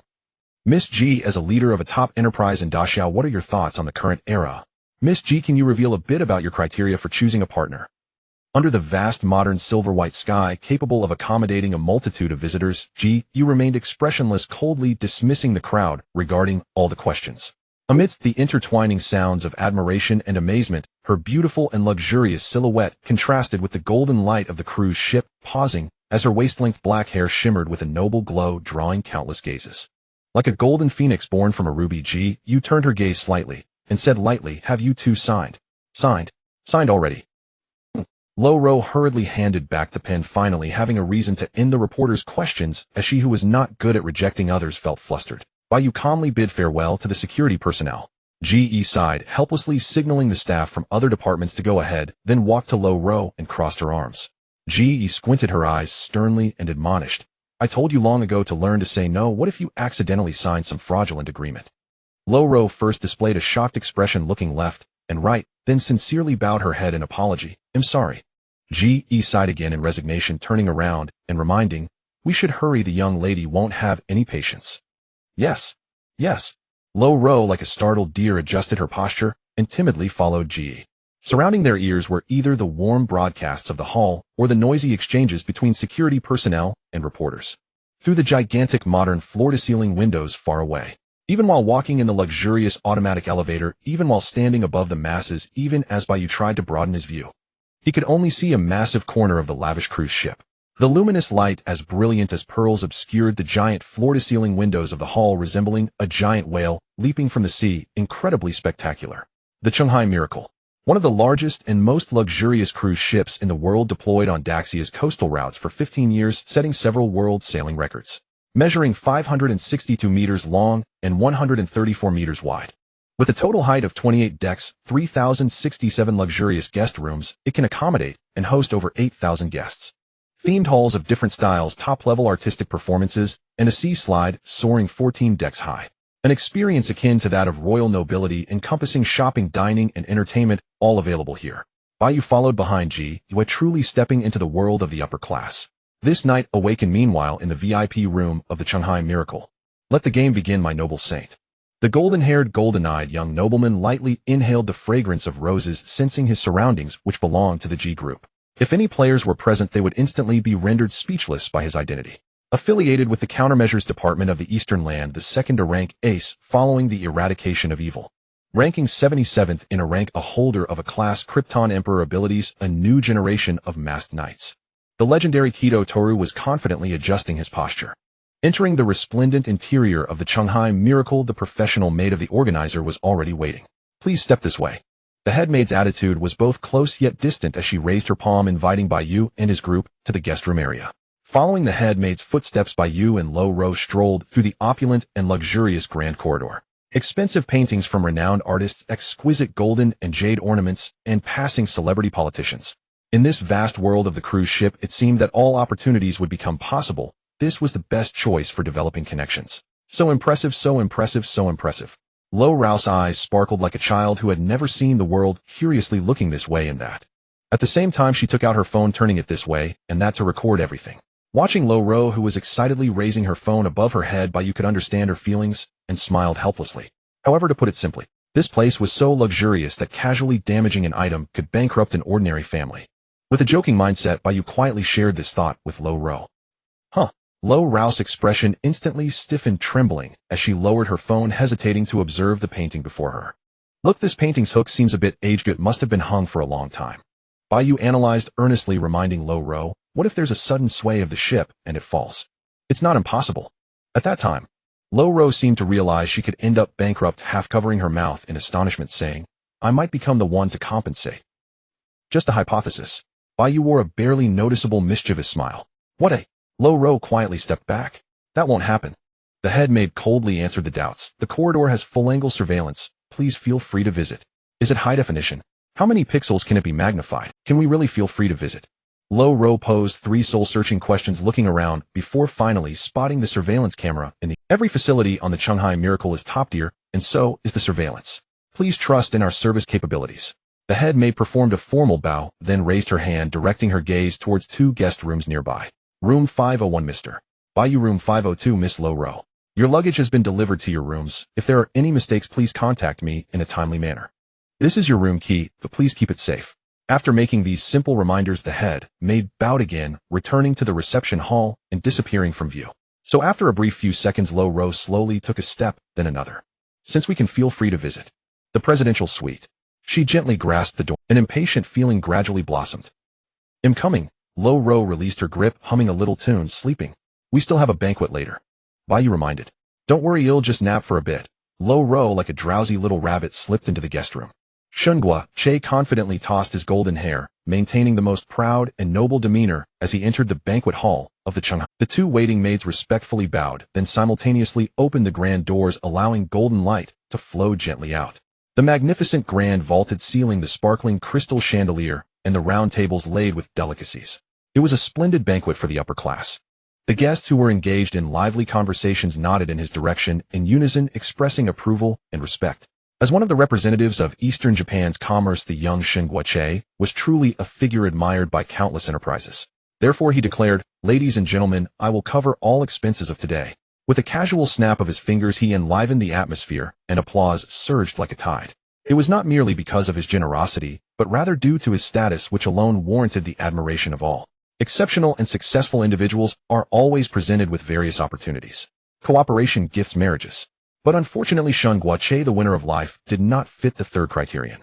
This was a consensus shared by all the guests who had experienced it. There was no other reason, simply because he... Mr. Shengua Che, my daughter. Sorry, I am not interested in the 3rd dimension. Shengua Che skillfully rejected the invitation from the young executive, making his way alone to the seating area designated for the G family group, his back straight and confident. He was an incredibly devoted fan of the 2nd dimension, and his paper wife was the love of his life. The invited guests all arrived, and the maids worked in an orderly fashion, providing the best service for the banquet. In an instant, majestic music began to play, signaling the official start of the banquet. Position 1. Position 1. Position 1. Over here. Lo Ro looked at her phone screen, glancing around, and finally her eyes lit up, warm like the sun. Bai Yu adjusted his attire, ensuring he appeared composed, and followed her towards the G family's table area. The exquisitely dressed maids and stewards moved back and forth, occasionally bowing to fulfill the reasonable requests of the guests. You've arrived? At table 1G, Yu rested her chin on her hand, putting away 10,000 ways to train dogs, and glanced sideways at the 2 who had arrived late. A gray plush coat draped over her shoulders, concealing her beautiful figure as if she were a crown princess. In a black shirt, black short skirt, and black thigh-high stockings, only the hint of pale skin between her skirt and stockings preserved Yu's remaining youthful Here. We are. Lo Ro appeared like a child caught doing something wrong. In front of her own group president, she still resembled an angel, though with an added air of nervous propriety. Standing beside her, he said nothing, merely bowed to Yu, indicating that she would be speaking with other guests. Go ahead, go ahead. Ji Yu waved her hand, dismissively silently granting Ji Yi permission. Bai Yu had nothing to say either. He observed the grand scene for a second, then greeted Ji Yu and Ji Yi with a good evening. Just sit here, Ji Yu said indifferently. I allow you to sit here. I apologize for the intrusion. Bai Yu found no reason to. After all, aside from the departed Ji Yi, there were only Ji Yu and Luo Ro at this table, with him being the only male. There was an inexplicable sense of helplessness. Glancing elsewhere, the other tables were almost full. There was nowhere else to go. Bai Yu reluctantly accepted it. When Shun Guoche walked over the eyes of the entire room, subtly turned towards him, converging at table 1. After all, it was a meeting between the representatives of major enterprises from Daxia and Eastern Japan. The focus of this banquet was none other than Ji Yu and Shun Guoche. As an ordinary person, Luo Ro could only pretend to be inconsequential air in the face of such grandeur. In fact, she was indeed inconsequential air. No one paid her any mind. Meanwhile, the composed and calm Bai Yu had a presence akin to a significant figure, but just slightly, just a bit. Thus, he was only discussed for a moment by some guests before being overlooked. Ah, Lady Ji Yu, we meet again in this unexpected manner. Shun Guoche maintained his pride and arrogance, gesturing with a flick of his fingers through his golden hair in a charming manner. The title, rank 77 of tier A, shimmered constantly, announcing his identity as a top-tier player. Your approach is disgusting. Ooh, I mentioned this last time. Ji Yu shot him a sideways glance, responding coolly, and then nonchalantly returned to reading 10,000 Ways to Train Dogs. Sigh. Is this my charm? Indeed, women of the third dimension will never understand. Shun Guoche, unfazed, was even more contemplative, a glint of confidence passing through his gaze. He chuckled softly, and then explained with gravity, Rest assured, Lady Ji Yu, I am not interested in you. Please remember this. That is for Ji Yu did not wish to look at him. For me. Shun Guoche raised a finger.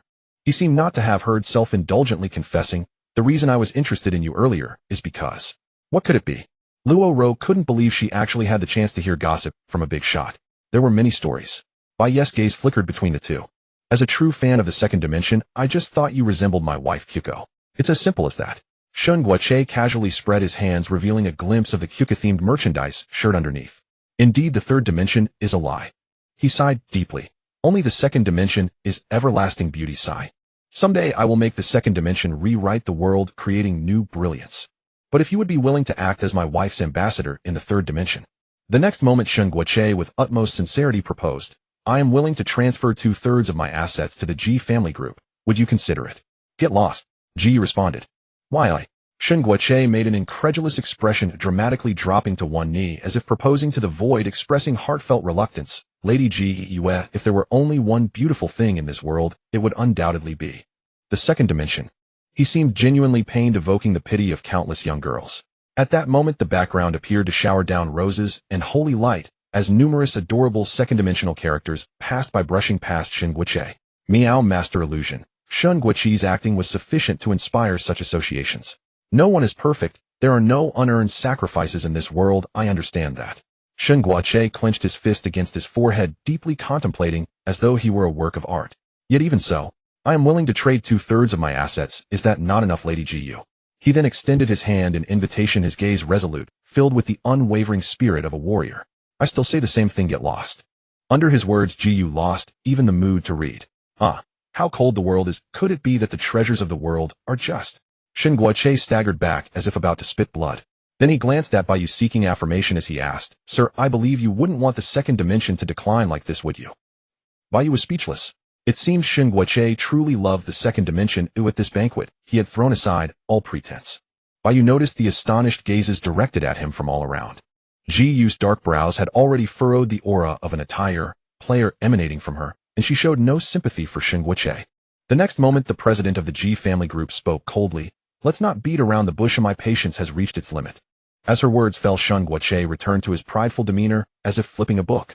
He sighed, leisurely seated himself while subtly glancing at Bai Yu. He is one of us, Ji Yu reminded. Is that so? After a brief pause, Shun Guoche, resembling a young nobleman, casually snapped his fingers, and a golden domain, filled with an aura of luxury, suddenly materialized, isolating table 1 from the banquet, shutting out all prying eyes. World Shield. As the banquet continued, the music playing softly, Shun Guoche spoke seriously. The reason for inviting you here is concerning the massive debts of the recent strategy department. We have found that. He looked slightly helpless, gazing into Ji Yu's crimson eyes, and confessed. It was due to someone's intentional actions. The economic collapse of the Eastern Japan faction, the disappearance of the strategy department director Fujitani Nika's debts. A series of truths that could not be made public seemed to be surfacing. Continue. Ji Yu listened expressionlessly. Sheng Guja hesitated, sighing. The strategy department, which governs the players of Dongying, is now seeking help from competitors due to an insurmountable economic crisis. It is truly somewhat embarrassing. Pardon my interruption. In the silent atmosphere, Bai Yu confirmed. If the strategy department collapses, does that mean the player order in Dongying will also collapse simultaneously? Once a national-level power falls, the severe consequences are unimaginable, akin to a country descending into chaos. Wars are generally sparked by... The most serious consequences are indeed like this, but for now it won't happen. Sheng Guja still had some confidence, patiently explaining, the strategy department is merely a joint organization of all forces in Dongying. Its downfall does not signify the substantial loss of national control. Its subordinate factions still exist, it is just highly likely to lead to local warlordism. Thank you for your explanation. After resolving his confusion, a few seconds later, Sheng Guja seemed to have made a decision, adjusting his mindset, and finally revealed the truth of the economic collapse. The enormous debt crisis was caused not by anyone else, but by our strategy department's minister. Isn't he a lawful player? Ji Yu had visited the strategy department, and even if he wanted to rebel, he wouldn't have the authority, right? Sheng Guja shook his head, helplessly correcting his previous statement. Perhaps it was our minister, or perhaps it wasn't. Replaced. Bai Yu sensed something. Indeed, that's the case. The minister has been replaced at some point. Sheng Guja revealed a dangerous expression, solemnly saying, the other party's ability is perfect disguise, so bizarre that even the system's description can be disguised, easily infiltrating our strategy department. Moreover, after the incident, it is impossible to find out their true identity, allowing this person to successfully escape Dongying under hundreds of false identities. However, we have tracked them down through some means. The target will be on the Chunghai Miracle tonight. This is the last chance. The implication being that if they do not capture the other party, the next target of harm could very well be the Ji family group.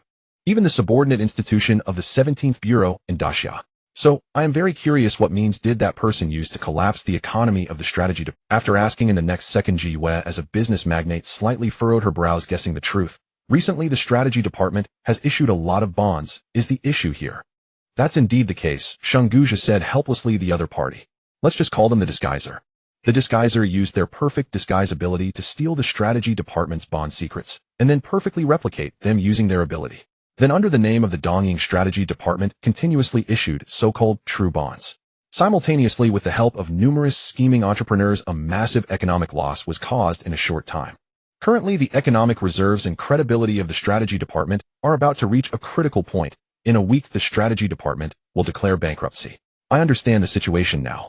Ji Yu took a sip of rose tea. So what is the plan for capturing the disguiser? Regarding this matter, as long as we have your assistance, it will be very simple. Sheng Guja said. Speak, what is the reason for seeking my help? Ji Yu crossed her arms, leaning back in her chair, her gaze restrained. Knowing that I dislike you, yet still coming to seek my assistance. Sheng Guja confidently took out a European-style coin, placing it on the round table covered with white cloth, explaining. Because Ji Yu, you understand how to make money. Huh. Ji Yu showed a disdainful expression. You wouldn't want me to help the strategy department earn back money, would you? Miss Ji has... Sheng Guja sighed, then took out a queen chess piece and placed it on top of the coin. What I mean is... He furrowed his brow, speaking seriously. We hope to cooperate with you to earn enough money in the upcoming sequential game and become the winners. This is a sequential game about money, and Ji Yu is the most suitable player. After briefly explaining the rules of the artificial sequential game, Sheng Guja sincerely said, to maintain trust, we believe in your character, Miss Ji. Hence, we will fully assist you in becoming the queen, at which point you will interrogate the disguiser's crimes. Although we cannot confirm the exact whereabouts of the disguiser, their inherent sins will always remain unchanged, becoming their fatal flaw. Using the system rules to make them confess their true identity, this is Sheng Guja's method of finding the disguiser. The conditions are decent, though I shall agree for now, Ji Yu said lazily yet nobly. After a moment, Sheng Guja raised his index finger, smilingly reminding, by the way, since it's a sequential game, there is naturally the risk of our defeat. Heh. Ji Yu laughed disdainfully. To shrink back in fear of defeat, how could one still be an entire player? I can agree on that. Sheng Guja put away the coin, and the queen piece lifted the boundary and left leisurely. What was I doing just now? The moment the visual shield and the golden domain were lifted, Luo Ro at table 1 suddenly came back to herself, looking bewildered. It seems a big shot with golden hair came over to chat, and I pretended to be air playing on my phone. The next thing is... In the elegant and beautiful melody, Luo Ro stood there confused. What was I doing? I can't remember. Have I lost my memory? The brilliant splendor, the guests' greetings, the maid's respectful send-off. Sheng Guja stepped onto the staircase stage of the banquet hall, confident and proud, yet he felt like a failure. He felt like a walking corpse wandering in the intoxicating Tokyo metropolis. Golden palaces rose from the ground surrounded by golden irises, filling the air with an expensive and luxurious atmosphere. Falsehood and not worth mentioning. Accompanied by the melody, Shunguja reached the end of the staircase stage and stopped. He gazed up at the enormous crown beneath the sculpted dome. That was something he was born with, yet it was also what he hated most. Flattery, sycophancy, lies. Perhaps only the non-existent two-dimensional world would not deceive itself. Or perhaps only the other shore named the two-dimensional would forever be unreachable, the truth that has been deceived. A Persian cat Lightfoot leaped onto the stage and lazily rubbed against Shunguja. Sigh. Shunguja knew it would never turn into a cat-eared girl. Only in games can a cat become a cat-eared beautiful girl. Thus the decision was made in his heart. The banquet ends here. Ladies and gentlemen, welcome to. The golden-haired youth revealed a rebellious smile, snapping his fingers, and the slanted gazes dominated the entire scene, ushering in the birth of the rules. The world of gambling, pay-to-win, and card draws. Detected a gamifiable event, special rules have descended. A gamifiable event detected, special rules descend. As an ornate European gold coin dissolves into shimmering golden particles, its current bearer's dominion ends. Rule 1: identity is hierarchy. All gamblers must uphold the sanctity of rank. Rule 2: unsanctioned harm or plunder is strictly forbidden. Rule 3: anything of value may serve as wager. Rule 4: order must never be violated, in any form. Rule 5: welcome to gambling, the realm of pay-to-win and gacha mechanics. The ancient royal casino overlaps with the miracle of Qinghai, and in that instant immutable laws seize dominion over reality. An aura of epic grandeur envelopes the hall, as if primordial bells toll across existence. From the void emerge solemn attendants, their faces concealed behind gilded masks. Devoid of emotion, untouched by dust, these lifeless figures regard all present with serene, unblinking stillness. They embody order itself, immutable, absolute, and beyond defiance by any gambler. Kamaya Toru, what is the meaning of this? Surveying the surroundings, the middle-aged man realizes the miracle of Qinghai has severed itself from reality, and demands with dangerous intensity from the blonde youth upon the stage. His rank sequence title confirms he too stands among the apex players. Luo Ro, not to mention every non-player present, is utterly stunned, questioning whether she has slipped into delusion. Thighs, Bai Yu, what is this? Luo Ro has never witnessed such a phenomenon. Has the field blindness protocol failed within the casino? Can you truly see it? Bai Yu verifies. Luo Ro blinks in surprise, then counters. What do you mean? Could it be? You've always been able to see it. Ji Yu calmly explains the nature of the sequence game to Luo Ro, offering a concise overview. So you mean? Luo Ro's eyes gleam with sudden brilliance. You're all players. That interpretation is acceptable. With those words, Ji Yu strides serenely toward the stage to restore and uphold order across the entire venue. Then, can I become a player too? Luo Ro asks Bai Yu. Bai Yu gazes intently at the stage and analyzes. Given Rule 3, if a player wagers their player eligibility against you in a gamble, it is possible you could acquire it. Really? She clearly misses the crux. Bai Yu glances sidelong at her and advises. Do you recall last time Su Shui and I played old maid with you? Luo Ro falls speechless. And back then Su Shui and I deliberately held back, Bai Yu remarks coolly. Luo Ro is profoundly shaken. I strongly advise you, do not act rashly. Bai Yu offers the reassurance gently. Luo Ro sinks into deep dejection. Such is the sorrow of ordinary mortals. Even when opportunity looms before them, they lack the capacity to grasp it. Once this game concludes, she, like all non-players, will have her cognition suppressed, forgetting everything entirely. Thus Luo Ro fades into silence, observing the players' nocturnal drama, as though she were air. Under the reign of the gilded masked attendants, the night surges with fervor. Representatives from numerous corporations already wear expressions edged with peril. Though they revere rank players, they refuse to submit meekly, as lambs awaiting slaughter. Faced with universal skepticism and hostility, Kamaya Toru merely lifts his hand with arrogant confidence, a silent sovereign posture that instantly stifles the room. In the next breath, he sweeps his gaze across the assembly and declares defiant and unyielding. Ladies and gentlemen, I have enacted this for one purpose alone, to apprehend a criminal player. He narrows his golden eyes and speaks, voice low and resonant. A single criminal player, one capable of shattering your fortunes with effortless ease. Then with elegant poise, he bows deeply and proclaims, I swear by the name Kamaya Toru, I harbor no intent to betray you, and possess neither motive nor need to do so. That is all. Kamaya Toru's gaze burns with the unmistakable fire of supremacy. Simultaneously, Ji Yu ascends the tiered stage, her regal silhouette commanding the night like an empress. Her sharp crimson eyes sweep the crowd as she states coldly, let me speak plainly, among you lurks an impostor. Perhaps even the person beside you wears that impostor's mask. Ji Yu and Kamaya Toru are known rivals. a fact universally acknowledged. Yet now they stand side by side. This alone validates the gravity of the matter. IGU, 17th Bureau Enforcer. Guarantee this game targets only the imposter. Play without fear. GU remains haughty, yet smiles playfully. Of course the weak need not fret. Rule 2 exists precisely to shield you. A chain of suspicion forms, dividing the assembly into three broad factions: believers, doubters, and the indifferent. Meanwhile, the miracle of Shanghai falls wholly under the attendants' gilded rule. Time detaches from reality, and domains begin stratifying by rank. Divine Envoy 90 of total venue wealth, sovereign of the casino, immune to all rules, non-drawable. Queen, 1 billion yuan, authority to interrogate, convict, and strip rights. Duke, 100 million yuan. Prince, 10 million yuan.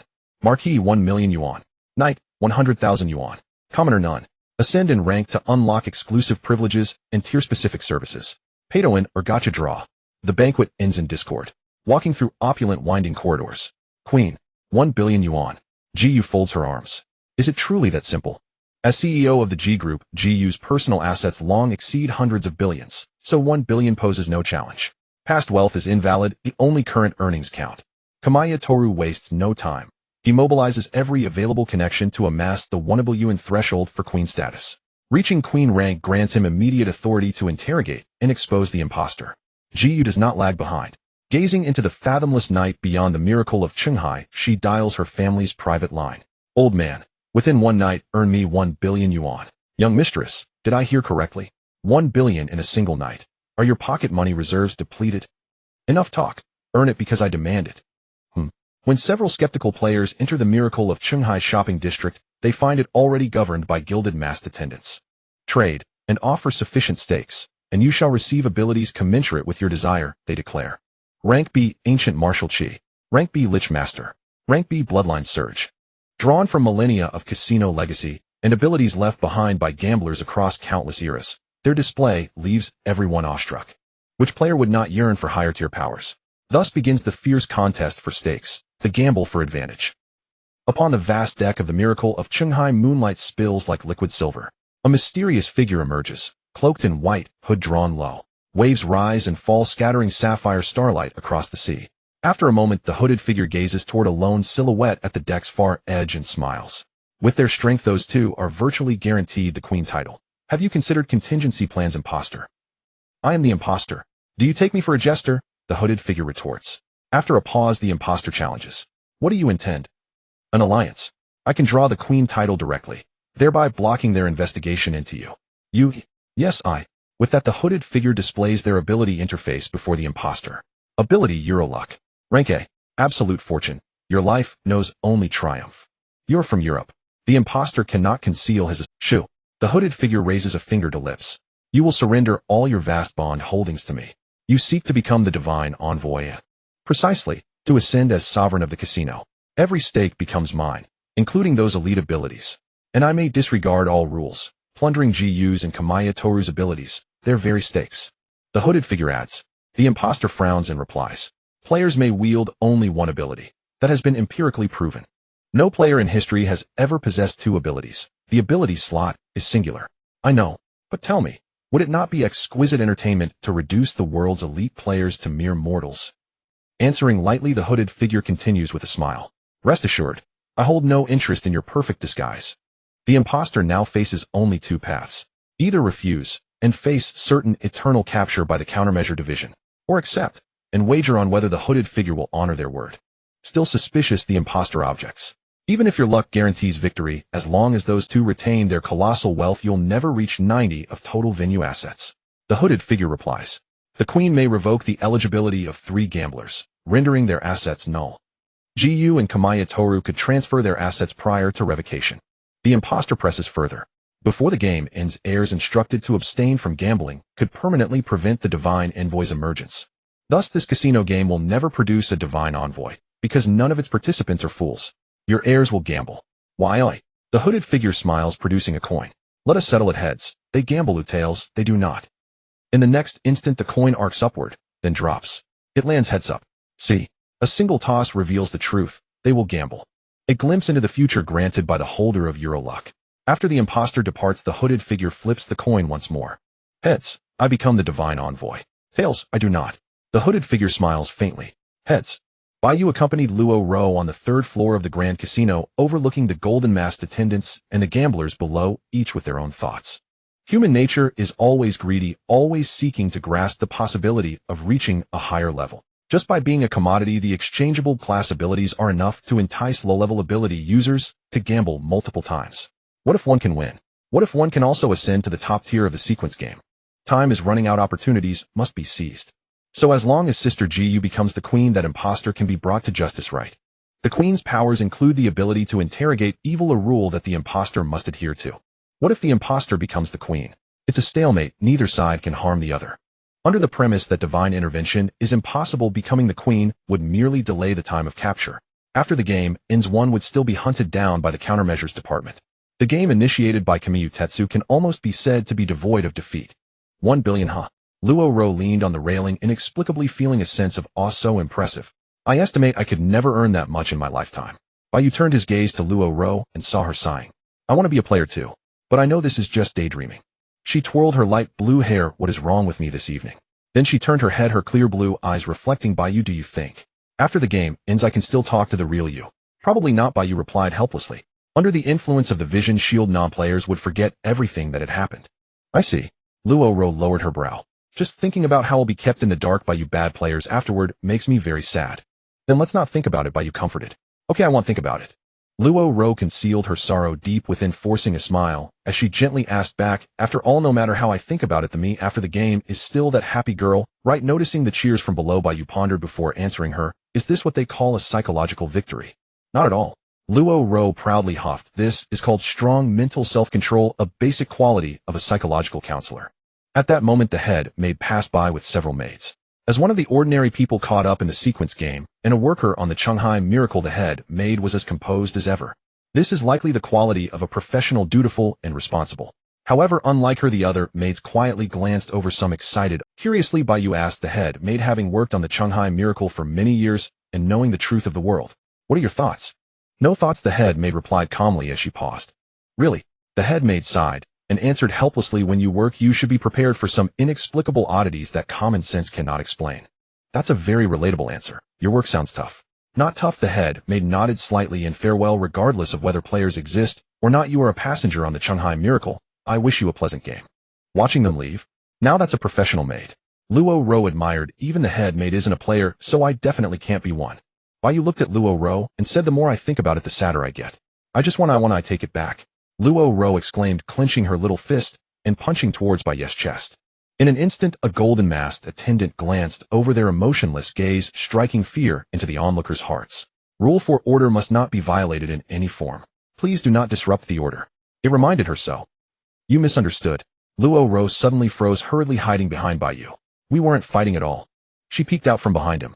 The atmosphere fell silent for 5 seconds, the cheers of the gamblers below rising in intensity. The golden-masked attendant ignored Luo Ro's words, retracting their gaze as if nothing had happened. Phew. That scared me.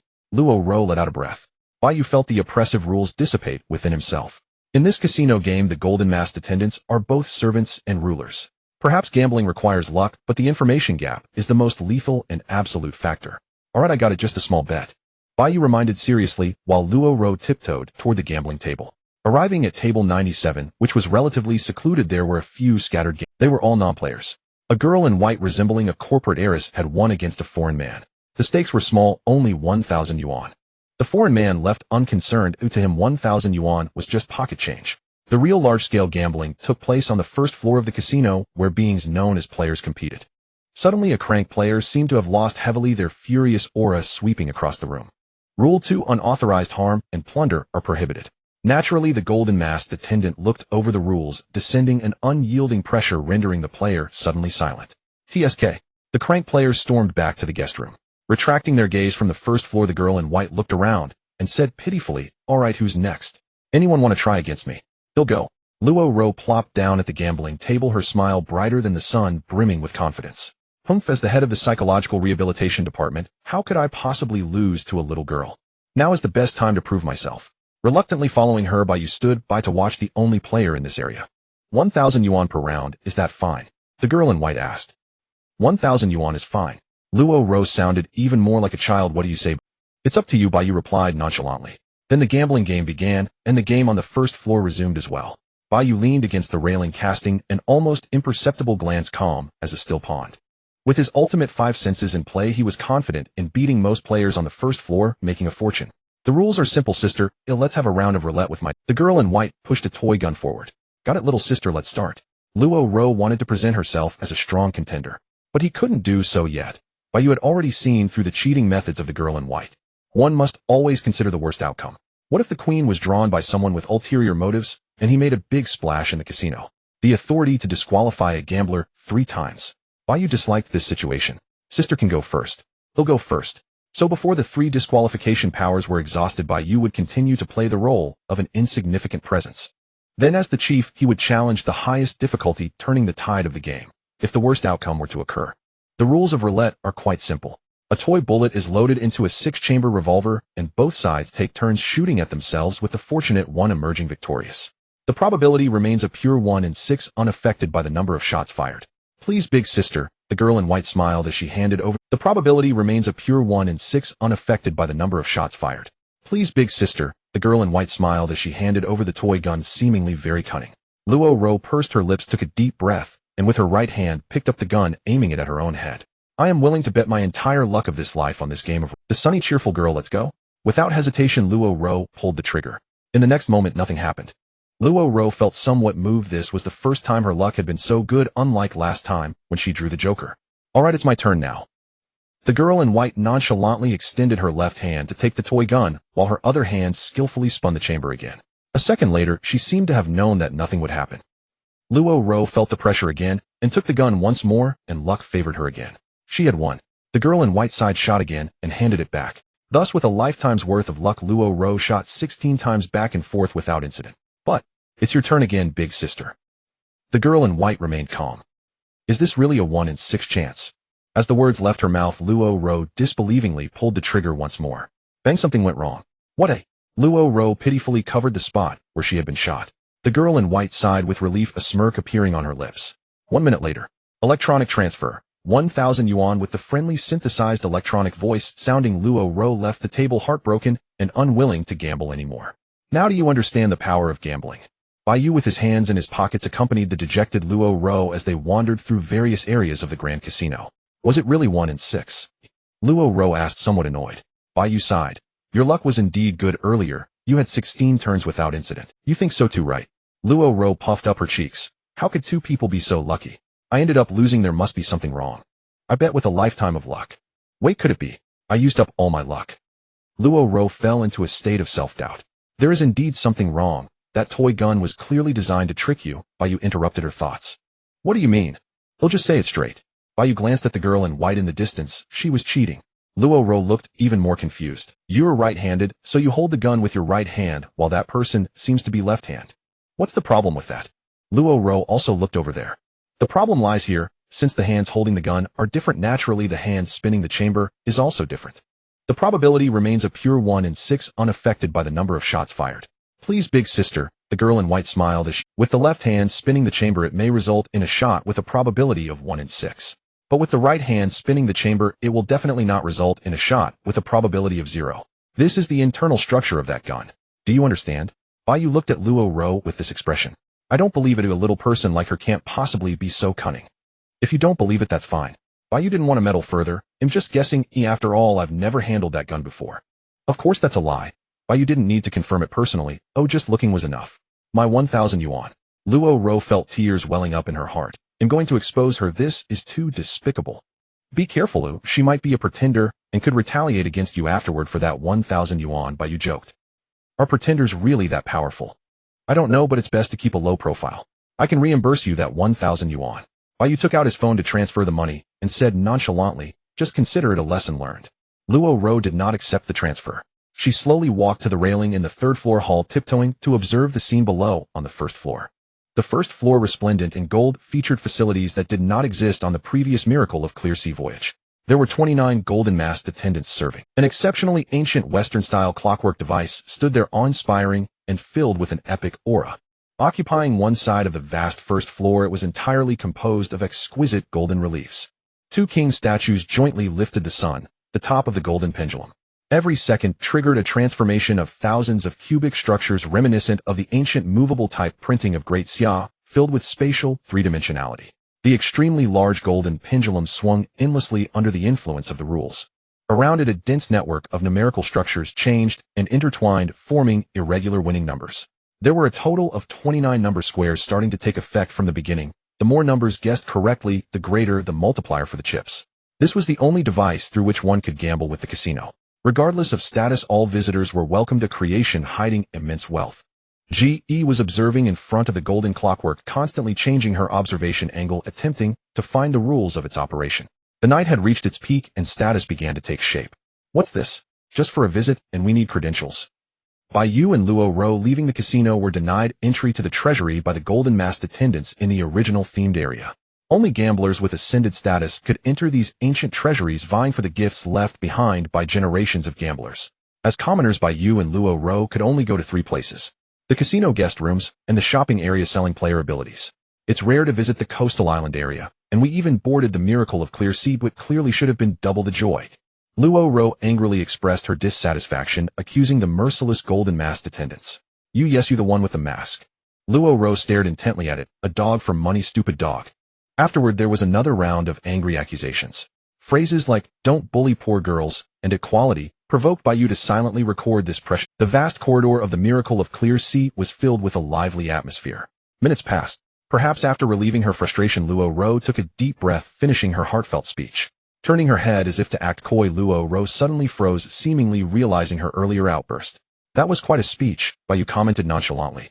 Like a little deer in the forest, Luo Ro left with a shy, I am going back to my room, and ran away with a slight blush. Good night, sleep early if you're tired. Bai Yu simply said goodbye.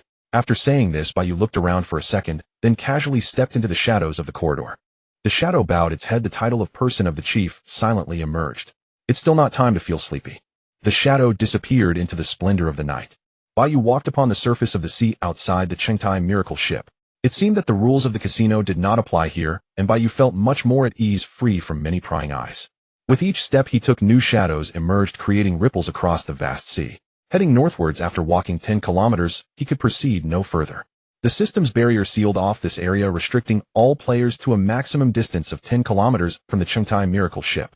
Furthermore, the activity range changed at any moment due to the movement of the ship. Bai Yu closed his eyes, savoring the rare tranquility as the sea breeze caressed him. In the next instant, a massive swarm of marine creatures swam beneath, with colorful exotic fish foraging deeper. Ever since he acquired the super regeneration that continuously provided him with spiritual energy, Bai Yu had not tested his full strength. Just how powerful was he within the attire? The 8th shot. In an instant, he sensed a firearm being raised akin to a golden phoenix, gathering strength, soaring instantaneously for 90,000 miles. The distant sniper shot, accompanied by crimson flames and golden patterns, unleashed tremendous waves across the sea. Crossing the 10-kilometer distance, it aimed directly at the head of Shadow. Bai Yu suddenly turned, narrowly dodging the blazing bullet that had reached its maximum firing speed, watching it strike the system's barrier. That was an extraordinarily clear cry of a golden phoenix, piercing through the soul of the listener, as if they had just bid farewell to death itself. The unparalleled power rapidly spread, causing the barrier to ripple, creating waves in space. Bai Yu's eyes glinted with danger as he silently gazed at the graceful figure standing on the deck of the Chengtai miracle ship. The long, luxurious, classical firearm still bore the residual heat from the rapid-fire shots. Ji Yu's crimson eyes were particularly striking in the night, her expression emotionless, as she locked eyes with Bai Yu 10 kilometers away. Infiltrating the Chengtai miracle ship, I don't believe you have good intentions. Who knows? I'm just an innocent bystander caught up in this. Shadow raised his hand, nonchalantly summoning a shadow tsunami hundreds of meters high, resembling a crescent moon or a cliff. The world title of the one in charge, and the rank title of a tier no. One constantly ignited Ji Yu's battle spirit. In Jiuying City, one had to consider the various losses, thus not being able to go all out. However, in this vast offshore sea area, Ji Yu remembered the time-limited mission regarding Zero Seat, her eyes gleaming coldly. Tonight, I want to have a match with you. I wonder if the esteemed one dares to be denied by me. Tonight I plan to adopt a pet dog. Can you guess who she is? As her words fell, 18 classical firearms formed or rose, the arrangement of crimson flames and golden phoenixes rotating with Ji Yu's movements. Meanwhile, the shadow tsunami dominated the night, transforming into a high-quality, 100-meter shadow dragon that submitted to Bai Yu's presence. Past grievances would be settled in tonight's waters. The game begins. Thank you. I will return it to you promptly after the game ends. It is my honor to assist a guest. In a hall of the Chengtai miracle ship, Shinomiya Toru was raising funds from those who believed in him, accelerating the progress to gather 100 billion. Currently, the target of the donations was the head made of the Chengtai miracle ship. Suddenly, through the expansive floor-to-ceiling windows, all the passengers witnessed the fierce battle on the distant sea.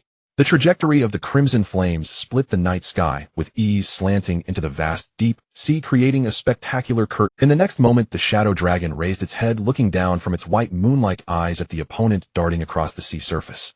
Endless shadows suddenly formed a black hole, striking the sea as if an asteroid had fallen.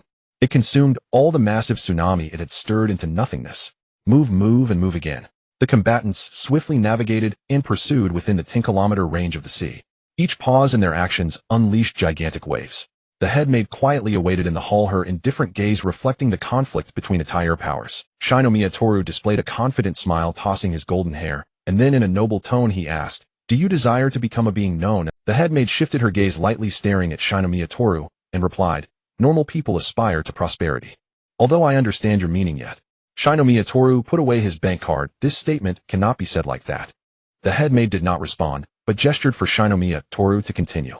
"For instance, me." Shinomiya Toru shot her a meaningful glance, proudly declaring, "I hate prosperity, hate money, yet have to accompany it. What a hassle." "So you are not normal," the head maid commented. "Sounds like you are a bit concerned." Shinomiya Toru sought to observe her emotions. However, the head maid remained, as usual, calmly delivering her verdict. "The second dimension is like this." Shinomiya Toru's casually displayed time-space anime t-shirt evoked her disdain to look at it more. She found it very childish. Pausing, the head maid continued, "Although the second dimension is indeed beautiful, it is ultimately a false thing. The Shudens can only talk about it in reality." "You are mistaken, I am a person of action." However, Shinomiya Toru was unfazed, raising his finger and shaking it, striking a pose he believed was cool and dashing. He smoothly wrote a large check and cleared his throat. Shinomiya Toru, like a gentleman in a tailcoat, gracefully handed the completed check to the head maid. "Miss, could you disdainfully show me your panties?" Shinomiya Toru smiled confidently and humbly, expressing one of his ideals in the second dimension. "Get lost," the head maid replied, her eyes somewhat resentful. The second shot, 18 simultaneous shots. The tips of her feet skimmed the 100-meter sea surface, creating magnificent ripples of white spray as Bai Yu suddenly turned during her high-speed advance. 18 classical firearms bloomed like roses, the golden phoenix opening its eyes, the crimson flames compressing to the extreme, then suddenly bursting forth. The first shot concentrates power at a single point, reaching the pinnacle. The second shot, however, unleashes a large-scale area bombardment, generating a high-temperature explosive cyclone of crimson flames. In an instant, 18 second shots reached the face of shadow, resulting in a chain reaction, a spectacular explosion reminiscent of a red moon's arrival. The attires might momentarily suppress the sea, only to immediately reverse with shadow at the epicenter, shaking the entire maritime night. In just a few minutes of confrontation, the layout of the sea had been rewritten, creating a zone devoid of marine life activity. If the location were switched back to Jiuing City, the consequences would be yet another globally notable natural disaster. In just a few minutes of confrontation, the layout of the sea had been rewritten, creating a zone devoid of marine life activity. If the location were switched back to yet the shadows would always be behind her. The moment she realized this fact, Ji Yu's pupils constricted as she incredulously gazed at the descending shadow blade. In a fleeting yet exceedingly long moment. The fourth shot. The crimson bullet erupted forth, forcibly repelling all incoming shadow attacks, crashing forth like a colossal whale breaching the sea. And then, the sixth shot. The seventh shot. Ji Yu fired one shot at herself, and one at the world, elegantly unleashing her full. Player has acquired status. Classical firearm attributes greatly enhanced. World rules have changed. Crimson flame shall blossom like a rose. Beneath the radiant white moon on the vast sea where dark currents surged, a girl with black hair and red eyes stood there. 18 elegantly long classical firearms represented the pinnacle of noble beauty, intertwined with crimson flames and golden phoenixes. One bullet. Ji Yu gently raised the gun in her hand, calmly uttering the words. Enhanced by attribute boosts and amplified by the world domain, this shot would be the epitome of beauty. With a cry, the recoil caused Ji Yu's arm to lean back slightly. Experience this.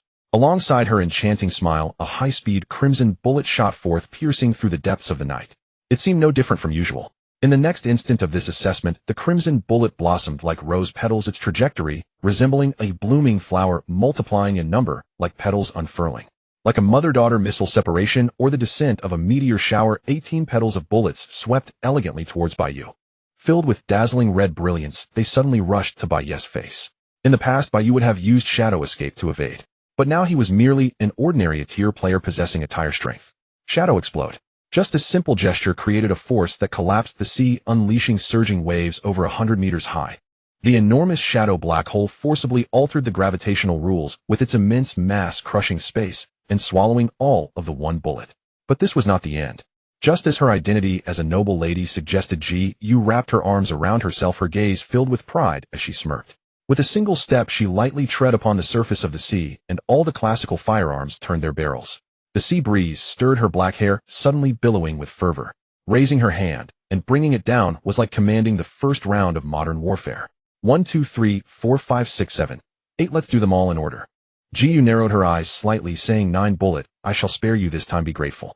In that instant, from the classical firearm volley tactic, the terrifying firepower of 18 multiplied by 18 transformed into a dense array of crimson trajectories.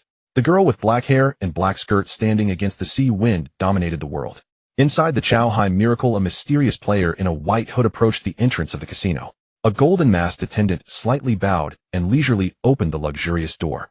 Luxurious golden light spilled out, illuminating the ground beneath the white hood. Prepare to crown the queen. That was a European feminine voice. The white hood figure finally lowered her hood, revealing a princess visage with white hair and silver eyes, a beauty, both exquisite and dangerous. Second place of A-tier, the former top of A-tier, a girl seeking the position of chief, began her revenge. She was beautiful, she was dangerous, she was confident. As a holder of the European Emperor title, she would never falter, luck would always be on her side. The world was her servant, everything would bend to her, well, even her whims. Arriving early at the Shanghai Miracle was also the favor of fortune, the best decision. She was the supreme princess. Let the game begin. With a casual wave of her hand, she bid farewell to the following maid and stepped into this fake casino where players vied with one another. 10 million yuan all in. Victory. 100 million yuan all in. Victory. 1 billion yuan all in. Victory. The Grand Casino on the first floor, her confident voice, like silver bells, calm, yet resonating in every gambler's mind. Within just a few minutes, her assets doubled continuously, easily, causing her opponent to exhaust all their chips. Miss, I currently have no assets to wager. How can you say that? The girl with white hair and silver eyes propped her chin, displaying a warm smile that was even more soothing than sunlight, saying, Rule 3, anything of value can serve. Sir, why not wager your player abilities? There's no need for provocation. Oh, I see. The girl seemed a bit troubled, but then disappeared, smilingly suggesting, how about this? My wager is all my assets plus my innate abilities. How does that sound? You only need to wager your abilities comparatively. I would be at a loss, wouldn't I? Winning this round would let her take everything from the girl. All the gamblers' eyes turned towards her. It had become the focal point of the entire venue. I refuse. The opponent was not a reckless person. The girl smiled, her smile still as warm as sunlight, but with a hint of concern. I see. Then go ahead, being scared by me and A-tier player is really lacking in spirit. The girl smiled, her smile still as warm as sunlight, but with a hint of concern. I see. Then go ahead, being scared by me and Interesting. Those who had yet to understand the girl's terror stood by on the upper level, their evaluations of that tired gambler's caution varying. But this was the last straw that broke the camel's back for that player. Indeed, even retreating from such an outrageous wager, how could he call himself a tire player? How could his game end like this? Then let's do it. The tire man's eyes revealed ferocity. I wager my innate abilities. The golden-masked attendant beside the table looked over emotionlessly, as if to say, once the game begins, there is no turning back. Rule 4, order cannot be violated in any form. Violating the wager agreement also falls within the scope of breaking the order. You've got spirit. The girl smiled sweetly, but not much. Then, with a posture of declaration, she confidently announced to the entire room, my wager is all my wealth and a mysterious ability that cannot be disclosed. The crowd gasped. This would be the first game of the night where abilities were used as chips. The losing side would see their status in reality plummet. Let the game begin. Rule 5, welcome to gambling, the world of spending and drawing cards. Phobias of deep seas, phobias of massive creatures. When patients imagine, see, or come into contact with anything related to the ocean or gigantic entities, they experience rapid breathing, trembling limbs, and a desperate urge to escape. Knowing that such reactions are unreasonable, yet unable to control. What if these two symptoms combined? In the vast sea outside the Shanghai Miracle, Ji Yu could not fathom the terrifying experience that would be unforgettable for her life. On the empty vast sea surface, it seemed as though unnameable entities were surfacing, commanding instinctive fears. Boundless darkness and shadows indistinctly shrouded the visible sea. Deep, oppressive, as if trapped in a confined space, even breathing felt stifling. Ji Yu seemed to see submerged deities and also the giants of death quietly standing beneath the sea, fragmented and mottled. All that was seen was merely the whims of the shadow. He was not only the Lord of Shadows, but also the Lord who commanded fear. Good evening, my pet. In the vast and expansive shadow, see the clash of rank powerhouses seemed to have reached its conclusion, with rain pouring down gently. Thud, thud, thud. Ing walked on the surface of the sea, hands tucked into the sides of his shadowy coat. After a moment, he came to a halt before Ji Yu. The sea breeze was chilly and the moonlight pale. He crouched down, observing Ji Yu with a calm demeanor.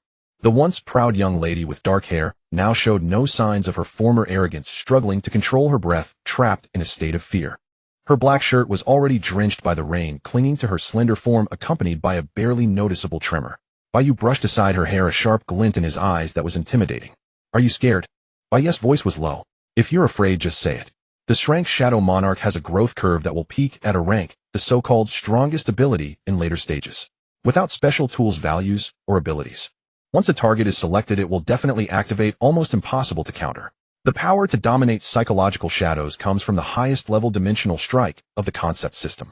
Although Ji Yu was a defeated phoenix, she still had a trump card, a foundation expected of an ranked player. She slowly picked up a classic firearm, ignoring her chaotic heartbeat, facing Ing directly and disdainfully smiled. This young lady has never been afraid of anyone. Proud individuals are often competitive, and this perfectly suited Ji Yu. Since her birth, she had been superior in the world, never to become someone else's pet. A sparring session shouldn't escalate to a war level. Bai Yu didn't believe that a ranked player could be easily suppressed by him. High-tier players always had some hidden cards. For example, the 9 bullets that had yet to be revealed. Its power remained to be evaluated. The psychological shadow gradually faded, and the shadow domain slowly withdrew from the stage. Ji Yu disdainfully clicked her tongue, turned her face away, not wanting to pay attention to Ing any longer, much like a petulant child. Don't forget, it was you who attacked me first, wasn't it, Xiao Yu? Bai Yu said in a commanding tone. Fine, fine, fine, it was this young lad's fault.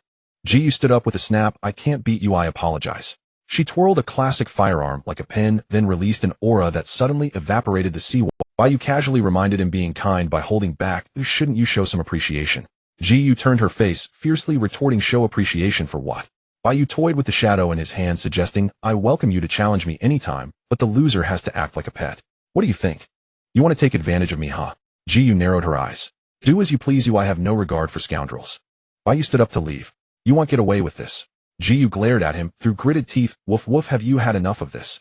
Bai Yu paused, casting a sidelong glance at Ji Yu, playfully asking, will my luck be good next year? Yes. And the year after? We'll talk about it then. Ji Yu regained her pride, shaking off the rain from her firearm, saying, just wait, I will teach you a lesson sooner or later, do you understand? Looking forward to it, goodbye. Bai Yu smiled faintly, suddenly recalling something amusing. By the way, I noticed you've been studying dog training, and how's that going? Huh.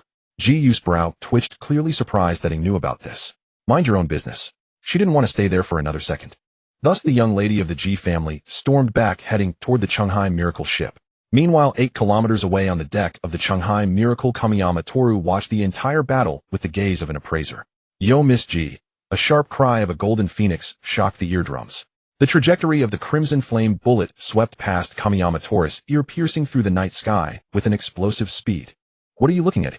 Ji Yu coldly brandished the classic firearm. Did this young lady permit you to watch? Huh. Kamiyama Toru chuckled helplessly. Isn't it just a fight? I came out to watch. Get lost. Ji Yu's attitude toward Kamiyama Toru was clearly worse than toward Ing. Thus Kamiyama Toru sighed softly, then gazed at Ing, tentatively proposing, I've heard your name for a long time. How about we spar tonight since I'm free? Bai Yu casually retorted, aren't you in a hurry to gather 100 billion? I'm almost there, probably in about 2 hours. Kamiyama Toru replied leisurely, what about you? No goals. Implicitly questioning Ing about his purpose for lurking around the Chunghai Miracle. Bai Yu naturally couldn't answer, as he was indeed just here to tour the coastal island area. Come on, let's see the strength of the Eastern Empire system. Bai Yu's eyes were calm, yet dangerous, causing shadows to intertwine around his arms, transforming into a terrifying 9-meter blade. Very well. Kamiyama Toru smiled confidently, as the saying goes, you don't know someone until you fight. He then raised his left hand, materializing a special bank card, and offering it to the system. Let's sacrifice a small amount, starting with 1 million in gold value. As the words fell, the special bank card dissipated into light blue particles, and the cool sea breeze tousled this young gentleman's golden hair. Light and airy, it seemed as if a corner of gold was revealed. And then, Henshin, the supreme and precious golden armor, descended upon the world, a glorious melody, crowning the birth of a king, opening its golden eyes that illuminated the world. As if a massive existence with great quality pressed upon the world, all bowed before Kamiyama Toru. Wealth, nobility, and the masked rider of gold elegantly bowed to Ing. Is this masked rider authentic? Bai Yu sensed that Kamiyama Toru's aura differed from that of the evil exterminator, seeming not to belong to the masked rider system. Not authentic, it was bought with gold. After finishing, Kamiyama Toru consumed his gold value, and a golden classic firearm appeared in his hand. Disregarding the gold color, it was identical to Ji Yu's classic firearm. Bai Yu. Ha ha ha. Kamiyama Toru proudly struck a Chinibyu pose. This is the power of gold. 24K pure gold replica, masked rider and classic firearm. Do you understand, sir? Kamiyama Toru's gaze held the pride of a new generation, a rank player, filled with meaning. As long as you have enough gold, even a god can be replicated before your eyes. The upper evolution branch of Drank power substitution, the A-rank Gold Emperor, emerges with gold. Miss, I think it's necessary to report some current situations regarding the casino to you. Go ahead. Ji Yu withdrew her gaze from the distant battle, speaking to Ji E on the phone. The queen may have been drawn by other players. For 640,000,000 IUN all in. Victory. In the center of the first floor of the casino, a silver-eyed girl with white hair rested her chin on her hand, surrounded by a massive stack of chips worth billions, along with the abilities extracted from several ruthless players. The white-haired girl with a gentle and warm expression said, "I'm still all in, the opportunity is fleeting. This is the only chance. If one could win against her just once, they could reclaim all the previously wagered chips, at once becoming the unrivaled leader in the casino. In this gambling game, a player's assets can be exchanged for casino trading chips. In other words, the immense heritage of this ancient casino, the vast reserves of the item vault, and the trading of high-tier abilities would all be within reach. It could be said to be a rare opportunity that hardly exists in reality. Yet despite this, not a single gambler dared to challenge her. This is only natural. For this white-haired player, regardless of her opponent's level or the game being played, she could win with astonishing luck. No relevant records. Are there high-tier ability users hidden in Europe?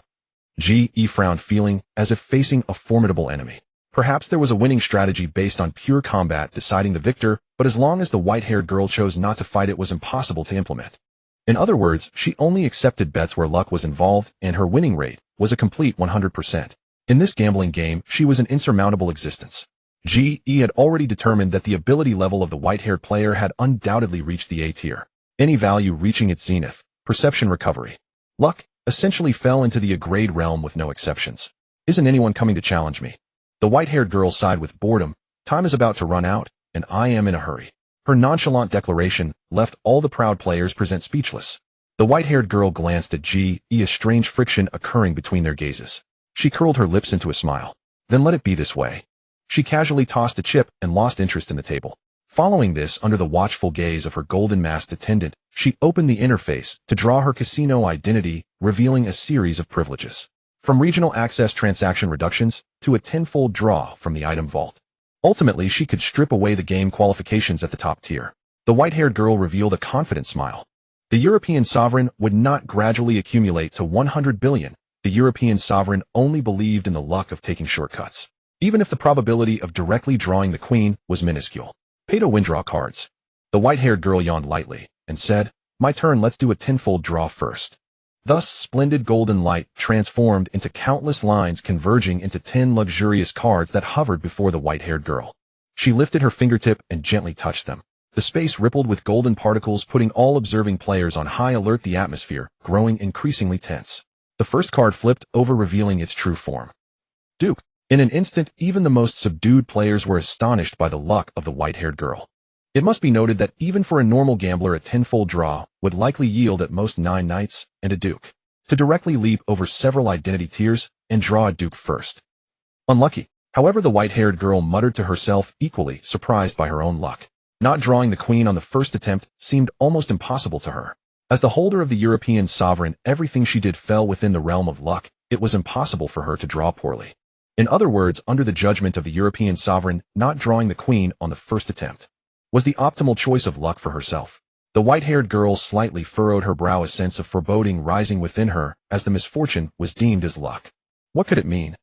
Yet she had no time to dwell on such matters.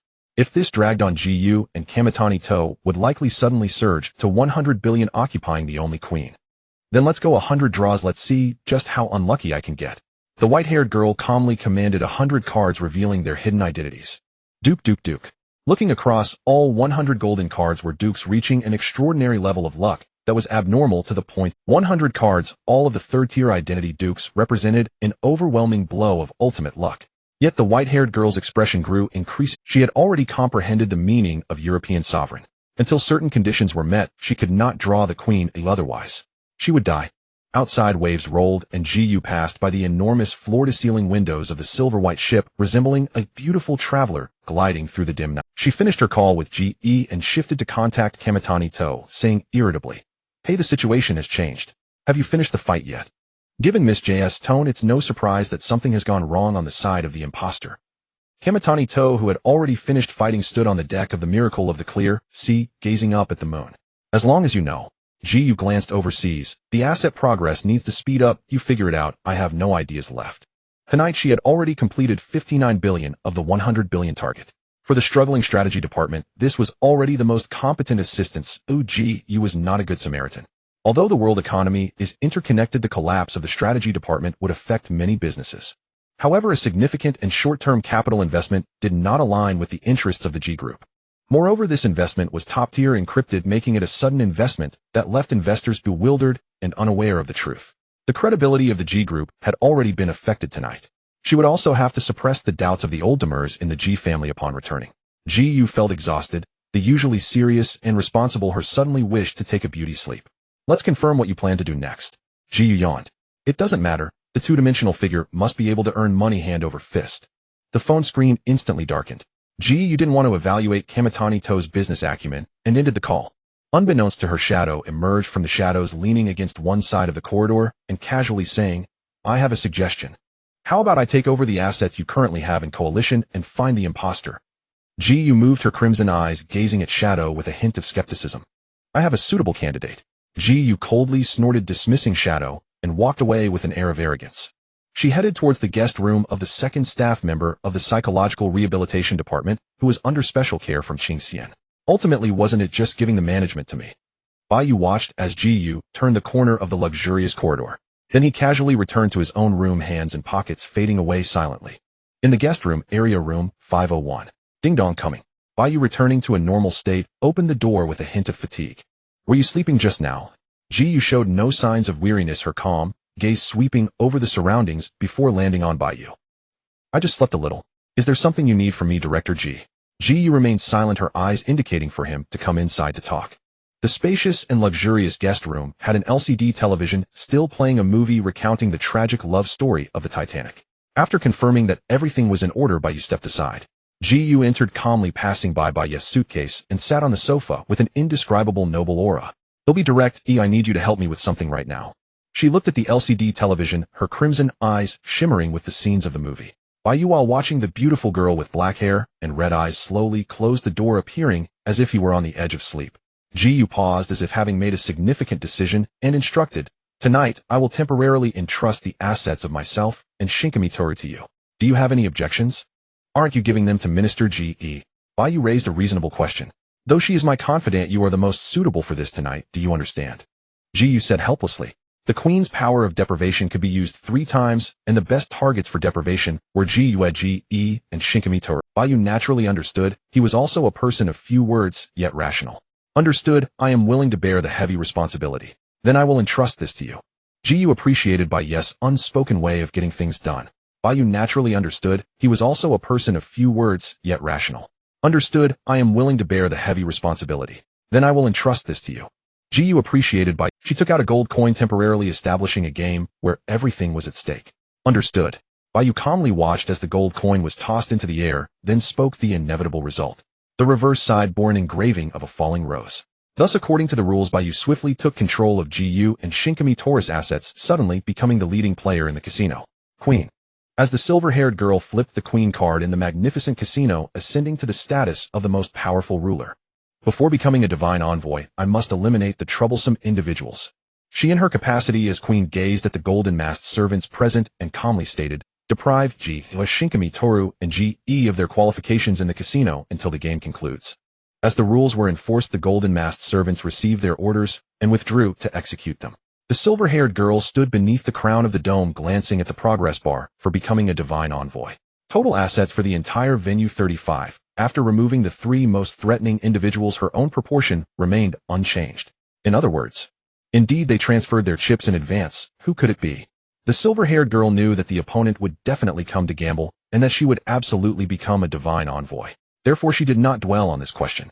She simply waited quietly in the resplendent hall for the arrival of the inheritor, enjoying the authority brought by her supreme status. An ancient golden clockwork device stood there, occupying a space incredibly spectacular and grand. Two king statues jointly upheld the sun, pulling countless cubic structures into a chaotic arrangement of 29 numbers. Although the night was deep, Luo Ro could not sleep at all, wandering step by step through the casino. For an ordinary person, suddenly realizing that their world was isolated was a challenging truth to accept. Luo Ro concealed this emotion deep in her heart, silently stroking the luxurious walls of the casino. Clearly, after the game ended, she would forget everything. No matter what she did, it would be meaningless. She was just an ordinary person. Then Luo Ro saw Bai Yu gazing up at the golden clockwork, seemingly contemplating its patterns. Bai Yu, fully activating his heightened senses, naturally perceived Luo Ro approaching and calmly said to her, "Didn't you say you were going to sleep in your room? Why are you— I can't sleep, I can't sleep, I can't sleep." She whimpered like a child wanting comfort, ethereal and delicate. "Staying up late is not a good habit." Bai Yu scribbled on a notebook. "Or do you need someone to comfort you to fall asleep?" Luo Ro adjusted her expression, revealing a warm and radiant angelic smile, innocently asking, "If I admitted it, would you come to comfort me?" "No," Bai Yu casually wrote a string of numbers. "I knew it." Luo Ro returned to a dazed state. With players and gambling, how could I possibly sleep? She was tired as she wanted to sleep, but couldn't. "No." Suddenly Luo Ro perked up, full of energy. "Bai Yu, do you think someone would bet on my player qualification?" "Bet on player qualification?" Bai Yu sighed. "First we have to face a question: what does the opponent want from this?" Luo Ro was taken aback. "Oh, that seems to be the case. Right?" Bai Yu was preparing to buy some winning numbers. "No." Luo Ro pumped herself up again. "How can a beautiful girl like me settle for being ordinary?" The blue-haired girl, perfectly poised, had exquisite features and skin as white as an angel's fallen feathers. Setting aside Su Shui, who was the world's one and only beauty, Luo Ro was indeed beautiful. The blue-haired girl, perfectly poised, had exquisite features and skin as white as an angel's fallen feathers. Setting aside Su Shui, who was the world's one and only beauty, Luo Ro could not help but hear Bai Yu's comfort, the brilliance in her blue eyes gradually fading. "Oh, I can't do it." She leaned weakly against the luxurious wall. Before long, Bai Yu participated in the number drawing hosted by the casino, watching countless structures evolve into the final numbers. With the 29 digits, Bai Yu correctly predicted the first 5, doubling the chips he had wagered. Not much, just a small profit of 1 million, which had no impact on the birth of the divine envoy. "So much money, aren't you hitting the jackpot?" Luo Ro was astonished and impressed like a stunned rabbit. Small bets are for fun, large bets can ruin a family. One cannot consider luck as absolute strength. Bai Yu temporarily stored the 1 million chips he earned with the golden masked servant, preparing to give them to Luo Ro. "I can't accept this, no way." Luo Ro hurriedly declined. "What's wrong with accepting it? Just consider it as if you won the lottery." Luo Ro never accepts such charity. However, the amount Bai Yu offered was simply too generous, as she was deeply touched. Then she was subjected to Bai Yu's hypnotic eyes, mercilessly putting her under hypnosis. After explaining some matters, Bai Yu calmly left the sight of all the gamblers, arriving at the open-air hall, where he could see the evening moon. Darkness descends, welcoming the mysterious. The title of Chief of the World begins to record this sequence of games. The contest for the birth of the divine envoy, led by the golden masked attendant, the mysterious player clad in a black coat, quickly arrived at the golden main entrance of the first level of the casino. The maid standing guard, and the players, each with their own thoughts, cast their gazes upon him. The grand door slowly opened and golden light, along with the clamor, poured out through the cracks, flowing to the end of the luxurious corridor's red carpet. The gilded crystal chandelier in the lavish dome made the vast casino appear as bright as day, akin to being immersed in the light of the rising sun. "Gamble everything you have, for the queen awaits you," said the golden masked attendant, making a final bow. Almost all the players realized that this would be— both sides harbored intentions to become divine envoys and possessed tremendous stakes, as should one side falter. It would mark a turning point in the fate of all players present. Upon officially entering the casino, they were met with an overwhelming player pressure: Class B, Class C, Class D. It would be more accurate to say that it was an A-class player initiating the game, capable of easily rewriting the fate of lower-class players. Gazing past the various sequential titles, his attention settled on the most central focus. The figure known as Shadow slightly narrowed his black eyes, ignoring the prying eyes of others, and with an aura of a powerful being, calmly stated, "Sometimes directly admitting defeat is a good thing. At least it makes things easier for me, doesn't it?" E-class rank 1, the chief. Oh. The white-haired girl, surrounded by a host of golden-masked attendants, was both a queen and a princess. Being overly confident can also be a bad thing, She chuckled lightly, while resting her chin on her hand. E-class rank 2, the queen. Rule 1: identity equals status. Gamblers must uphold the hierarchy.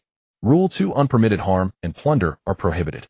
All observing players wished to prevent the start of this gamble, but the rules left them helpless, effectively at the mercy of fate. They felt a sense of absurdity. When did their fate become so entwined with the gamble between two E-class players? Absurdity indeed. The consequences of divine envoys ignoring the rules. All would become lambs waiting to be slaughtered. Caught between the sequential game and reality, it felt as if they were trapped in a transparent space, made of glass, able to observe, but unable to interfere. Three entities were isolated here amidst the undulating surface of the sea. Ji Yu maintained a composed demeanor, stepping beyond the void barrier, arms crossed over her chest. She stated calmly, "The queen has indeed been born. Is this the game you initiated, Camille?" The results of a night spent working overtime were surpassed by an E-class player drawing cards, leaving Ji Yu somewhat irritated. Camille sighed and then helplessly said, "It is indeed my negligence to have an A-class power user lurking within the Shanghai miracle. Do we have to wait until the game ends, or a divine envoy is born before we can leave?" "Let's wait for the game to conclude," Ji Yu said, her professional demeanor showing no hint of panic.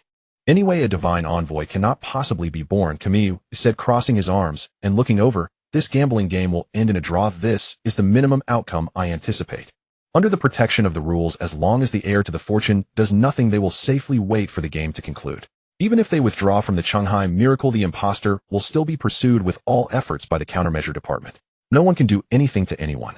Miss G, the heir you chose should be fine, right?" After confirming, Camille added, "I hope they aren't an imposter, otherwise it would be..." "Don't worry, I haven't misjudged anyone," Ji replied, glancing sideways with the sharpness of someone in power. However, Camille suddenly fell silent, gravely staring at a certain spot within the spatial crevice, his expression serious. Ji slightly furrowed her brows as patterns of a classic gun array began to manifest in her hands. What a familiar feeling. Ji felt a certain emotion being stirred. How did that thing breach in? "What are you all staring at me for?" Camille turned back helplessly. "It's not like I let it in. Aren't you masked riders the ones who love fighting that thing? Hurry up," Ji urged, her crimson eyes sharp. "You can't face that thing without any justice points." Camille was contemplating strategies and suddenly recalled that guy. Even among A-class sequences, the only one who could face it heat and unknown would probably be Fujitani Nika. Right now, who knows where he is hiding from debts? Wasn't it? Like owing several billion. Forget it though, the partners of justice can create miracles. Camille drew one hand out, grasping several golden bank cards, returning to the proud stance of a powerful being.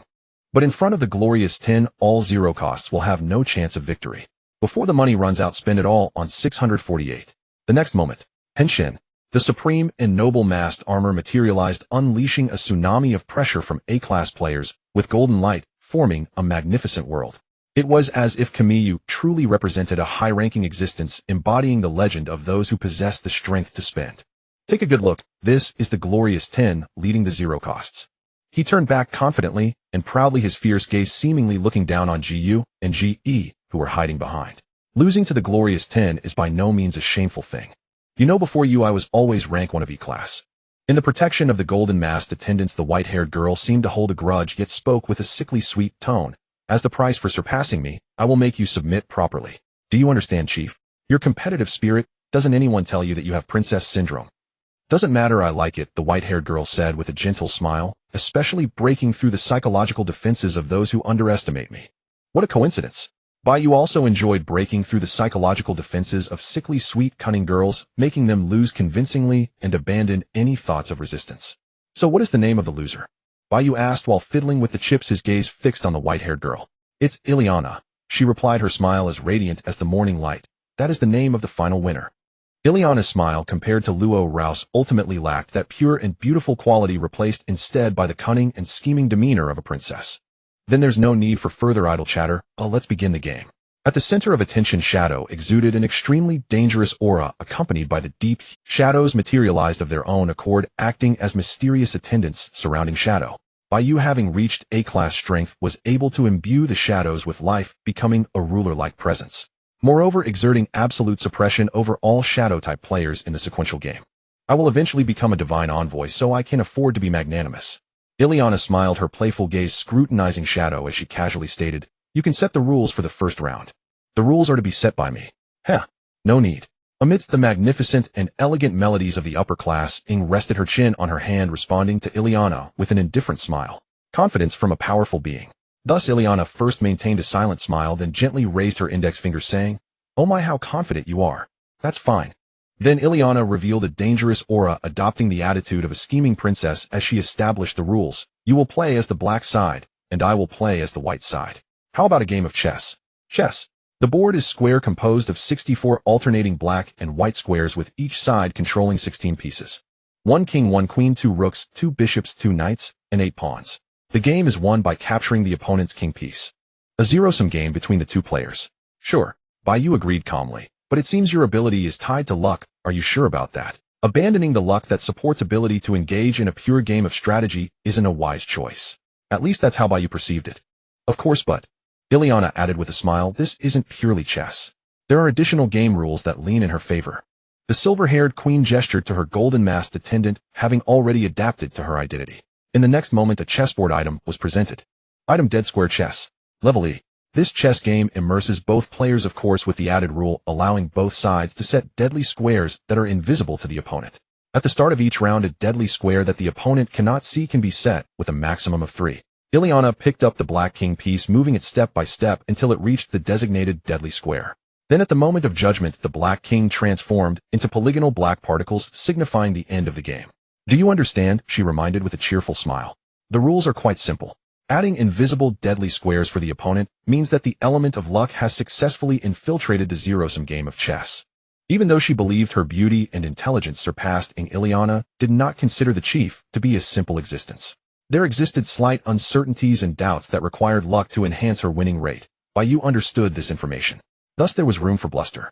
Bai Yu toyed with the chip, adopting the mysterious demeanor of a master, casually confirming, so the chip is a bet for— Not at all. However, Ileana in an unusual manner corrected him with a smile. Although it will ultimately be me who becomes the divine envoy, I still prefer to enjoy the process of steadily crushing my opponent, so let's set the chip at 10 million. She gently suggested.